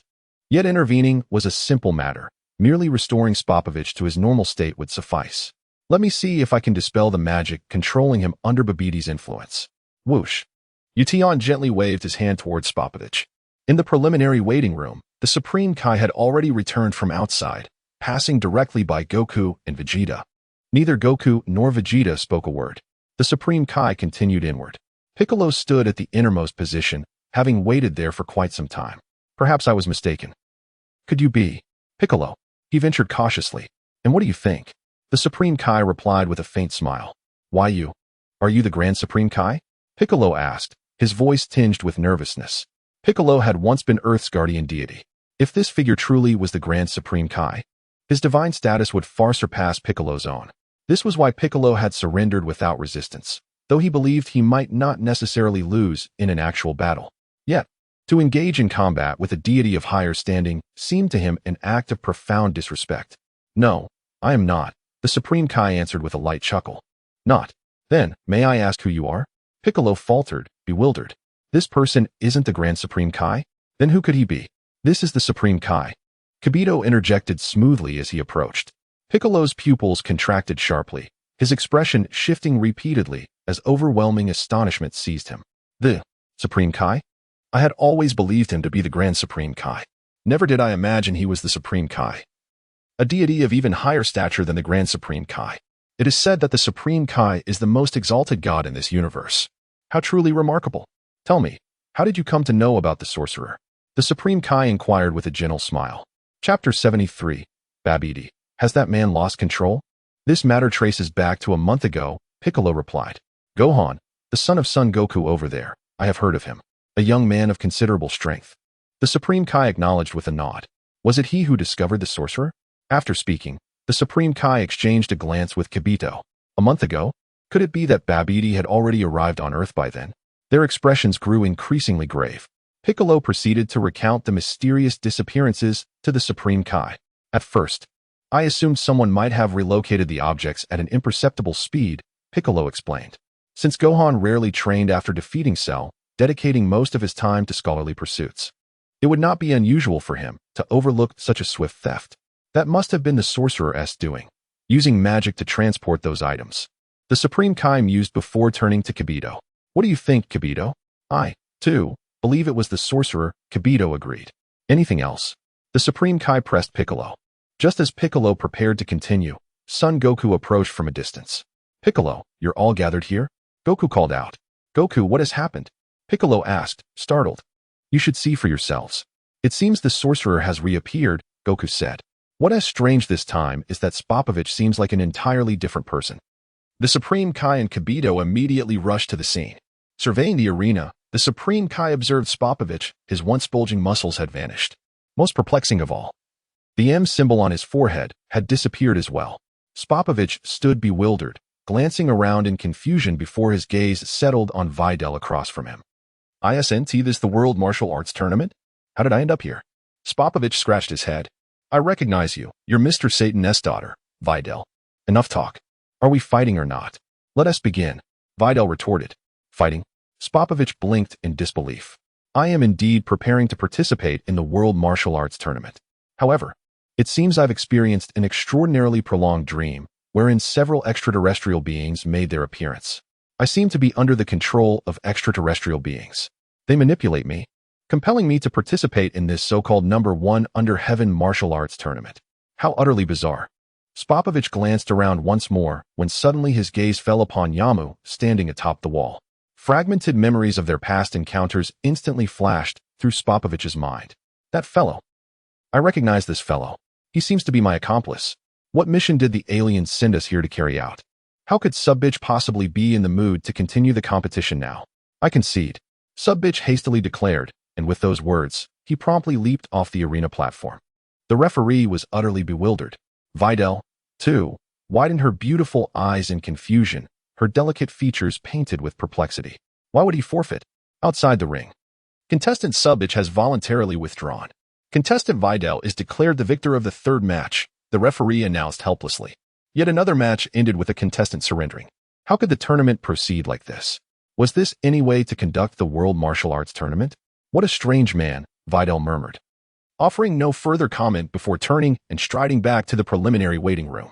Congratulations on your victory. Let us celebrate with a warm embrace, Tian said, approaching her and enveloping Videl in an ardent hug. Videl, I didn't even fight. There's nothing to celebrate. Son Gohan chuckled foolishly beside him, saying nothing more.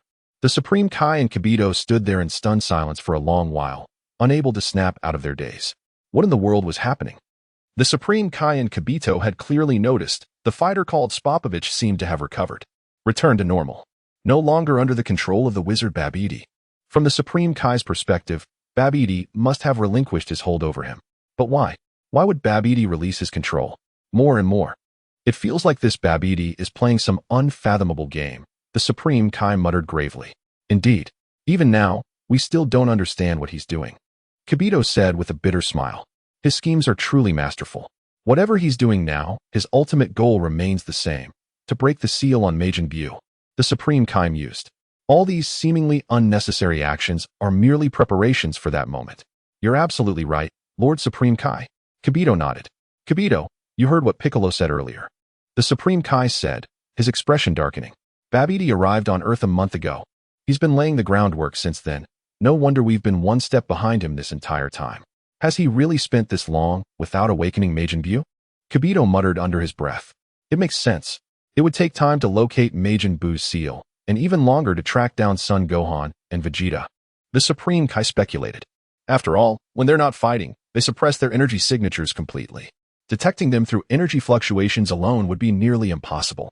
But Lord Supreme Kai, why would Babidi release his control over Spopovich? Kibito frowned in confusion. I don't know, the Supreme Kai admitted. I have no idea. Deep within the mountains, buried beneath the earth, inside a spaceship, the wizard Babidi was engaged in idle chatter with Beerus, the Demon King. So, how are Yamu and Spopovich doing? The World Martial Arts Tournament should have started by now, shouldn't it? Babidi smirked. I wonder how much energy those two will manage to gather? Given the level of this planet, collecting even a single unit would be impressive, Beerus chuckled. You're right, Babidi sighed in irritation. Damn it. Looks like we'll have to gather energy from other planets. This primitive, uncivilized Earth is just too pathetic. If you dislike this planet so much, Lord Babidi, we could always destroy it before we leave, Beerus suggested with a smile. I like the sound of that. Babidi grinned before stepping toward the crystal ball, murmuring an incantation. Snap! An invisible wave of magic swiftly enveloped the crystal orb, upon which the figure of Yakon immediately materialized. Spopovich had vanished. No, he was standing beside Yakon, appearing somewhat peculiar. Babidi rubbed his eyes in bewilderment. Chapter 74. The Supreme Kai, Focus. How strange, Babidi muttered under his breath.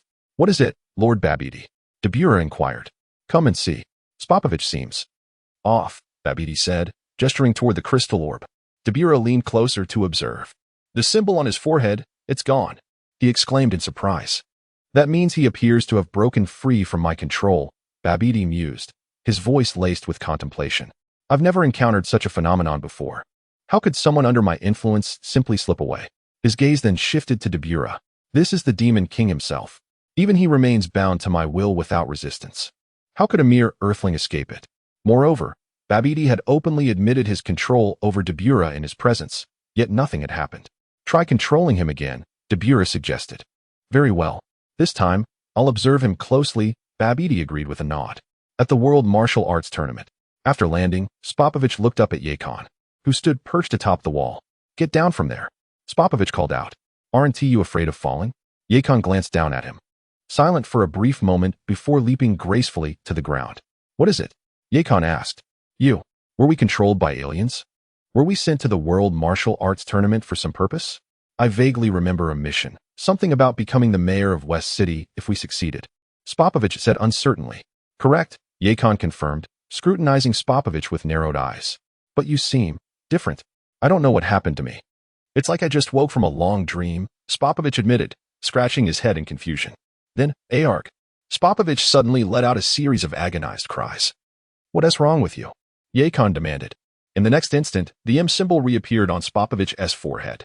He had been reclaimed by Babidi's control. Once under the spell again, Spopovich blinked and glanced around in bewilderment. What? What happened? Wasn't he, I supposed to be fighting Videl? How did I end up down here? Yakon frowned. You truly remember nothing? That's odd, Spopovich murmured, his expression blank with confusion. Supreme Kai. Even Kibito had witnessed Spopovich's abrupt transformation. He has been controlled again. The Supreme Kai nodded thoughtfully. Could it be that this man named Spopovich managed to break free from Babidi's control on his own? But why would that happen? He was merely an ordinary human after all. Kibito was perplexed. How could a common mortal so effortlessly escape Babidi's domination? Perhaps his bloodline or mental constitution inherently conflicts with Babidi's control, the Supreme Kai speculated. Or maybe in that moment, his thoughts became pure and untainted. That would be the only plausible explanation, Kibito agreed with a nod. Regardless, Babidi's primary objective remains gathering energy to release Majin Buu from his seal, declared the Supreme Kai. We must not be distracted by his petty schemes. As long as we focus on the core issue, we shall prevail. But what exactly is our core mission here? Kibito asked with a wry smile, caught between amusement and exasperation. I still haven't grasped the crux of the matter. We're supposed to locate the wizard Babidi through those two individuals, yet our prolonged search has yielded nothing. There's a high probability that Babidi is present at the scene right now, performing magic right under our noses without us noticing. This fellow is truly formidable. The next match will be between you and Son Gohan, the Supreme Kai stated. Yes, Kibito nodded in agreement. Have him transform into a Super Saiyan, the Supreme Kai continued. This time, I'll pay close attention to our surroundings. I'll also place a mystical mark on Son Gohan. If Babidi attempts to siphon his energy through magic again, I'll immediately sense the direction of the energy transfer. That's an excellent plan, Kibito responded enthusiastically. This way, we'll surely pinpoint Babidi's exact location. Precisely, the Supreme Kai smiled. However, shouldn't we inform Son Goku and the others beforehand? Kibito suggested. We should advise them not to act rashly. You're right. I'll go and brief them. You focus on the match, the Supreme Kai agreed. Meanwhile, the audience was growing restless. 2 consecutive matches had ended in forfeits. We have purchased tickets to witness the matches. Yet 2 bouts have already been forfeited. Let us proceed with the 4th match. The referee announced with some resignation, hoping no further issues would arise. The 4th match features contestant Kibito versus contestant Saiyan Masked Warrior, declared the referee. Son Gohan and Kibito strode toward the ring together. Meanwhile, the Supreme Kai discreetly bestowed a divine blessing upon Gohan. Good luck, Gohan, Tian offered with a faint smile. Give it your best, Gohan. Videl cheered, waving enthusiastically. Will do, Gohan responded, glancing back. In the audience, Scion Masked Warrior? Eliza murmured in surprise. That righteous vigilante from Satan City, Sharp mused thoughtfully. Beside them, the bespectacled man peered through binoculars at Gohan on the stage. Notably, Gohan still wore his headband, obscuring his identity. I feel like I've seen him somewhere before. The bespectacled man muttered. Even with his eyes and hair hidden, his nose and mouth looked familiar. Let me see, Sharp said, taking the binoculars. After a brief observation, he chuckled. He's wrapped up so tightly, there's no way to recognize him. May I? Eliza requested. Sharp handed her the binoculars. He does resemble Gohan. Eliza remarked softly after careful scrutiny. What? Gohan? The bespectacled man exclaimed.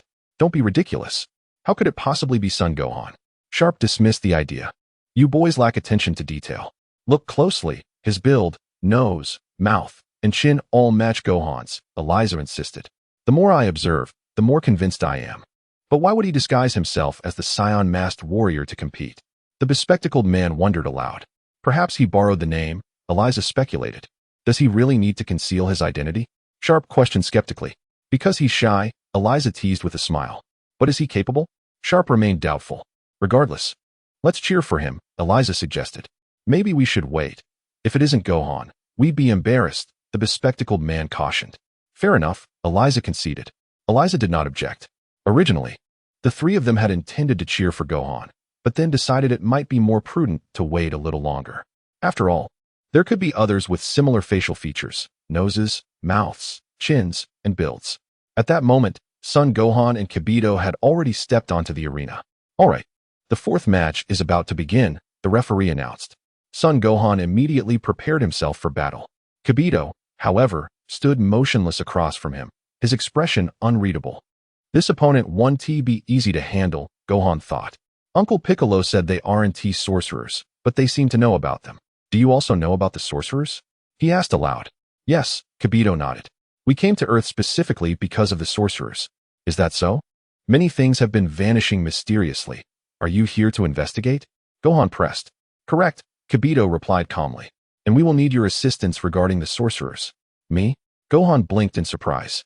Transform into a Super Saiyan now, Kibito commanded. If your Super Saiyan state suddenly disappears, we can trace where the energy vanishes to. You know about the Super Saiyans? Gohan frowned. Only if you transform will the sorcerer attempt to siphon your energy. That is how we will locate them, Kibito explained further. That sorcerer can erase my Super Saiyan form? Gohan was astonished. During the match between your brother and Trunks, the sorcerer nullified Trunks' Super Saiyan state, Kibito said. You weren't present, so you wouldn't know. I heard about it afterward, Gohan acknowledged gravely. In the distance, Tian smirked to himself. Gohan hasn't provoked me. Why would I bother erasing his Super Saiyan state? Am I truly idle? Moreover, must that wretched Babidi truly bear the burden of my misdeeds? Very well, let him shoulder it. Consider it an honor to carry my weight. However, should Son Gohan ascend to the form of a Super Saiyan, I suppose Spopovich would stab me in the kidney with an energy absorption rod. What are they talking about? Krillin inquired. It seems they want to turn Gohan into a Super Saiyan, Goku murmured thoughtfully. Gohan. Piccolo called out to Son Gohan, giving him a subtle nod. Uncle Piccolo? Gohan was momentarily taken aback. Piccolo, what's going on? Goku turned to ask him. Simply put, we're trying to use this method to pinpoint the sorcerer's exact location, Piccolo explained. Can we really find him? Goku shook his head skeptically. Everyone, I must apologize, but we must make Gohan transform into a Super Saiyan. The Supreme Kai stepped forward, his expression grave. Since none of you here are the sorcerer, I shall reveal the truth. I have left a trace of divine energy on Gohan. This energy can track the whereabouts of his Super Saiyan state. If the sorcerer truly transfers his Super Saiyan energy away, I will undoubtedly locate his precise position. Tian listened in silence from the side. I stand here in silence, observing. Let the performance begin. Tian and the others are also searching for the mysterious hero, Videl remarked. Tian nodded. Videl cast a deep glance at Tian, but said nothing more. Why should I listen to a stranger? Even if we seek that sorcerer, we'll do it ourselves. No need for you to command us, Vegeta scoffed.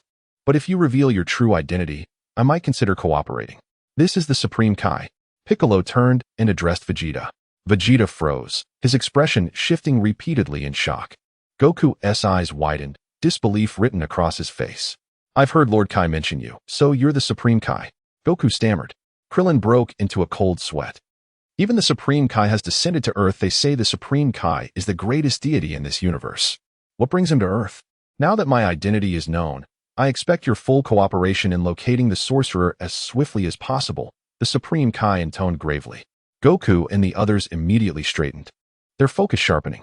On the tournament stage, Gohan and Kibito stood facing each other. The two had yet to engage in battle, much to the audience's growing impatience. 2 consecutive matches ended in forfeits. Why has the fourth fight begun yet? Very well, I too wish to find that sorcerer quickly. Gohan nodded solemnly. After all, many things have mysteriously vanished, though most were of little consequence. Kibito remained silent. You said I should transform into a Super Saiyan? Gohan asked. Yes, Kibito confirmed. Then I'll test whether he can still nullify my transformation if I surpass the Super Saiyan form. Gohan smiled faintly. What? A Super Saiyan beyond Super Saiyan? Kibito was stunned. Golden light erupted from Gohan's body, his hair standing on end. The headband around his forehead snapped and fell away. Crackle, crackle, blue lightning coiled around Gohan's form. Super Saiyan 2. Of course, in this era, it could not yet be called Super Saiyan 2, for Super Saiyan 3 had not emerged. Here, it was simply known as the Super Saiyan who surpassed Super Saiyan. Witnessing Gohan's transformation, Kibito stood frozen in awe. Such immense power, how could an ordinary human possess such strength? His energy intensity has far surpassed even the divine power of Lord Kaioshin. In the distance, Yakon and Spopovich were momentarily stunned. The audience was utterly dumbfounded. Indeed, it's Gohan. Gohan is truly the Golden Warrior, Videl said to Tian. Tian nodded. Chapter 76, Son Gohan, don't move a muscle. Are they trying to use this method to find the mysterious hero? Videl asked. Yes, Tian nodded again. But the mysterious hero has only done good deeds, Videl said. If they really find him, they wouldn't do anything extreme to him, would they? Well, let us wait and see. Maybe there'll be some drama. Watching while enjoying the spectacle would be far more entertaining. Tian chuckled. After their brief stupor, Yakon immediately pulled out an energy detector. Look, such an astonishing energy reading. Yakon exclaimed to Spopovich. Perfect. Spopovich grinned eagerly. Good. Let us go absorb that energy together. Yakon retrieved an energy absorption device. Spopovich, hold him down properly. Understood. Spopovich replied. That's the Golden Warrior. Eliza gasped. Isn't that Gohan? His headband fell off. Sharp was utterly shocked. I never would have imagined. Gohan is the Golden Warrior. The bespectacled man wiped his sweat. The spectators in the stands were equally stunned. When Mr. Satan fought Cell, there were a few similar figures. Yes, very similar. They also emitted golden light. Who exactly are they? The crowd buzzed with speculation. Such an unimaginable level of super energy. I wonder if Babidi can actually siphon it away? Kaioshin muttered. Babidi? Is that the name of the sorcerer? Goku asked. Indeed. Kaioshin nodded. Please refrain from speaking. I need to concentrate on sensing the energy transfer. If it can truly be redirected. Humph, that brat was even stronger when he defeated Cell, Vegeta scoffed. This era of peace has dulled his instincts. Must you keep talking? I can't focus. Kaioshin shot Vegeta an irritated glance. Vegeta fell silent. At that moment, Yakon and Spopovich stealthily flew toward Gohan's position. Look, those two are making their move. Krillin pointed out. I said no talking. Those two are merely decoys. They're also under Babidi's command. Kaioshin gritted his teeth. Ignore them. Sun Wukong nodded silently without uttering another word. Now I must concentrate and discern how Babidi is transferring energy and to where exactly, the Supreme Kai declared solemnly. Seems the Supreme Kai has more to say than the rest of us, Sun Wukong muttered under his breath. The Supreme Kai cleared his throat. Ahem. Could you refrain from idle chatter during such a critical moment? Interjected Tian. Sun Wukong and the others briefly turned their gaze toward Tian before promptly ignoring him. On the arena stage, Yakon and Spopovich had stealthily positioned themselves behind Son Gohan. Sensing something amiss, Gohan swiftly pivoted with an elegant turn, fixing his eyes upon the two figures looming behind him. What are you scheming? Son Gohan demanded sharply. Hold your ground. Kibito's telepathic voice urged. They are mere sorcerers sent as decoys. Do not alert the enemy prematurely. Son Gohan hesitated briefly before relenting. Very well. If you insist I remain still, then I shall. Let me see what these two can do to me. Son Gohan remained motionless. In truth, he had no intention of stirring up trouble prematurely. He too wished to swiftly locate that enigmatic sorcerer. At first, this mysterious mage had seemed decent enough. But now, his antics were growing increasingly reckless. The sooner they found him, the better. Perhaps guiding him onto the right path could turn him into a good man. Lost in thought, Son Gohan assumed a combat stance, yet made no move to act. Snap! Spopovich lunged forward with startling speed, seizing Son Gohan in a tight grip, pinning him in place. A foreboding unease crept over Son Gohan, and instinctively, he considered flinging his assailant away. Had he wished, breaking free would have been effortless. Don't move. Stay still. Let us see what they're planning. Kibito's telepathic warning echoed in his mind. Hesitating once more, Son Gohan decided to wait and observe. But this momentary pause proved costly. Thunk! Yamu drove the energy absorption device straight into Son Gohan's side. Ack! A sharp cry of pain tore from Son Gohan's lips as his energy rapidly drained away. What are those bastards trying to do? Piccolo growled. Hold your attack. The Supreme Kai frowned. Let us assess the situation first.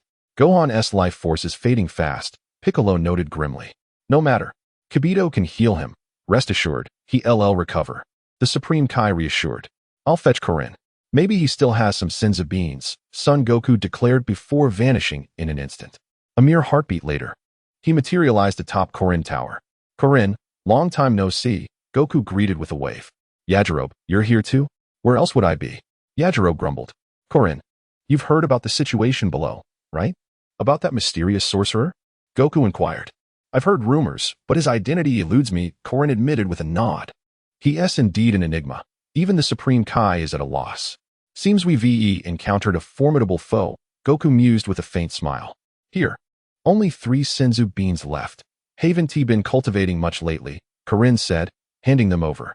Thanks, Goku acknowledged. I'll head back now. Whoosh. In a flash, Goku reappeared on the battlefield. On the arena. Perfect. Energy absorption complete. Yama cheered triumphantly. Clatter. Spopovich released Son Gohan.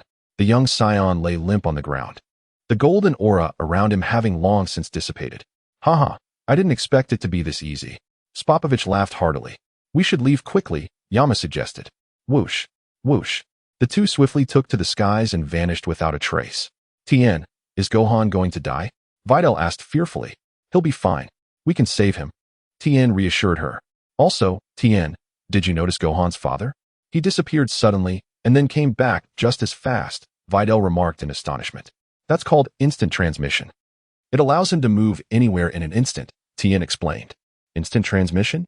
Could I learn it? Videl inquired. Chapter 77. Videl, I thought that magician was you. If you truly wish to learn, it shouldn't be impossible, Tian mused. It's a basic skill of the Erdrations. A basic skill? Erdrations? What are they? Aliens? Videl questioned.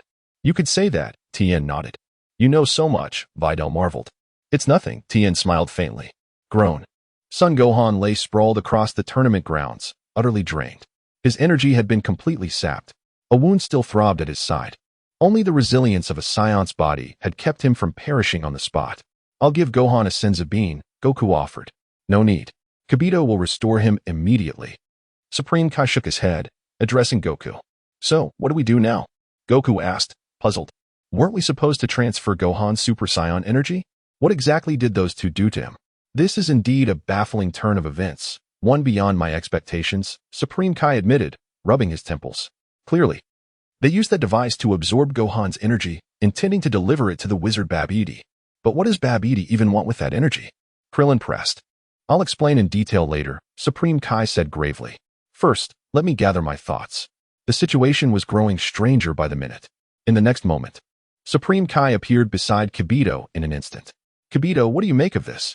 Supreme Kai inquired. Lord Supreme Kai, I believe you're correct. These details are ultimately irrelevant. Babidi's true goal is to awaken Majin Buu, Kibito speculated.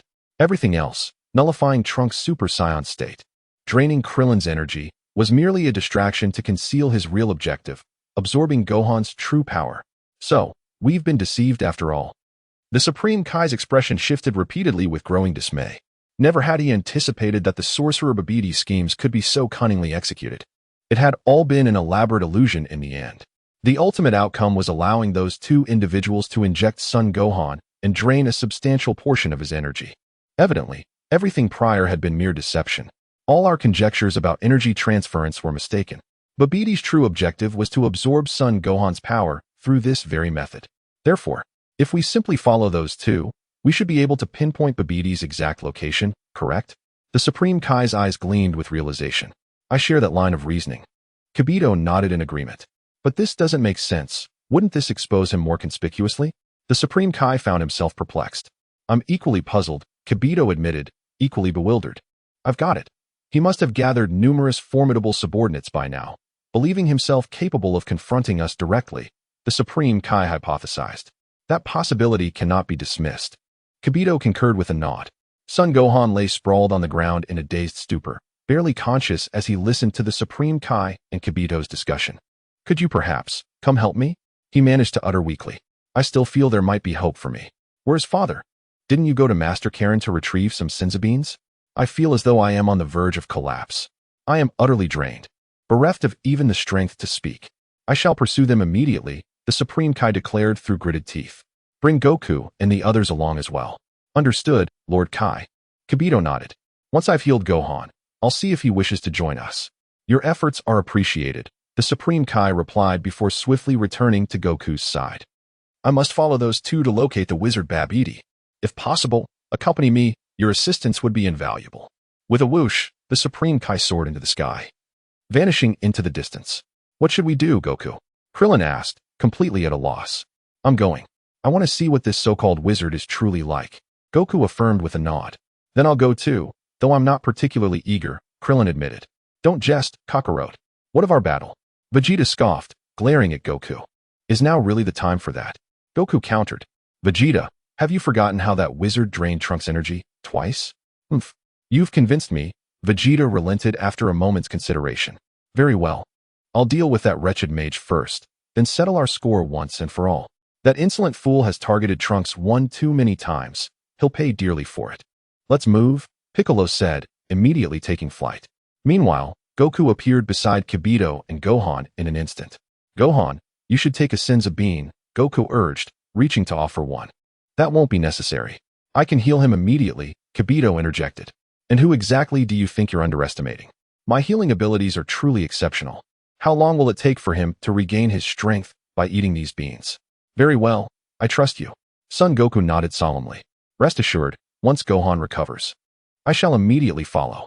I believe Son Gohan will come as well, Kibito stated.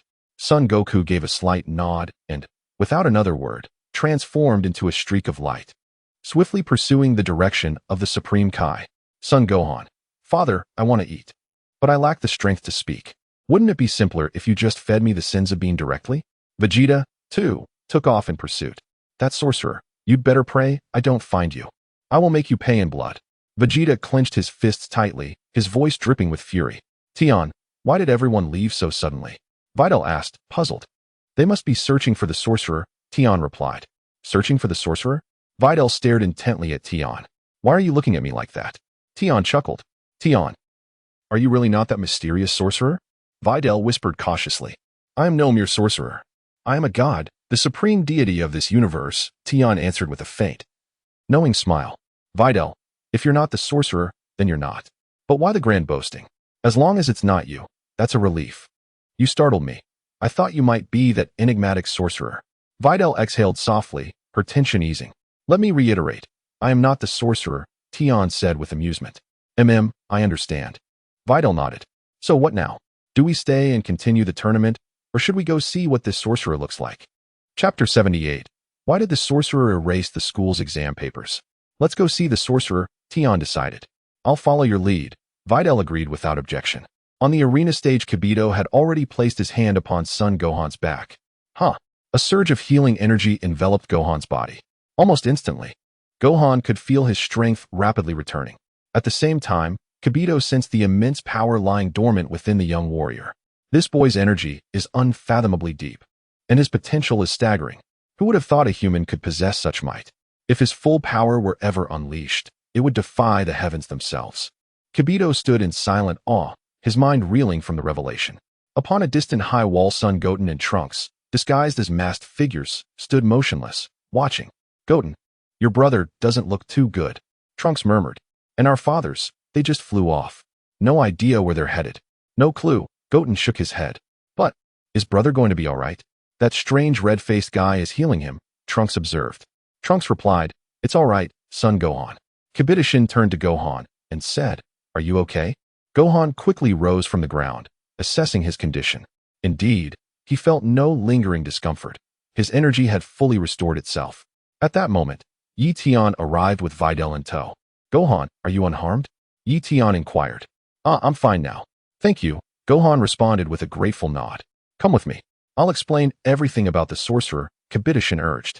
Gohan coughed lightly, a wry smile forming. So you told me not to move just so those two could stab me? Kibitoshin hesitated, momentarily at a loss for words. I didn't mean for that to happen. Honestly, I had no idea they would do such a thing, he admitted apologetically. Are you planning to pursue that sorcerer next? Gohan asked. Father and the others have already set out, haven't they? Yes, Kibitoshin confirmed with a nod. I'll go ahead. You should follow as soon as possible. Right. I'm coming too, Gohan agreed. Whoosh. Without another word, Kibitoshin soared into the sky. Just as Gohan prepared to depart, Videl and I will come as well, Tian declared. Gohan hesitated, uncertain how to respond. A brief silence lingered between them. Perhaps it's best if you two stay behind. That sorcerer is far more formidable than I anticipated, Gohan said, his expression grave. Don't worry, we'll be fine. Tian reassured him with a calm smile. Then please, be extremely cautious. If there's any danger, retreat immediately, Gohan urged. You're my classmates. I don't want to see either of you hurt. Understood, Tian nodded. Let's go? Gohan flashed a faint smile. Whoosh, whoosh, whoosh. Together, Tian, Videl, and Gohan ascended into the sky. Before long, they caught up with Kibitoshin. Now, could you elaborate on this sorcerer? Gohan pressed. How did you even learn of their existence? Kibitoshin sighed wearily. It's a long story. Their magical prowess has far exceeded both my and Lord Kai-Shin's expectations. Indeed, they are formidable, capable of making things vanish without a trace, Gohan acknowledged. Tian listened in silence, offering no interruption. Beside him, Videl remained equally attentive. Please, don't let it be Tian. Tian had already stated, he was no sorcerer. I believe Tian would not deceive me. That sorcerer is merely secondary. Kibito continued, though his magic is formidable, as long as we locate him, I presume he shouldn't be too difficult to handle. Merely secondary? What do you mean? Son Gohan was taken aback. In ancient times, when mankind first learned to walk upright, deep in the distant cosmos, an evil sorcerer named Vegeta emerged, Kibito solemnly declared. One day, this malevolent sorcerer created a monstrous abomination, a terrifying entity known as Majin Buu. Majin Buu possessed neither emotion nor reason, existing solely for destruction and slaughter. Kibito went on. He was a creature born to spread terror, and within mere years, hundreds of planets were reduced to lifeless husks. So formidable. Son Gohan murmured in awe. At that time, there were 5 supreme Kais, each wielding immense combat prowess, capable of effortlessly defeating tyrants like Frieza, Kibito sighed.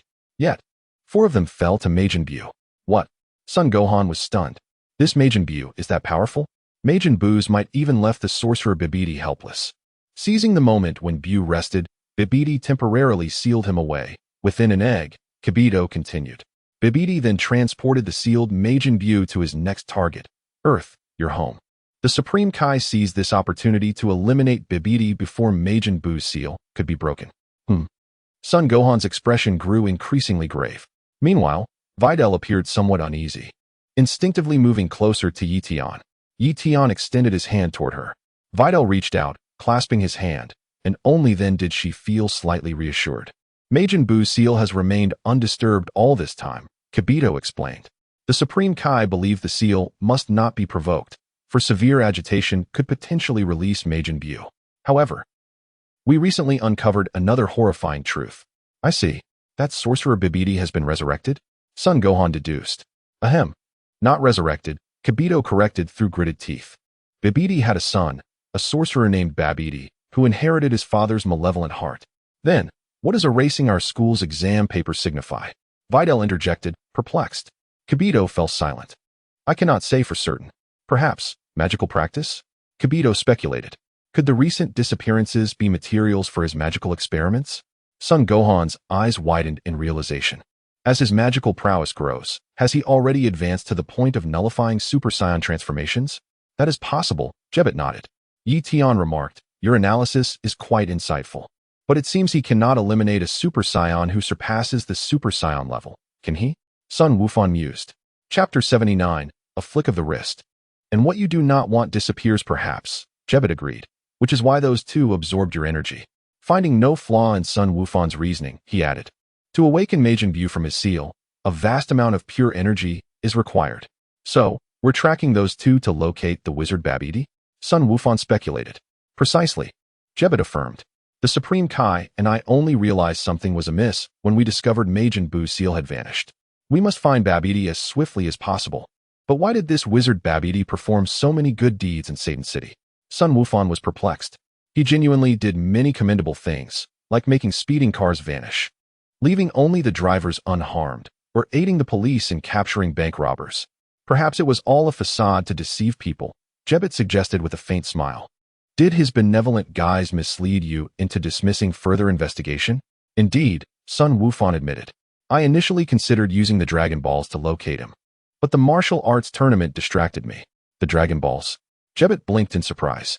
Tian silently observed Sun Wufan. So, he intended to find me through the Dragon Balls. Had he gathered them earlier, my identity would have been revealed. But then again, I never sought to conceal it.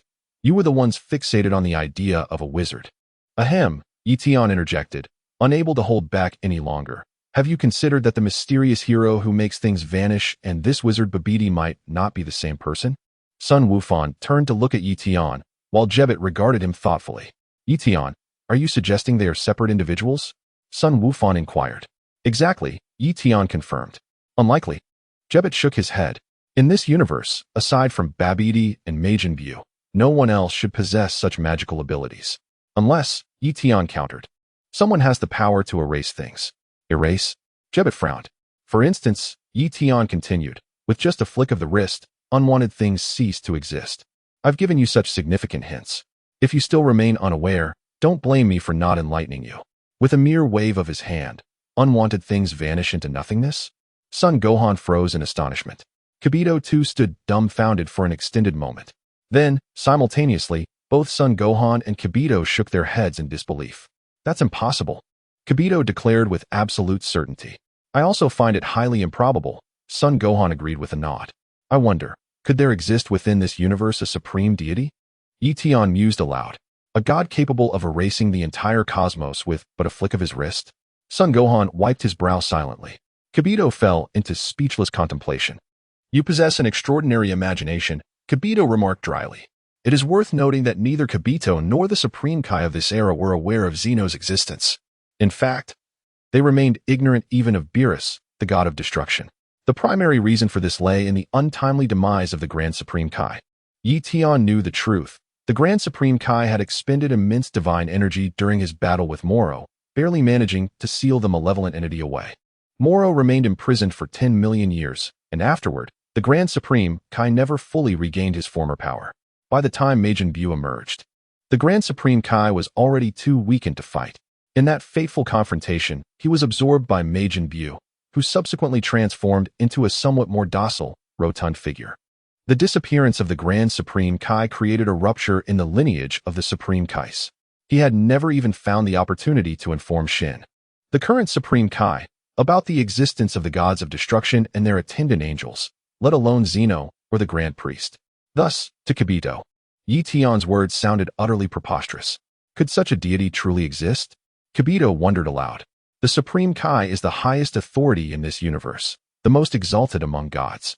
Meanwhile, North Kai, who often accompanied Son Goku, was privy to Beerus' existence. After all, it was Beerus who had reduced his planet to its diminutive size.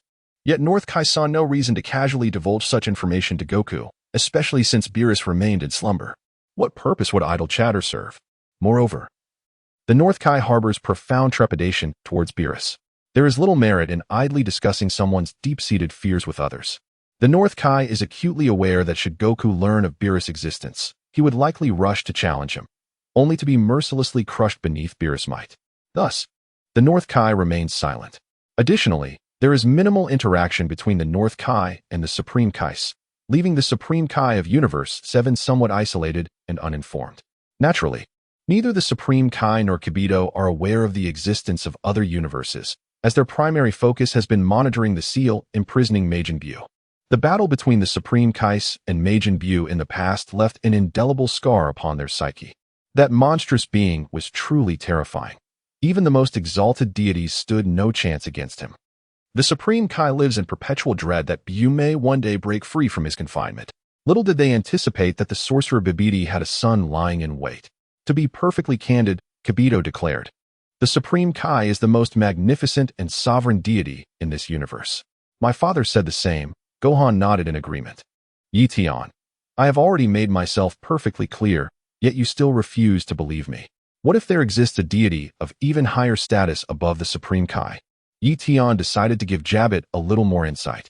Impossible, Jabbit wiped his brow. I can assure you with absolute certainty that the Supreme Kai is the most exalted god in this universe. Jabbit emphasized. Very well, consider it unsaid. Carry on. Tian smiled faintly.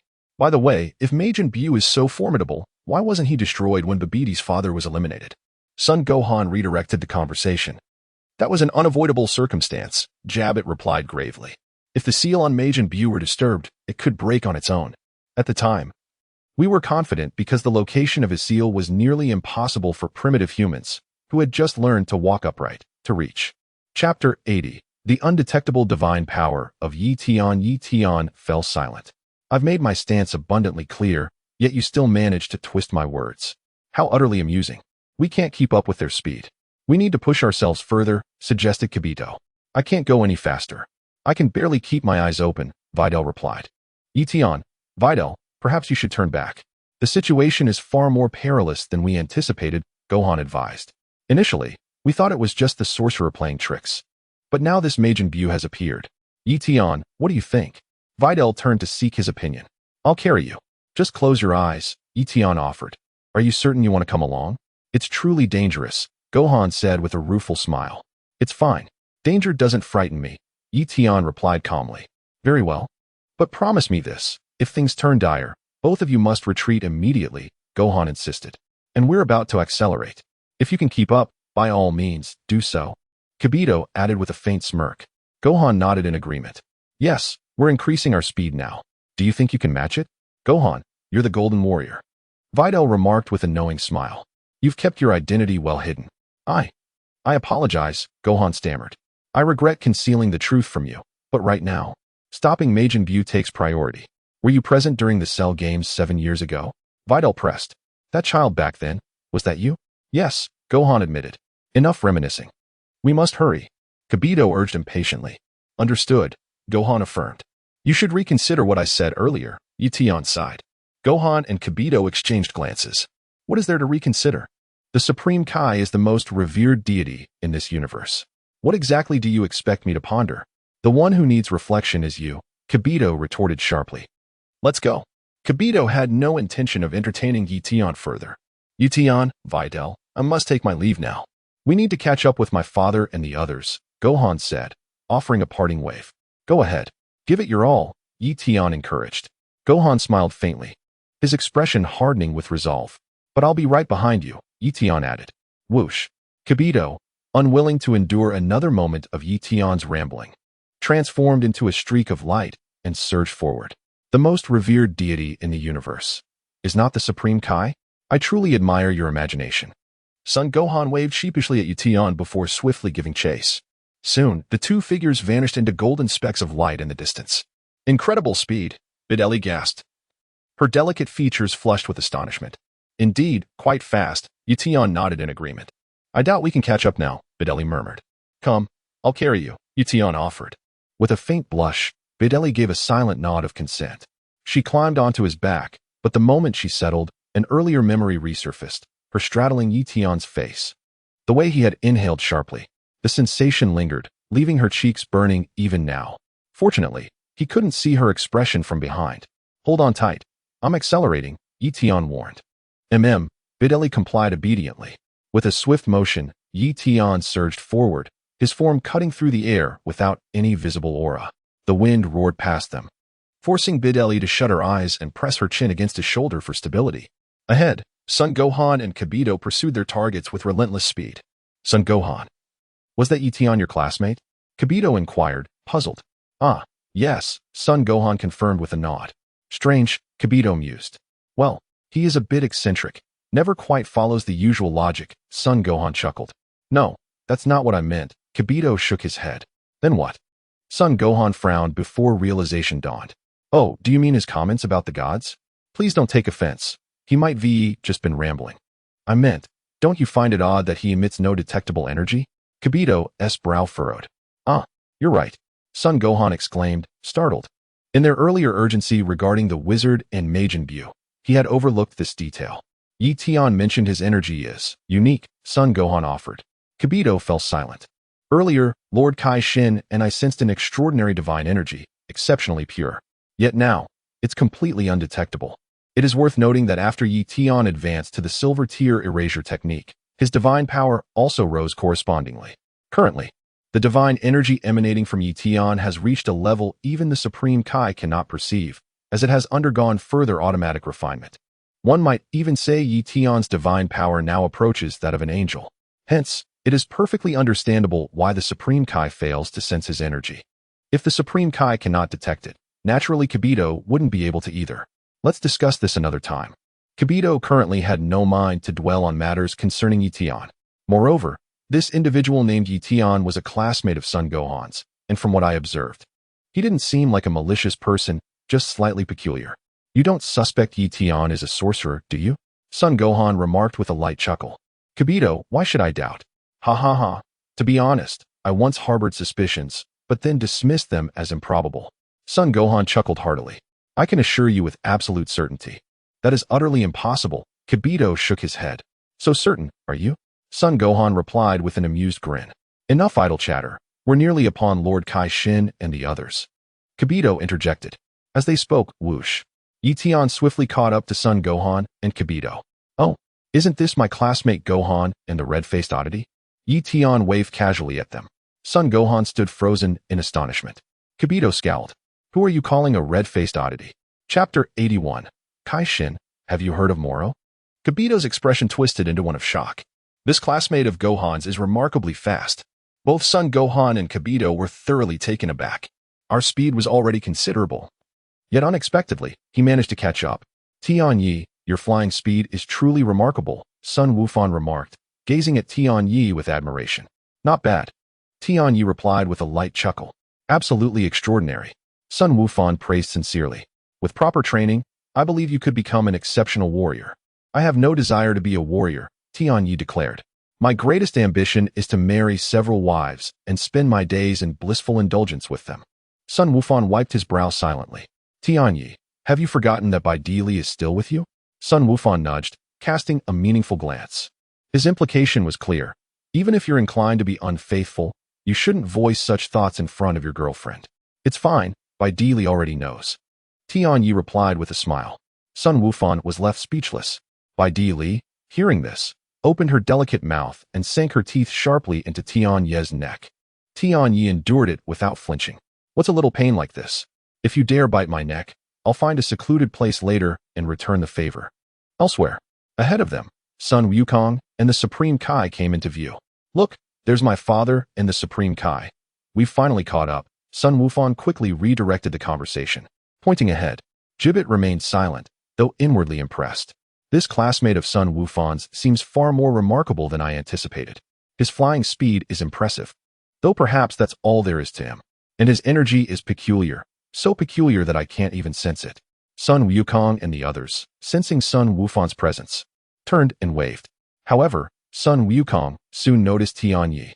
He, too, observed the absence of any detectable energy emanating from Tian Yi.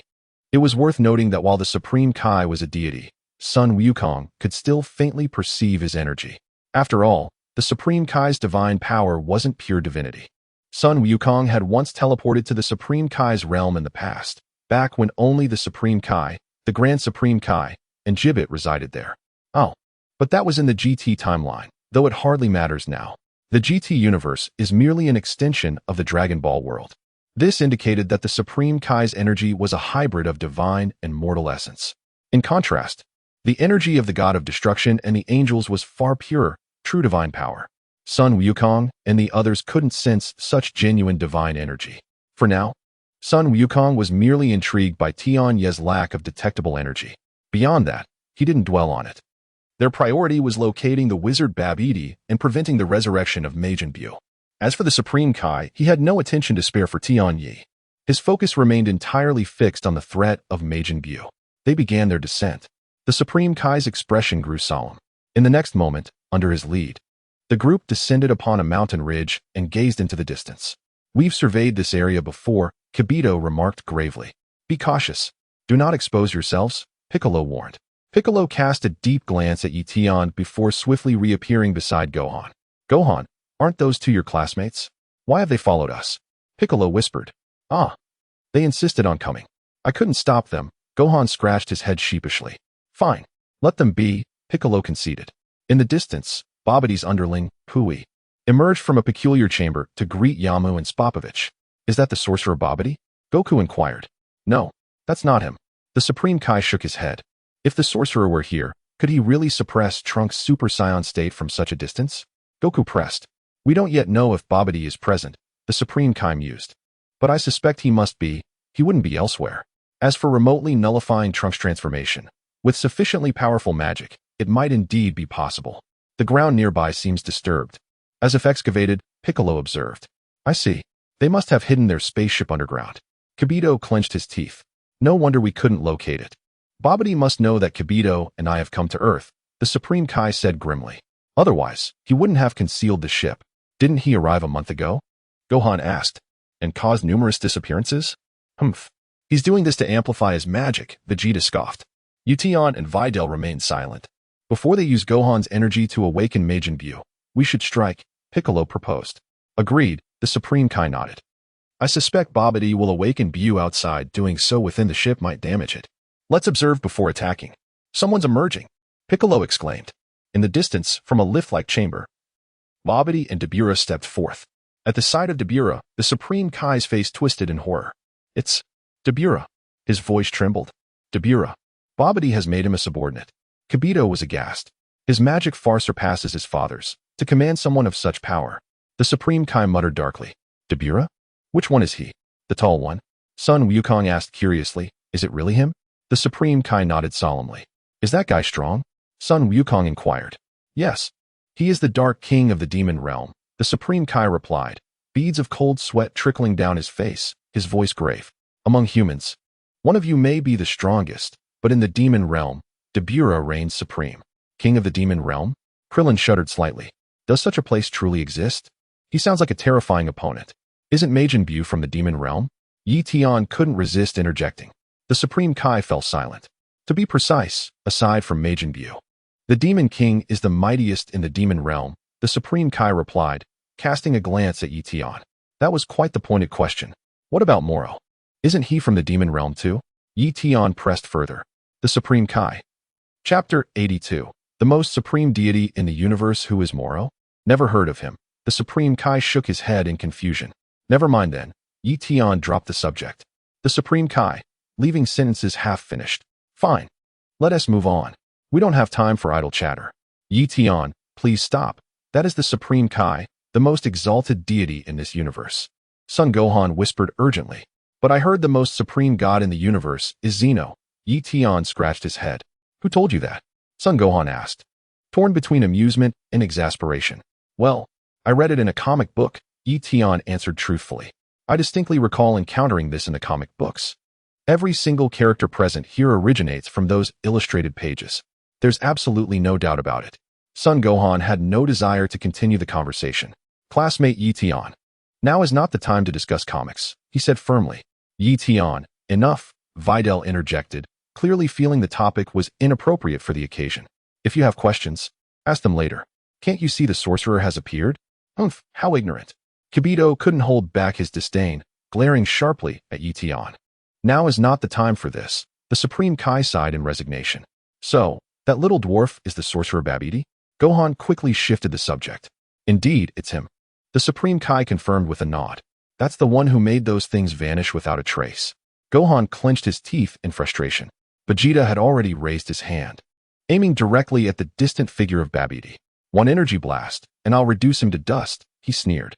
That insignificant creature dares to bully Trunks? Does he truly believe my son is an easy target? Humph. In Dragon Ball, the year Vegeta stood with hands in pockets, I was the protagonist. Vegeta, what are you doing? Piccolo swiftly stepped in to restrain him. Don't act rashly, let's observe their movements first. Vegeta, calm down, the Supreme Kai urged. If that area holds the seal of Majin Buu, your reckless attack might release him immediately. TCH, Vegeta reluctantly lowered his raised hand. What's there to observe? Just eliminate him outright. So, all the disappearances over the past month were his doing? Piccolo's voice was grave. His personal strength is negligible, but his mastery of terrifying magic makes him a formidable foe, the Supreme Kai explained. What surprises me is that Dabura has also become his subordinate. His magic, does it only teleport objects, or can it also control people? Piccolo pressed. If that's the case, it would be truly horrifying, Gohan murmured in shock. No, it's more likely he exploits the darkness and desires within their hearts to dominate them, Kibito analyzed. That's precisely why Dabura was the perfect choice. Kibito is correct. That is the nature of Babbidi's sinister magic, the Supreme Kai affirmed. Yamu and Spopovich were both manipulated through such means. Only those without malice in their hearts can resist him. As for the teleportation of objects, I suspect it's merely a facet of his magical training. Perhaps he was practicing his spells, refining his abilities, Kibito speculated. So only those without evil in their hearts are immune to his control? Tian interjected. Precisely, Kibito confirmed. And if I harbor darkness, do you think he could enslave me? Tian asked. Classmate Tian, what wicked thoughts are harboring in your heart? Sun Wufan leaned in curiously. Videl also gazed at Tian with puzzlement. Is wanting to marry multiple wives not a wicked thought? Tian mused aloud. Jibet had no desire to engage with Tian further. You call that wicked? That doesn't count.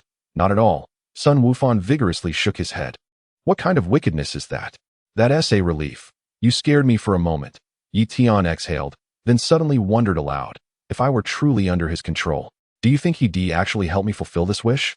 Sun Wufan covered his face, unwilling to respond. Even the Kai Shin and Jibet couldn't be bothered with him. Videl quickly pulled Tian aside. Classmate Tian, must you embarrass yourself like this? Do you really need to announce to the whole world that you want multiple wives? Am I not enough for you? Absolutely unbelievable. No wonder he is so bold. Dabura is here as well, the Kai Shin sighed. I initially thought he might remotely transfer the energy through magic, but now he is openly transporting it back. So this is why. Do you believe we're doomed to lose? Vegeta scoffed. The Kai Shin remained silent. Humph. If Majin Buu awakens, will this universe truly be finished? Vegeta smirked lightly. Not a chance. I want to lose to someone like that. Krillin, you should head back. The situation is far more dangerous than anticipated, Goku said to him. Can I really go back? Ha ha ha, that is fantastic. Seems my strength won't be of much help here anyway. Krillin sighed in relief. You two should leave as well. It's perilous here. Goku then addressed Tian and Videl. We'll stay. We won't get in the way, just observe from the sidelines, Tian replied. Classmates Tian and Videl. This place is truly hazardous. You should return immediately, Sun Wufan urged. It's fine, really, Tian smiled. Then be cautious. If battle truly erupts, I may not have the capacity to protect you, Sun Wufan said gravely. Especially if the opponent proves overwhelmingly powerful. Understood. We'll be careful, Tian nodded. Krillin shook his head nearby, sighing. That boy truly knows no fear, like a newborn calf unafraid of the tiger. I am undoubtedly the most formidable being on this planet. I am utterly terrified, yet you insist on staying here to meet your doom. Not only do you choose to remain, but you also bring your girlfriend along. This reckless fool is not just unfaithful, but also unbearably arrogant. It's a miracle he survived this long. In the distance, Babidi took the energy absorption device from Yamu and Spopovich. With a sinister grin, he turned his gaze upon Spopovich, who swallowed hard, his eyes brimming with fear. Spopovich, Babidi inquired, his voice dripping with amusement. How did you manage to break free from my control? Me? Break free? Spopovich blinked in confusion. What do you mean, Lord Babidi? At that so-called World Martial Arts Tournament, you seemed to slip from my grasp. Don't you remember? Babidi chuckled. Chapter 83, Vegeta beats up Babidi-o. Now that you mention it, I don't really know what happened. It was like my mind went blank, as if I had been dreaming, Spopovich admitted, scratching his head with a nervous laugh. Did anyone interfere with you? Babidi pressed. Spopovich shook his head in bewilderment. If you have nothing useful to say, Then you serve no purpose, Babidi sneered. Spopovich froze in horror. Beside him, Yamu paled slightly. Let us see you escape my control this time. Babidi taunted before fixing Spopovich with a piercing glare. A surge of dark magic enveloped Spopovich, his body swelling grotesquely like an overinflated balloon. His agonized screams filled the air as his form twisted beyond recognition. Well, even like this, you still can't break free? Babidi mused, amused. Or was my control severed from within? Boom. With a sickening burst, Spopovich exploded into a crimson mist. Yamu trembled, his face drained of color. Seems I worried for nothing. Babidi remarked cheerfully. He never truly escaped my grasp. That explosion had a rather pleasant ring to it, Dabura remarked with a smirk. Indeed, Babidi agreed, his grin widening as he turned to Yamu. Yamu shivered uncontrollably. And you? Babidi asked sweetly. Do you know how he slipped from my control? Yamu shook his head frantically. I see no reason to keep you around then. Babidi sneered with chilling indifference. Oh, Yamu shrieked in abject terror, his soul nearly fleeing his body as he desperately propelled himself into the air, scrambling to escape into the distance. Pui, eliminate that fool. Babidi commanded his subordinate with cold detachment. As you wish. Pui responded, extending his hand toward the fleeing Yamu. Whoosh. A searing energy blast erupted from his palm, streaking through the air with lethal precision. Boom. The attack struck Yamu mid-flight, reducing him to nothing more than a crimson mist. Excellent work, Babidi chuckled darkly in approval. Nearby, Krillin, who had been preparing to leave, froze in horror at the merciless display. They slaughter even their own allies without hesitation. Gohan muttered grimly. Tian. Should we really stay here? Videl whispered, her voice trembling with fear. If you're afraid, I can send you back, Tian replied calmly. No. I'll stay. I want to see what kind of magic this sorcerer intends to unleash, Videl declared, clenching her fists with resolve. Dabura, Babidi called out. At your command, Dabura responded dutifully. Just as I anticipated, Yamu and the others have drawn out individuals with immense energy, including the very Kai Shin who slew my father long ago. Babidi mused with a sinister grin. It seems they intend to hide, Dabura observed, a smirk curling on his lips. There are 9 of them in total. Aside from Kai Shin and Kibito, whose energy is unusable, 3 among them possess staggering power. Precisely. The energy of those 3 will suffice, Babidi nodded. With their power, Majin Buu will awaken far sooner. You will lure those 3 into the spaceship to absorb their energy. This is the most efficient method. Kai Shin may interfere. He will warn them against entering, Dabura cautioned. Then eliminate the worthless ones first and return immediately. They will surely be enraged and pursue us without hesitation. Babidi suggested with a dark chuckle. A sound strategy, Dabura agreed. Oh, and leave Kai Shin alive. I wish to savor his demise. Slowly, Babidi murmured, his eyes glinting with malice. As you command, Lord Babidi. Kai Shin shall be yours to relish, Dabura intoned with a cold smirk. In the distance. Look. Babidi seems to be retreating into the ship. Piccolo frowned, his voice tense. Humph. Does he think he can escape? I won't allow it. Vegeta snarled, his pride flaring. You've humiliated Trunks repeatedly. Now, you'll answer to me. With that, Vegeta prepared to launch his assault. Vegeta, wait, Kai Shin urged hastily. I despise waiting. Vegeta retorted with a chilling smirk. Swish. In the blink of an eye, Vegeta vanished from his original position. At this very moment, Babidi was preparing to enter the elevator room, his spaceship. Lord Babidi, what about me? Pui inquired. Dubra alone is sufficient here. You shall guard the first level inside. Babidi replied with a smirk. Yes, Pui exclaimed, brimming with excitement. Then, let us begin. Dubra grinned ferociously. Whoosh. The next instant, Dubra surged toward the direction where Goku and the others stood. Then, Dubra and Vegeta came face to face. Dubra, Vegeta, the 2 locked eyes momentarily. However, as they were moving in opposite directions, neither reacted immediately, nor did they show any intent to attack. Vegeta had already materialized beside Babidi in an instant. Thud. With a dazzling flying kick, Vegeta struck Babidi squarely. A dull impact echoed as Babidi was sent tumbling across the ground, rolling several times before finally coming to a halt. By then, it felt as though every bone in his body had shattered. Babidi held in agony. Outrageous. Pui roared, torn between shock and fury. This insolent wretch dares to strike Lord Babidi into such a pitiful state right before my eyes. I shall not spare you. Pui swiftly charged towards Vegeta's direction and delivered a heavy punch aimed at the back of Vegeta's head. Smack. With a mere lift of his hand, Vegeta effortlessly caught Pui's fist in his palm. Thud. Vegeta retaliated with a powerful kick, striking Pui squarely between the legs. Howl. Pui soared into the sky like a football, vanishing into a mere speck in the distance. Vegeta pressed his index and middle fingers together, pointing ominously at the distant figure of Pui in the sky. Boom. Pui exploded into a crimson mist, utterly annihilated beyond recognition. Without hesitation, Vegeta materialized beside Babidi, seizing him by the collar and hoisting him off the ground. He delivered 2 resounding slaps across Babidi's face. Aren't you skilled in magic? Then transfer my magic back to me, Vegeta sneered coldly. Or perhaps divert these slaps onto someone else's face instead. Stunned and disoriented, Babidi could only gape in bewilderment. Who the hell is this man? Chapter 84. A kick to Beerus' face. Everything happened in the blink of an eye. While Vegeta was executing his maneuvers, Beerus sprang into action as well.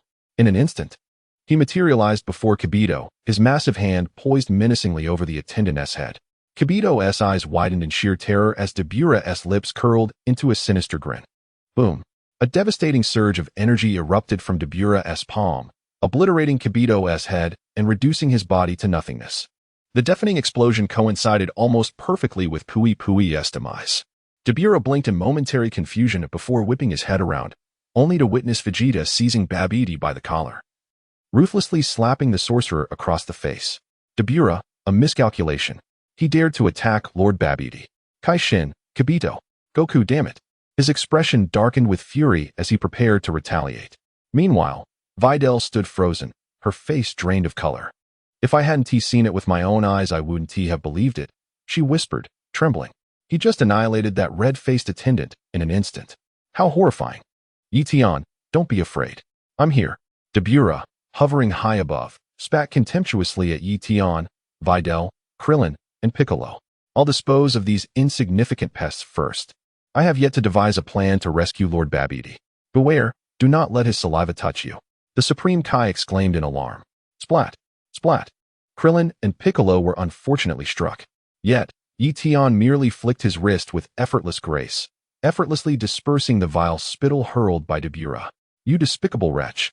How utterly repulsive! Tian's voice dripped with disdain. How dare you disgust me? With a thunderous boom, Tian could no longer restrain his fury, delivering a devastating kick that sent Beerus reeling through the air. The sheer elegance of his airborne strike left an unmistakable imprint of his foot upon Beerus' face, stunning all who bore witness. In an instant, Krillin and Piccolo's bodies began to petrify, their forms rapidly hardening into lifeless stone. Disastrous. The Supreme Kai's expression darkened with escalating dread. Before Goku and the others could even process the spectacle of Tian's strike, their shock deepened at the sight of their petrified comrades. Goku rushed toward Krillin in desperation. Krillin, Piccolo, what's happened to you? He cried. Do not touch them. The Supreme Kai warned sharply. They have been turned to stone. If their bodies are damaged now, they can never be restored. That detestable fiend. Gohan snarled through gritted teeth. Gohan, catch. Tian called out, launching another flawless kick that sent Beerus plummeting from the sky. Gohan stood momentarily bewildered. Isn't he the Demon King? Wasn't he supposed to be formidable? How could I witness him being utterly defeated by my classmate? Boom. Son Gohan delivered a powerful kick to Beerus' body, sending him hurtling backward before crashing heavily onto the ground. Beerus tumbled across the earth for several moments before abruptly soaring back into the sky. You brat. I want to forget this. Beerus snarled, casting a venomous glare at Tian. Without hesitation, he swiftly darted toward Vegeta and Babidi's location. There was no time to deal with Tian now. The most urgent matter was rescuing Babidi. I fear if this continues, Lord Babidi may be slain by that fellow. Once destroyed, can they not be restored? Goku, still troubled by the fates of Krillin and Piccolo, turned to the Supreme Kai with a questioning gaze. So you're saying there's still hope for their revival? The solution is to eliminate Beerus, the Supreme Kai replied, wiping sweat from his brow. What? That's the answer? So simple after all. Goku exhaled slightly, a confident smile gracing his features. Yet the Supreme Kai cast a profound glance toward Tian in the distance. This young man is formidable. He actually landed a kick square on Beerus' face. Beerus was struck so effortlessly? Wait, there's another crucial matter. Didn't Beerus spit at this Tian and his companion? They dodged it. Impressive reflexes. Even the former Guardian of Earth failed to evade it. And let's not forget, Whis was slain by Beerus as well. Let me sort this out. What in the world is happening here? Gohan, your classmate is quite remarkable. Goku remarked with a grin. I noticed his talent is extraordinary too. It seems he's only trained for about a month, Gohan replied, scratching his head. Just a month? Truly astonishing.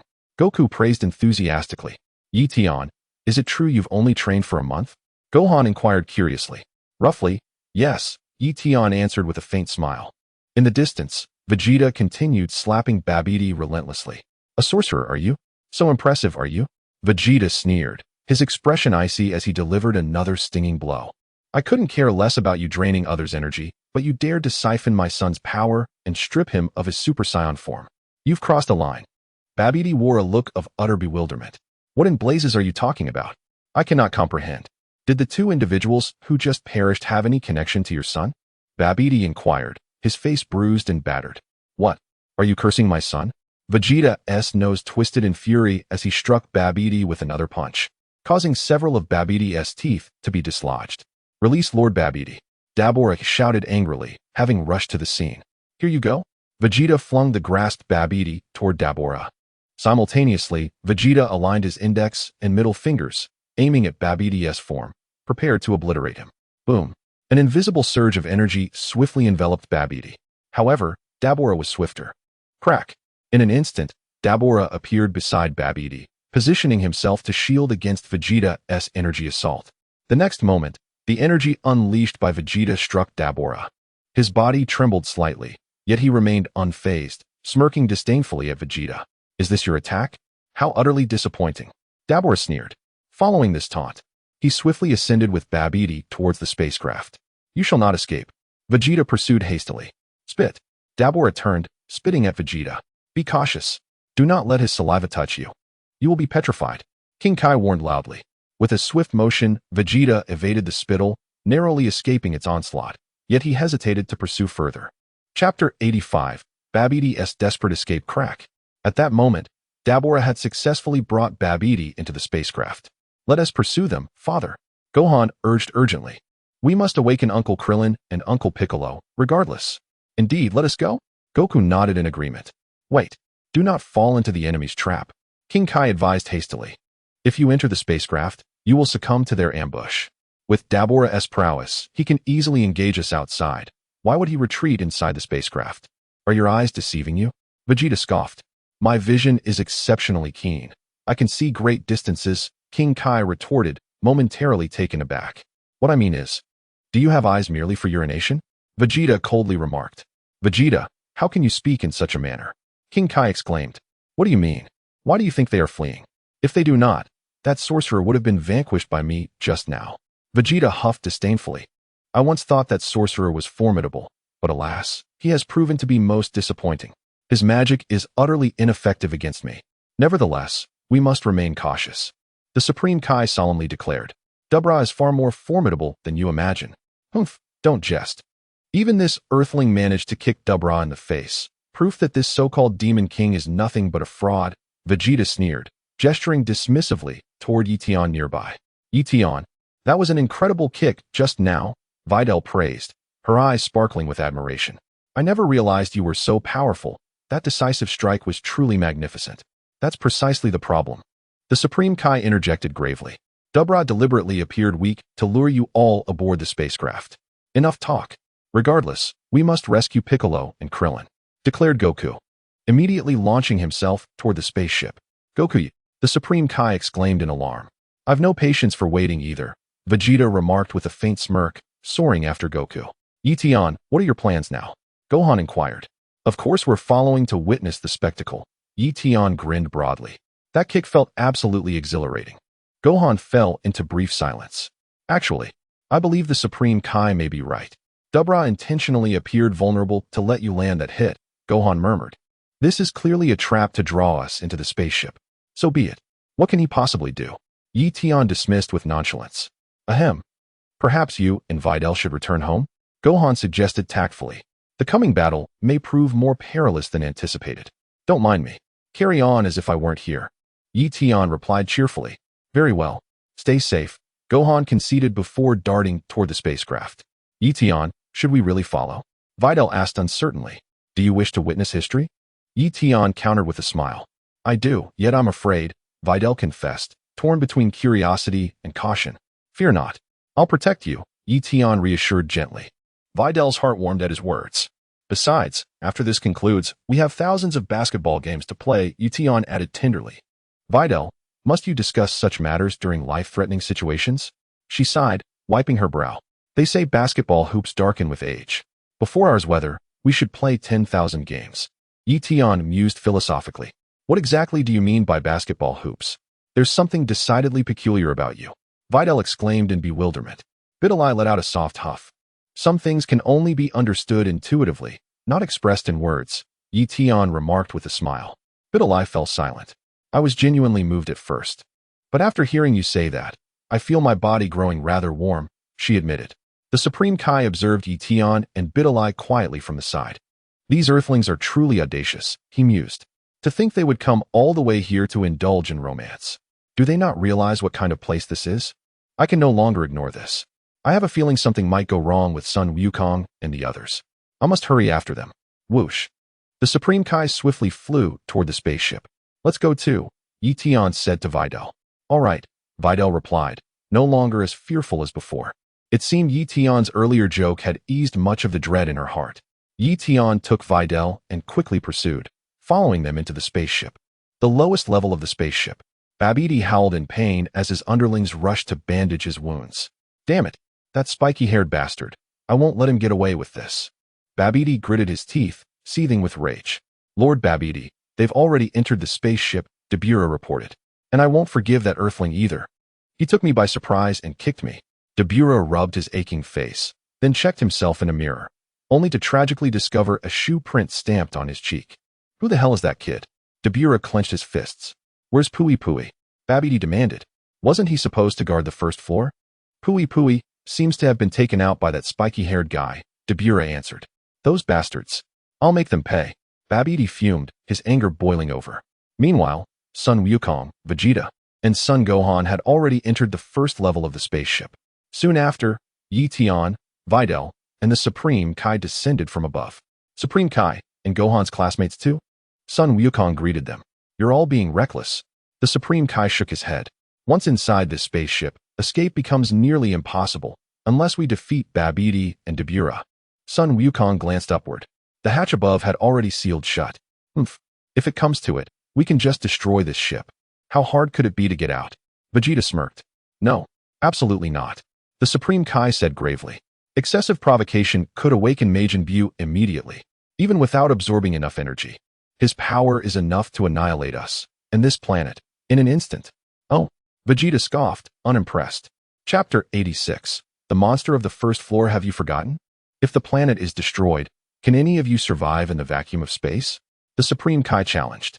Vegeta's expression darkened. Sun Wukong's face grew solemn. Gohan remained silent. Destroy Earth? Do they really have that kind of power? Videl whispered to Tian. They do. Tian nodded slightly.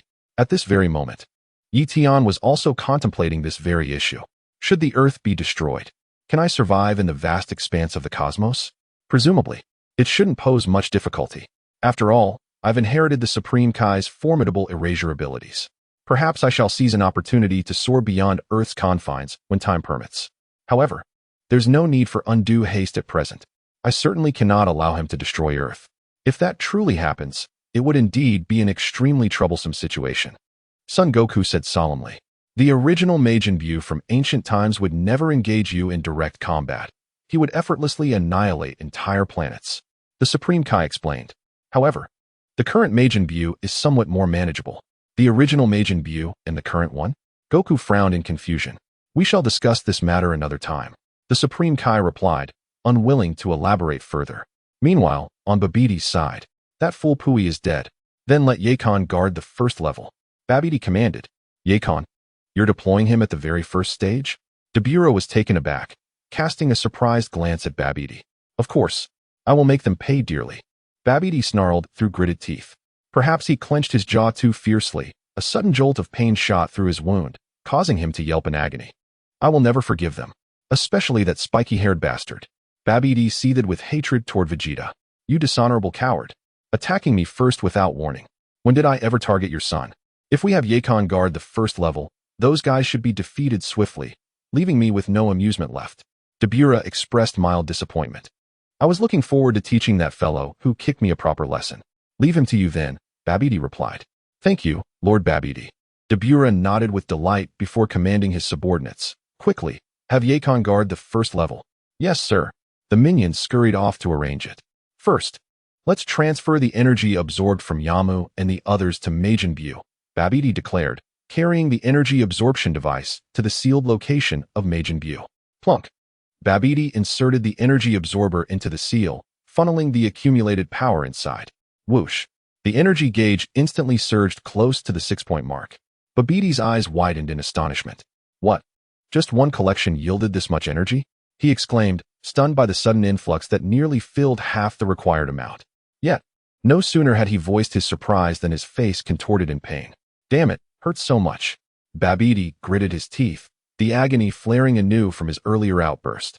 Curse this. I must find a healer immediately to mend these wounds, he growled, clenching his fists. Ah, now I recall, Majin Buu himself is a healer. He could restore me swiftly. Such an enormous energy harvest in one go. Beerus marveled. Did Yamu and Spopovich gather energy from hundreds of people? Babidi questioned. Unknown. No reports mentioned it. Beerus shook his head. TCH. To amass such vast energy in such a short time. I regret executing them now, Babidi muttered ruefully. No matter. Yakon has taken the stage. Absorbing the energy of those three should suffice, Beerus reassured with a smirk. If all goes smoothly, Majin Buu may awaken very soon. Hehehe. Perhaps Yakon has already disposed of them, Babidi chuckled darkly. Let us ascend and observe. The two flew up to the next level. Babidi peered into the crystal ball, only to freeze in disbelief. What? They haven't even begun fighting yet? He groaned. Meanwhile, as Babidi writhed in pain. On the first floor of the spaceship, the monstrous Yakon emerged from his chamber. Yakon, the beast, bore elongated, scythe-like arms, resembling a grotesque mantis. Ah, a monster has appeared. Son Goku remarked. That thing looks utterly repulsive, he added with distaste. Videl whispered softly to Yi Tian. Gaga Yiga let out a strange cry and addressed Yi Tian and the others. Lord Babidi is currently at the lowest level. You must defeat me to proceed further. Vegeta. Son Goku turned to Vegeta and said, What? Vegeta snorted. You took out one of Babidi's men earlier. Shouldn't this one be mine and Gohan's turn? Goku suggested. Humph. Suit yourself, Vegeta grumbled. Gohan, do you want to go first, or should I? Goku asked. Dad, you go ahead, Gohan replied. All right, then I'll take him on, Goku said, cracking his knuckles. Are you planning to fight alone? Supreme Kai interjected with concern. Yes, Goku nodded. Don't underestimate him.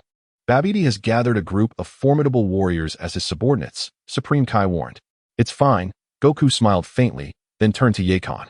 Come on, I'll be your opponent. Very well, I'll devour you. Yakon sneered. But first, let me inform you. Once you're injured, your energy will be transferred to this chamber and then funneled into Majin Buu's seal. So, as long as we don't get hurt, our energy won't be absorbed? Goku clarified. Exactly, Yakon confirmed. Then it must be the work of the sorcerer Babidi. Transferring things away as usual. Was he practicing his magic? Gohan mused aloud. By chance, Babidi overheard Gohan's words and immediately wore a puzzled expression. What do you mean by that? He demanded. I fail to comprehend. What do you mean by having things transferred away? What have I transferred? Also, forget talking to them. Just eliminate them. Babidi commanded. I remember now. This creature must be the monster Yakon. The Supreme Kai's expression darkened with realization. Huh. Son Goku glanced back at the Supreme Kai. Hey. With terrifying speed, Yakon lunged forward, his fist aimed straight at Goku. Reacting instantly, Goku leaped into the air. Swish. Yakon's scythe-like claws slashed downward, narrowly grazing Goku's chest. A cold shiver ran through Goku as he stared in shock at the torn fabric of his GI. Chapter 87. Where did my magic go? That was too close. Goku muttered, examining the damage. Whoa. Despite his size, he's incredibly fast. Gohan remarked in awe. Should we attack together? The Supreme Kai suggested. No need. Dad can handle him alone, Gohan replied confidently. The Supreme Kai fell silent. Why are you all so sure of this? Tian. Gohan's father is amazing. His reflexes are unreal. Videl whispered. His father was once a legendary figure in this universe. Tian said with a faint smile. And his future achievements will be even greater. You hold him in such high regard? Videl blinked in surprise. I've heard of him before. He was the one who defeated King Piccolo. Strange how people forget such things. You mentioned King Piccolo before, but I don't remember any of it. Videl admitted, puzzled. It doesn't matter now, Tian replied calmly. Hey. Yakon let out a sinister chuckle. Those claws are like scythes. Goku observed. Hey. He's scared. Keep feeding his fear, then finish him in one strike. Babidi muttered before barking orders. Excellent work, Yakon. Kill all 5 of them, except the Supreme Kai. Drain the energy from those 3, but don't waste time on the 2 useless ones. I need Majin Buu to awaken as soon as possible. Tian. He called us useless, Videl said, wiping sweat from her brow. Yeah, he meant us, Tian replied coldly. Enough of this. Just wait, I'll deal with you soon enough. I shall make you question your very existence. To swiftly conclude this battle, I shall transform this chamber into your most cherished place, the Dark Star. Babidi roared with maniacal laughter. Huh. Even without battling on the Dark Star, Yakon could effortlessly claim victory. Beerus remarked with a smirk. While that may be true, engaging in combat within the ship's interior risks triggering violent tremors. If that happens, Majin Buu may awaken with only half his energy restored. I prefer him to rise at his full strength, Babidi explained. Understood, Beerus nodded. Now Bababera, Babidi chanted, unleashing his dark magic. Swish. With a mere flick of his wrist, Tian effortlessly dispelled the spell. Babidi froze in bewilderment. What just happened? Did my magic fail? He rubbed his temples in confusion. Is something amiss, Lord Babidi? Beerus sensed the unsettling shift in the air. I don't understand. It's as though my magic simply vanished, Babidi muttered, his brow furrowing in frustration. How could this be? Beerus frowned, equally perplexed. Once more, Babidi snarled, reciting the incantation again. Swish. Yet again, Tian nullified the spell with effortless grace.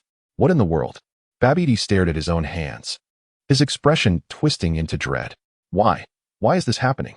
Why has my magic failed? Inside the spaceship, Yakon had just heard Babidi declare he would be sent to the Dark Star. Patiently waiting within the vessel, Yakon lingered for quite some time, yet found himself still aboard the spacecraft rather than transported to his ominous destination. A perplexed expression crossed his face. Lord Babidi, why the delay? Son Goku called out to the demon Yakon. Let us begin the battle. Whatever. Yakon was already poised for combat. Once more, gnashing his teeth, Babidi chanted the arcane incantation again. Whoosh. This time, Tian chose not to nullify Babidi's spell. Only by making his magic erratic would he truly comprehend the tragedy of his existence. In an instant, every individual present was transported to a planet shrouded in absolute darkness.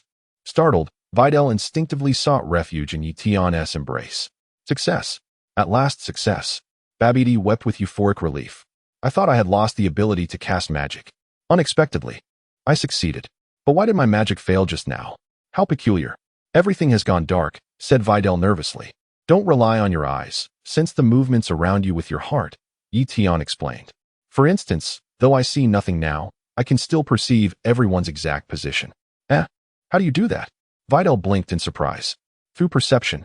If you focus deeply, you can feel their presence, Tian replied. Videl closed her eyes, attempting to attune herself to the surroundings. Like I could sense anything, she muttered skeptically.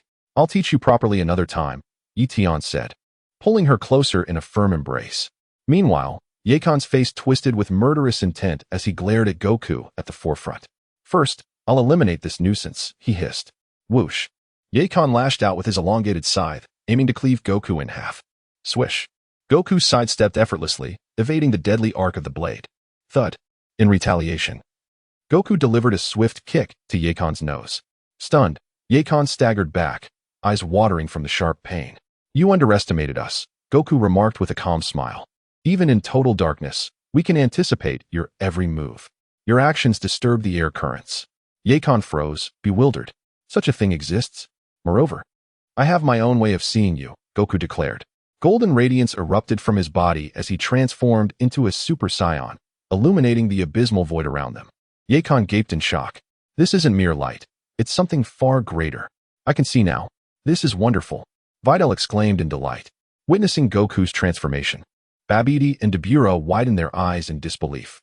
What is he doing? Babidi sputtered. This aura is entirely different. It's not just about the glow. Beerus sneered. Fetch me the energy detector, the one with the highest capacity. Babidi barked at a minion. The underling swiftly retrieved the device. Babidi scanned Goku's energy reading and paled. What? 3,000 units. He shrieked. A human with 3,000 units of power? Impossible. 3,000. No earthling should possess such strength. Dabura echoed, equally stunned. Is the detector malfunctioning? If he truly has 3,000 units, Yakon stands no chance. Babidi frantically inspected the device, only to confirm its accuracy. His expression darkened. Yakon's maximum energy barely reaches 800 units. Chapter 88. Sun Wukong vs. Demon Beast Yakon. The Dark Star so? You should understand now. Darkness is useless against us, Sun Wukong said with a smirk to Yakon. Hee. I see. Yakon grinned widely. Huh? Not scared at all? Sun Wukong was taken aback. Suddenly, Yakon opened his enormous maw wide. Whoosh. A powerful suction force instantly acted upon Sun Wukong. Snap. The golden radiance surrounding Sun Wukong vanished in an instant. Swoosh. The golden light condensed into a radiant sphere and was swiftly drawn into Yakon's gaping mouth. Gulp. Yakon swallowed the golden sphere whole, then let out a satisfied belch. Sun Wukong stood frozen, staring at his reverted normal form, momentarily speechless. Darkness enveloped the surroundings once more, obscuring everything. Gohan, what just happened? Videl gasped in shock. Kakarot's Super Saiyan form has reverted to normal, Vegeta remarked coldly. Now I remember. The Supreme Kai exclaimed in realization. The demon beast Yakon consumes light energy. When Sun Wukong transforms into a Super Saiyan, his energy becomes Yakon's perfect nourishment. Why is it that such crucial information is always revealed after the fact? Vegeta snorted, shooting the Supreme Kai a disdainful glare. Idiot Supreme Kai. Tian observed silently from the sidelines, offering no commentary. These minor adversaries would be trivial for Tian to eliminate, effortless, in fact. But there was no need. Tian had sensed it before. His system required either 1,000 lives or 10,000 structures to level up. Yet, during his bronze tier phase, hadn't he erased countless entities already? It suddenly struck him that his erasure-based progression might be time-dependent. Perhaps, after a certain duration, the ascension occurred automatically. No matter. For now, Tian felt his current strength was more than sufficient. Delicious. That was an exceptionally rich feast, the most delectable light energy I've ever consumed, Yakon gloated. Patting his belly. Consuming energy? Sun Wukong blinked in confusion. Dad, don't transform again. This creature devours light energy. Gohan urgently warned. Hee. Yakon cackled smugly. Exactly. If possible. I'd love another serving. Your light energy is truly first-class cuisine. Fine. Then I'll let you feast to your heart's content. Sun Wukong replied with a calm smile. What? Are you an idiot? Yakon was stunned by the unexpected generosity. What is Kakarot planning now? Vegeta muttered, frowning. Dad, let me fight alongside you. Together, we can defeat him without transforming, Gohan suggested. No need. I'll handle him alone. Stay out of this. Sun Wukong declared firmly. Sun Wukong spoke, his body once again radiating a golden glow as he transformed into a Super Saiyan. He's glowing gold again, Bulma murmured softly. That's called a Super Saiyan transformation, Tian explained. What does that mean? Bulma looked up at Tian. Simply put, Gohan's father isn't from Earth. He's a Saiyan from another planet, Tian replied. So that means Gohan isn't human either? Bulma asked in surprise. No, Gohan is. And isn't, Tian said slowly. Bulma. What do you mean? I don't understand what you're saying. Gohan's father is an alien, but his mother is from Earth. Haven T, we met her before? Tian answered. So Gohan is a hybrid? Bulma suddenly realized. No wonder you said he's both an alien and not. Tian smiled faintly without elaborating further. How do you know all this so well? Bulma regarded Tian curiously. Read more. Books hold golden wisdom, and basketball courts hold endless lessons. Tian chuckled. Bulma, you can connect anything to basketball, can't you? Keh. Your ignorance truly delights me. I can feast once more. Yakon grinned, his maw gaping wide. Is he really that foolish? Why insist on fighting alone? The Supreme Kai was utterly dismayed. This ISNTA game. Shut up. Let him do as he pleases. He has his own plans. Vegeta snapped. He.S. no fool. Supreme Kai, you show no respect for gods. I am, after all, the most supreme deity in this universe. Hey, Yakon once again unleashed a tremendous suction force. rapidly absorbing the golden radiance emanating from Goku. In but an instant, the luminous glow surrounding Goku began to fade once more. What an imbecile, that Yakon! Babidi gritted his teeth in growing frustration. Devouring so much of his energy serves no purpose. It's utterly wasteful. Unless that fellow called Goku sustained injuries. His energy could not be absorbed by Majin Buu. Suddenly, the corners of Goku's lips curled slightly upwards, revealing a faint smile. Boom. An even more formidable surge of power erupted violently from Goku's body. Yakon's expression shifted repeatedly as he swiftly realized something was terribly amiss. Yet by the time comprehension dawned upon him, it was already far too late. Kaboom! Yakon's body detonated in a cataclysmic explosion, reducing him to nothing more than a crimson mist, annihilated beyond any hope of revival. Vegeta stood in silent contemplation. So that's how it is. That Kakarot had already surpassed the Super Saiyan form, ascending to the same realm Gohan once achieved. The gate has opened. We can proceed to the next level. Goku called out enthusiastically. The Supreme Kai stood utterly dumbfounded. Never in his wildest imaginings had he anticipated Goku's strength to reach such staggering heights. Father is truly incredible. The energy he unleashed when defeating that monster just now was overwhelming, Gohan remarked in awe. With that, Goku, Gohan, and Vegeta descended through the gate's entrance. The Supreme Kai following closely behind. Let us descend as well, Tian said, taking Videl's hand as he beckoned the others. Videl nodded softly. Soon, Tian and the others arrived at the spacecraft's second level. Babidi stood frozen, his face a mask of stunned disbelief. What just occurred? Yakon exploded? Why did he explode? Babidi was utterly confounded. Yakon was a fool. He likely fell into the enemy's trap, Dabura analyzed coolly. The light energy he absorbed exceeded his limits. No, something was strange about that. Babidi shook his head. In his final moment, Yakon suddenly expanded. They are indeed no ordinary adversaries. I understand. Allow me to alleviate Lord Babidi's unease, Dabura declared solemnly. I shall personally guard the second level. I will wound them in an instant, seize their energy, and awaken Majin Buu. And of course, his eyes darkened. I shall teach that insolent brat who kicked me a lesson he won't forget. Chapter 89. Dabura enters the fray. Dabura, you must prevail. Should you fail as well, all is lost, Babidi fretted anxiously. Are you certain of your victory? Certain? Dabura's lips curled into a smirk brimming with boundless arrogance. I am the Demon King. In this universe, there exists not a single human who warrants my full strength in battle. Gohan, you shall take the next fight, Goku instructed. Son Wukong turned to son Gohan and inquired, have you diligently trained all these years? Son Gohan scratched his nose sheepishly. The peaceful days had lulled him into complacency, and his training had fallen by the wayside. Their current strength far surpassed his own. Vegeta snorted derisively. Gohan rubbed the back of his head. Still, given his potential, if he were to train seriously, the outcome remains uncertain, Vegeta analyzed. The Supreme Kai stood dumbfounded. Had these three not even exerted their full power yet? In moments of crisis, could they truly unleash overwhelming strength in an instant, just as Son Wukong had moments ago? Unbelievable. To think that I, the Supreme Kai, would be left awestruck by mere humans. Clank.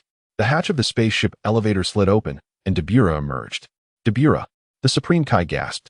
Son Gohan's expression darkened with grim resolve. Impressive, Dabura smirked. Defeating Yakon and forcing me to intervene. Truly a miracle for the likes of you. I must commend you. But this is where it ends. I shall be your opponent now. Humph. The so-called Demon King is nothing but an empty title, Vegeta sneered. I saw clearly how that earthling kicked you earlier. That was an accident. Dabura roared. Whatever. You must be the wizard's strongest subordinate.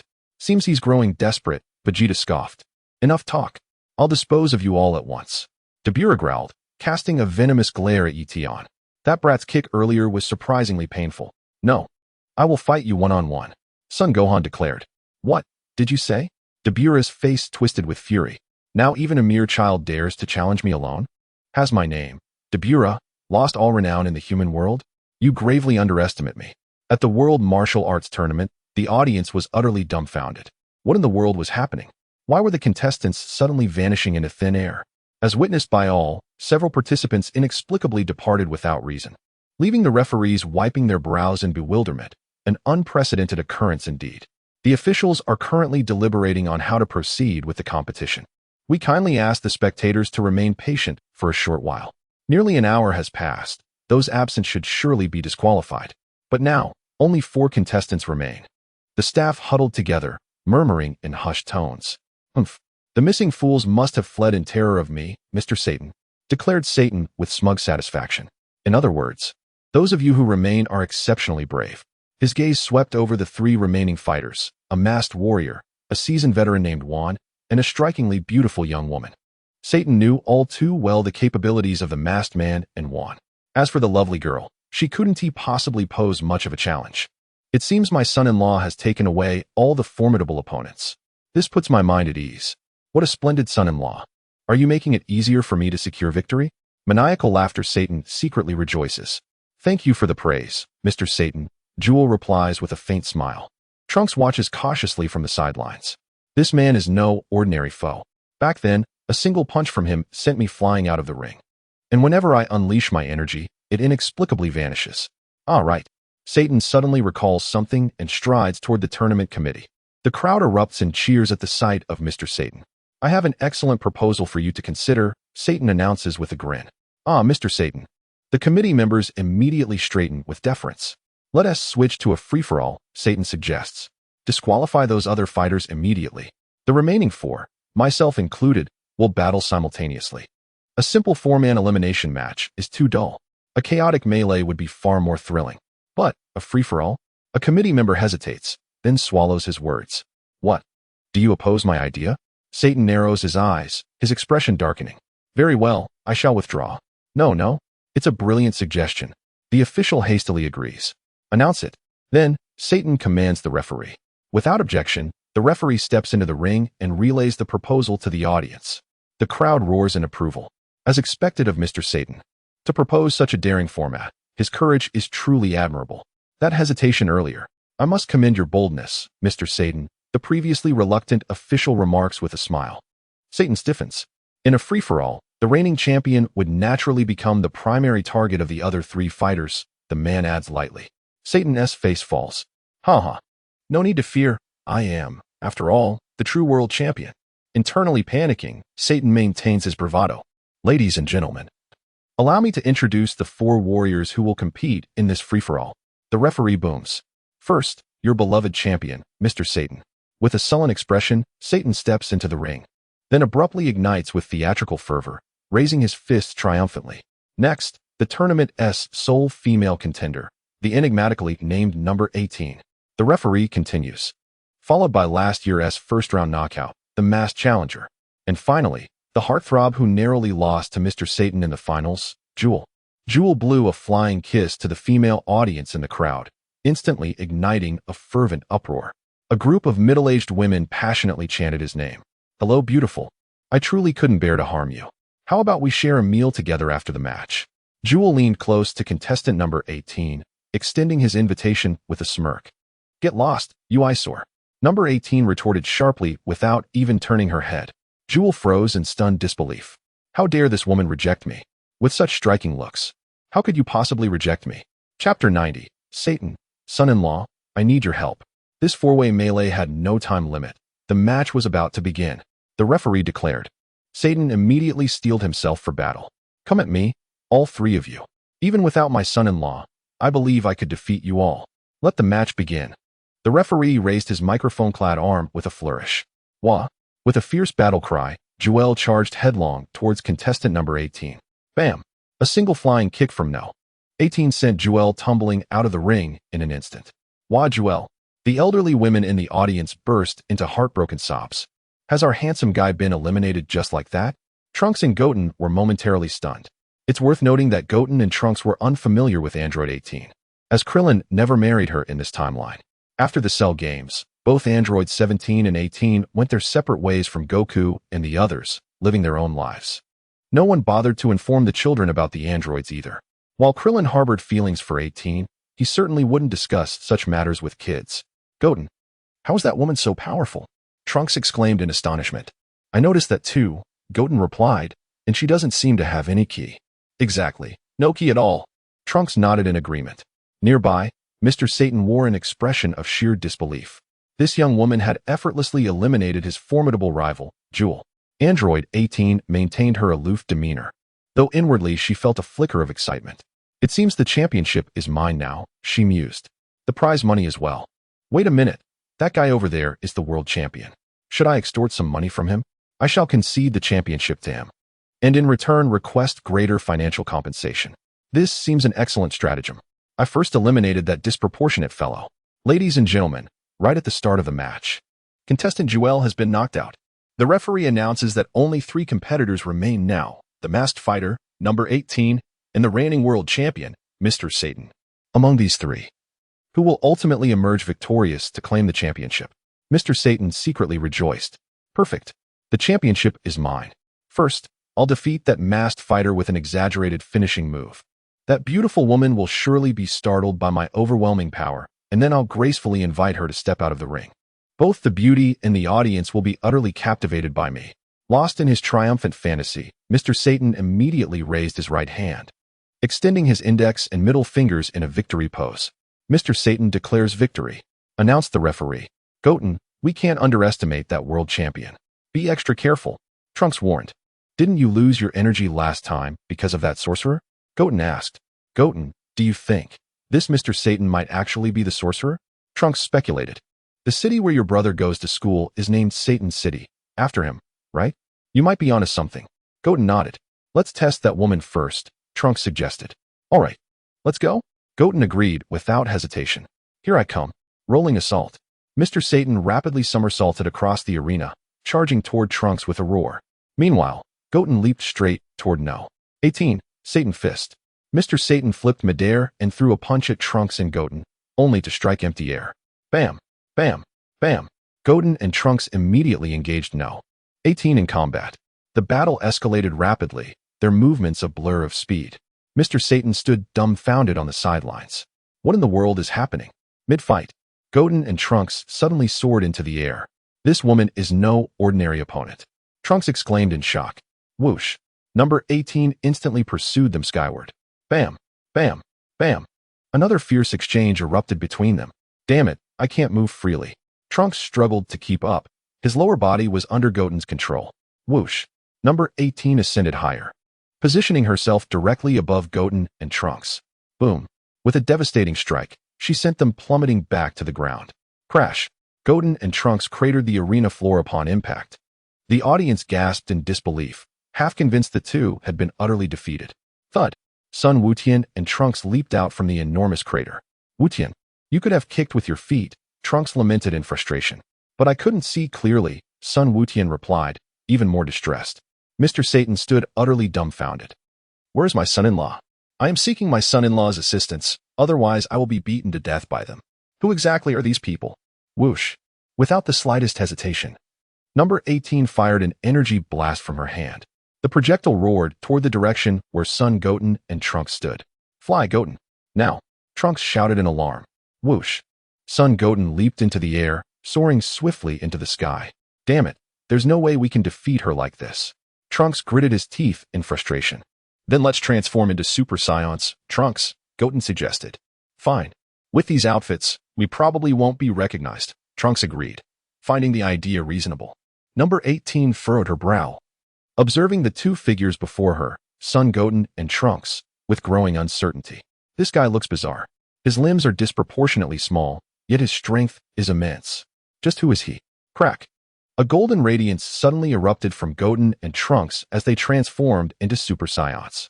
Number 18 froze momentarily, stunned. These outfits aren't ideal for regular techniques. Looks like we'll have to rely on energy waves, Trunks proposed. Are you sure about this? Killing is against the rules, and she hasn't done anything wrong. Goten voiced his concern. Relax, she's strong.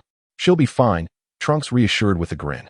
At that moment, realization dawned upon Number 18. So, they're Super Saiyans. At last, I have discerned your true identities. Though Sun Goten and Trunks remain oblivious to Android 18's existence, she possesses fragmentary knowledge about them. Having occasionally observed the movements of Son Gohan and Vegeta, she was aware that Gohan had a younger brother and Vegeta sire to son. Judging by this individual's physique, it could only be the fusion of these two youngsters. Kamehameha. A devastating energy wave erupted from Trunks' palm, hurtling toward Android 18 with terrifying velocity. Startled, she barely managed to evade the attack through desperate maneuvering. Boom! The energy blast struck the distant ocean, sending towering waves hundreds of meters into the air. Witnessing this cataclysmic spectacle, Mr. Satan stood dumbfounded, his jaw nearly unhinged in disbelief. Are you even human? Chapter 91. Android 18. Is your son-in-law that famous? Missed.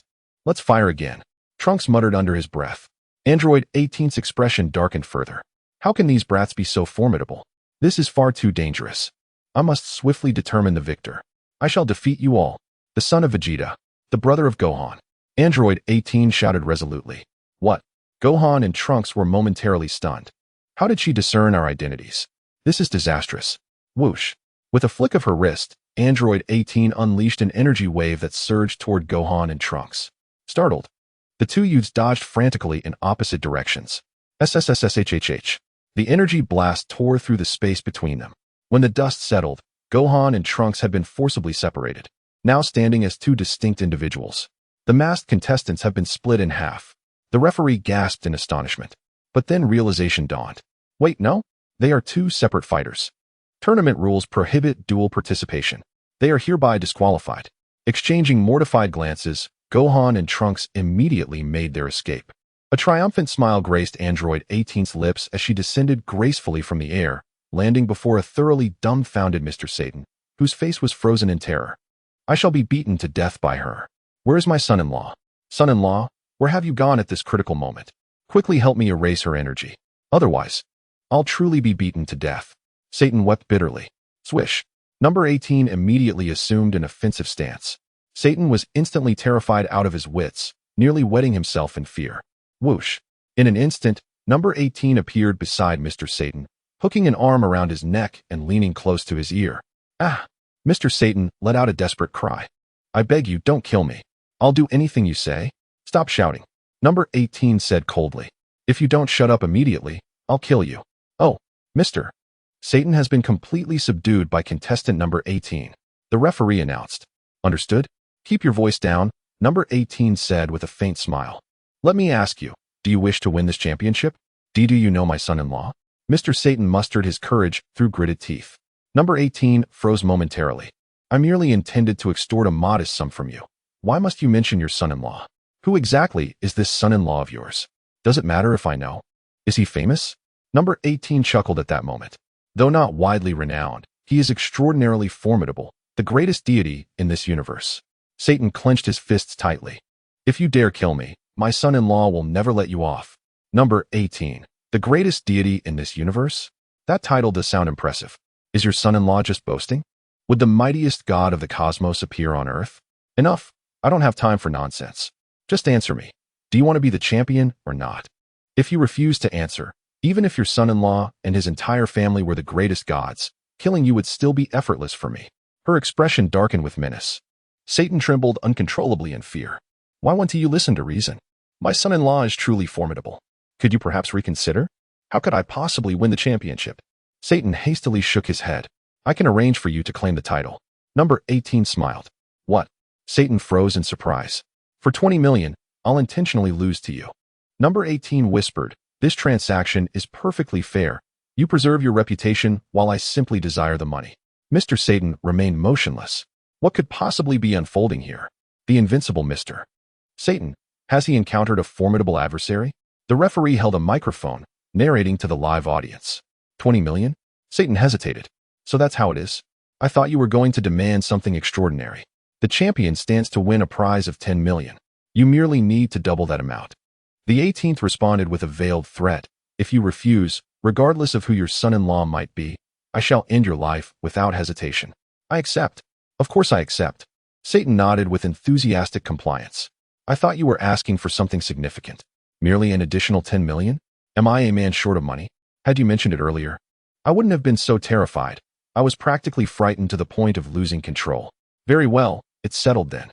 The 18th smiled contentedly. With this sum, I can indulge in leisure for quite some time. First, I shall replace all the garments at home. That enigmatic sorcerer, this isn't over between us. You've stripped me of every last stitch of clothing. My wardrobe full of clothes. With a pained cry, number 18 was sent flying backwards in an instant. Mr. Satan repelled contestant number 18. Truly befitting of Mr. Satan. The referee was utterly astonished. The audience erupted in cheers, chanting Mr. Satan's name in unison. Damn it. No. 18 gritted her teeth from afar. Mr. Satan stood momentarily bewildered, but soon straightened his posture, his face brimming with confidence and pride. Ha ha ha. Mr. Satan threw punches and kicks into the air. Ha ha. I've already seen through all your moves. Though you appear strong, you're no match for me. He pointed dramatically at No. 18 and declared, your skills are decent, but compared to mine, there's still a vast gap. You've tried hard, but I am the ultimate champion. The crowd roared in disbelief, their cheers reaching a fever pitch. Hurry up and attack, you fool, number 18 commanded. Ah, yes, yes. Mr. Satan nodded frantically. The next moment, he let out a battle cry and charged wildly toward number 18. Satan's miraculous super invincible iron fist. Bam! His fist struck number 18 squarely on the forehead. A direct hit. The audience shouted in excitement. Is this your ultimate move? Number 18 looked utterly disappointed. Why, yes. Mr. Satan lowered his gaze in shame. Wha? No. 18 suddenly cried out, sent flying backward before crashing out of the ring, eliminated from the match. The spectators were left dumbfounded. Ladies and gentlemen, this punch may seem unremarkable at first glance, but within seconds, its astonishing power is unleashed. Mr. Satan hastily explained. This is Satan's miraculous, invincible, iron fist. By the end, even he had forgotten the name of his own technique. The champion is Mr. Satan. The referee immediately announced. Mr. Satan raised his fist triumphantly, celebrating his victory. The audience erupted in cheers, honoring their champion. Truly the guardian deity of our Earth. Chapter 92, Son Gohan vs. Beerus. Tomorrow, I'll come to your house for the money. If you don't give it to me, I'll kill you, number 18 coldly stated before turning to leave. Why yes, Mr. Satan nodded. Tomorrow, huh? Then I'll invite my son-in-law over. If you dare demand money from me, I'll have him destroy you. This seemed like a brilliant plan. Mr. Satan inwardly rejoiced. Meanwhile, Son Gohan and Beerus had already prepared for battle. Your fight will undoubtedly be intense. To prevent the spaceship from sustaining severe damage, I've decided to relocate you both to another planet. Babbitt's voice emanated from the spaceship's loudspeakers, followed by his attempt to cast a spell. Braba. However, to his tragic dismay, Babbitt suddenly realized his magic had failed once again. What's going on? Babbitt was utterly speechless. What is happening with my magic? Why has it failed again? Babbitt had to cast the spell multiple times before barely succeeding. In the blink of an eye, Tian and the others were transported to an unfamiliar planet. Come at me, Beerus. Golden light erupted from Son Gohan as he transformed into a Super Saiyan 2. Boom, boom, boom. Gohan launched a fierce assault against Beerus. After several exchanges, Gohan delivered a powerful kick, sending Beerus flying backward. Swiftly adjusting his stance midair, Beerus landed steadily, took a deep breath, and unleashed a torrent of flames from his mouth. The inferno surged toward Gohan, who barely managed to evade. This time, Tian chose not to intervene in their battle. In his understanding, their strengths were evenly matched. Moreover, lacking combat experience himself, Tian sought to learn from observing their fighting techniques. Whoosh! Gohan charged toward Beerus with tremendous speed. Swish! Beerus vanished, leaving only an afterimage behind. Gohan struck nothing but air. Over here, fool! Beerus' voice echoed from behind Gohan. Boom! In the next instant, Beerus hurled a blazing energy wave directly at Gohan. Crash! The attack struck Gohan, sending him plummeting into the lake behind him. Moments later, Gohan burst out of the water, unharmed but with his green GI torn. Enraged, he ripped off the tattered garment and glared at Beerus. Was that magic? Does he know magic too? Son Goku frowned in confusion. Indeed, those from the demon realm are adept in the arcane arts, the Supreme Kai affirmed. Then tell me, those mysterious disappearances earlier, were they involved? Vegeta scoffed. What do you mean? The Supreme Kai turned to him. Of course it was them. Who else could it be? Vegeta fell into deep contemplation. Something felt increasingly amiss. If that sorcerer could drain our energy, why didn't he do the same to Gohan? And when Kakarot fought that monster earlier, his energy remained intact. Could it be that the mysterious mage in Satan City wasn't Babbitt after all? In other words, Babbitt could only negate power levels below that of a Super Saiyan. Now that Gohan was fighting with energy surpassing a Super Saiyan, was he rendered powerless? Vegeta found himself lost in thought. However, seeing Gohan struggle without making any progress quickly soured Vegeta's mood. Humph, Beerus is nothing special. I expected far more, Vegeta scoffed, gesturing toward Tian. Even though he pretended to be weak earlier and let that earthling land a solid kick. His actual performance is far worse than I imagined. The Supreme Kai had no rebuttal. Tian merely smiled in response, choosing not to engage. Let Vegeta vent his frustrations. I am listening. I shall observe your pretentious displays from here. Gohan lacks proper training. Goku sighed in disappointment. Humph, this is utterly exasperating. Vegeta snorted with impatience. Noticing Vegeta's reaction, Beerus cast a surprised glance in their direction. With a thunderous roar, Gohan surged toward Beerus' position. Spitting contemptuously, Beerus launched a glob of saliva toward the charging warrior. Beware. That saliva petrifies. The Supreme Kai urgently warned. Horrified, Gohan swiftly raised his hand to intercept the corrosive projectile. Instantly, his glove transformed into solid stone, displaying remarkable reflexes. Gohan tore off the petrified glove. The stone glove shattered upon impact with the ground. In a blur of motion, Beerus materialized beside Gohan, conjuring a gleaming scimitar with a casual gesture. The Demon King swung his blade with lethal precision. Gohan barely managed to intercept the strike by clasping his palms around the descending weapon.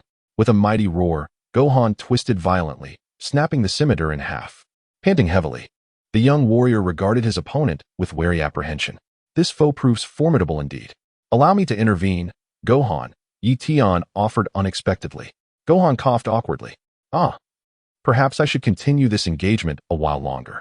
Uncertain how to respond, he chose diplomatic words to spare his companion's feelings. After all, our contest remains unresolved, he added with forced cheerfulness. Beerus' gaze shifted toward Tian. With blinding speed, the Demon King launched himself at the new target. Yet Gohan moved faster still, intercepting the assault with a devastating kick that sent Beerus crashing earthward. The impact carved a massive crater in the battlefield. Beerus emerged unscathed, a sinister smile playing across his features as he levitated from the wreckage. Enough. I'll tolerate this farce no longer. Vegeta snarled, his patience exhausted. I shall conclude this tedious game myself. Let Gohan continue, Goku interjected. Their duel remains unfinished. What meaningless sport? Vegeta roared. I'll terminate this charade immediately. My true purpose was never this pathetic tournament. I came solely to challenge you. Chapter 93. Could there exist deities of higher planes? Weren't you seeking the sorcerer? Sun Wukong scratched his head.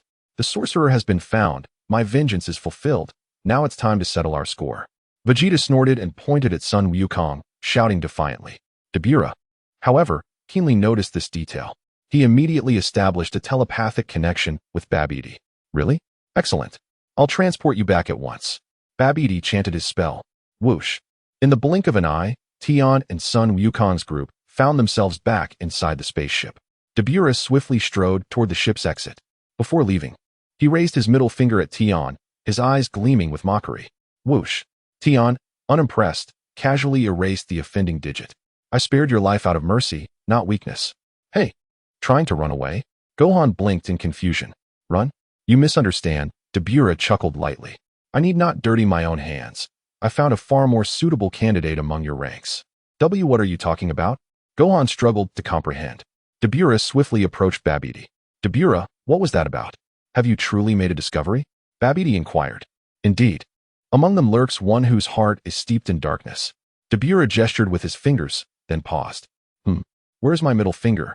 Babidi also froze, staring at Beerus' hand. Mysteriously, the middle finger had vanished without a trace. Beerus turned his head, searching frantically for the missing digit. Where are my fingers? When did they fall off? How peculiar. They've detached without a single drop of blood. Beerus, are you suggesting we let them destroy each other? That way, we can harvest ample energy, correct? Babidi grasped the scheme. One moment, Lord Babidi, I must locate my missing finger first, Beerus hastily replied. Worry not. Once Majin Buu awakens, he can restore your digit, Babidi proposed. A sound plan. Very well, Beerus acquiesced, though the absence of his finger left him unsettled, despite the lack of pain. Is he the one you spoke of? Babidi's teeth clenched the moment his gaze fell upon Vegeta. Indeed, it is him, Beerus confirmed with a nod. That wretched fiend battered me relentlessly. My wounds have yet to fully heal. Babidi seethed, itching to retaliate. Upon closer inspection, Vegeta's aura radiated unmistakable malevolence. He reeks of corruption. His motives are far from righteous. Perfect. If I can bend him to my will, I'll make him turn his fist upon himself, thus granting you vengeance. Beerus remarked with a faint smirk. Precisely. Babidi crowed, gesticulating wildly in exhilaration. Then, with hands outstretched toward the crystal orb, Babidi began chanting incantations, his focus locked onto Vegeta. You shall obey my command.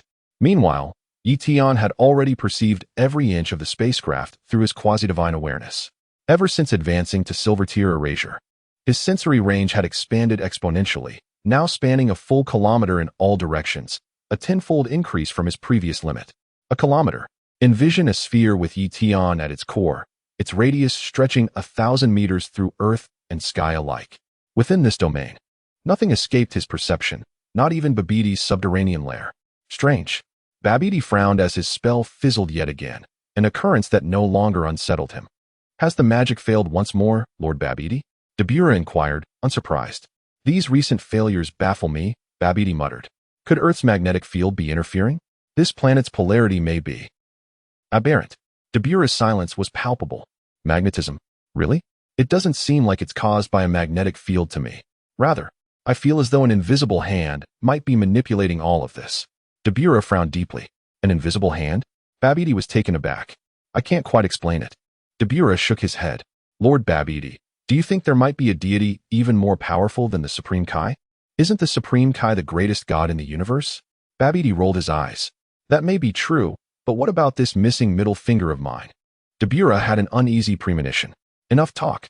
No matter what god it is, they're nothing compared to Majin Buu. Babidi snorted. Let me try again. With that, Babidi cast his spell on Vegeta once more. This time, to his delight, it seemed to work. Vegeta stiffened in shock, clutching his head as agonized cries tore from his throat. Just as I feared, the Supreme Kai's expression darkened. An overwhelming surge of energy erupted from Vegeta's body, transforming him instantly into a Super Saiyan. Tian shielded Videl protectively, though the likelihood of her being harmed was negligible. Any stray energy was effortlessly deflected by him. Vegeta roared again, his body convulsing violently. Vegeta, your evil heart has been exposed by Babidi. Focus, don't let your thoughts run wild. The Supreme Kai rushed forward in warning. Shut up. Stop your incessant nagging. Vegeta snarled through gritted teeth. Excellent. Babidi cackled in triumph. Now you're one of us. I'll draw out every ounce of your potential, pushing you beyond your limits. With another wave of dark magic, a thunderous explosion of energy burst from Vegeta's form. Goku's expression shifted in alarm. Vegeta, don't let them control you. Gohan cried out in distress. As the energy stabilized, Vegeta slowly lifted his head, revealing the unmistakable M symbol branded on his forehead. His face twisted into a grotesque grin, eyes gleaming with malice. This is bad. The Supreme Kai paled. Chapter 94, The Enthralled Vegeta Tian. He's been taken over. Videl gasped, her face drained of color. Indeed, he has, Tian confirmed calmly. Perfect. Now that you're under my command. As punishment for your earlier defiance, strike yourself. Babidi ordered. Vegeta remained motionless. What? Did the spell fail again at the critical moment? Babidi blinked in confusion. Did you hear me? Slap yourself hard. Twice. Babidi issued the command once more, yet Vegeta remained motionless. How peculiar. What was wrong with this magic? Babidi felt a twinge of frustration. Fine, vengeance could wait. The priority now is reviving Majin Buu. Should we relocate them for battle? Beerus suggested. An excellent point. Let us hope the magic works this time. Gritting his teeth, Babidi unleashed the spell again. Whoosh. In an instant, Tian and the others materialized at the World Martial Arts Tournament. Mr. Satan was basking in his championship victory, cheering triumphantly, until the sight of Tian and his companions left him utterly dumbfounded. The audience, too, stood frozen in shock. The match just ended. You're late, Goku. The referee explained. Perfect. Vegeta, attack them now and drain their energy. Babidi commanded. Fight without restraint. Kill them if you must. Enough talk. Vegeta scoffed. I don't care about the others. Kakarot is my opponent. Goku blinked in confusion. How strange I can't fully control him. Babidi frowned. Is my magic faltering? With a sinister grin, Vegeta raised his hand and unleashed a surge of energy straight toward Goku. Stop! Goku cried, hastily crossing his arms to shield himself. Boom. The blast sent Goku reeling aside, its force continuing unchecked toward the distant spectator stands. Horrified, Goku realized it was too late to intervene. Tian did not move. This time, he did not erase Vegeta's attack. This was Vegeta's own sin to bear. Only by facing the consequences of his actions would Vegeta grow swiftly enough to surpass Goku. Besides, Tian was no saint. Kaboom! A deafening explosion tore through the northern stands, leaving devastation in its wake. Goku paled. Vegeta! He roared, fury blazing in his eyes. Vegeta merely smirked, cold and unrepentant. Panic erupted as spectators fled in chaos. Vegeta, what is happening? Bulma's voice rang out from another section of the stands. Excellent. Over 200 dead. Babidi cackled. Mr. Satan, trembling in terror, scrambled behind Tian. What has he done? Videl was utterly stunned. Don't worry, I'm here. You'll be safe, Tian reassured. Dad, are you all right? Videl asked anxiously. I'm fine, Satan replied with a bitter smile. Vegeta, what are you doing? Goku shouted. Fight me, Kakarot, Vegeta sneered. Unless you want more people to die, you can refuse. Vegeta, you didn't actually fall under Babidi's spell on purpose, did you? Goku paused, suddenly realizing. Vegeta responded with a cold chuckle, gathering another energy sphere in his palm. With a flick of his wrist, he hurled it toward another section of the audience stands. Boom. Another wave of spectators perished instantly. Goku's face twisted in grief and fury. Vegeta's smirk only deepened. Crack. Golden light erupted from Goku's body as he transformed into a Super Saiyan. No, Goku. The Supreme Kai cried out. If you fight here, you'll be playing right into Babidi's hands. Your energy will be absorbed by Majin Buu and bring him back to life.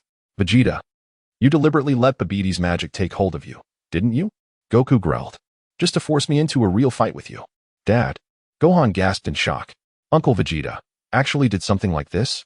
This was the only way to make you fight me? Vegeta said, grinning. You only have one day left in this world, and yet, at this very moment, people keep getting in the way. I don't care about some sorcerer. All I want is to fight you properly. And for that, you'd kill so many innocent people? The Supreme Kai exclaimed. Look at the madness you've unleashed. Madness? You call this madness? Vegeta roared. This is everything to me. Whether Majin Buu lives or dies means nothing. I don't care. The Supreme Kai fell silent. This man has long surpassed me. We're both Saiyans, yet he stands above me. Vegeta pointed at Goku, his voice trembling with resentment. I was the Saiyan Prince. Once. I was confident in my strength. But time and again, he has left me in the dust. I am the strongest Saiyan. I will not allow another to surpass me. Goku had no words.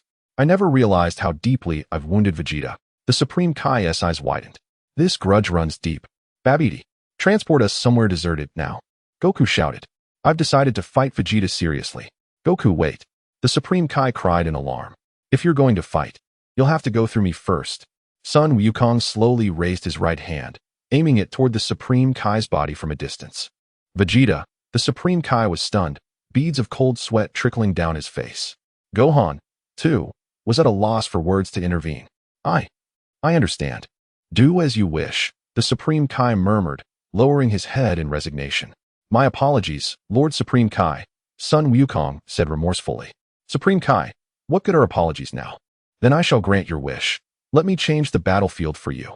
Babidi cackled, immediately casting a spell that transported Sun Wukong and the others to a desolate mountain range, devoid of any signs of life. Whoosh! In an instant, Sun Wukong, Vegeta, and the others vanished without a trace. Huh, Tian. Why didn't Tiwi get transported along with them? Videl glanced around in bewilderment. Chapter 95. With me here, nothing will happen. I decided not to go. Let them handle their own mess, Tian replied with a faint smile. What? You mean you can just choose not to go? Videl gasped in disbelief. Now you see how formidable I am, Tian chuckled. Who exactly are you? Videl stammered, utterly baffled. You'll find out in time, Tian said cryptically. If nothing goes awry. The probability of Majin Buu awakening is approximately 99. 999. Videl, you might as well say 100. Is there a difference? Videl wiped her brow. There is. Tian corrected with amusement. A 0.001 chance remains that Majin Buu 1T awaken. Mathematics demands precision. Anything is possible. If Majin Buu does awaken, does that mean the world is doomed? Videl shivered slightly. With me here, nothing will happen, Tian reassured her gently. Videl, listen to Tian, Mr. Satan urged from the side. Videl fell silent. Whoosh. In the blink of an eye, Sun Wukong and the others materialized atop the barren, uninhabited mountain range. Fight to your heart's content. Meanwhile, Gohan and I will destroy this entrance before confronting Babidi and Beerus in a decisive battle, the Supreme Kai declared, striding toward the spaceship's entry point. Even if this risks reviving Majin Buu, We have no choice. The energy from your battle alone might suffice to awaken him, but with luck, we may still prevent it. With that, the Supreme Kai raised his fist to strike the spaceship's entrance. What did you say? Did you truly believe I'd allow that? Babidi roared with laughter. Vegeta, stop them. Eliminate every last nuisance. Upon receiving the command, Vegeta let out a guttural scream of agony. I refuse. He snarled. The fate of the Supreme Kai and the others means nothing to me. Vegeta snorted.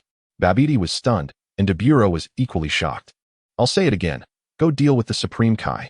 Babidi commanded. Grr. Vegeta gritted his teeth, enduring the strain. I told you. I only want to fight Kakarot. Vegeta sneered. I am the proud Scion Prince. How could I ever submit to being your underling? Even if you control my body and mind, my pride will never bow to you. Babidi frowned. It's not that the magic failed. He simply refuses to obey, Beerus analyzed. Damn it, I've never encountered this before, Babidi muttered, slightly taken aback. Still, as long as the magic wasn't broken, it didn't matter. Men like him are rare. I never expected his pride to be this unshakable. Don't worry, Lord Babidi, Beerus chuckled. His only role is to gather energy. As long as I'm here. Even if the Supreme Kai himself arrives, it won't make a difference. Besides, haven't you always longed to see the Supreme Kai die before your eyes? Wait, have you noticed 2 of them are missing? Babidi suddenly observed. That brat who kicked me earlier is gone, and that woman isn't here either. Beerus realized. What happened? Did Vegeta's attack obliterate them earlier? Babidi speculated. If that's the case, they died too easily. I wanted to torment that little pest properly. Beerus growled through clenched teeth. No matter. They're just insignificant nobodies, Babidi dismissed with a shake of his head. Perhaps we should open the gates and let them in, Beerus suggested. If they force their way through, the ship might sustain damage.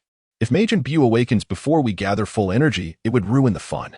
You're right, Babidi agreed. Just as the Supreme Kai prepared to breach the gates, click. The entrance slid open. The gates opened on their own. Gohan exclaimed. They don't want the spaceship destroyed either. The Supreme Kai nodded. All right, Dad, we're going in, Gohan said, turning to Goku. Give it your all, Gohan, Goku encouraged. Then he paused. Wait. Gohan, I still have 3 senzu beans. Eat one now. You've already used up a lot of energy. Ah, right, Gohan replied, quickly consuming the bean. Channel your anger, Gohan. Goku advised. Remember how you felt when you fought Cell. Unleash all your hidden power. Then no one will be able to defeat you. I understand, Dad. Gohan nodded solemnly, his heart heavy with frustration that his father's rare homecoming had taken such an unfortunate turn. Goku offered a reassuring smile to comfort his son. Wait a moment. Gohan suddenly noticed with a hint of alarm where are classmates Tian and Videl. The Supreme Kai scanned their surroundings but found no trace of the 2 youths. Could they have been accidentally struck down by Vegeta during the battle? The deity speculated cautiously.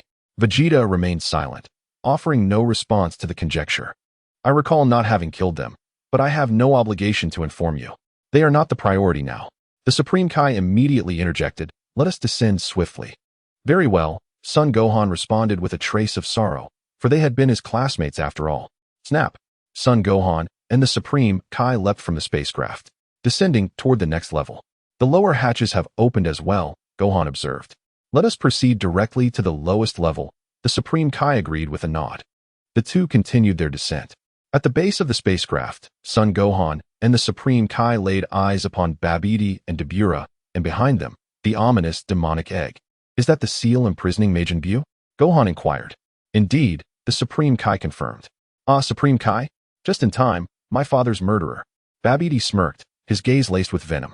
Babidi, I will never permit you to revive Majin Buu. The Supreme Kai declared, his expression grave. Spare me your delusions. Babidi sneered. With the Demon King Beerus at my side. Do you truly believe you stand a chance? Hehehe. Beerus emitted a series of derisive chuckles. Gohan, you handle Beerus. I shall deal with Babidi. The Supreme Kai proposed. Understood. Gohan nodded, then cast a frigid glare at Babidi. Babidi, answer me. Were you the one practicing dark magic in Satan City, making objects vanish mysteriously? Chapter 96, Son Gohan, you are that mysterious sorcerer, aren't you? What nonsense are you spouting? Babidi blinked in confusion. Satan City? What of it? Stop feigning ignorance. Who else could it be? Gohan scoffed. I have no idea what you're talking about. Babidi huffed. Gohan, we must act swiftly, the Supreme Kai urged.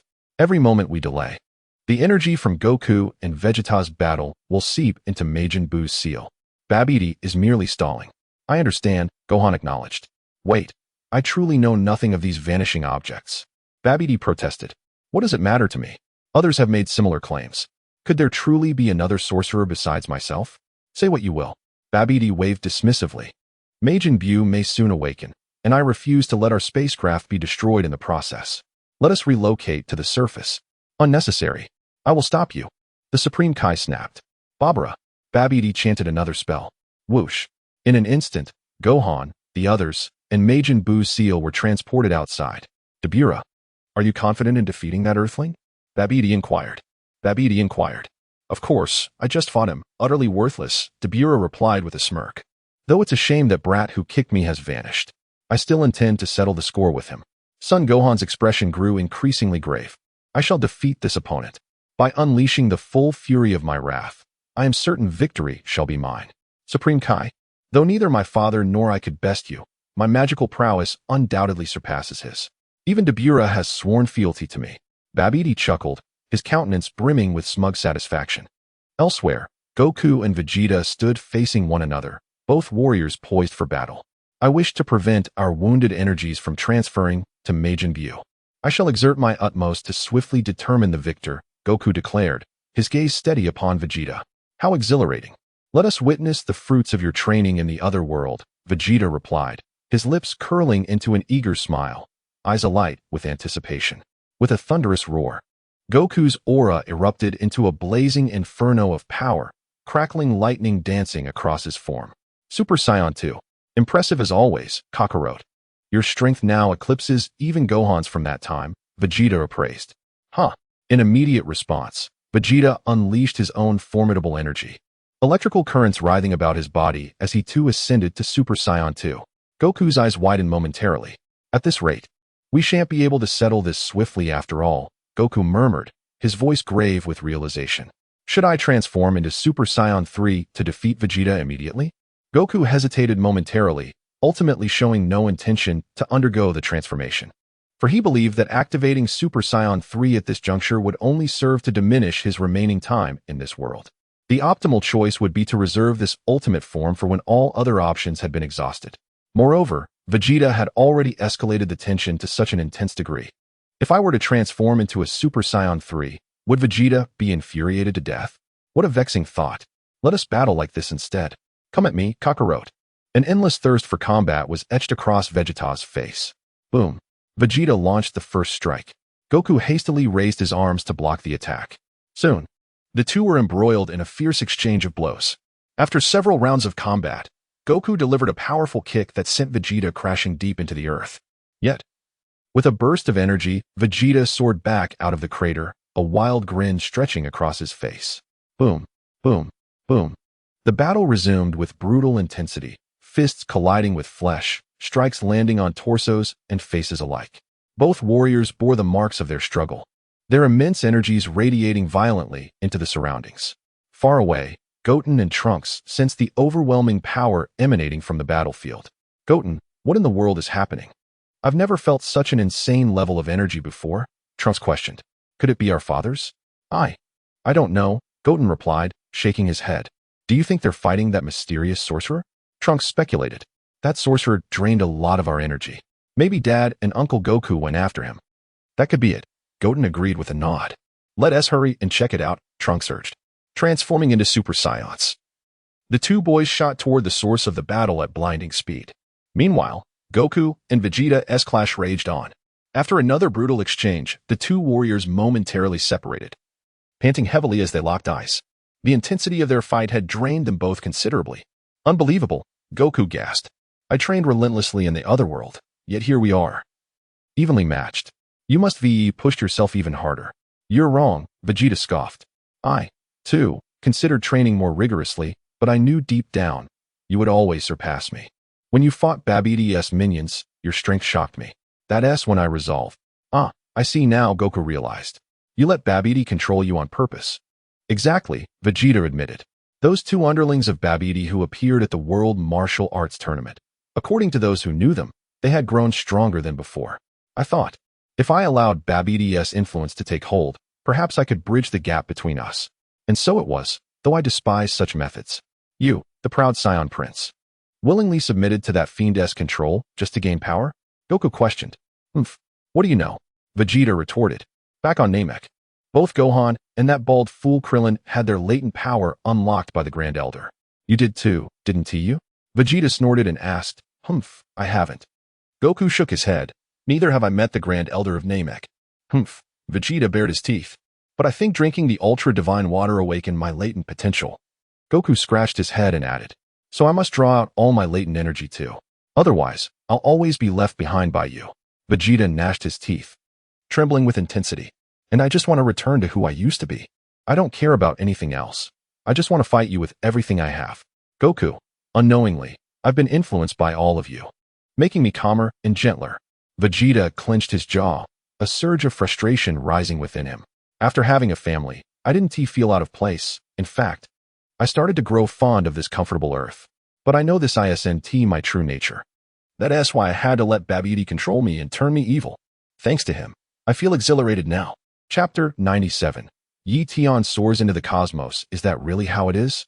Goku asked softly. Enough talk, Kakarot. Let us keep fighting. Vegeta charged at Goku once more. Boom, boom, boom.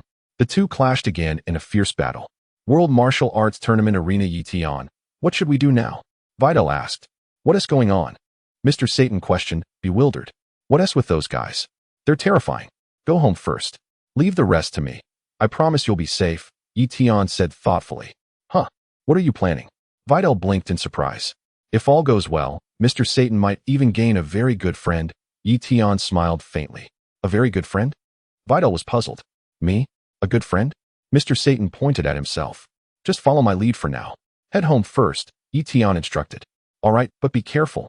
Videl still seemed uneasy. Don't worry. I'll be fine, Tian reassured her. Without further protest, Videl and Mr. Satan boarded a helicopter and returned to Satan's city as directed. Meanwhile, Tian soared higher into the sky, ascending toward the heavens. He wanted to test whether he could survive in the vacuum of space. If he couldn't, it would be disastrous. And if he truly couldn't endure the cosmic void, that would become his greatest weakness. Whoosh! Tian swiftly traversed the atmosphere, ascending to greater heights. Before long, he emerged beyond Earth's exosphere. Taking a deep breath, he mustered his courage and stepped into the void of space, simultaneously enveloping himself in a divine aura. Upon entering the cosmic expanse, Tian observed no adverse effects on his body. Gradually, he dispersed the divine energy surrounding him, still unharmed. So it is true, I possess the power of the Omni-King. Relief washed over him. As long as he could survive in the vacuum of space, he had no weaknesses. His only flaw, if it could be called one, was his overwhelming strength. A mere gesture could erase anything undesirable. And once he mastered the pinnacle of erasure, what could possibly remain beyond his reach? His gaze then shifted toward a specific location on Earth. There, he sensed the unmistakable presence of Majin Buu. It seems Majin Buu has been unleashed after all. At the sight of Majin Buu's seal, Gohan prepared to engage Beerus in a second round of battle when, beep, beep, beep, an alarm blared from the sealing apparatus behind Babidi. Startled, the Dark Sorcerer turned to find the energy gauge at its maximum. It's full, completely full, Babidi exclaimed, his face alight with exhilaration. Gohan froze in shock. The Supreme Kai paled, cold sweat beading on his forehead. The energy is saturated. Majin Buu's revival is imminent. Babidi crowed triumphantly. He awakens. How can this be? The Supreme Kai clutched his head in despair. We only spoke for a minute. I understand now. Gohan muttered grimly. Father and Vegeta fought using transformations beyond Super Saiyan. Their power was immense, so too was the devastation they wrought. What? Why did I miscalculate so terribly? The Supreme Kai's voice trembled as if the sky itself were collapsing. Uft, uft, uft. Suddenly, pink mist erupted from the seal, swirling and coalescing high above. He emerges. Majin Buu emerges. Babidi cheered wildly. Even Beerus smirked in satisfaction. This is dire. Gohan, we must flee now? The Supreme Kai urged. But we can't just abandon everything, Lord Kai. Gohan protested. Don't you understand? No matter how strong you are, you stand no chance against Majin Buu. The Supreme Kai urged. No one in this universe can defeat him. Staying here means certain death. But Lord Supreme Kai, son Gohan hesitated. Leave now. The Supreme Kai barked. Enough. If he has already gathered sufficient energy, then I'll stake my life on this fight. Gohan steeled himself, his power surging wildly. What are you doing? The Supreme Kai was stunned. I'll make my final stand. I'll destroy this monster. Gohan roared, unleashing an immense blast of energy straight toward the sealed location of Majin Buu. That reckless fool. Beerus gasped, swiftly shielding Babidi from the devastating wave. Boom. Gohan's overwhelming energy struck Majin Buu's cocoon directly. He had pushed his power to its absolute limit. You idiot. This is a waste of effort. Babidi sneered. Rei-Iowa. Gohan continued pouring his energy into the assault. Crack. The cocoon was violently flung into the air, soaring before crashing back down and rolling several times across the ground. Snap. In the next instant, the cocoon split cleanly in two. The Supreme Kai nearly collapsed in terror. He yelled out, Majin Buu is free. Babidi cheered. Thud. The halves of the cocoon fell apart, revealing nothing inside. Babidi gaped in disbelief. Beerus' eyes widened. An empty shell, Beerus muttered grimly. No. This can't be. Babidi's voice trembled. How? Why? Gohan and the Supreme Kai exchanged glances. Come out, Majin Buu. Now. Babidi shrieked. Yet the cocoon remained lifeless. Ha ha ha. What incredible luck. The Supreme Kai burst into laughter, pointing mockingly at Babidi. How unfortunate for you. Majin Buu must have been obliterated by that attack. Or perhaps he withered away during his slumber. No amount of energy could restore him. Wah! Babidi wailed in despair. My lord, do not despair, Beerus reassured. Even without Majin Buu, I remain at your side, and that scion, Vegeta, is still under our control. Chapter 98. The Awakening of Majin Buu. Babidi gnashed his teeth, seething with frustration. Goku and Vegeta will likely fight to a standstill, the Supreme Kai analyzed. I'll handle Babidi, you take down Beerus. If we succeed, the universe will be at peace once more. Son Gohan, something feels amiss. Come on, Gohan. Now is the moment. Ignite your inner fury. Unleash your true potential. The Supreme Kai burst into laughter. Gohan, peace is within our grasp. No, something isn't right, Gohan murmured, his expression darkening slightly. What? The Supreme Kai froze. An overwhelming energy. Gohan's voice was grave. A terrifyingly immense power is rising. This is... Gohan's gaze snapped upward toward the heavens. Above them, pink clouds had silently gathered, swirling ominously. That pink smoke, it came from the demon egg earlier. Gohan gasped in shock. What? What did you say? The Supreme Kai's face twisted with alarm. What is that? Babidi also stiffened, his eyes lifting to the sky. Clouds? Beerus speculated. No, it's the smoke from the demon egg. It's coalescing. The pink mist in the sky rapidly condensed. Taking shape. Snap. The corpulent figure of Majin Buu materialized. Thud. Majin Buu descended, a vacant smile plastered across his face. Gohan stood frozen. The Supreme Kai's expression shifted from disbelief to dread. Beerus stared in astonishment at the rotund figure. Babidi wore a look of utter bewilderment. Is this creature truly Majin Buu? He looks utterly ridiculous. What was my father thinking? Why did he create such a monstrosity? Majin Buu glanced left and right, then opened his mouth with a hearty laugh, revealing an oddly endearing grin. Master Babidi, is that thing really Majin Buu? Beerus wiped his brow. I don't know either. Only the Supreme Kai has seen Majin Buu before, Babidi replied, nervously mopping his own sweat. He certainly has a unique appearance, Babidi muttered, casting a glance toward the Supreme Kai, who stood trembling in terror. Lord Supreme Kai, is that really Majin Buu? Gohan asked hesitantly. Yes. I will never forget that horrifying visage, the Supreme Kai confirmed with a grim nod. So it really is Majin Buu, Babidi exclaimed, barely containing his excitement. What kind of abomination is that? Beerus muttered in disbelief. Meanwhile, Majin Buu stretched his limbs, bending his body forward and backward with eerie flexibility. There is no escape now, the Supreme Kai murmured gravely. Are you sure? His energy is overwhelming, but... Gohan frowned. If we give it everything we've got, we might still stand a chance. Really, Gohan? The Supreme Kai looked at him in astonishment. Elsewhere, Goku and Vegeta stood locked in their own confrontation. Just as Vegeta prepared to strike again. Wait, Vegeta. Hold on. Goku urgently raised a hand. An immense energy signature just appeared. Majin Buu has finally awakened. Vegeta paused, extending his senses, and indeed detected an overwhelming presence. But then, he burst into laughter. So that's Majin Buu? I expected some legendary terror. But his energy is barely noteworthy, Vegeta sneered. I knew it, Kakarot.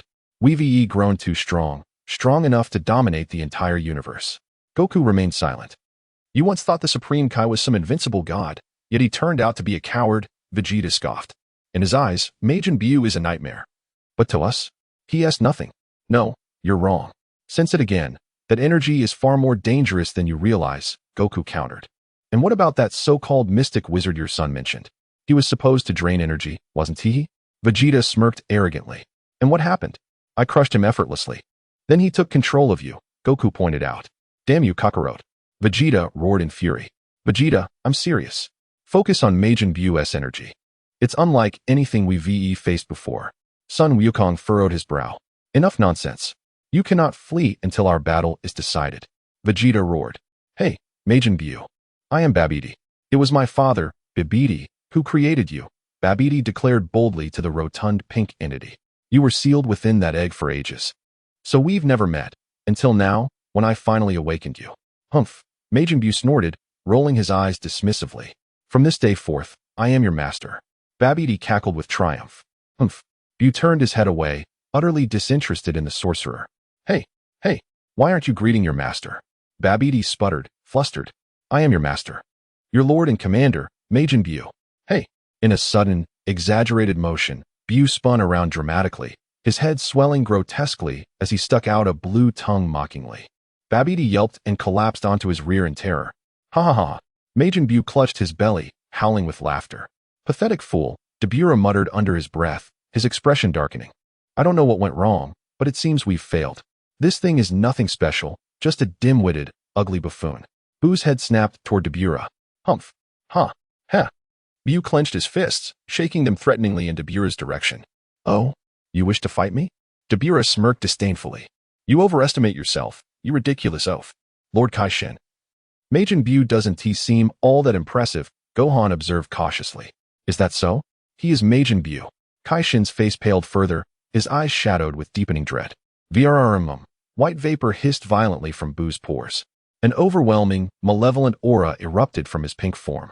Buu grinned wickedly, his beady triangular eyes narrowing into slits. Gohan's breath caught in his throat as the sheer magnitude of Buu's power crashed over him. Thwip! In a blur, Buu lunged forward, two stubby fingers jabbing straight into Dabura's eyes. Dabura shrieked in agony.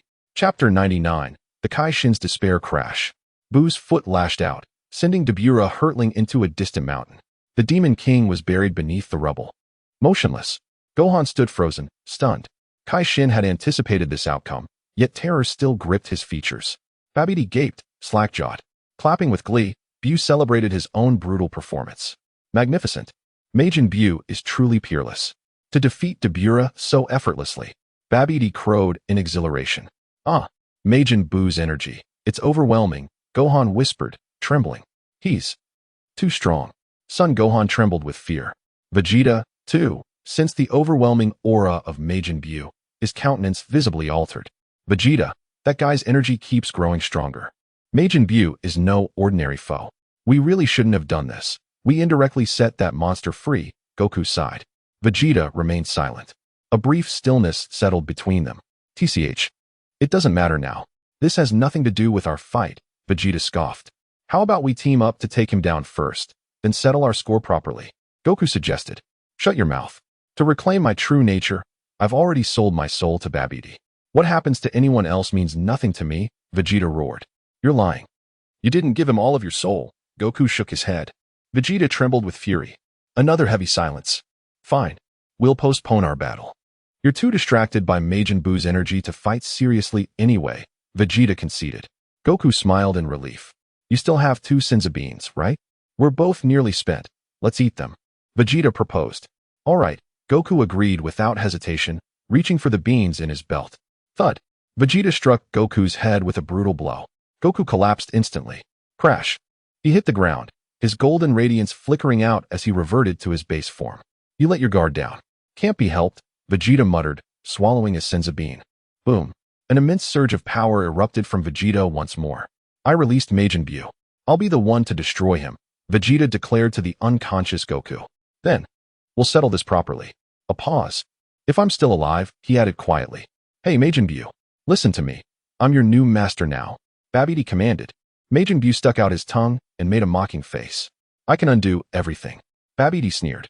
I learned about you from my father's notes, and the sealing spell that trapped you. Majin Buu flinched, his expression shifting to alarm. Do you want to be sealed away again? Babidi's grin turned sinister. Instantly, Majin Buu's demeanor changed. He bowed frantically, groveling before Babidi. Ha, that's more like it. Babidi let out a hearty laugh. Lord Kai Shin. Majin Buu seems like nothing more than a child. With proper guidance, perhaps he could be reformed into a virtuous being. Son Gohan hesitated for a moment before proposing. Of course, the first step would be to eliminate Babidi. No, absolutely not. Under no circumstances should Babidi be killed. Kai Shin vehemently shook his head, his expression grave. If Babidi dies, there will be no one left capable of sealing Majin Buu away. And as for Buu's so-called innocence, you're merely deceived by his outward appearance. He is an utterly malevolent creature. Son Gohan fell silent. Damn it, as the supreme deity of this universe, I am powerless to act. Kai Shin clenched his fists in frustration. If only we could escape this place, perhaps we might still find a way to defeat him. A way? Gohan blinked in surprise. But it's already too late. There is no escaping Majin Buu's grasp. Kai Shin sighed in resignation. We are both doomed. What are you saying? Lord Kai Shin, fleeing is hardly difficult. Gohan found the god's pessimism exaggerated. Majin Buu, your first command, kill those two. Babidi barked his order. Without hesitation, Majin Buu advanced toward Gohan and Kai Shin. Lord Kai Shin.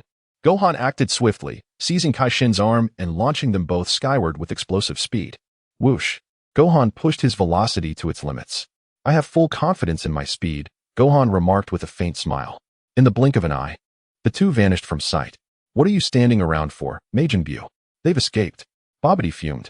Majin Buu merely grinned, stretching his limbs before, whoosh, transforming into a streak of light, hurtling after the fleeing pair. Within mere seconds, Majin Buu overtook them, materializing directly in their path. Impossible.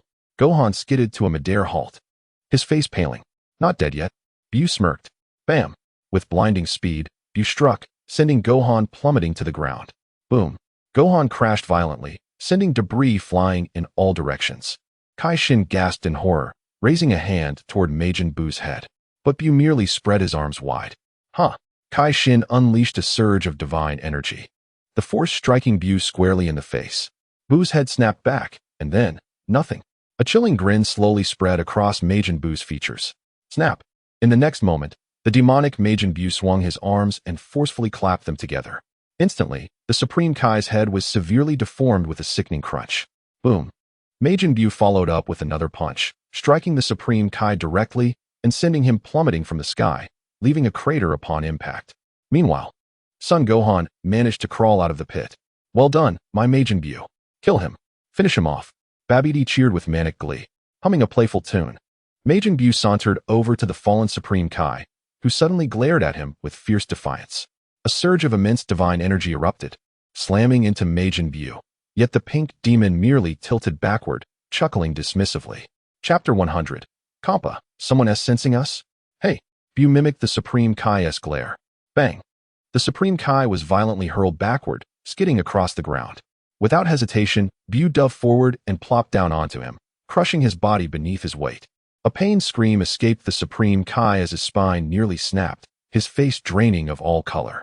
High above, Tian watched the tragic scene unfold, unable to bear the sight any longer, though he knew the Supreme Kai would ultimately survive. Witnessing the so-called greatest god of this universe humiliated to such an extent was disheartening.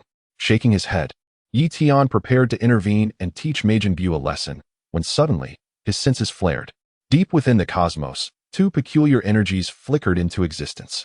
No, not just energies. Divine auras. Unlike the Supreme Kai or Kibito, these were pure, more refined. One, in particular, radiated an almost transcendent purity, while the other matched Tian's own level. Who are they? Should I investigate? Gazing into the infinite void, Tian hesitated. At his current physical limits, traversing such a distance would take days, if not longer. His speed simply wasn't enough. Far across the stars, in the cosmic expanse, beyond a colossal golden planet shimmering with radiant light, two figures hovered in the void, Compa, the god of destruction of Universe 6, and his angelic attendant, Vados. The planet beneath them? A super Dragon Ball. Found it. Compa grinned triumphantly at the four-starred or below. Vados smiled gently. In that case, we have now gathered 4 of the Super Dragon Balls. Kappa chuckled mischievously. Just 3 more to complete the set. Indeed, Vados nodded in agreement. Let's transport this one back to our 6th universe first, while Beerus is still asleep, Kappa said, grinning with delight. Understood, Vados replied. Just as Kappa was about to depart with the Super Dragon Ball, he suddenly sensed something and sharply turned his gaze toward the distance. My, Lord Kappa, you felt it too? Vados remarked with a serene smile. Someone is observing us. Kappa huffed. From a rather distant planet. Without another word, Vados swiftly raised her staff to pinpoint the location of that world. Snap. In moments, Vados had located Tian's exact position. It's a blue planet called Earth. The one who sensed us was him, she explained, projecting an image of Tian before them. Who is this brat? Kappa frowned, utterly unfamiliar with the figure. Judging by the divine energy radiating from him, he appears to be a god, one whose purity of power rivals that of a destroyer, Vados analyzed promptly. What? Comparable to a destroyer? Kappa blinked, then suddenly seemed to recall something. I see. Could this be some disciple Beerus secretly took in? When did that lazy cat start training pupils behind my back? How shameless. I've never heard of Lord Beerus taking on any disciples, Vados murmured, shaking her head lightly. Since when does Beerus need to inform us about his affairs? Kappa scoffed. That is a fair point, Lord Kappa, Vados conceded with a smile, retracting the projection. Shall we proceed with transporting the Super Dragon Ball now? I've changed my mind, Kappa declared, baring his teeth in a grin. What does Lord Kappa intend to do? Vados inquired, slightly puzzled. Beerus' disciple dares to recklessly observe us. Not just once, but continuously tracking our current positions. Kappa's expression darkened. Doesn't he know how impolite that is? I ought to teach this brat a lesson on Beerus' behalf. Vados remained silent. Vados, we're heading to that planet immediately. If I don't discipline this upstart, I'd be failing Beerus as a brother, Kappa snickered. I'm doing him a favor, really. He should be thanking me. Lord Kappa simply wants an excuse to confront Lord Beerus' disciple. This has little to do with manners, doesn't it? Vados sighed inwardly. Enough talk. Let's go, Kappa commanded. Very well, Vados acquiesced. Bardock nodded slightly. By the way, let's move the Super Dragon Balls a bit closer. That position happens to be slightly nearer to Universe 6, Beerus suggested. Understood, Bardock replied, pointing his staff toward the colossal orbs. Whoosh. The 2 figures transformed into streaks of light, blazing across the void toward Earth. Behind them, an enormous golden planet followed, hurtling through space at tremendous speed. Just as Tian withdrew his senses, he suddenly detected the immense divine energy of these 2 beings rapidly approaching. Unbelievable speed. He couldn't help but marvel. At this rate, they would reach Earth in less than 5 minutes. Incredible. If it were him, he'd be stuck flying for 5 whole days. Wait a second, who are they? Logically, Beerus should still be asleep at this time. Could they be a destroyer and an angel from another universe? That wasn't impossible. Could it be? The one I've been longing for, Bardock. The blue frame began to shift. Tian wiped the drool from the corner of his mouth. I must observe carefully. Tian soon noticed a radiant golden glow emerging amidst the distant starry expanse.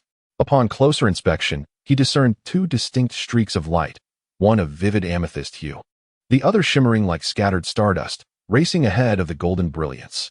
Focusing his gaze, Tian couldn't help but chuckle in amusement. Isn't that Kappa and Vados? Indeed. It was those 2. They must have already sensed my presence. Was that why they had come to Earth? At present, my silver-tier erasure technique is still limited. It seems I am incapable of erasing the supreme Kai and deities of even higher realms. My physical strength is merely 1,000 times that of Frisia, utterly insufficient to contend with that brute Kappa. Should an actual battle ensue, it would be futile. Yet such trivialities matter not.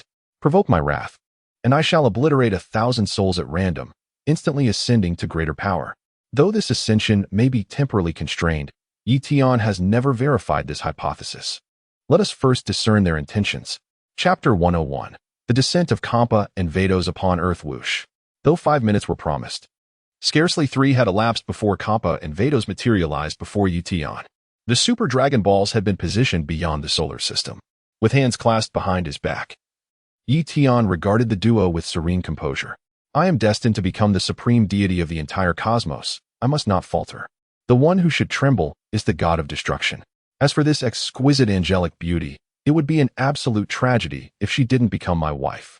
Tian cast a glance towards Vados. if love at first sight truly exists. Then Tian felt utterly captivated by her divine beauty and graceful figure the moment their eyes met. Truly a celestial maiden. No, more accurately, a goddess. Her proportions and features achieve absolute perfection. Even her stature, Tian subtly assessed Vidau's height, harmonizes perfectly with mine. When spending time with Videl, I feel the height difference between us is absolutely perfect. Moreover, Tian finds her blue skin quite acceptable. With such breathtaking beauty, occasionally admiring someone with blue skin actually evokes rather delightful sensations. Tian's heart swelled with excitement, completely disregarding Kampa as he gazed intently at Videl, thoroughly appreciating her from head to toe. Videl, where exactly are you looking? Are you treating me like some exquisite artwork to admire? Hey kid, have you had your fill yet? Kampa's expression darkened as he noticed Tian's lingering gaze upon Videl. Don't speak. Let me admire her a little longer, Tian replied. Kampa and Videl, kid, haven't you ever heard that staring at a woman like this is impolite? Did that master of yours never teach you manners? Kampa snapped coldly. My master? Tian froze momentarily. Since when did I have a master? What on earth is this guy Kampa talking about? That Beerus fellow. You must be Beerus' disciple, aren't you? Kampa snorted disdainfully. Tian's expression froze momentarily. Why would you assume I'm Beerus' disciple? He found himself at a loss for words. Seems I was right. Kampa chuckled smugly. Tian remained silent once more. You just say whatever comes to mind, don't you? Oh dear, something seems amiss. Isn't that Lord Kai-Shin over there? Videl suddenly remarked, her gaze fixed intently toward Earth, her expression growing increasingly grave. What? Kampa blinked in confusion, turning to look at Videl. Ah. Lord Kai-Shin is being brutally beaten. He's on the verge of death, Videl sighed. Kai-Shin? About to be killed? Kampa was utterly bewildered. If Lord Kai-Shin perishes, I fear Lord Beerus would vanish instantly, Videl mused. What did you say? Kampa's face twisted with alarm, his complexion shifting rapidly. Snap.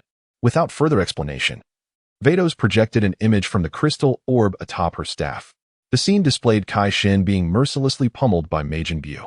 Majin Buu sat astride Kai-Shin's back, raining down blows upon his skull. Kai-Shin howled in agony, his life clearly hanging by a thread. Ahaha, look at you, what kind of Kai-Shin are you? Babidi cackled maliciously. A spineless wretch like you, calling yourself the greatest god in this universe? How utterly pathetic. After delivering a relentless beating, you finally climbed off Kai-Shin's battered form. Serves you right. Prepare to die. I want to witness your demise with my own eyes. Babidi roared with laughter. Kampa's eyes bulged with fury. Oomph. A mere mortal dares to defy a god? Kampa's voice dripped with icy contempt as he extended his hand toward Earth. I shall erase this planet and every insignificant human upon it. If you do that, Lord Kai-Shin will vanish as well, Videl reminded him gently. All right. Then I suppose I'll have to descend and deal with him myself, Kampa muttered sheepishly, scratching his head. He made to move, but Videl swiftly intervened. Wait a moment. Lord Kampa. What now? Kampa frowned. If we delay any longer, that pink monstrosity will kill Kai-Shin. If Beerus disappears, who will I torment for amusement? Boom. At the very moment Beerus' voice faded, a figure abruptly materialized within the projection, delivering a forceful kick to the plump visage of Majin Buu. The rotund demon tumbled head over heels across the terrain before landing with surprising grace. Almost instantly, the crater-like dent on Buu's face smoothed over as if nothing had occurred. Startled by this sudden intervention, Babidi recoiled in alarm before scrambling away in frantic retreat. The assailant who had struck Majin Buu was none other than Son Gohan. Not bad. That kick, Beerus remarked with an amused smirk. Stay out of this, you pest. Buu snarled, his expression darkening as he glared at Gohan. Gritting his teeth, Gohan clenched his fists and launched himself toward the pink menace. Boom. With a swift motion, Buu hurled an energy sphere directly at Gohan, striking him with devastating force. A pained cry escaped Gohan as the blast propelled him at breakneck speed across the horizon, vanishing from sight in mere moments. Pathetic, Beerus sighed in disappointment. I had hoped that boy might prove useful and spare me the trouble. Ha. He's gone, probably about to be flung right off the planet. Babidi cackled, dancing with glee. Meanwhile, the Supreme Kai, battered but resolute, struggled to his feet. With a determined glare, he focused on the distant energy blast. Boom. The sphere detonated midair, and Gohan plummeted from the sky, crashing unconscious into the dense forest below. Foolish Supreme Kai, Beerus muttered, shaking his head. Instead of seizing this moment to escape with instant transmission, you waste time worrying over others? Very well, Majin Buu, Babidi commanded. Dispose of the Supreme Kai for me. I see now, Beerus remarked, turning his gaze toward Tian. I understand why you deliberately lowered your energy signature to avoid our detection. Huh. Tian blinked in confusion. I was merely extending my perception, not intentionally so. Your divine energy is simply too peculiar, thus I examined it in detail. So you became aware of my observation and came here? You wish for my assistance, don't you? Xiangpa chuckled, given your current strength. Dealing with that pink rotund fellow might prove somewhat troublesome, no? Tian replied, your imagination knows no bounds. Dealing with that fatso is child's play, isn't it? Chapter 102. Beerus owes me a favor by the way, Lord Kampa, Vados chuckled behind her hand. Don't you think your physique bears a striking resemblance to that pink rotund gentleman down there? Vados you. Kampa glared at her indignantly. My, how impolite of me, Vados giggled. I'm hungry. I'll eat him. Bu patted his belly. Enough joking around. If the Supreme Kai gets devoured, things will get interesting. I suppose I should save this universe's Supreme Kai. Kampa sighed dramatically. Beerus owes me a massive favor for this. Thunk.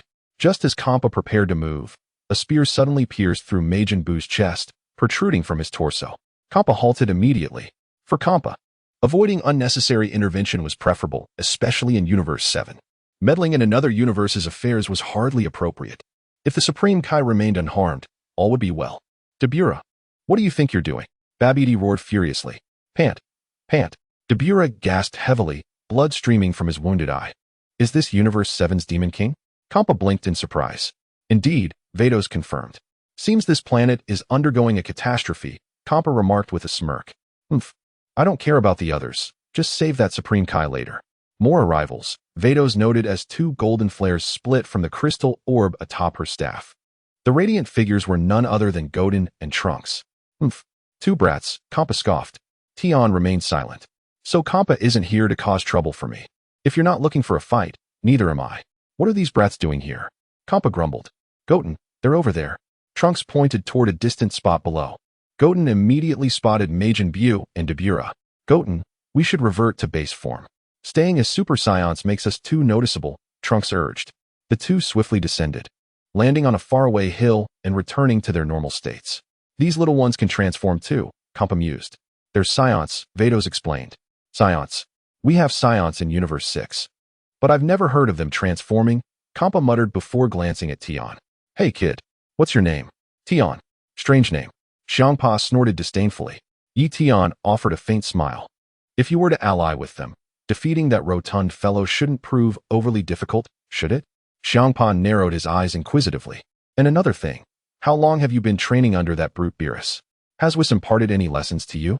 Well, that's a rather intricate matter, Tian replied, wiping his brow.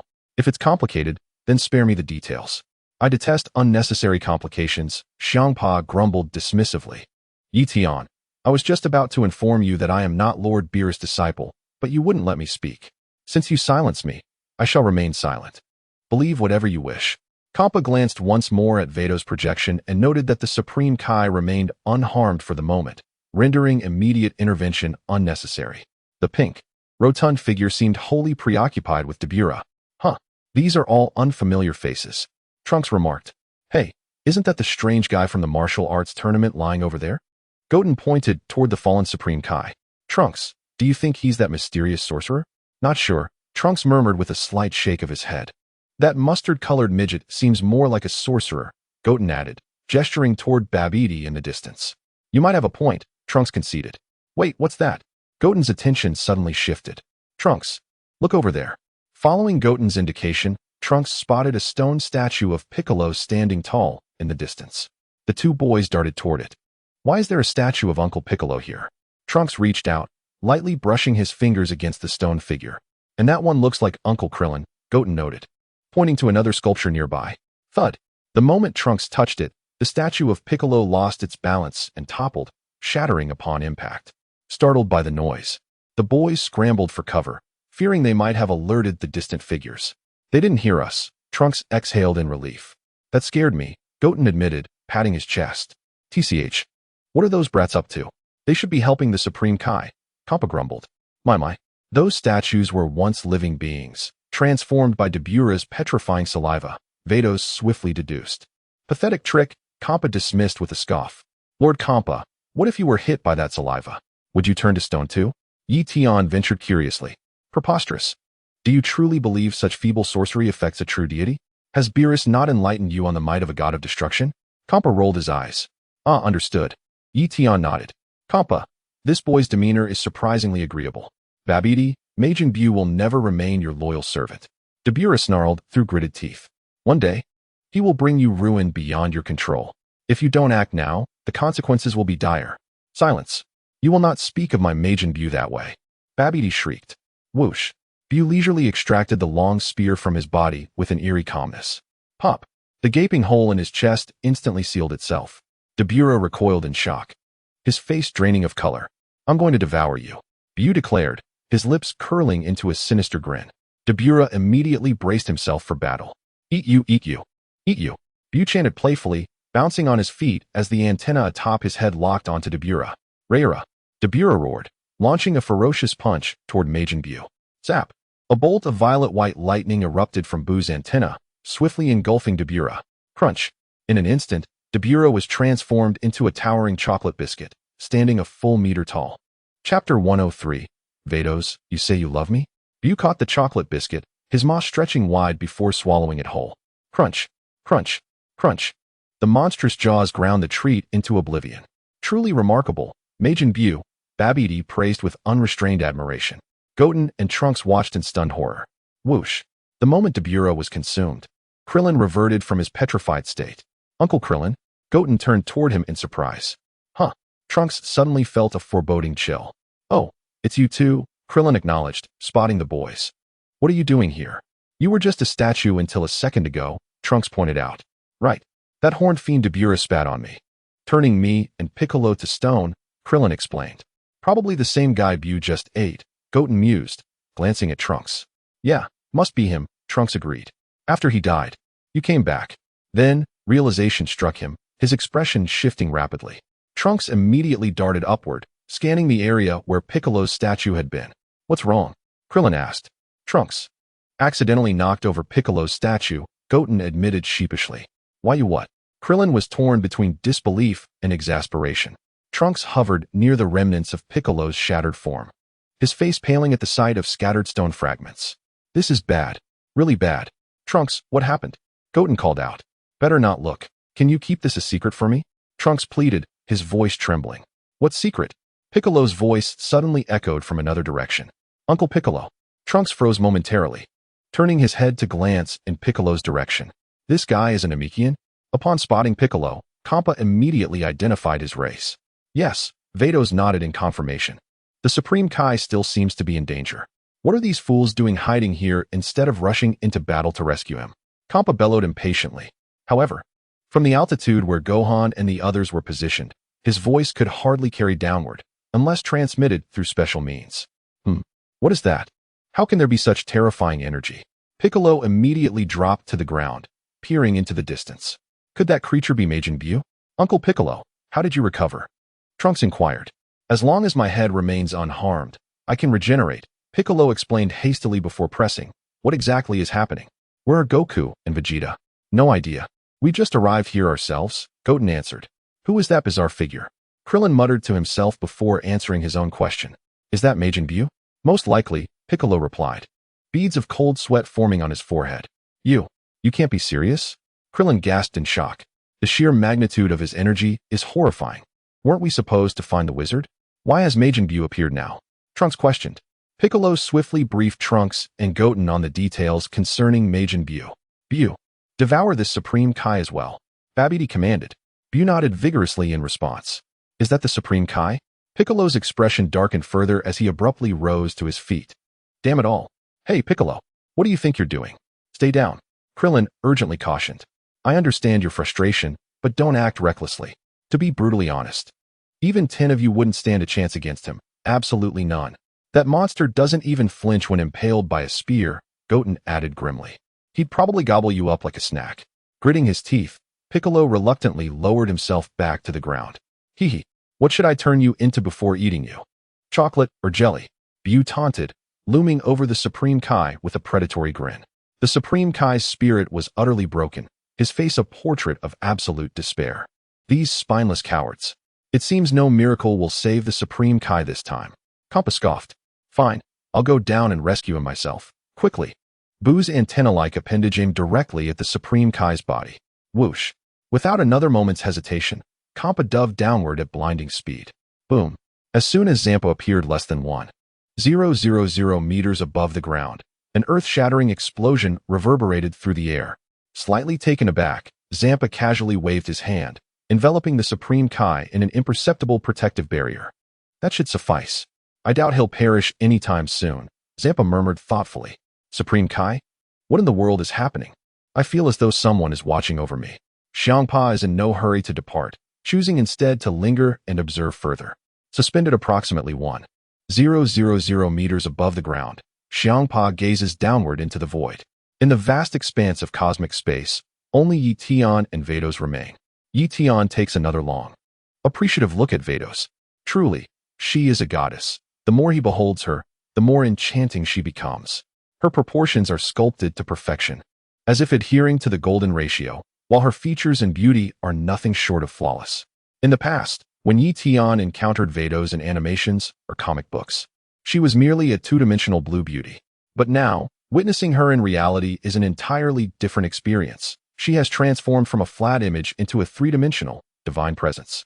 The significance of this realization is profound. Indeed, Tian suddenly finds that superficial traits like skin color no longer matter.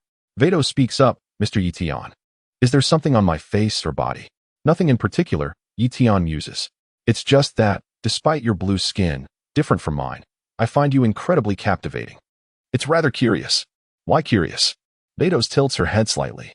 Logically, as different species, I should feel this way, Tian admits. Vados covers her face, momentarily at a loss for words. But today, I've realized how mistaken I was, Tian reflects with wonder.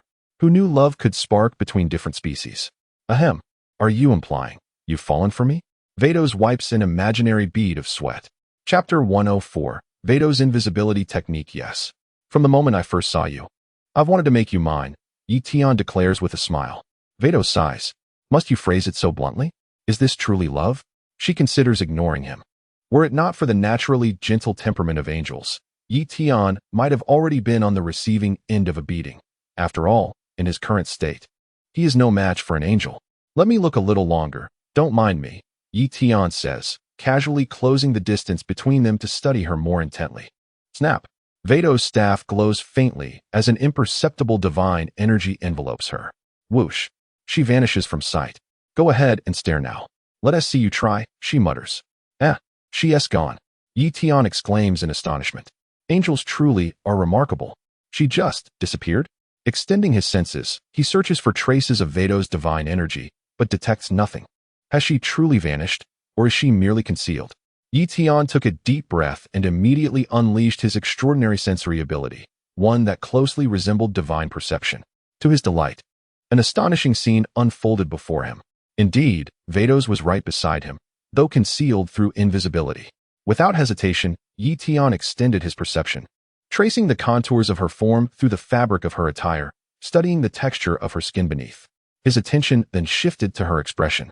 He sought to discern whether she could detect his intrusive observation. Yet, as he scrutinized her countenance, she appeared entirely unaware. If you cannot sense it yourself, then you have only yourself to blame. My greatest aspiration is to behold the azure basket, to witness its true form. Tian extended his spiritual perception inch by inch towards Bardock, meticulously observing. The hue of the blue frame was extraordinarily unique, transitioning from the profound depths of sapphire to the delicate whispers of cerulean. Ahem, what are you pondering now? Bardock was utterly disarmed by Tian's antics. You're drooling again. Bardock's voice summoned Tian back from his reverie. Hastily, Tian wiped the saliva from the corner of his mouth. Your structure is quite similar to ours, Tian remarked with admiration. Oh, but our structures are not the same, Bardock replied with a faint smile. Indeed, they differ. What you possess, I lack. And what I have, you do not. Tian nodded sagely. Bardock mused. If we were to merge our essences, would we not then share what the other has? Is that not logical? Tian chuckled playfully. Wait, you can see me?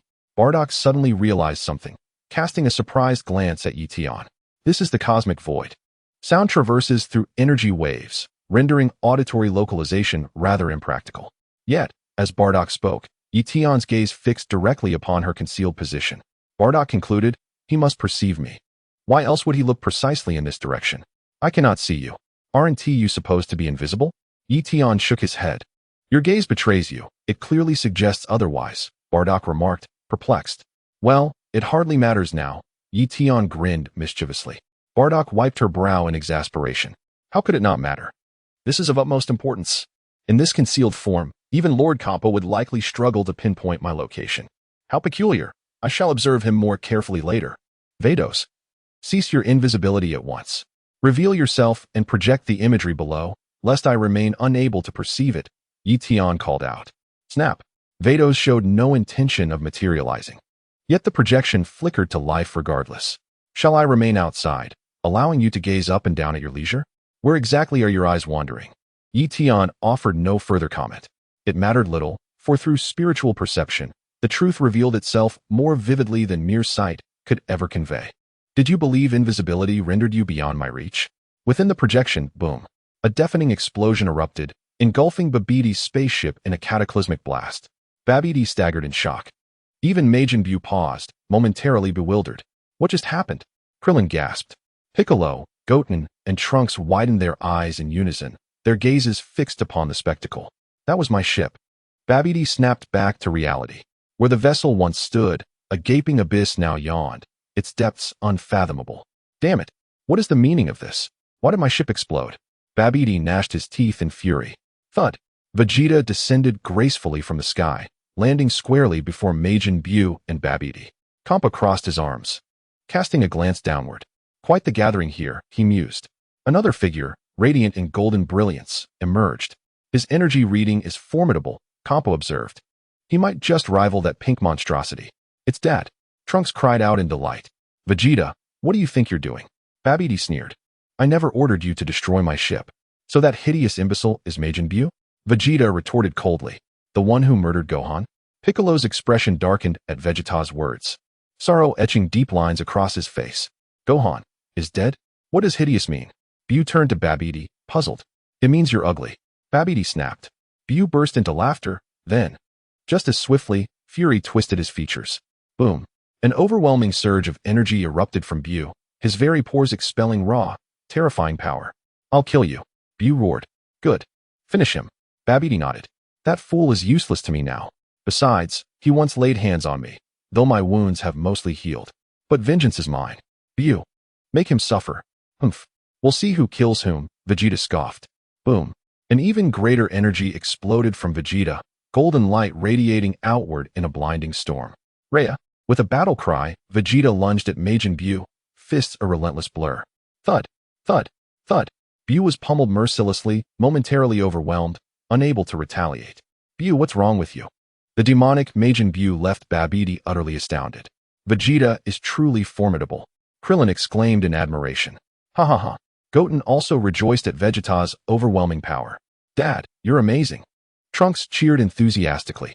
That guy Vegeta has surpassed even a Super Saiyan. Piccolo marveled.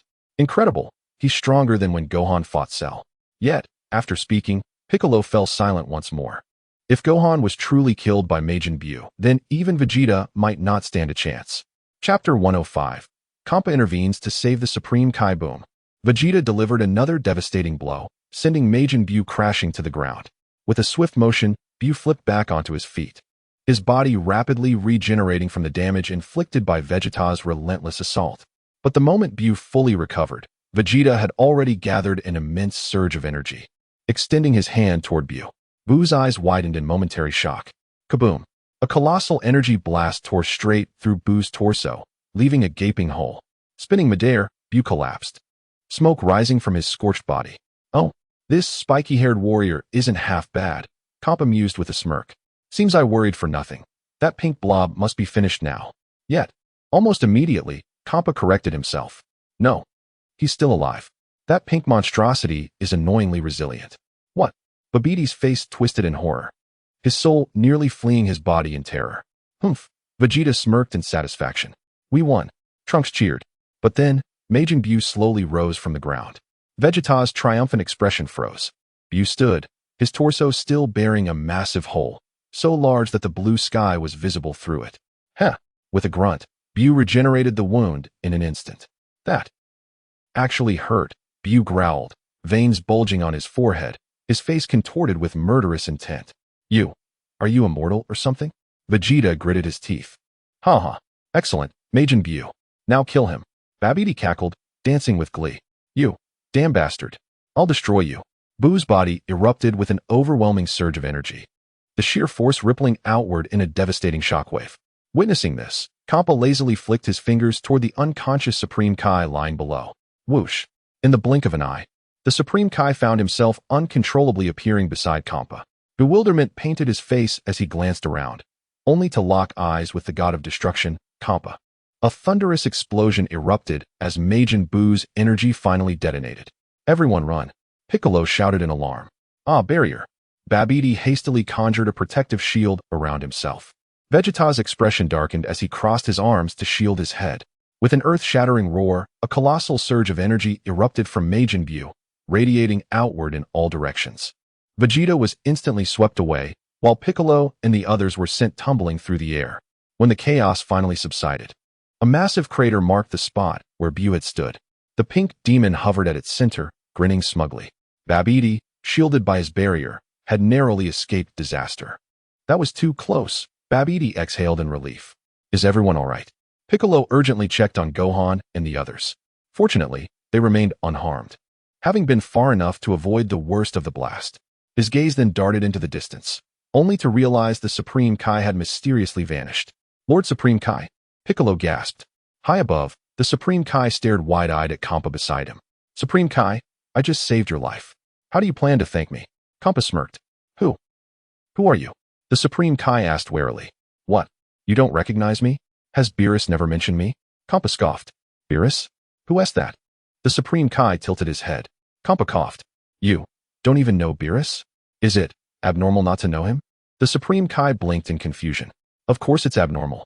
You're the Supreme Kai. He asked the god of destruction. How can you not know the god of destruction? Kampa nearly shrieked in frustration. The Supreme Kai only grew more perplexed. A long silence followed. What exactly is a god of destruction? The Supreme Kai ventured weakly. Kampa lost the will to speak. He even considered smiting the clueless deity on the spot. Are you an idiot? Kampa growled, his face darkening. The Supreme Kai had no retort. That's just rude, he muttered. I merely inquired about the nature of the destroyer. Why must you respond with such hostility? Have I offended you in any way? Never mind, I can't be bothered to argue with you. You're in no condition to continue. Come with me. I'll have Vados tend to your injuries. Kampa called out to the Supreme Kai before ascending upward. The Supreme Kai wore an expression of utter bewilderment. Who did he say would treat me? Should I follow it? It seems this plump feline was my savior. I'd better follow and take a look. The Supreme Kai gritted his teeth and flew upwards. However, his injuries were far too severe, causing his flight to be unsteady and wavering. Beerus glanced down and noticed how painfully slow his ascent was. Fine, I might as well assist you. Beerus muttered with resignation before descending swiftly. Grasping the Supreme Kai's arm firmly, he propelled them both through the atmosphere into the vast expanse of space. Upon reaching the cosmic void, Beerus realized Vados had already vanished without a trace. Only Tian remained at the scene. Well, Tian and the holographic projection Vados had left behind, displaying events unfolding below them. Tian? The Supreme Kai blinked in bewilderment, eyeing the young man with suspicion. Isn't that son Gohan's classmate? What's he doing here? This is outer space. Since when can Earthlings survive in the vacuum of space? How utterly peculiar. Strange occurrences seem to multiply this particular day, each more baffling than the last. My, Supreme Kai-sama, Tian greeted with an amused smile. You appear rather worse for wear. Hey, where's Vados? Beerus demanded impatiently. Right here, Lord Beerus. Vados materialized gracefully, her form shimmering into visibility. What's with the pointless invisibility act? Beerus huffed irritably. Vados remained silent, offering no explanation. I simply cannot bear the way this human named Tian is looking at me with ill intentions. Of course, Barados did not voice this thought. Beerus did not inquire further and simply instructed Barados, heal this fellow. Very well, Lord Beerus, Barados nodded. Raising her staff toward the Supreme Kai, an invisible surge of divine energy swiftly enveloped him. In but an instant, all his injuries were completely restored. Chapter 106, Supreme Kai? Do you truly not know Beerus? The Supreme Kai stood stunned, assessing his own body, sensing that even his energy had fully returned to its peak. Thank you. I am deeply grateful.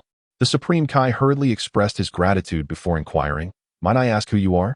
Baratos was just about to introduce herself when Beerus interrupted. Baratos, this Supreme Kai is a fool. He doesn't even recognize Beerus. Beerus laughed heartily. Oh my, surely not. Baratos blinked in surprise. Tell me, Supreme Kai, Beerus asked with amusement. Do you truly not know Beerus? The Supreme Kai nodded blankly.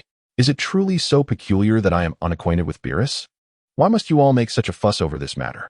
You see, was I not correct?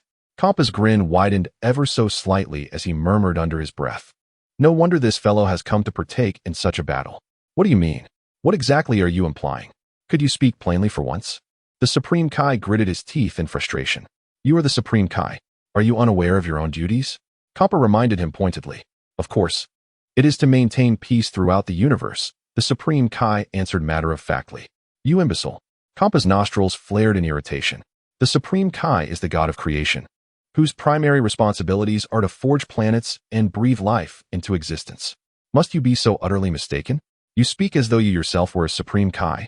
The Supreme Kai muttered under his breath, a tinge of discontent in his voice. Though you did save me, you never ceased to call me a fool. This deity remains deeply displeased. As Lord Kampa rightly stated, you are the Supreme Kai. Cease these reckless adventures. Even Tian could no longer remain silent. Offering earnest counsel to the Supreme Kai, the Supreme Kai fell into brooding silence. To think a mere mortal would presume to lecture me with such sanctimonious admonitions. This deity of mine is truly lacking in dignity. You see, he knows everything. Kampa glanced at Tian. Tian, are these two your friends? The Kaioshin leaned in and whispered to Tian. No, I just met them. Tian shook his head. Strange fellows, the Kaioshin murmured, utterly bewildered by their peculiar behavior. Tian was speechless. You're the odd one here. Lord Kampa, shall we continue observing? Vados sought his opinion. Let us watch a little longer, then decide, Kampa nodded. Snap. Vados projected the scene once more.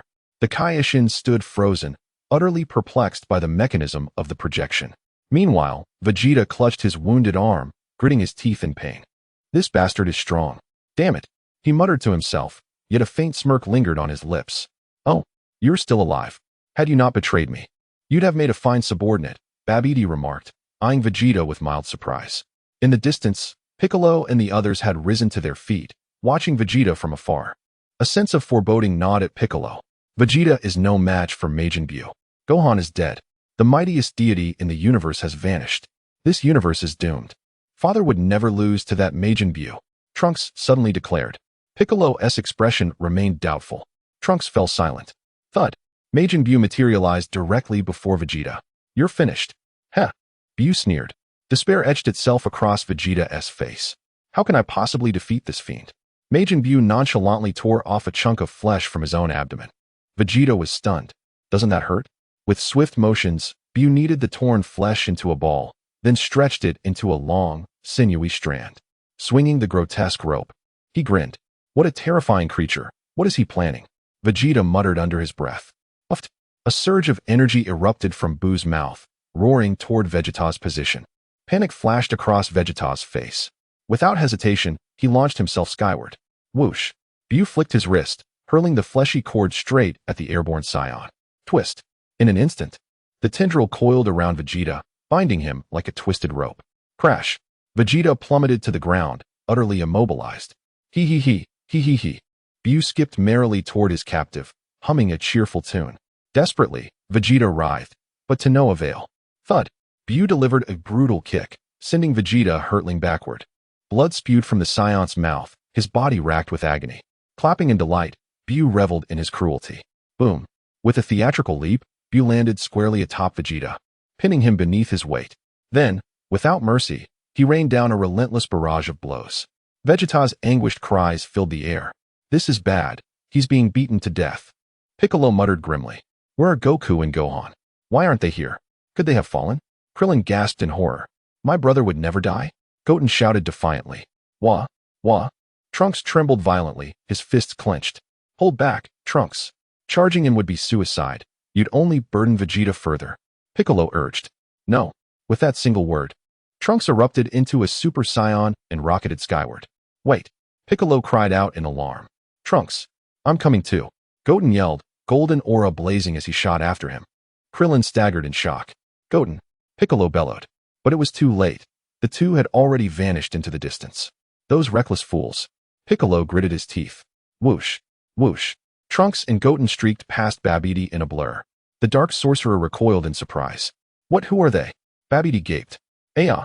Trunks let out a piercing roar as he delivered a powerful kick to Majin Buu's body. The demon was sent hurtling backward like a shooting star, smashing through massive boulders before vanishing into the distance. Goten swiftly landed beside Vegeta, pinning him down with one foot while using both hands to tear away the fleshy tendrils, freeing the prince from their grasp. Cough, cough, cough. Vegeta spat up blood repeatedly, his injury severe. Uncle, are you all right? Goten asked urgently. Father, you have to hang in there. Trunks rushed forward to support Vegeta. Who are these brats? His friends? Babidi muttered in confusion before scoffing. No matter how many there are, it makes no difference. My Majin Buu is the strongest in the universe. He'll crush them all effortlessly. Ahahaha. Babidi erupted into maniacal laughter. He's right. Majin Buu truly is the mightiest being in existence. The Supreme Kai clenched his fists high above, trembling uncontrollably. Chapter 107. The God of Destruction reigns supreme? Kampa shot the Supreme Kai a disdainful glance. You ignorant fool. Are you an idiot? Kampa snorted. Supreme Kai, you fat cat, that's crossing the line. How dare you insult me again? Have I wronged you in any way? Why must you constantly berate me? Are my words truly so misguided? The Supreme Kai argued with conviction. Isn't the God of Destruction the supreme being in this universe? Tian interjected with a faint smile. TCH. Even a mere human possesses greater insight than you. What am I to make of a Supreme Kai like you? Kampa shook his head in disappointment before flashing a smirk. But it matters not. This isn't even our universe. What do you mean, not your universe? The Supreme Kai scratched his head, his expression clouded with confusion. Kampa merely scoffed, dismissing him outright. Then, with a beckoning gesture, Kampa summoned Tian. What is it? Tian drifted over leisurely. Don't tell me this Supreme Kai of yours is unaware of other universes? Kampa whispered. That may well be the case, Tian conceded with a nod. You never informed him? Kampa pressed. Even if I had, do you truly believe he would accept it? Tian countered. Fair point. I doubt he would. Kampa found no flaw in Tian's reasoning. Hey, what exactly are you two discussing? The Supreme Kai, now thoroughly unsettled, interjected. If the God of Destruction is indeed the mightiest in this universe, then descend at once and save them. Humph. You expect the God of Destruction to play the hero? Ridiculous. Kampa's voice was icy. Or is it that you're no match for Majin Buu? The Supreme Kai rolled his eyes. All that bravado, yet now you cower? Your taunts are wasted on me, Kampa replied coolly. Do you imagine such words would compel me to intervene? TCH. If word spread that I, a destroyer, stooped to saving lives, the disgrace would be unbearable. The Supreme Kai fell silent, his gaze shifting intently to Tian. What are you staring at? Tian chuckled. Tian, I can sense your formidable strength. Let us join Vegeta and the others below. Together, we may yet stand a chance against Majin Buu. The Supreme Kai proposed. Wouldn't your time be better spent nurturing Gohan? Tian reminded him. The Supreme Kai's eyes lit up, and he smacked his forehead in realization. Ah, I nearly forgot about Gohan. Exactly. Gohan remains our hope. Surely he can draw that sacred sword. Understood. I take my leave. With that, the Supreme Kai activated instant transmission, his form blurring into nothingness. Foolish Supreme Kai, Kampa called after him. The moment Majin Buu struck, you should have teleported away, not stood there and taken the beating. The Supreme Kai's voice echoed faintly. Indeed. You're absolutely right. In that critical moment, I forgot instant transmission entirely. How regrettable. I suppose I'll feign deafness for now. The Supreme Kai swiftly vanished from sight, departing to seek out Son Gohan. You, lad, seem relatively sane. Unlike that imbecile Supreme Kai, Beerus remarked, stepping forward to clap Tian on the shoulder. Flattered, Tian replied with a faint smile before redirecting his gaze toward the projection. At that moment, Piccolo materialized behind Babidi. Though Majin Buu is unforgivable, you, Babidi, are even less deserving of mercy. Piccolo's voice cut through the air like a blade, startling Babidi, who whirled around in alarm. Why you? Babidi's face twisted in panic. I may lack the power to slay Majin Buu, but erasing you is effortless, Piccolo declared. his eyes glinting with lethal intent. Huh, fool, kill me, and there will be no one left to reseal Majin Buu. Babidi sneered, though inwardly, terror gripped him. He'll annihilate the entire universe. Which outcome do you prefer? Your survival changes nothing, Piccolo countered icily. This green-skinned pest is sharper than expected, Babidi seethed. Far more cunning than that dim-witted Supreme Kai. A month ago, you were already scheming in Satan City, smuggling artifacts, practicing forbidden arts. Did you truly believe I wouldn't notice? Piccolo spared a glance toward the distant horizon, where Majin Buu still tumbled backward through the sky. There was time yet to speak. Babidi's expression twisted in bewilderment. Satan City? A month ago, I was still aboard my spacecraft. What smuggling? What forbidden arts? Your accusations are nonsense. He spat through gritted teeth. Spare me your lies. I know your deeds, Piccolo hissed. You've mistaken me for another. Some other sorcerer's sins are not mine to bear. Babidi shrieked, desperation clawing at his voice. Truth or falsehood no longer matters. Prepare to die. Piccolo's smirk was glacial, his aura irradiating murderous resolve. Buu. Majin Buu. What are you doing? Kill him now? Babidi screeched toward his monstrous creation. Perish. With a roar, Piccolo's hand slashed through the air, cleaving Babidi's body in two. As Babidi plummeted, his eyes brimmed with bitter defiance. I, who should have ruled the cosmos. To fall like this, splat. His broken form crumpled into a distant crater. Life flickering away. Pathetic filth, Piccolo muttered, spitting in disdain toward the fallen sorcerer. Then his brow furrowed slightly. Babidi claimed the smuggler wasn't him? Could another sorcerer still linger in the shadows? Upon deeper reflection, I too find this rather perplexing. If he truly possessed the ability to nullify the Super Saiyan transformation, logically he should have been capable of dissipating my energy as well. Yet when confronted by me, he could only defend himself helplessly. Could it be that lurking upon Earth lies an entity more terrifying than even Majin Buu? Piccolo's countenance shifted repeatedly with unease. Vegeta lifted his gaze towards Piccolo's direction, his eyes brimming with resolute determination. Trunks, take good care of your mother, Vegeta suddenly declared. What? Trunks responded with utter bewilderment. Father, what are you saying? Why should I look after mother? You must leave this place immediately. I shall face Majin Buu alone, Vegeta stated solemnly. Chapter 108. Farewell, proud warrior. No. We must fight together. Father cannot defeat him alone. The three of us united can surely overcome him. Trunks protested vehemently. It is futile. No matter how many combatants.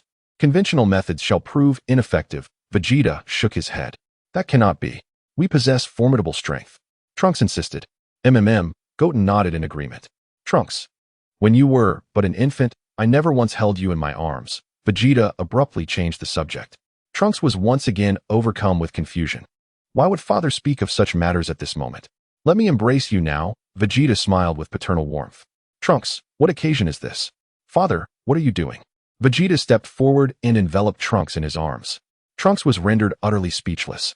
Father, this is rather inappropriate. It's somewhat embarrassing, Trunks murmured shyly. Trunks. Take care, Vegeta smiled gently. What? Trunks lifted his head in perplexity towards Vegeta. Thud. Vegeta delivered a precise strike to Trunks' nape. Trunks collapsed limply to the ground, unconscious. Nearby, Goten stood frozen in stunned silence, unable to comprehend the situation. Uncle, why did you knock out Trunks? Goten inquired with confusion. Thwack. Vegeta swiftly struck Goten's chest with his fist. Goten instantly reverted to his base form before crumpling unconscious to the earth. Krillin watched on in utter astonishment. Piccolo descended from the skies, alighting beside Vegeta. What is this spiky-haired fellow planning? He seems intent on self-destruction, Compa mused while stroking his chin. My. Such self-sacrificial behavior. One wonders whether it merits praise or not. Bardock let out a sigh beside them. Majin Buu hummed a tune as he stepped out from the ruins. Who was the one who ambushed me just now? Was it that green-faced guy? Buu inquired. Piccolo. Take them away from here, as quickly as possible. I'm counting on you, Vegeta pleaded.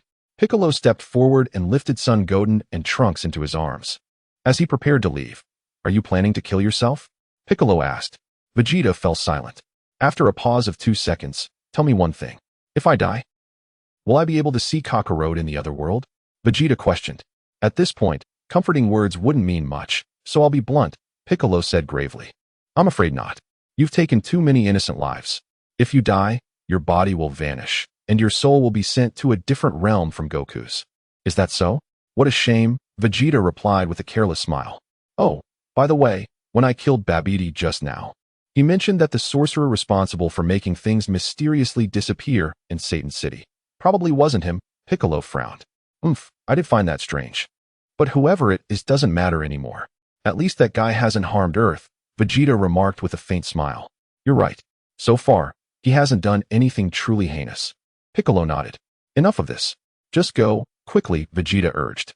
That fatso is about to arrive. Right. Piccolo nodded, then without another moment's hesitation, transformed into a streak of golden light and swiftly vanished from the scene. You green-faced bastard who kicked me, don't think you can escape. Buu extended his hand, aiming at Piccolo's retreating figure from a distance. Stop right there, Majin Buu, Vegeta bellowed. Before you lay a finger on him, you'll have to defeat me first. Do you hear me, you balloon-brained idiot? Insulting me again. This time, I won't let you off. Buu's head steamed with white vapor, veins bulging on his forehead. Hurry, Krillin, get out of here first. Piccolo called down to Krillin below. All right. Krillin hastily took flight, following Piccolo away from the battlefield. I'm going to kill you. Buu was already preparing to annihilate Vegeta. High above, it seems this spiky-haired fellow is about to meet his end. Will he be killed, or will he take his own life? Compa mused curiously. Bardock remained silent. I believe there's a high probability he'll self-destruct. Tian sighed. You're not wrong. That is a possibility. Compa nodded slightly. As for going down to save him, as the god of destruction, Beerus naturally would not deign to save an ordinary mortal. Not just Beerus. Even Whis, who maintains a relatively amicable relationship with Son Goku in the future, remained indifferent during the Moro incident. It was only when Moro threatened to annihilate Earth that Beerus intervened, fearing the loss of its delectable cuisine. Destruction deities seldom act to preserve life beyond their ordained duties. Tian harbored no intention of rescuing Vegeta either. What connection did they share? Moreover, in time, Majin Buu would become a subordinate of his father-in-law. What would it mean if I saved Vegeta now? Moreover, Vegeta has harmed countless innocent lives before. His choice to self-destruct this time is his own atonement. Some things, once done, cannot be undone. Tian has no desire to interfere excessively. If I were to resolve everything myself, what purpose would there be for Goku and Vegeta? Finally, I know how to deal with you. Vegeta smirked faintly. Buu paused momentarily, his gaze fixed on the Scion Prince before him. Boom. An overwhelming surge of energy erupted violently from Vegeta's body, arcs of electricity crackling around him. Hey, what is Vegeta planning? He'll be killed. Krillin muttered grimly to Piccolo. That fool. This is the first time he is fighting for someone other than himself, even willing to sacrifice his life. Piccolo gritted his teeth. This time, I'll reduce you to dust, so you can never regenerate again. Vegeta roared, his grin widening as he glared at Buu. Buu's eyes widened, his plump face twisting in shock. A serene, almost peaceful smile graced Vegeta's lips. Goodbye, Bulma. Goodbye, Trunks. Goodbye, Kakarot. Aha! With a deafening cry, an apocalyptic wave of energy exploded outward, consuming everything in its path. Majin Buu was instantly engulfed. Boom! The sky turned ashen, thunder splitting the heavens as lightning rained down. When the dust settled, Vegeta stood frozen, his body drained of all moisture, his form pale and lifeless. Chapter 109. The Grand Priest calls Vegeta, now devoid of consciousness, plummeted from the sky. Crack! His body shattered upon impact, scattering like dust in the wind. Krillin and Piccolo, watching from afar, could no longer bear to look. TCH. That bastard actually went through with it. Compa clicked his tongue, shaking his head. I suppose he deserves some respect. Tian exhaled softly. This must be the most moving moment of Vegeta's life. Enough. Let us go. Compa motioned to Vados. Understood. Lord Compa, Vados nodded gracefully. Leaving so soon? Tian inquired. What? Do you have objections to my departure? Compa huffed. Not you. I was speaking to Vados. Tian smiled. Compa, huh? You. Oh my, yes indeed. Farewell for now, Vados chuckled, waving lightly. Vados, why are you exchanging pleasantries with this brat? Compa sputtered. I'll miss you. Vados, Tian raised a hand in farewell. Vados remained silent. Brat, do you even comprehend who you're addressing? Compa snorted angrily and bellowed. Don't think just because you're Beerus' disciple that I won't dare to teach you a lesson. Do you really believe you can defeat me? Tian responded with a faint smile. What did you say? Am I hearing this correctly? Compa was momentarily stunned. Is this brat actually provoking me? Who gave you the audacity? Did Beerus grant you this insolence? Snap. Just then, the staff in Vedo's hand flickered unexpectedly. Oh my, it's a call from the Grand Priest. Vedos murmured in surprise. What? The Grand Priest? Kampa's expression shifted repeatedly. Could he have discovered our collection of the Super Dragon Balls? Unclear. Let me take this call first. Vedos shook her head gently, signaling Kampa to hush. She then stepped aside to answer the call. After communicating with the Grand Priest, Vedos deliberately glanced in Yi Tian's direction. Yi Tian stroked his chin. Why are you looking at me? The next moment, Vedos enveloped herself in divine energy, shielding the conversation from being overheard. Approximately 30 seconds later, she concluded the call and floated back to Kampa's side. What happened, Vedos? Kampa inquired. Let us depart, Lord Kampa. We should not linger in Universe 7 any longer. Vedos replied, her expression unusually grave. What exactly is going on? Kampa swallowed hard, a sense of foreboding creeping over him. Has the Grand Priest truly uncovered our collection of the Super Dragon Balls? The Super Dragon Balls are trivial. There is a far more pressing matter. Vedos murmured. Beads of sweat glistening on her forehead. Kampa was stunned. Even Vedos appeared deeply troubled. What is it? Let us discuss it on our way back, Vedos suggested, casting another subtle glance at Yi Tian. Hey, are you reluctant to leave me? Yi Tian teased with a grin. What nonsense are you spouting, brat? Kampa glared at him furiously. Lord Kampa, let us not complicate matters further. We must leave at once, Vedos urged again. Fine, let's go. Kampa huffed in irritation. Whoosh, whoosh. In an instant, the two transformed into streaks of radiant light, vanishing from sight. Yi Tian watched their departing figures with curiosity. What was that about? Vedos' gaze felt peculiar. Could she have taken a liking to me? Although I possess a somewhat handsome appearance, the likelihood seems rather improbable. Angels are divine beings who have existed for countless ages. For one to develop affection for me so readily would indeed be extraordinary. It appeared as though Vedos deliberately glanced in my direction when the Grand Priest was making his call. Could it be that the Grand Priest mentioned me? Has my presence caught the attention of the Grand Priest? The cosmic void. Kampa and Vedos traversed this celestial expanse at breathtaking speed. That disciple of Beerus shows absolutely no courtesy. Next time we meet, I shall teach him a proper lesson, no matter what. Kampa now deeply regrets departing in such haste. I should turn back and teach him a lesson. Bardock remained silent, hurrying ahead at a rapid pace. Bardock, say something. Kampa caught up with him. Oh dear. Something terrible has happened, Bardock sighed heavily. What is it? Is it because of what the Grand Priest told you? Kampa froze momentarily before pressing for answers. Lord Kampa, have you ever heard of Lord Zeno's father? Bardock inquired. Kampa was instantly stunned into silence.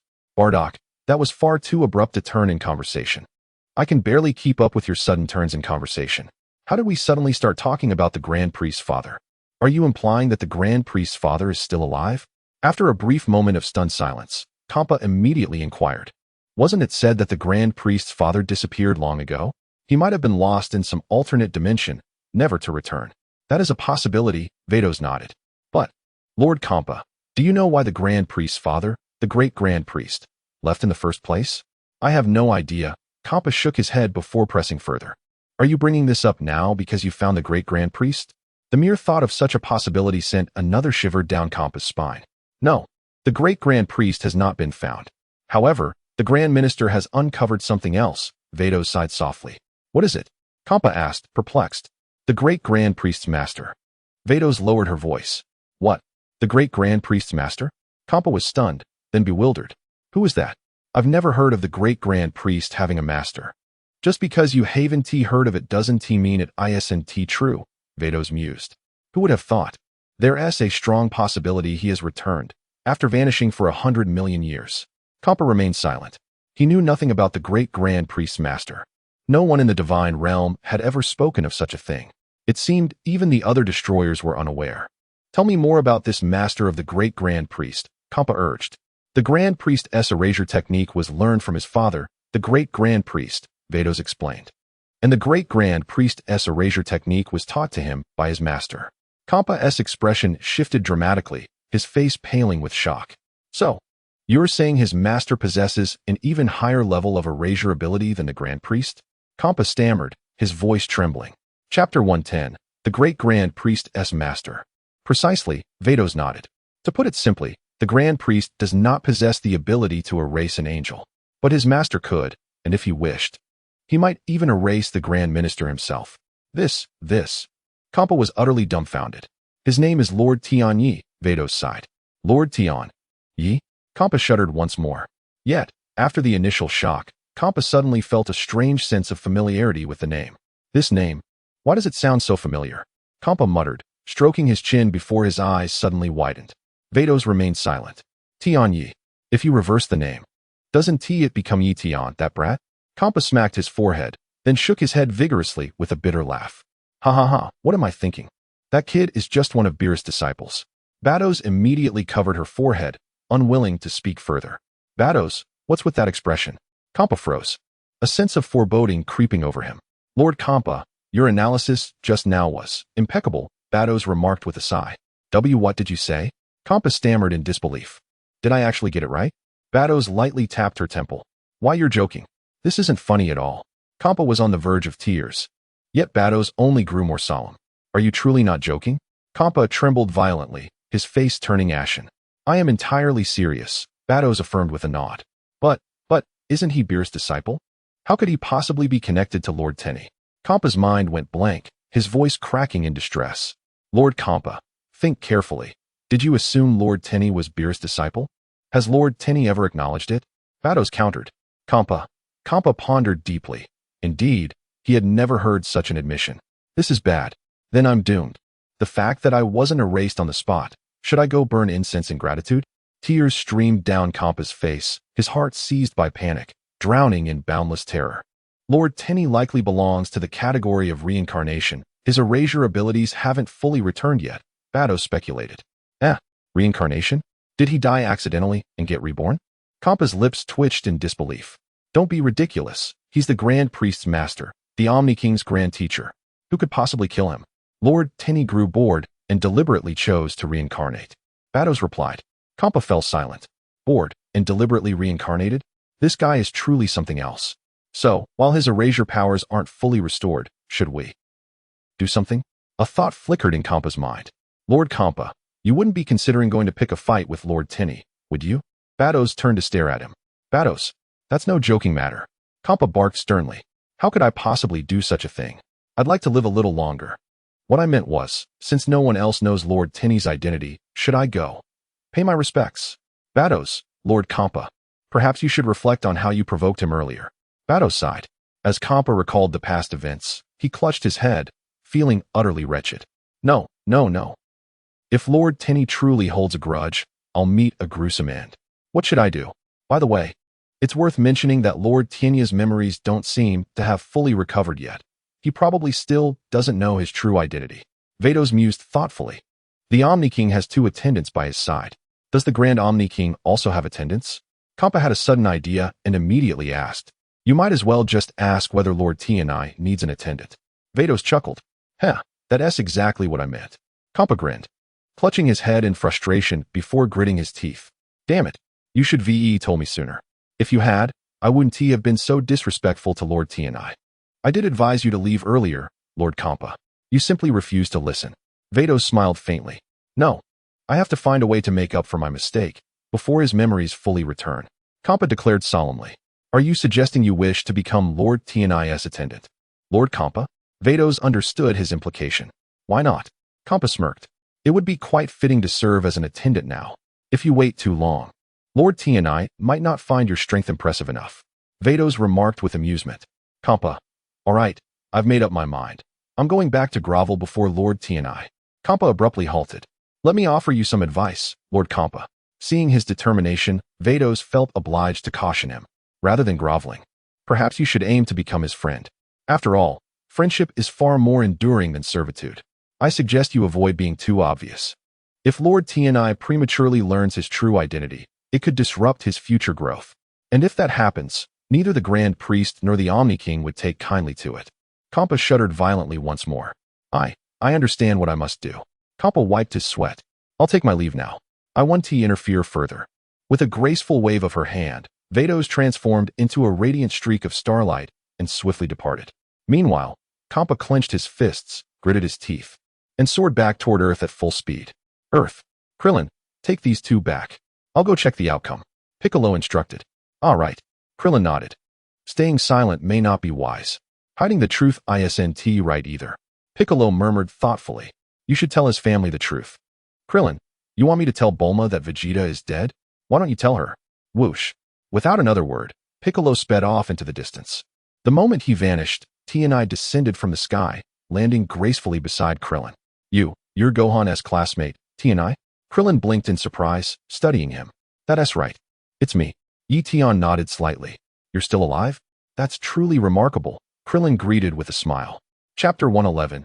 Buu, Tian, you're so kind. It was nothing. Just a small matter, Tian replied with a faint smile. I remember Dubra's spit was also aimed at you. How did you avoid it? Krillin inquired. There was no need to dodge. With a mere wave of my hand, it simply vanished, Tian answered plainly. Vanished with a wave of your hand? What do you mean? Krillin looked puzzled. You ask far too many questions. Best not to pry further, Tian rolled his eyes. I'll go check whether Majin Buu is still alive. Why you're going to? Krillin was startled. Don't, Piccolo has already gone. We'll know the results soon. By my estimation, the likelihood of Majin Buu being obliterated is only 1%. Brace yourself, Tian said, patting Krillin's shoulder before darting swiftly toward the site of Vegeta's massive explosion. Krillin stood frozen, speechless. Only a 1% chance of Majin Buu being destroyed. If that's true, does that mean he's still alive? Wait, how can you be so certain? Thud.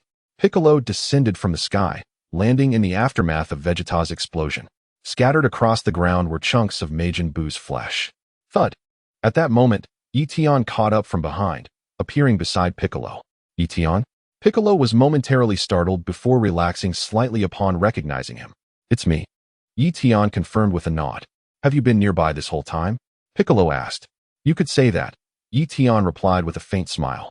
Piccolo fell silent, surveying the surroundings. A brief stillness settled between them. If only minor damage is inflicted on Majin Buu's body, he can regenerate. But now that he's been reduced to fragments, he should have lost that ability. Piccolo mused aloud, as much to himself as to Tian. After all, only the two of them stood witness. Vegeta sacrificed his life. That man was truly extraordinary, Piccolo murmured in admiration. Gasp! Just then, a sound echoed from the distance. Piccolo stiffened, turning toward the source of the noise. Babidi? He quickly identified the figure. Damn it! Babidi seethed with frustration. Babidi, I never expected you to survive. Your tenacity is impressive, Piccolo scoffed, striding toward him. Thud! Tian stepped forward and planted his foot firmly on Babidi's severed body. Babidi howled in agony, his screams piercing the air. Piccolo remarked, This kid is quite interesting. I rather like your style of handling things. Step aside, Tian. I'll finish him off. However, just as Piccolo finished speaking, he suddenly noticed one of Majin Buu's flesh fragments twitching on the ground. What is this? Piccolo froze in shock. But what astonished him even more was yet to come. The flesh fragments of Majin Buu began writhing rapidly, as if dancing. Then, they started coalescing and transforming into countless miniature versions of Majin Buu. Tiny, doll-like figures numbering in the thousands. This is... Piccolo's face turned even greener than usual. His terror palpable. The miniature boosts swiftly ascended into the sky, merging together. The unmistakable form of Majin Buu gradually took shape. Ayahawk! Piccolo's expression twisted in horror, his body trembling violently. Without hesitation, he shot into the air, fleeing the scene. Why are you still here? Get out now! Piccolo shouted back at Tian. You go ahead. Don't worry about me. Tian waved dismissively. Piccolo exclaimed, You're insane. Can't you see Majin Buu is about to fully regenerate? Why are you staying? But how is this possible? I thought Majin Buu was dead. We're doomed. Snap. Majin Buu swiftly reformed into his original state before descending to the ground with a heavy thud. Upon landing, he stretched leisurely. Wahaha! Buu laughed maniacally. That idiot blew himself up. Oh well. Suddenly, Buu heard distant cries of pain. Puzzled, he turned his head and spotted someone stomping repeatedly on the ground. Curious, Buu ambled over. Aya! Babidi continued to groan in torment. The moment he caught sight of Majin Buu approaching, Babidi's eyes lit up with desperate hope. Buu! Majin Buu! Save me! He cried through gritted teeth, clinging to this last shred of salvation. Buu tilted his head at Tian. What are you doing? I'm stomping him to death. Tian grinned. Isn't his screaming amusing? Buu nodded enthusiastically. Buu, save me, or he'll crush me to death. Babidi pleaded. Babidi urged once more. Buu stuck out his tongue mockingly. You expect me to save you just because you say so? Play along. Tian extended an invitation with a playful glint in his eyes. Seems rather amusing. I'll join in as well. With a nod, Bu planted his foot firmly upon Babidi's wound, eliciting another anguished howl from the tyrant. What are you doing, Majin Buu? Babidi shrieked hysterically, his voice raw with fury. Do you wish to be sealed away again? Bu flinched, his expression shifting uneasily between defiance and fear. Kill him now, or I'll have you sealed forever. Babidi threatened, his words laced with venom. Reluctantly, Bu turned toward Tian, preparing to strike. Hold on, Tian interjected smoothly, raising a hand. With a casual flick of his wrist toward Babidi, he explained with a serene smile, there. Now, aside from screaming, he's lost the ability to speak. Bu blinked in bewilderment. So, no need to worry about him sealing you away, Tian reassured. Really? Bu eyed Tian skeptically before casting a wary glance at Babidi. Here, try saying something. Tian delivered another deliberate stomp onto Babidi's writhing form. Ack! Ack! The sorcerer convulsed in agony, his lips twisting soundlessly, no words escaping his throat. See, utterly speechless. Tian remarked with quiet amusement. For Bu, the sudden turn of events felt like an unexpected stroke of fortune. At last, I am free from his control. How wonderful. Bu was utterly delighted. Chapter 112. Bu, who is this fat cat? Babidi, your arrival is truly meaningful, Tian remarked with a rare smile. It's quite remarkable how long you've shouldered the blame for me. Babidi wore a puzzled expression, but soon regained his composure. Could it be that the other sorcerer is this brat? Have I been taking the blame for him all along? At last, you've come to realize it, Tian chuckled. Within Babidi's pupils, an abyss of venomous resentment surfaced. Enough. You are of no further use. Allow me to have Bu eradicate you, Tian declared, gesturing toward Bu. Bu, you may crush him now. Bu eagerly pointed at his own nose in excitement. May I crush him to death? How amusing. Hee hee, I won't hold back then. Bu revealed a sinister grin and stomped down mercilessly. Aya! Babidi wailed incessantly, unable to utter a single coherent word. After roughly 30 seconds, Babidi was trampled to death by Bu, alive one moment, lifeless the next. Uft! Bu unleashed a surge of energy, reducing Babidi to mere dust. In the distance, Piccolo swiftly appeared beside Krillin. Hey, Piccolo, did you see Gohan's classmate, Tian? That guy's still alive. His resilience is unbelievable, Krillin remarked in astonishment. Never mind that. Majin Buu is still alive. Piccolo responded with a bitter laugh. What? Krillin gasped. Majin Buu didn't die? Then Vegeta's sacrifice was in vain. Exactly. Piccolo confirmed with a grim nod. Tian said the probability of Majin Buu dying was only 1%. Looks like he was right, Krillin muttered, his expression darkening. Forget Tian. He's still over there tormenting Babidi, Piccolo groaned, rubbing his temples. Tormenting Babidi? Didn't you kill him? Krillin blinked in confusion. Babidi survived. His vitality is unnaturally tenacious, Piccolo said gravely. There's no time to waste waiting for Tian. For all we know, Majin Buu may have already fully recovered. The surface is too dangerous. We should take these two to the lookout immediately. They're the last remnants of hope, however slim. Let's hurry, then. Any delay could be fatal. Krillin agreed urgently. The two transformed into streaks of light, darting toward the lookout at breakneck speed. You're quite amusing. How about becoming my servant? Bu turned his gaze toward Tian. Meanwhile, high above, Kampa hovered in the sky, observing the scene below. Then, he heard Majin Buu's proposition. Kampa's nostrils flared in fury. You damned fat bastard. I wish to serve as Lord Tian's attendant and guard. Yet you dare suggest that Lord Tian should serve you instead? Do you have a death wish? I shall descend and annihilate you this instant. Smack. Without the slightest hesitation, Kampa descended from the heavens. Isn't this Lord Kampa? Have you not returned to the 6th universe? Tian inquired with a smile. Suddenly, I found this rotund fellow rather displeasing to the eye, so I returned, Kampa grinned, baring his teeth. Tian's expression twisted into one of bewilderment. What are you plotting? This doesn't seem like your usual demeanor, he questioned, casting a skeptical glance at Kampa. I've decided to thoroughly discipline this household before returning, Kampa snorted. After traveling all this way to the 7th universe, it would be a shame to leave empty-handed. Who are you? Majin Buu demanded, glaring at the figure before him. Bam! Kampa's fist collided with Majin Buu's face, instantly caving it inward. Crack! Seizing Buu's arm, Kampa proceeded to slam him mercilessly against the ground, left and right, with brutal efficiency. Bu was no match for Kampa. Soon, he was rendered utterly defenseless. Thud! Thud! Thud. After a relentless barrage of beatings, Kampa callously discarded Buu like refuse, flinging him onto the distant earth. Majin Buu lay sprawled on the ground, grievously wounded. Consider yourself fortunate I didn't kill you, Kampa scoffed. Damn you. I'll turn you into chocolate. Buu seethed, overwhelmed by the sudden brutality of his downfall. One moment, I was the mightiest being in this universe. The next, I'm being pummeled by this fat cat. The sheer disparity plunged Buu into an abyss of torment. Is this what they call dimensional suppression? Crackle. A bolt of violet-white lightning surged toward Kampa with a deafening roar. Smack. With effortless grace, Kampa raised a hand and caught the crackling energy mid-flight. In the next instant, he held the crackling lightning within his grasp, bending it to his will. Buu could only stare in stunned disbelief. My magic actually had no effect on him? How could this be possible? I need to relieve myself, Xiangpa said, turning around to urinate. Zap. Xiangpa hurled a violet-white lightning bolt at the urine. Pop.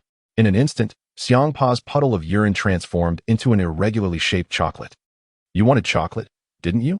Here you go, Xiangpa declared, shoving the chocolate into Buu's mouth. Buu was utterly disgusted in that moment. This is the first time I've tasted chocolate made from urine. How revolting. Bam. Beerus delivered another swift kick, sending Buu flying through the air in a graceful arc. Upon impact with the ground, the pink menace was instantly knocked unconscious. Of course, Beerus was merely toying with him. Had he been serious, Buu would have been obliterated without a trace. Ah, that felt rather satisfying, Beerus remarked cheerfully, dusting his hands off before turning an oddly ingratiating gaze toward Tian. Tian. Your expression is unsettling. Ah, Tian was it. Beerus hastily schooled his features into neutrality. He recalled Vedo's warning. Interfering with Lord Tian's affairs was strictly forbidden. Revealing his true identity prematurely could disrupt his training, and the Grand Priest would undoubtedly make him pay dearly for such insolence. I must maintain a demeanor similar to before, yet slightly more refined. Gradually, I shall ingratiate myself into Lord Tian's inner circle, cultivating the most intimate friendship. Thus, my destiny shall be utterly transformed. Perhaps his lordship might even bestow upon me a divine title, such as the great god of destruction. I am truly brilliant. Do you have a moment? Yi Tian stroked his chin, silently observing Xiangpa. I'm hungry. Give me something to eat, Xiangpa snorted, determined to act in his usual manner. Unfortunately, Yi Tian was about to refuse when a sudden idea struck him, altering his decision. No food? On such a vast planet, is there truly nothing to eat? Xiangpa grumbled. Chapter 113. Xiangpa, Lord Tian Yi will personally prepare a meal for me. No, as a matter of fact, I do have something delicious, my latest creation. The 9-turn large intestine. Would you care to try it?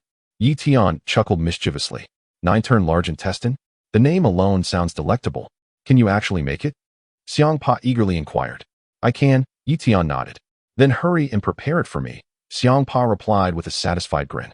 Lord Tian Yi is going to personally cook for me. I feel I am reaching the pinnacle of the god of destruction. Who else could possibly attain such privilege? Maniacal laughter. Beerus secretly rejoices in his heart. Follow me. Yi Tian soared into the heavens, with Beerus swiftly trailing behind, guiding Beerus toward the direction of Satan City. Yi Tian accelerated with breathtaking speed. Silently observing from behind, Beerus scrutinized Yi Tian with narrowed eyes. Could this man truly be the reincarnation of Lord Tian Yi? Judging by his current flight speed, he seems rather unremarkable. Perhaps his strength hasn't fully recovered yet? Indeed, with his memories still fragmented, it's only natural his power remains incomplete. Meanwhile, the Supreme Kai had already employed instant transmission, materializing beside Son Gohan. Without delay, the Supreme Kai whisked Gohan away to the sacred world of the Kai, hastily bandaging his wounds to prevent immediate demise. Gohan's body twitched faintly, yet the severity of his injuries kept him from awakening. If only Kibito were here. The Supreme Kai sighed in lamentation. Even that woman wielding the staff could have healed Gohan. But I, the Supreme Kai, am powerless to mend his wounds. For now, the Supreme Kai had no choice but to wait patiently for Gohan to regain consciousness on his own. Another thought nagged at him. What exactly was the origin of that enormous, rotund feline? Did he truly claim to be a god of destruction? How is it that I've never heard of the existence of a god of destruction? What exactly does a god of destruction do? The Supreme Kai racked his brains, but couldn't comprehend.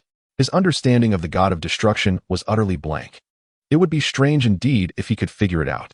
Elsewhere, Goku finally regained consciousness, rubbing his head where Vegeta had struck him. His gaze fell upon the bag of sins of beans on the ground. Inside, One solitary bean remained. Goku had originally received 3 Senzu beans from Korin, one given to Gohan. Another consumed by Vegeta, leaving this last one. That bastard Vegeta ate the Senzu bean, knocked me out, and went off to face Majin Buu alone, Goku muttered, shaking his head. Crunch. Without hesitation, Goku devoured the remaining Senzu bean, restoring his strength instantly. He then stretched out his senses, searching for energy signatures. Strange. Majin Buu's energy has vanished. Vegeta's is gone too. Did they destroy each other? Goku frowned. And Gohan's energy, I can't sense it either. What in the world happened? Redirecting his focus, he detected the familiar presences of Krillin and Piccolo. Piccolo and Krillin are still alive. They've returned from being turned to stone. Goku murmured to himself. They must know what's going on. Whoosh. In an instant, Goku teleported to the lookout above Earth. By now, Krillin had already carried Goten and Trunks to one of the lookout's bedrooms to rest. How long until they wake up? Krillin asked. Probably another hour, Piccolo replied. I can't believe Gohan and Vegeta are both gone. Krillin felt as though the sky had fallen. And the worst part is, we don't even know what happened to Goku. Piccolo suddenly stiffened. What is it, Piccolo? Krillin asked. Don't you think it's strange? Majin Buu's energy. It just disappeared, Piccolo said, furrowing his brow. Wait, you're right. How is that possible? Did he suppress his energy? Krillin scratched his head in confusion. I don't know, Piccolo murmured. Shaking his head. Vegeta gave his life, and even that wasn't enough to destroy him. The chances of him being dead are slim. Can you see him from here? Krillin asked. Then, let's both search for him, Piccolo suggested. Right. Den nodded. The two moved to the edge of the lookout, peering down at the world below. Before long, Piccolo spotted Majin Buu lying motionless in the massive crater left by Vegeta's explosion. Uncle Piccolo, he's over there, Den said, pointing. What's he doing just lying there? Piccolo wondered aloud. Looks like he might be unconscious, Den observed. Dandy speculated. No, he must have fallen asleep. Piccolo shook his head. He's a bit dirty. Could someone have knocked him out? Dandy ventured another guess. Impossible. Who possesses such power? Piccolo dismissed the notion with another shake of his head. Could it be Goku? Dandy inquired. Unlikely. I suspect he simply fell asleep in an ungraceful manner, rolling around and dirtying himself. Piccolo mused, furrowing his brow. That is a possibility. Dandy nodded in agreement. While he's asleep, we should take action, Piccolo murmured thoughtfully. I wonder if the evil containment wave could seal him away. The evil containment wave? Dandy had never heard of it. An ancient sealing technique, Piccolo hesitated. Sealing him now would be ideal, but if it fails, the consequences would be dire. Whoosh. Just as Piccolo wavered, Goku materialized on the sacred temple using instant transmission. Sensing his presence immediately, Piccolo turned.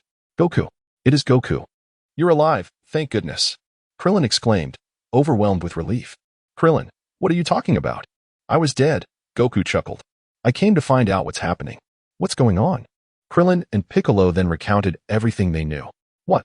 Gohan, the Supreme Kai, and even Vegeta, Goku's voice trembled with grief. Majin Buu's power is exactly as the Supreme Kai feared, unimaginably immense, Piccolo said gravely. If this continues, not just Earth, but all life in the universe will perish. But at least you're here, Goku.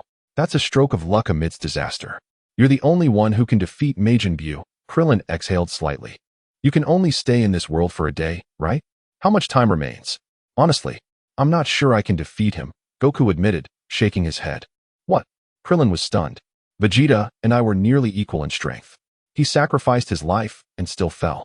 I doubt I can win either, Goku sighed. Chapter 114. Cooking 9-turn intestines for Kampa, is that so? What a shame, Krillin lamented before suddenly recalling something. Piccolo, didn't you say Gohan's classmate, Tian, was still there? What happened to him? I didn't see him, Piccolo replied. Maybe he was turned into chocolate and eaten, Krillin sighed helplessly. Piccolo remained silent. That is possible. I told you to run, but you refused. Why did you insist on tormenting Babidi? His presence is no longer of consequence. A brief silence ensued. By the way, I just noticed Majin Buu sleeping where Vegeta exploded. Do you think we could seal him away with the Mafuba? Piccolo inquired. I've never tried that before. Should we ask Grandpa Rashi? Goku paused, then asked, wasn't the Mafuba taught to him by his master? Correct, Piccolo nodded. I'm just concerned that if the sealing fails, it might enrage him completely. That's why I hesitated. You're right, Piccolo. Goku agreed. Besides, even if we seal him away, he'll eventually break free, just like you did back then. We'll have to find a way to defeat him for good. Let's not bring up the past. Piccolo snapped, his expression darkening. Goku has a point. We should indeed focus on defeating him. That creature was sealed for so long, yet his power hasn't diminished at all, Krillin remarked with a sigh. What bad timing. If only Vegeta or Gohan were still alive, we'd have a better chance, Goku suddenly said. No, even with more fighters, it wouldn't matter. That monster is far too powerful. Piccolo shook his head. No, I meant the fusion technique. Goku clarified. What does that do? Krillin asked. Fusion? The signature technique of the Metamorans? Dent interjected, surprised. Dent, you know about it. That's right. It's a skill the Metamorans from another world taught me, Goku nodded. It only works if two individuals have similar power levels and body sizes. Essentially, it merges two people into one, creating an incredibly strong warrior with immense power. It's truly remarkable. Those two Metamorans were weak individually, but after fusing, they became formidable. You're absolutely right. As long as either Vegeta or Gohan were alive, we could attempt fusion, Piccolo conceded, finding the idea promising. But after learning it, I never got to try it out, Goku sighed. In that other world, I couldn't find anyone compatible, and mastering the technique takes time. Either way, it's not feasible now. Goku, if you return to that world, you could fuse with the deceased Gohan or Vegeta. Krillin exclaimed, excitement bubbling in his voice. No, once Goku goes back. He can't return to this world, Piccolo countered. Besides, Goku and Vegeta wouldn't meet there. Vegeta would be sent to hell. What about the two little ones lying inside, Goten and Trunks? Their power and builds are nearly identical. Could they perform fusion? Mr. Popo suggested. The group fell silent for a moment before realization dawned upon them. Brilliant idea, Mr. Popo. That's perfect. Sun Wukong was overjoyed and immediately turned to Piccolo with earnest instructions. Piccolo, time is running out. After I leave, I entrust you with teaching the two boys the fusion technique. There's a glimmer of hope. Perhaps those two children can succeed. Krillin exhaled slightly in relief. That is wonderful. At least there's a chance. As Trunks and Goten trained in the fusion technique, Piccolo sighed. Who knows how many will perish at the hands of Majin Buu during this time. All we can hope is that he remains asleep a little longer. May he not awaken anytime soon. No matter how many lives are lost, Sun Wukong said calmly, as long as the Dragon Balls exist, they can be revived. Everything can be restored. Krillin, gather the families first, Piccolo suggested. Agreed, Krillin nodded. Satan City, Mr. Satan's residence. Hey, Tian, is this guy really Majin Buu? So this is what he looks like. Videl pulled Tian aside and whispered, and why did you bring him to our house? Don't worry. He is not Majin Buu. Tian reassured her with a smile. He is the most powerful god from another universe. The most powerful god? Another universe? Like the Supreme Kai? Videl asked curiously. No, not the Supreme Kai. The god of destruction, Tian explained.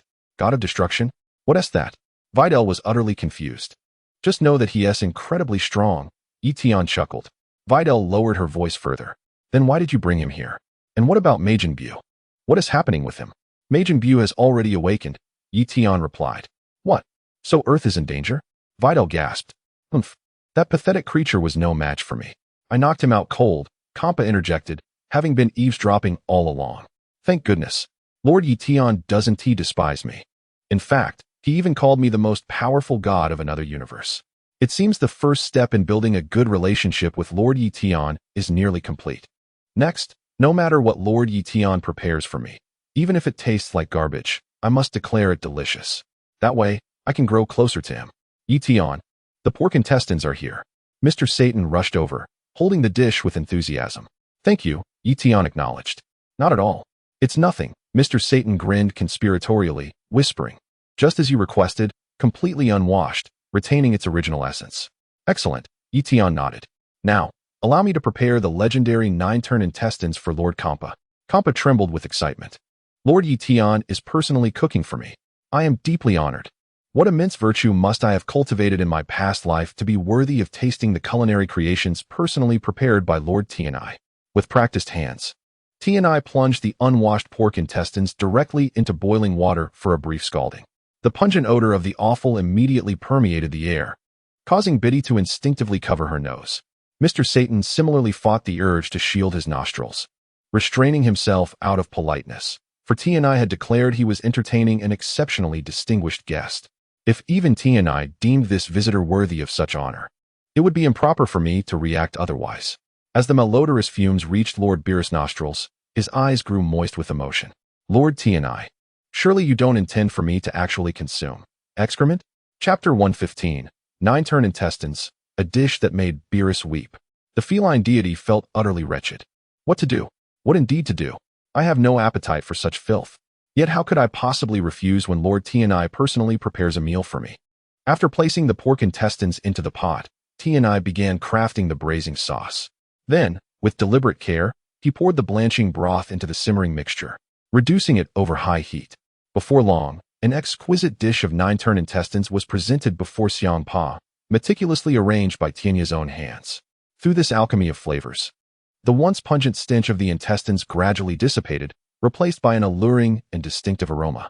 Xiangpa's emotions shifted with each transformation of the dish's fragrance.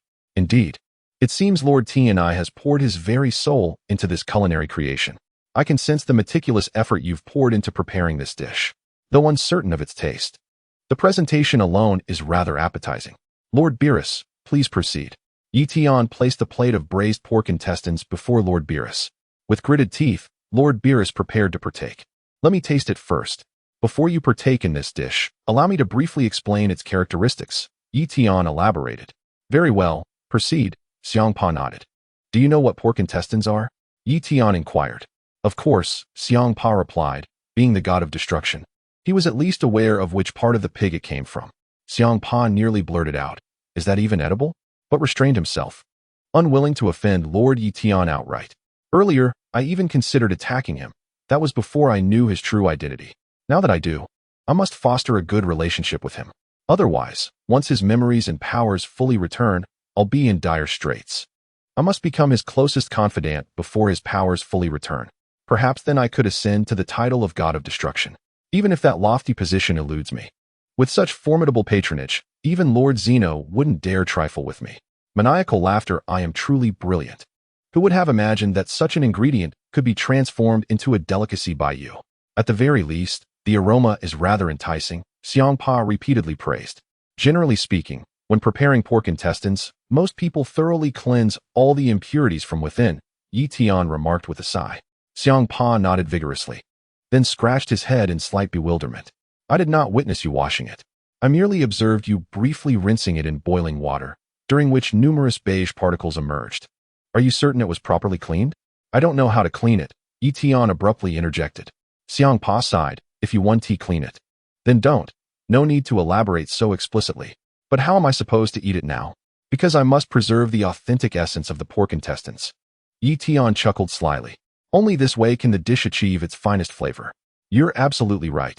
Xiangpa's eyes welled up once more. Enough hesitation. So what if it's like eating filth? Who am I afraid of? To build a good relationship with Lord Tian in the future, I'd even eat excrement if I had to. Please savor this, Lord Xiangpa. Tian handed the chopsticks to Xiangpa. At the same time, Tian flicked his wrist lightly, slicing the pig intestines into several pieces. As they split open, a yellowish liquid oozed out. Xiangpa suppressed his disgust, clenched his teeth, picked up a piece with his chopsticks, and stuffed it into his mouth. He didn't even chew, just swallowed it whole. For the sake of my future, what a little filth. So, how does it taste? Tian asked eagerly. Not bad, not bad, Xiangpa replied, fighting the urge to vomit. Beside them, Biddy was utterly revolted. Tian, must you torment the cat like this? Your pig intestines are absolutely disgusting. Is this fat cat an idiot? How can he dare to eat this? And without even flinching? The mere sight of it makes me nauseous. Just how much does this corpulent feline owe Tian? It appears you swallowed it without even tasting it first. Tian paused, regarding Xiangpa with a peculiar expression. Well, it was simply too delectable. I couldn't resist gulping it down before savoring it properly. Ah! Xiangpa erupted into boisterous laughter, tears welling in his eyes as he did so. Why are you crying? Lord Xiangpa? Tian inquired. These are tears of joy. It's been an eternity since I've indulged in such exquisitely crafted cuisine.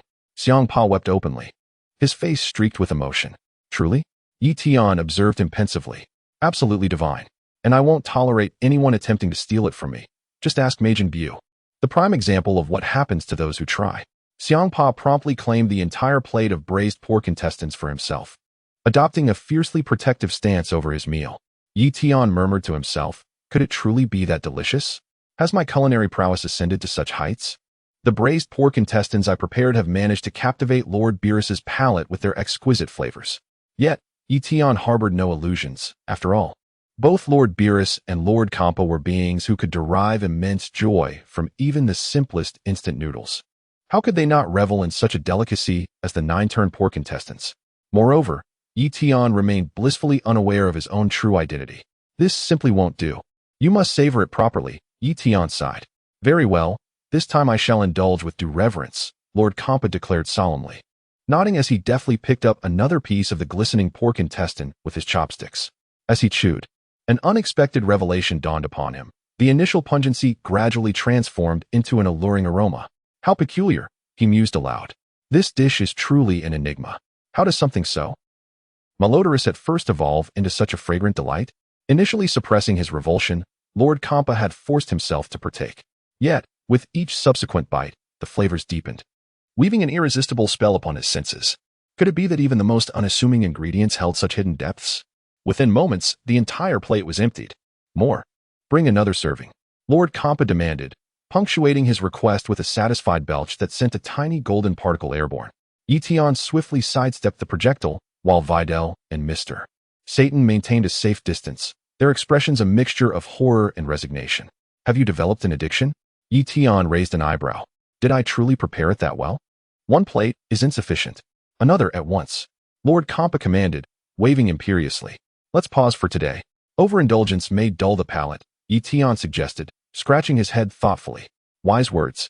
Lord Kampa conceded, nodding sagely before breaking into a grin. He thrust a triumphant thumb upward.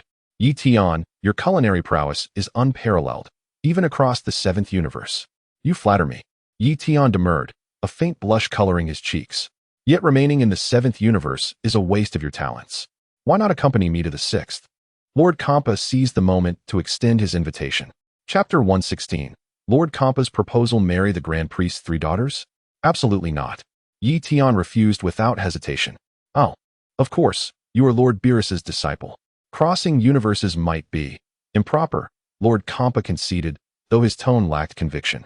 Though, a relocation isn't entirely out of the question, Tian mused aloud after a pause. Lord Kampa's eyes gleamed. Name your terms.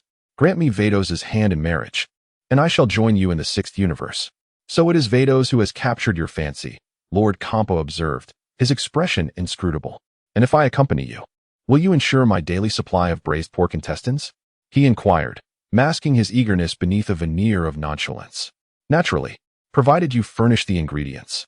Your cravings shall be met without fail. Tian nodded slightly. You wish to wed Vados? Kampa stroked his chin pensively. This condition is rather difficult to fulfill. How might I cleverly persuade Vados? What stratagem could possibly convince her to wed Lord Tian? My aspirations extend beyond merely wedding Vados. I desire to take both Kampa and Margarita as brides as well. Tian lowered his voice and added to Beerus with conspiratorial undertones. Beerus instantly felt an overwhelming sense of unease. You intend to marry all 3 daughters of the Grand Priest? I believe I might be able to deceive a being like Vados, perhaps with some degree of plausibility. If I manage to deceive all 3 of them, would the Grand Priest kill me? That wish seems rather difficult. Kampa gritted his teeth, swiftly weighing the pros and cons. If Lord Tian protects me, I don't think the Grand Priest could actually kill me. In fact, I might even get promoted because of it. Never mind then. Tian shook his head. I quite like this planet. I'll just live peacefully here. What if we take it one at a time? Kampa suggested. Start with Vados, then tackle them individually? That could work. Tian nodded. All right, I understand your request. Kampa gave a slight nod. But this sort of thing requires careful consideration. You're right. Tian smiled. Let me ask you something. Aside from 9-turn large intestine, do you know any other delicacies? Kampa inquired. I know a few others. Tian chuckled. Here, I'll prepare another dish for you to take back to Vados. Kampa, you want your future wife to eat that? You're quite bold. Would you even dare to kiss her afterward? Videl, bring me my instant noodles, Tian called out to Videl in the distance. Videl nodded blankly and quickly fetched a packet of instant noodles. Tian tore open the packaging, added the seasoning, and poured in hot water. Kampa stared in confusion. What is this? At least it looks somewhat normal. Doesn't tea seem like I'll have to eat that? After 3 minutes of steeping, Tian lifted the lid. It's ready. Kampa leaned in and sniffed. The aroma is rather unique. I wonder how it tastes. Just as he picked up his chopsticks to take a bite, Snap. The sky suddenly darkened. Huh, what is going on? Kappa blinked, looking up. Does this planet's sun disappear for a while sometimes? Strange, why is it dark? It's only noon, Mr. Satan remarked, tilting his head skyward. Is it going to rain? It was sunny just a moment ago, Videl murmured in bewilderment. The eternal dragon is about to appear, Tian said calmly. The eternal dragon. Kappa froze. You know about that? Has your memory mostly returned? Does Lord Tian even know about the Super Dragon Balls? Wait, no. Who gathered the Super Dragon Balls to summon the eternal dragon? That shouldn't be possible. Isn't Beerus asleep? Did another god of destruction come to Universe 7? I'll go check. As he spoke, Kappa transformed into a streak of violet-red light, vanishing from sight in an instant. He's flying so fast. Dilly gasped, staring at the spot where Kappa had disappeared. That speed is unbelievable. Above the sacred temple, the sky abruptly darkened. Is it Shenron? Goku looked up at the pitch-black heavens. Why would Shenron appear now? It must be Bulma gathering the Dragon Balls as usual. Krillin speculated. She probably doesn't know the situation yet. Right. Vegeta killed many people at the World Martial Arts Tournament. Bulma must be trying to revive them, Goku exclaimed. Oh no. If the wish is granted this time, we'll have to wait another year before making another one, Den said urgently. I'll go check right away. Goku pressed 2 fingers to his forehead. Whoosh. In an instant, Goku disappeared from the spot. At Capsule Corporation headquarters, a colossal azure dragon coiled through the night sky. Nearby residents stood frozen in shock at the sight. Speak your wish. I can grant you any 3 desires. Shenron's voice boomed across the heavens. Last time, Gohan mentioned gathering the Dragon Balls to find that mysterious hero. So, when I had some free time, I collected them myself, Bulma mused. Who knew they'd come in handy now? But what wish should I make? How should I phrase it? Just make it simple. Revive those who died today and eliminate the villains, Yamcha suggested bluntly, stepping forward to voice the wish. Thanks, Bulma said, nodding in agreement. Very well. Your wish has been granted. Now, speak your remaining 2 wishes, Shenron intoned once more. High above, Kappa materialized in the night sky, gazing down imperiously at Shenron. Not the divine dragon. The divine dragon wouldn't be this small, so Earth has its own Shenron too? Kappa muttered. Ah, whatever. As long as it's not the divine dragon, it doesn't matter. Whoosh. At that moment, Goku teleported onto the scene. Too late. Goku cried out in dismay. Goku? Bulma blinked in surprise. Everyone else immediately turned their attention toward him. Then, can you hear me? 1 wish has already been granted. Goku urgently communicated with the Namekian. Is that so? Then let the other 2 go. With only 1 wish used, we can gather the Dragon Balls again in 4 months, Den replied. Got it, Goku acknowledged. Oh, everyone's here. Tell Krillin he doesn't need to come. I'll bring them all over myself. Chapter 117. Shenron, the God of Destruction? Understood. Dandy agreed. Shenron. That's all for this wish. Thank you. Goku waved at the dragon. We'll be counting on you next time. Yet Shenron remained silent. His gaze fixed fearfully upon the figure of Kappa appearing in the sky. Hey, Shenron, I'm talking to you. What are you looking at? Goku frowned in confusion. TTT the God of Destruction, my lord. Shenron stammered, trembling uncontrollably. Humph. Kappa snorted dismissively, ignoring the dragon entirely before vanishing in a flash of violet light. Shenron wore an expression of utter bewilderment. Why would Lord Kappa come here? Why did he say nothing? How very strange. Did you hear me, Shenron? Goku pressed. Still puzzled. What God of Destruction are you talking about? Ah, nothing. Shenron snapped back to attention, glancing down at Goku. No more wishes? Then farewell. Poof. The dragon dissolved into 7 streaks of light, disappearing without another word. The sky cleared once more. Goku, what happened? Yamcha asked. Come with me, to the lookout. It's not safe here. Goku urged urgently. Meanwhile, near the site of Vegeta's massive explosion, Kibito had been revived by Shenron. How strange. Wasn't I killed by Dabura? How am I alive again? Kibito murmured in confusion. Then his eyes fell upon the slumbering form of Majin Buu nearby. That's Majin Buu. His face paled. What is he doing? Sleeping? Kibito shuddered violently. Without hesitation, he turned and fled. Too terrifying. That monster has awakened after all. Only after putting considerable distance between himself and Buu did Kibito dare to exhale in shaky relief. Where has Lord Shin gone? Could he have been killed by Majin Buu? I shall return to the Supreme Kai's realm first. Whoosh. Kibito swiftly teleported back to the sacred domain of the Supreme Kai. Kibito? Weren't you already dead? Have you been revived? The Supreme Kai was stunned upon seeing Kibito, frozen in disbelief for a long moment. I find it rather bewildering myself.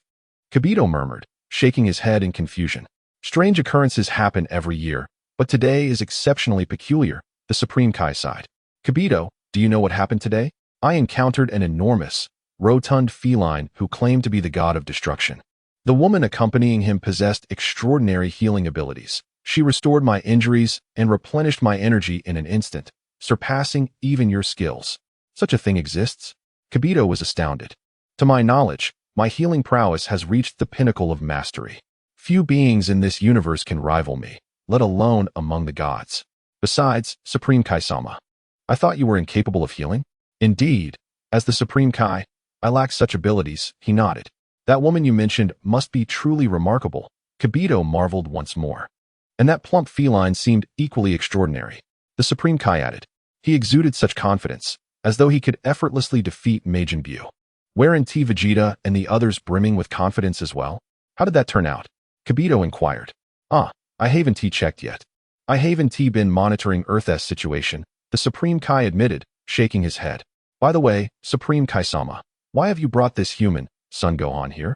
Kibito asked curiously, glancing at the unconscious warrior lying on the ground. Oh right. Kibito, hurry and heal Gohan.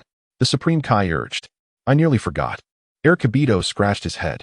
Since you perished earlier, you never witnessed the might of those three scions. It's difficult for you to fathom, isn't it? The Supreme Kai's hope rekindled. Perhaps Gohan possesses the power to defeat Majin Buu. Really? I find that hard to believe. Kibito shook his head skeptically. Whoosh. Kibito swiftly enveloped Gohan in his restorative energy. In an instant, Gohan's eyes fluttered open, consciousness returning. Where's this? Gohan glanced around in confusion. This is my realm. The Supreme Kai's world. The Supreme Kai introduced with a gentle smile. Wah, the Supreme Kai's realm. Does that mean I'm dead? Gohan blinked in shock. No, you were on the brink of death, but we managed to save you just in time. The Supreme Kai chuckled. Normally, the Supreme Kai's realm is forbidden to humans, planetary deities, galactic overseers, and even the lords of worlds. Kibito added sternly. Is that so? Gohan murmured, still dazed. Wait, weren't you already dead? Did you get revived? Must you phrase it so bluntly? Kibito grumbled. I'm just as perplexed. This entire situation defies logic. Kibito wore an expression of utter bewilderment. Why have you brought me here? Gohan inquired with evident curiosity. I was about to ask the same question, Kibito admitted. Turning toward the Supreme Kai. I fail to comprehend why a human has been brought to the sacred world of the Kais. I intend for Gohan to wield the Z sword and defeat Majin Buu. The Supreme Kai declared, clenching his fist with conviction. Gohan is undoubtedly capable of wielding that divine blade. The Z sword. Kibito gasped in disbelief. Gohan, however, merely blinked in surprise. Lord Supreme Kai, surely you jest. Kibito protested. No human has ever been able to wield the Z sword. Countless generations of Supreme Kais have failed to draw that legendary weapon. You misunderstand, Kibito. The Supreme Kai replied with a knowing smile. Gohan's power is beyond comprehension. And not just Gohan. Even his classmate, that human named Tian, possesses remarkable strength. Tian? Kibito echoed, recalling the young man he had seen earlier. Tian? How is he? Gohan's face brightened momentarily before concern crept into his voice. He was unharmed when I left, the Supreme Kai reassured him. Perhaps fortune favors him, and he remains safe. Lord Supreme Kai, perhaps we should first observe Majin Buu's movements. Kibito suggested cautiously.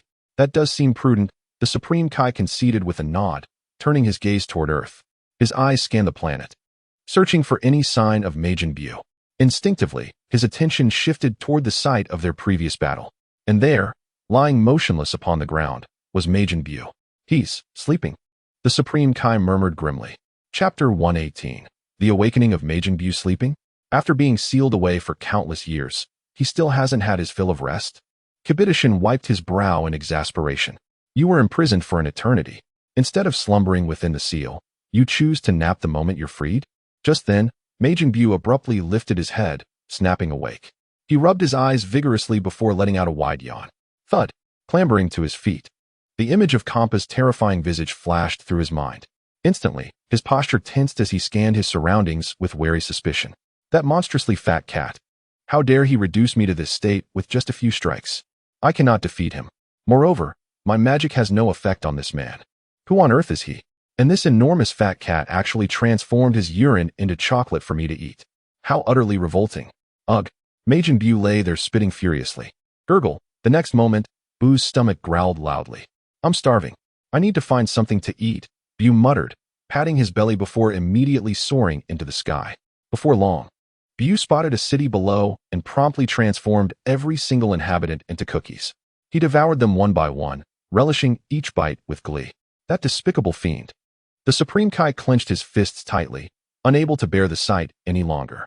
On Earth, at Mr. Satan's residence, Kampa had swiftly returned after realizing it wasn't the divine dragon. Nothing major, just some green dragon appearing. He explained nonchalantly before settling into his seat and picking up chopsticks to eat instant noodles.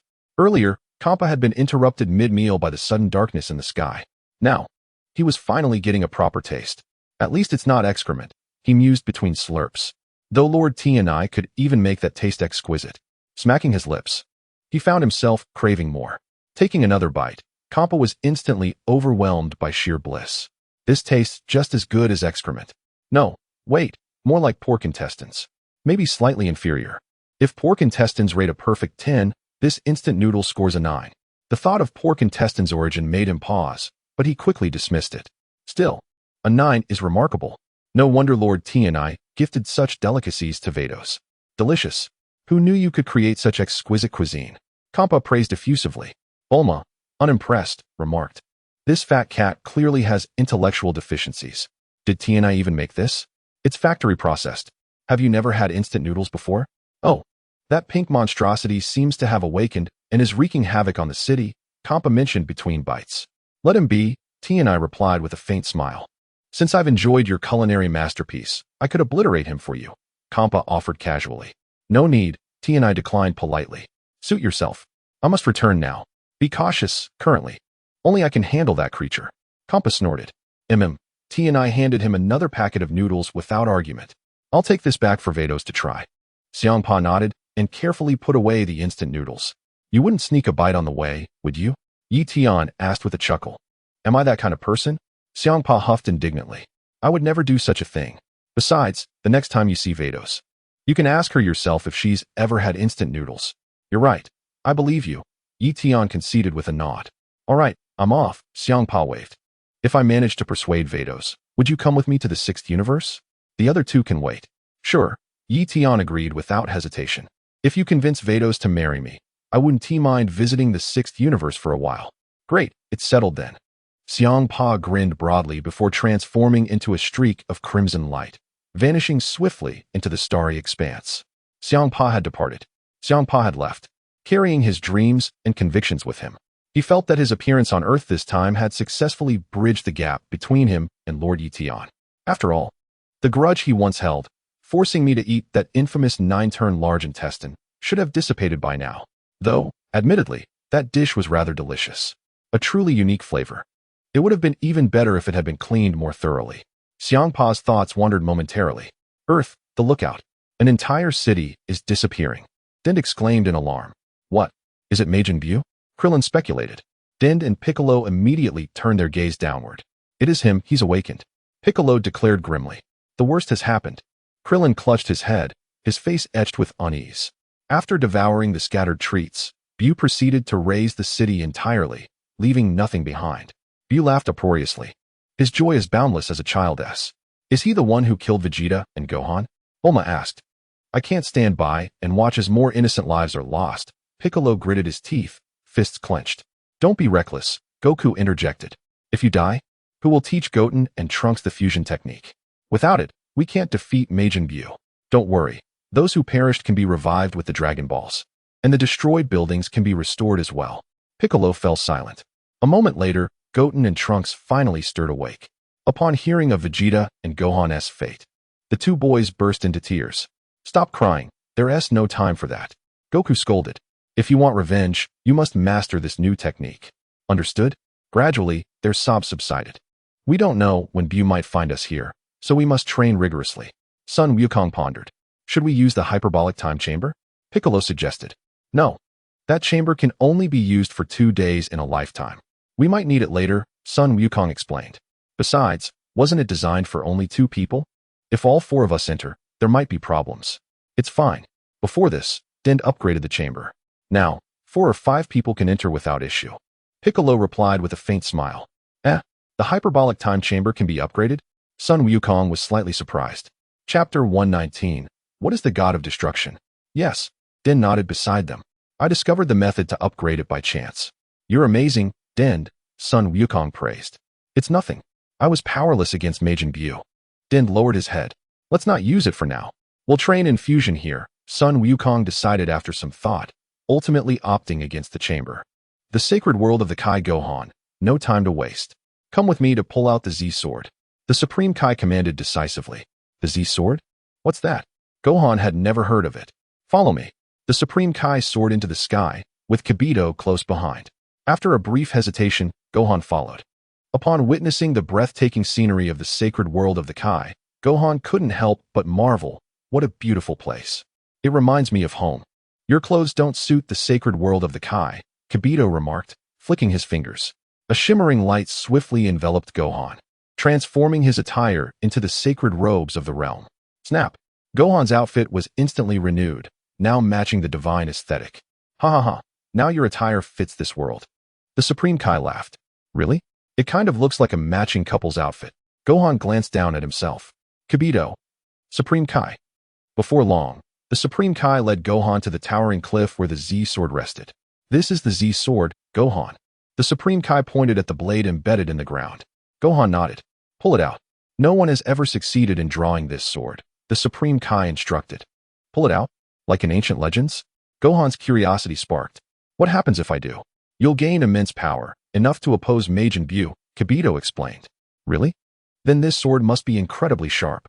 Gohan tightly gripped the hilt with both hands. Don't get your hopes up. There's no way you can pull it out. Kibito chuckled lightly. Kibito, silence. Just watch, the Supreme Kai commanded. All right, I'll try. Son Gohan spoke while gradually exerting force to pull out the sacred sword. He mustered every ounce of strength he had, yet the divine blade remained utterly immovable. It's no use. It won't budge at all, Gohan sighed, shaking his head and rubbing his hands before immediately transforming into a Super Saiyan. Even as a Super Saiyan, the result was the same. Kibito had never held much faith in Gohan's ability to succeed. Grara, Gohan strained once more, pouring all his might into the effort. You should just give up. Kibito chuckled dismissively. Many Supreme Kais have failed to pull it out. What hope does a mere mortal have? Creak. At that very moment, the sword loosened. Kibito's smirk froze in place. HYH. With a triumphant cry, Gohan soared into the sky, the sacred blade in hand. He did it. The Supreme Kai exclaimed in exhilaration. What? How is this possible? Kibito was stunned. Gohan descended slowly, the sword now firmly in his grasp. Gohan, tell us, how does the legendary sword feel? The Supreme Kai asked eagerly. Aside from being unbearably heavy, there's nothing else to say. It's incredibly heavy, Gohan panted, struggling to even swing it. I've never seen a sword this weighty before. Really? The Supreme Kai frowned slightly in confusion. Why would it be so heavy? Has it not amplified your power? The Supreme Kai pressed. No. Gohan shook his head. Could it be that I'm not wielding it correctly? Can this sword really defeat Majin Buu? Gohan voiced his doubts. What are you saying? This is the mightiest blade in the Kaishin realm. Of course it can defeat Majin Buu. Kibito snapped. Though he added with a scoff, but if you can't even handle it properly, you'll never win. Mastery is essential. Humph, easy for you to say. Here, you try it. It's really heavy, Gohan retorted, thrusting the sword toward Kibito. Caught off guard, Kibito instinctively reached for it. The moment his hands touched the hilt, his entire body lurched downward. Thud! The sword crashed into the ground, embedding itself deeply. Startled, Kibito frantically gripped the hilt, straining to lift it, but no matter how hard he tried, the blade refused to move. This is so embarrassing, Kibito thought, flushing. With a dramatic spin, he turned his back to Gohan. The weight is manageable. Kibito coughed awkwardly before whirling around and pointing accusingly. In any case, if you can't wield it with ease, you'll never stand a chance. Understood? Understood. Gohan wiped his brow. Earth, Mr. Satan's residence Tian. You said earlier that Fat Cat was a god of destruction? Videl asked curiously. Yes, the god of destruction. Tian nodded slightly. You still claim it's not our universe? Videl inquired further. Could there truly exist other universes beyond our own? To my knowledge, there are a total of 12 universes, Tian replied, each governed by its own god of destruction. What? So many universes exist? Videl gasped in astonishment. Satan, standing nearby, pricked up his ears in curiosity. Wait, how do you know all this? Videl questioned with intrigue. There is nothing beyond my knowledge, Tian grinned confidently. Videl, the sheer confidence in your expression makes me feel as though you're not lying. Then, what exactly is a Supreme Kai? Didn't they claim to be the greatest deity in this universe?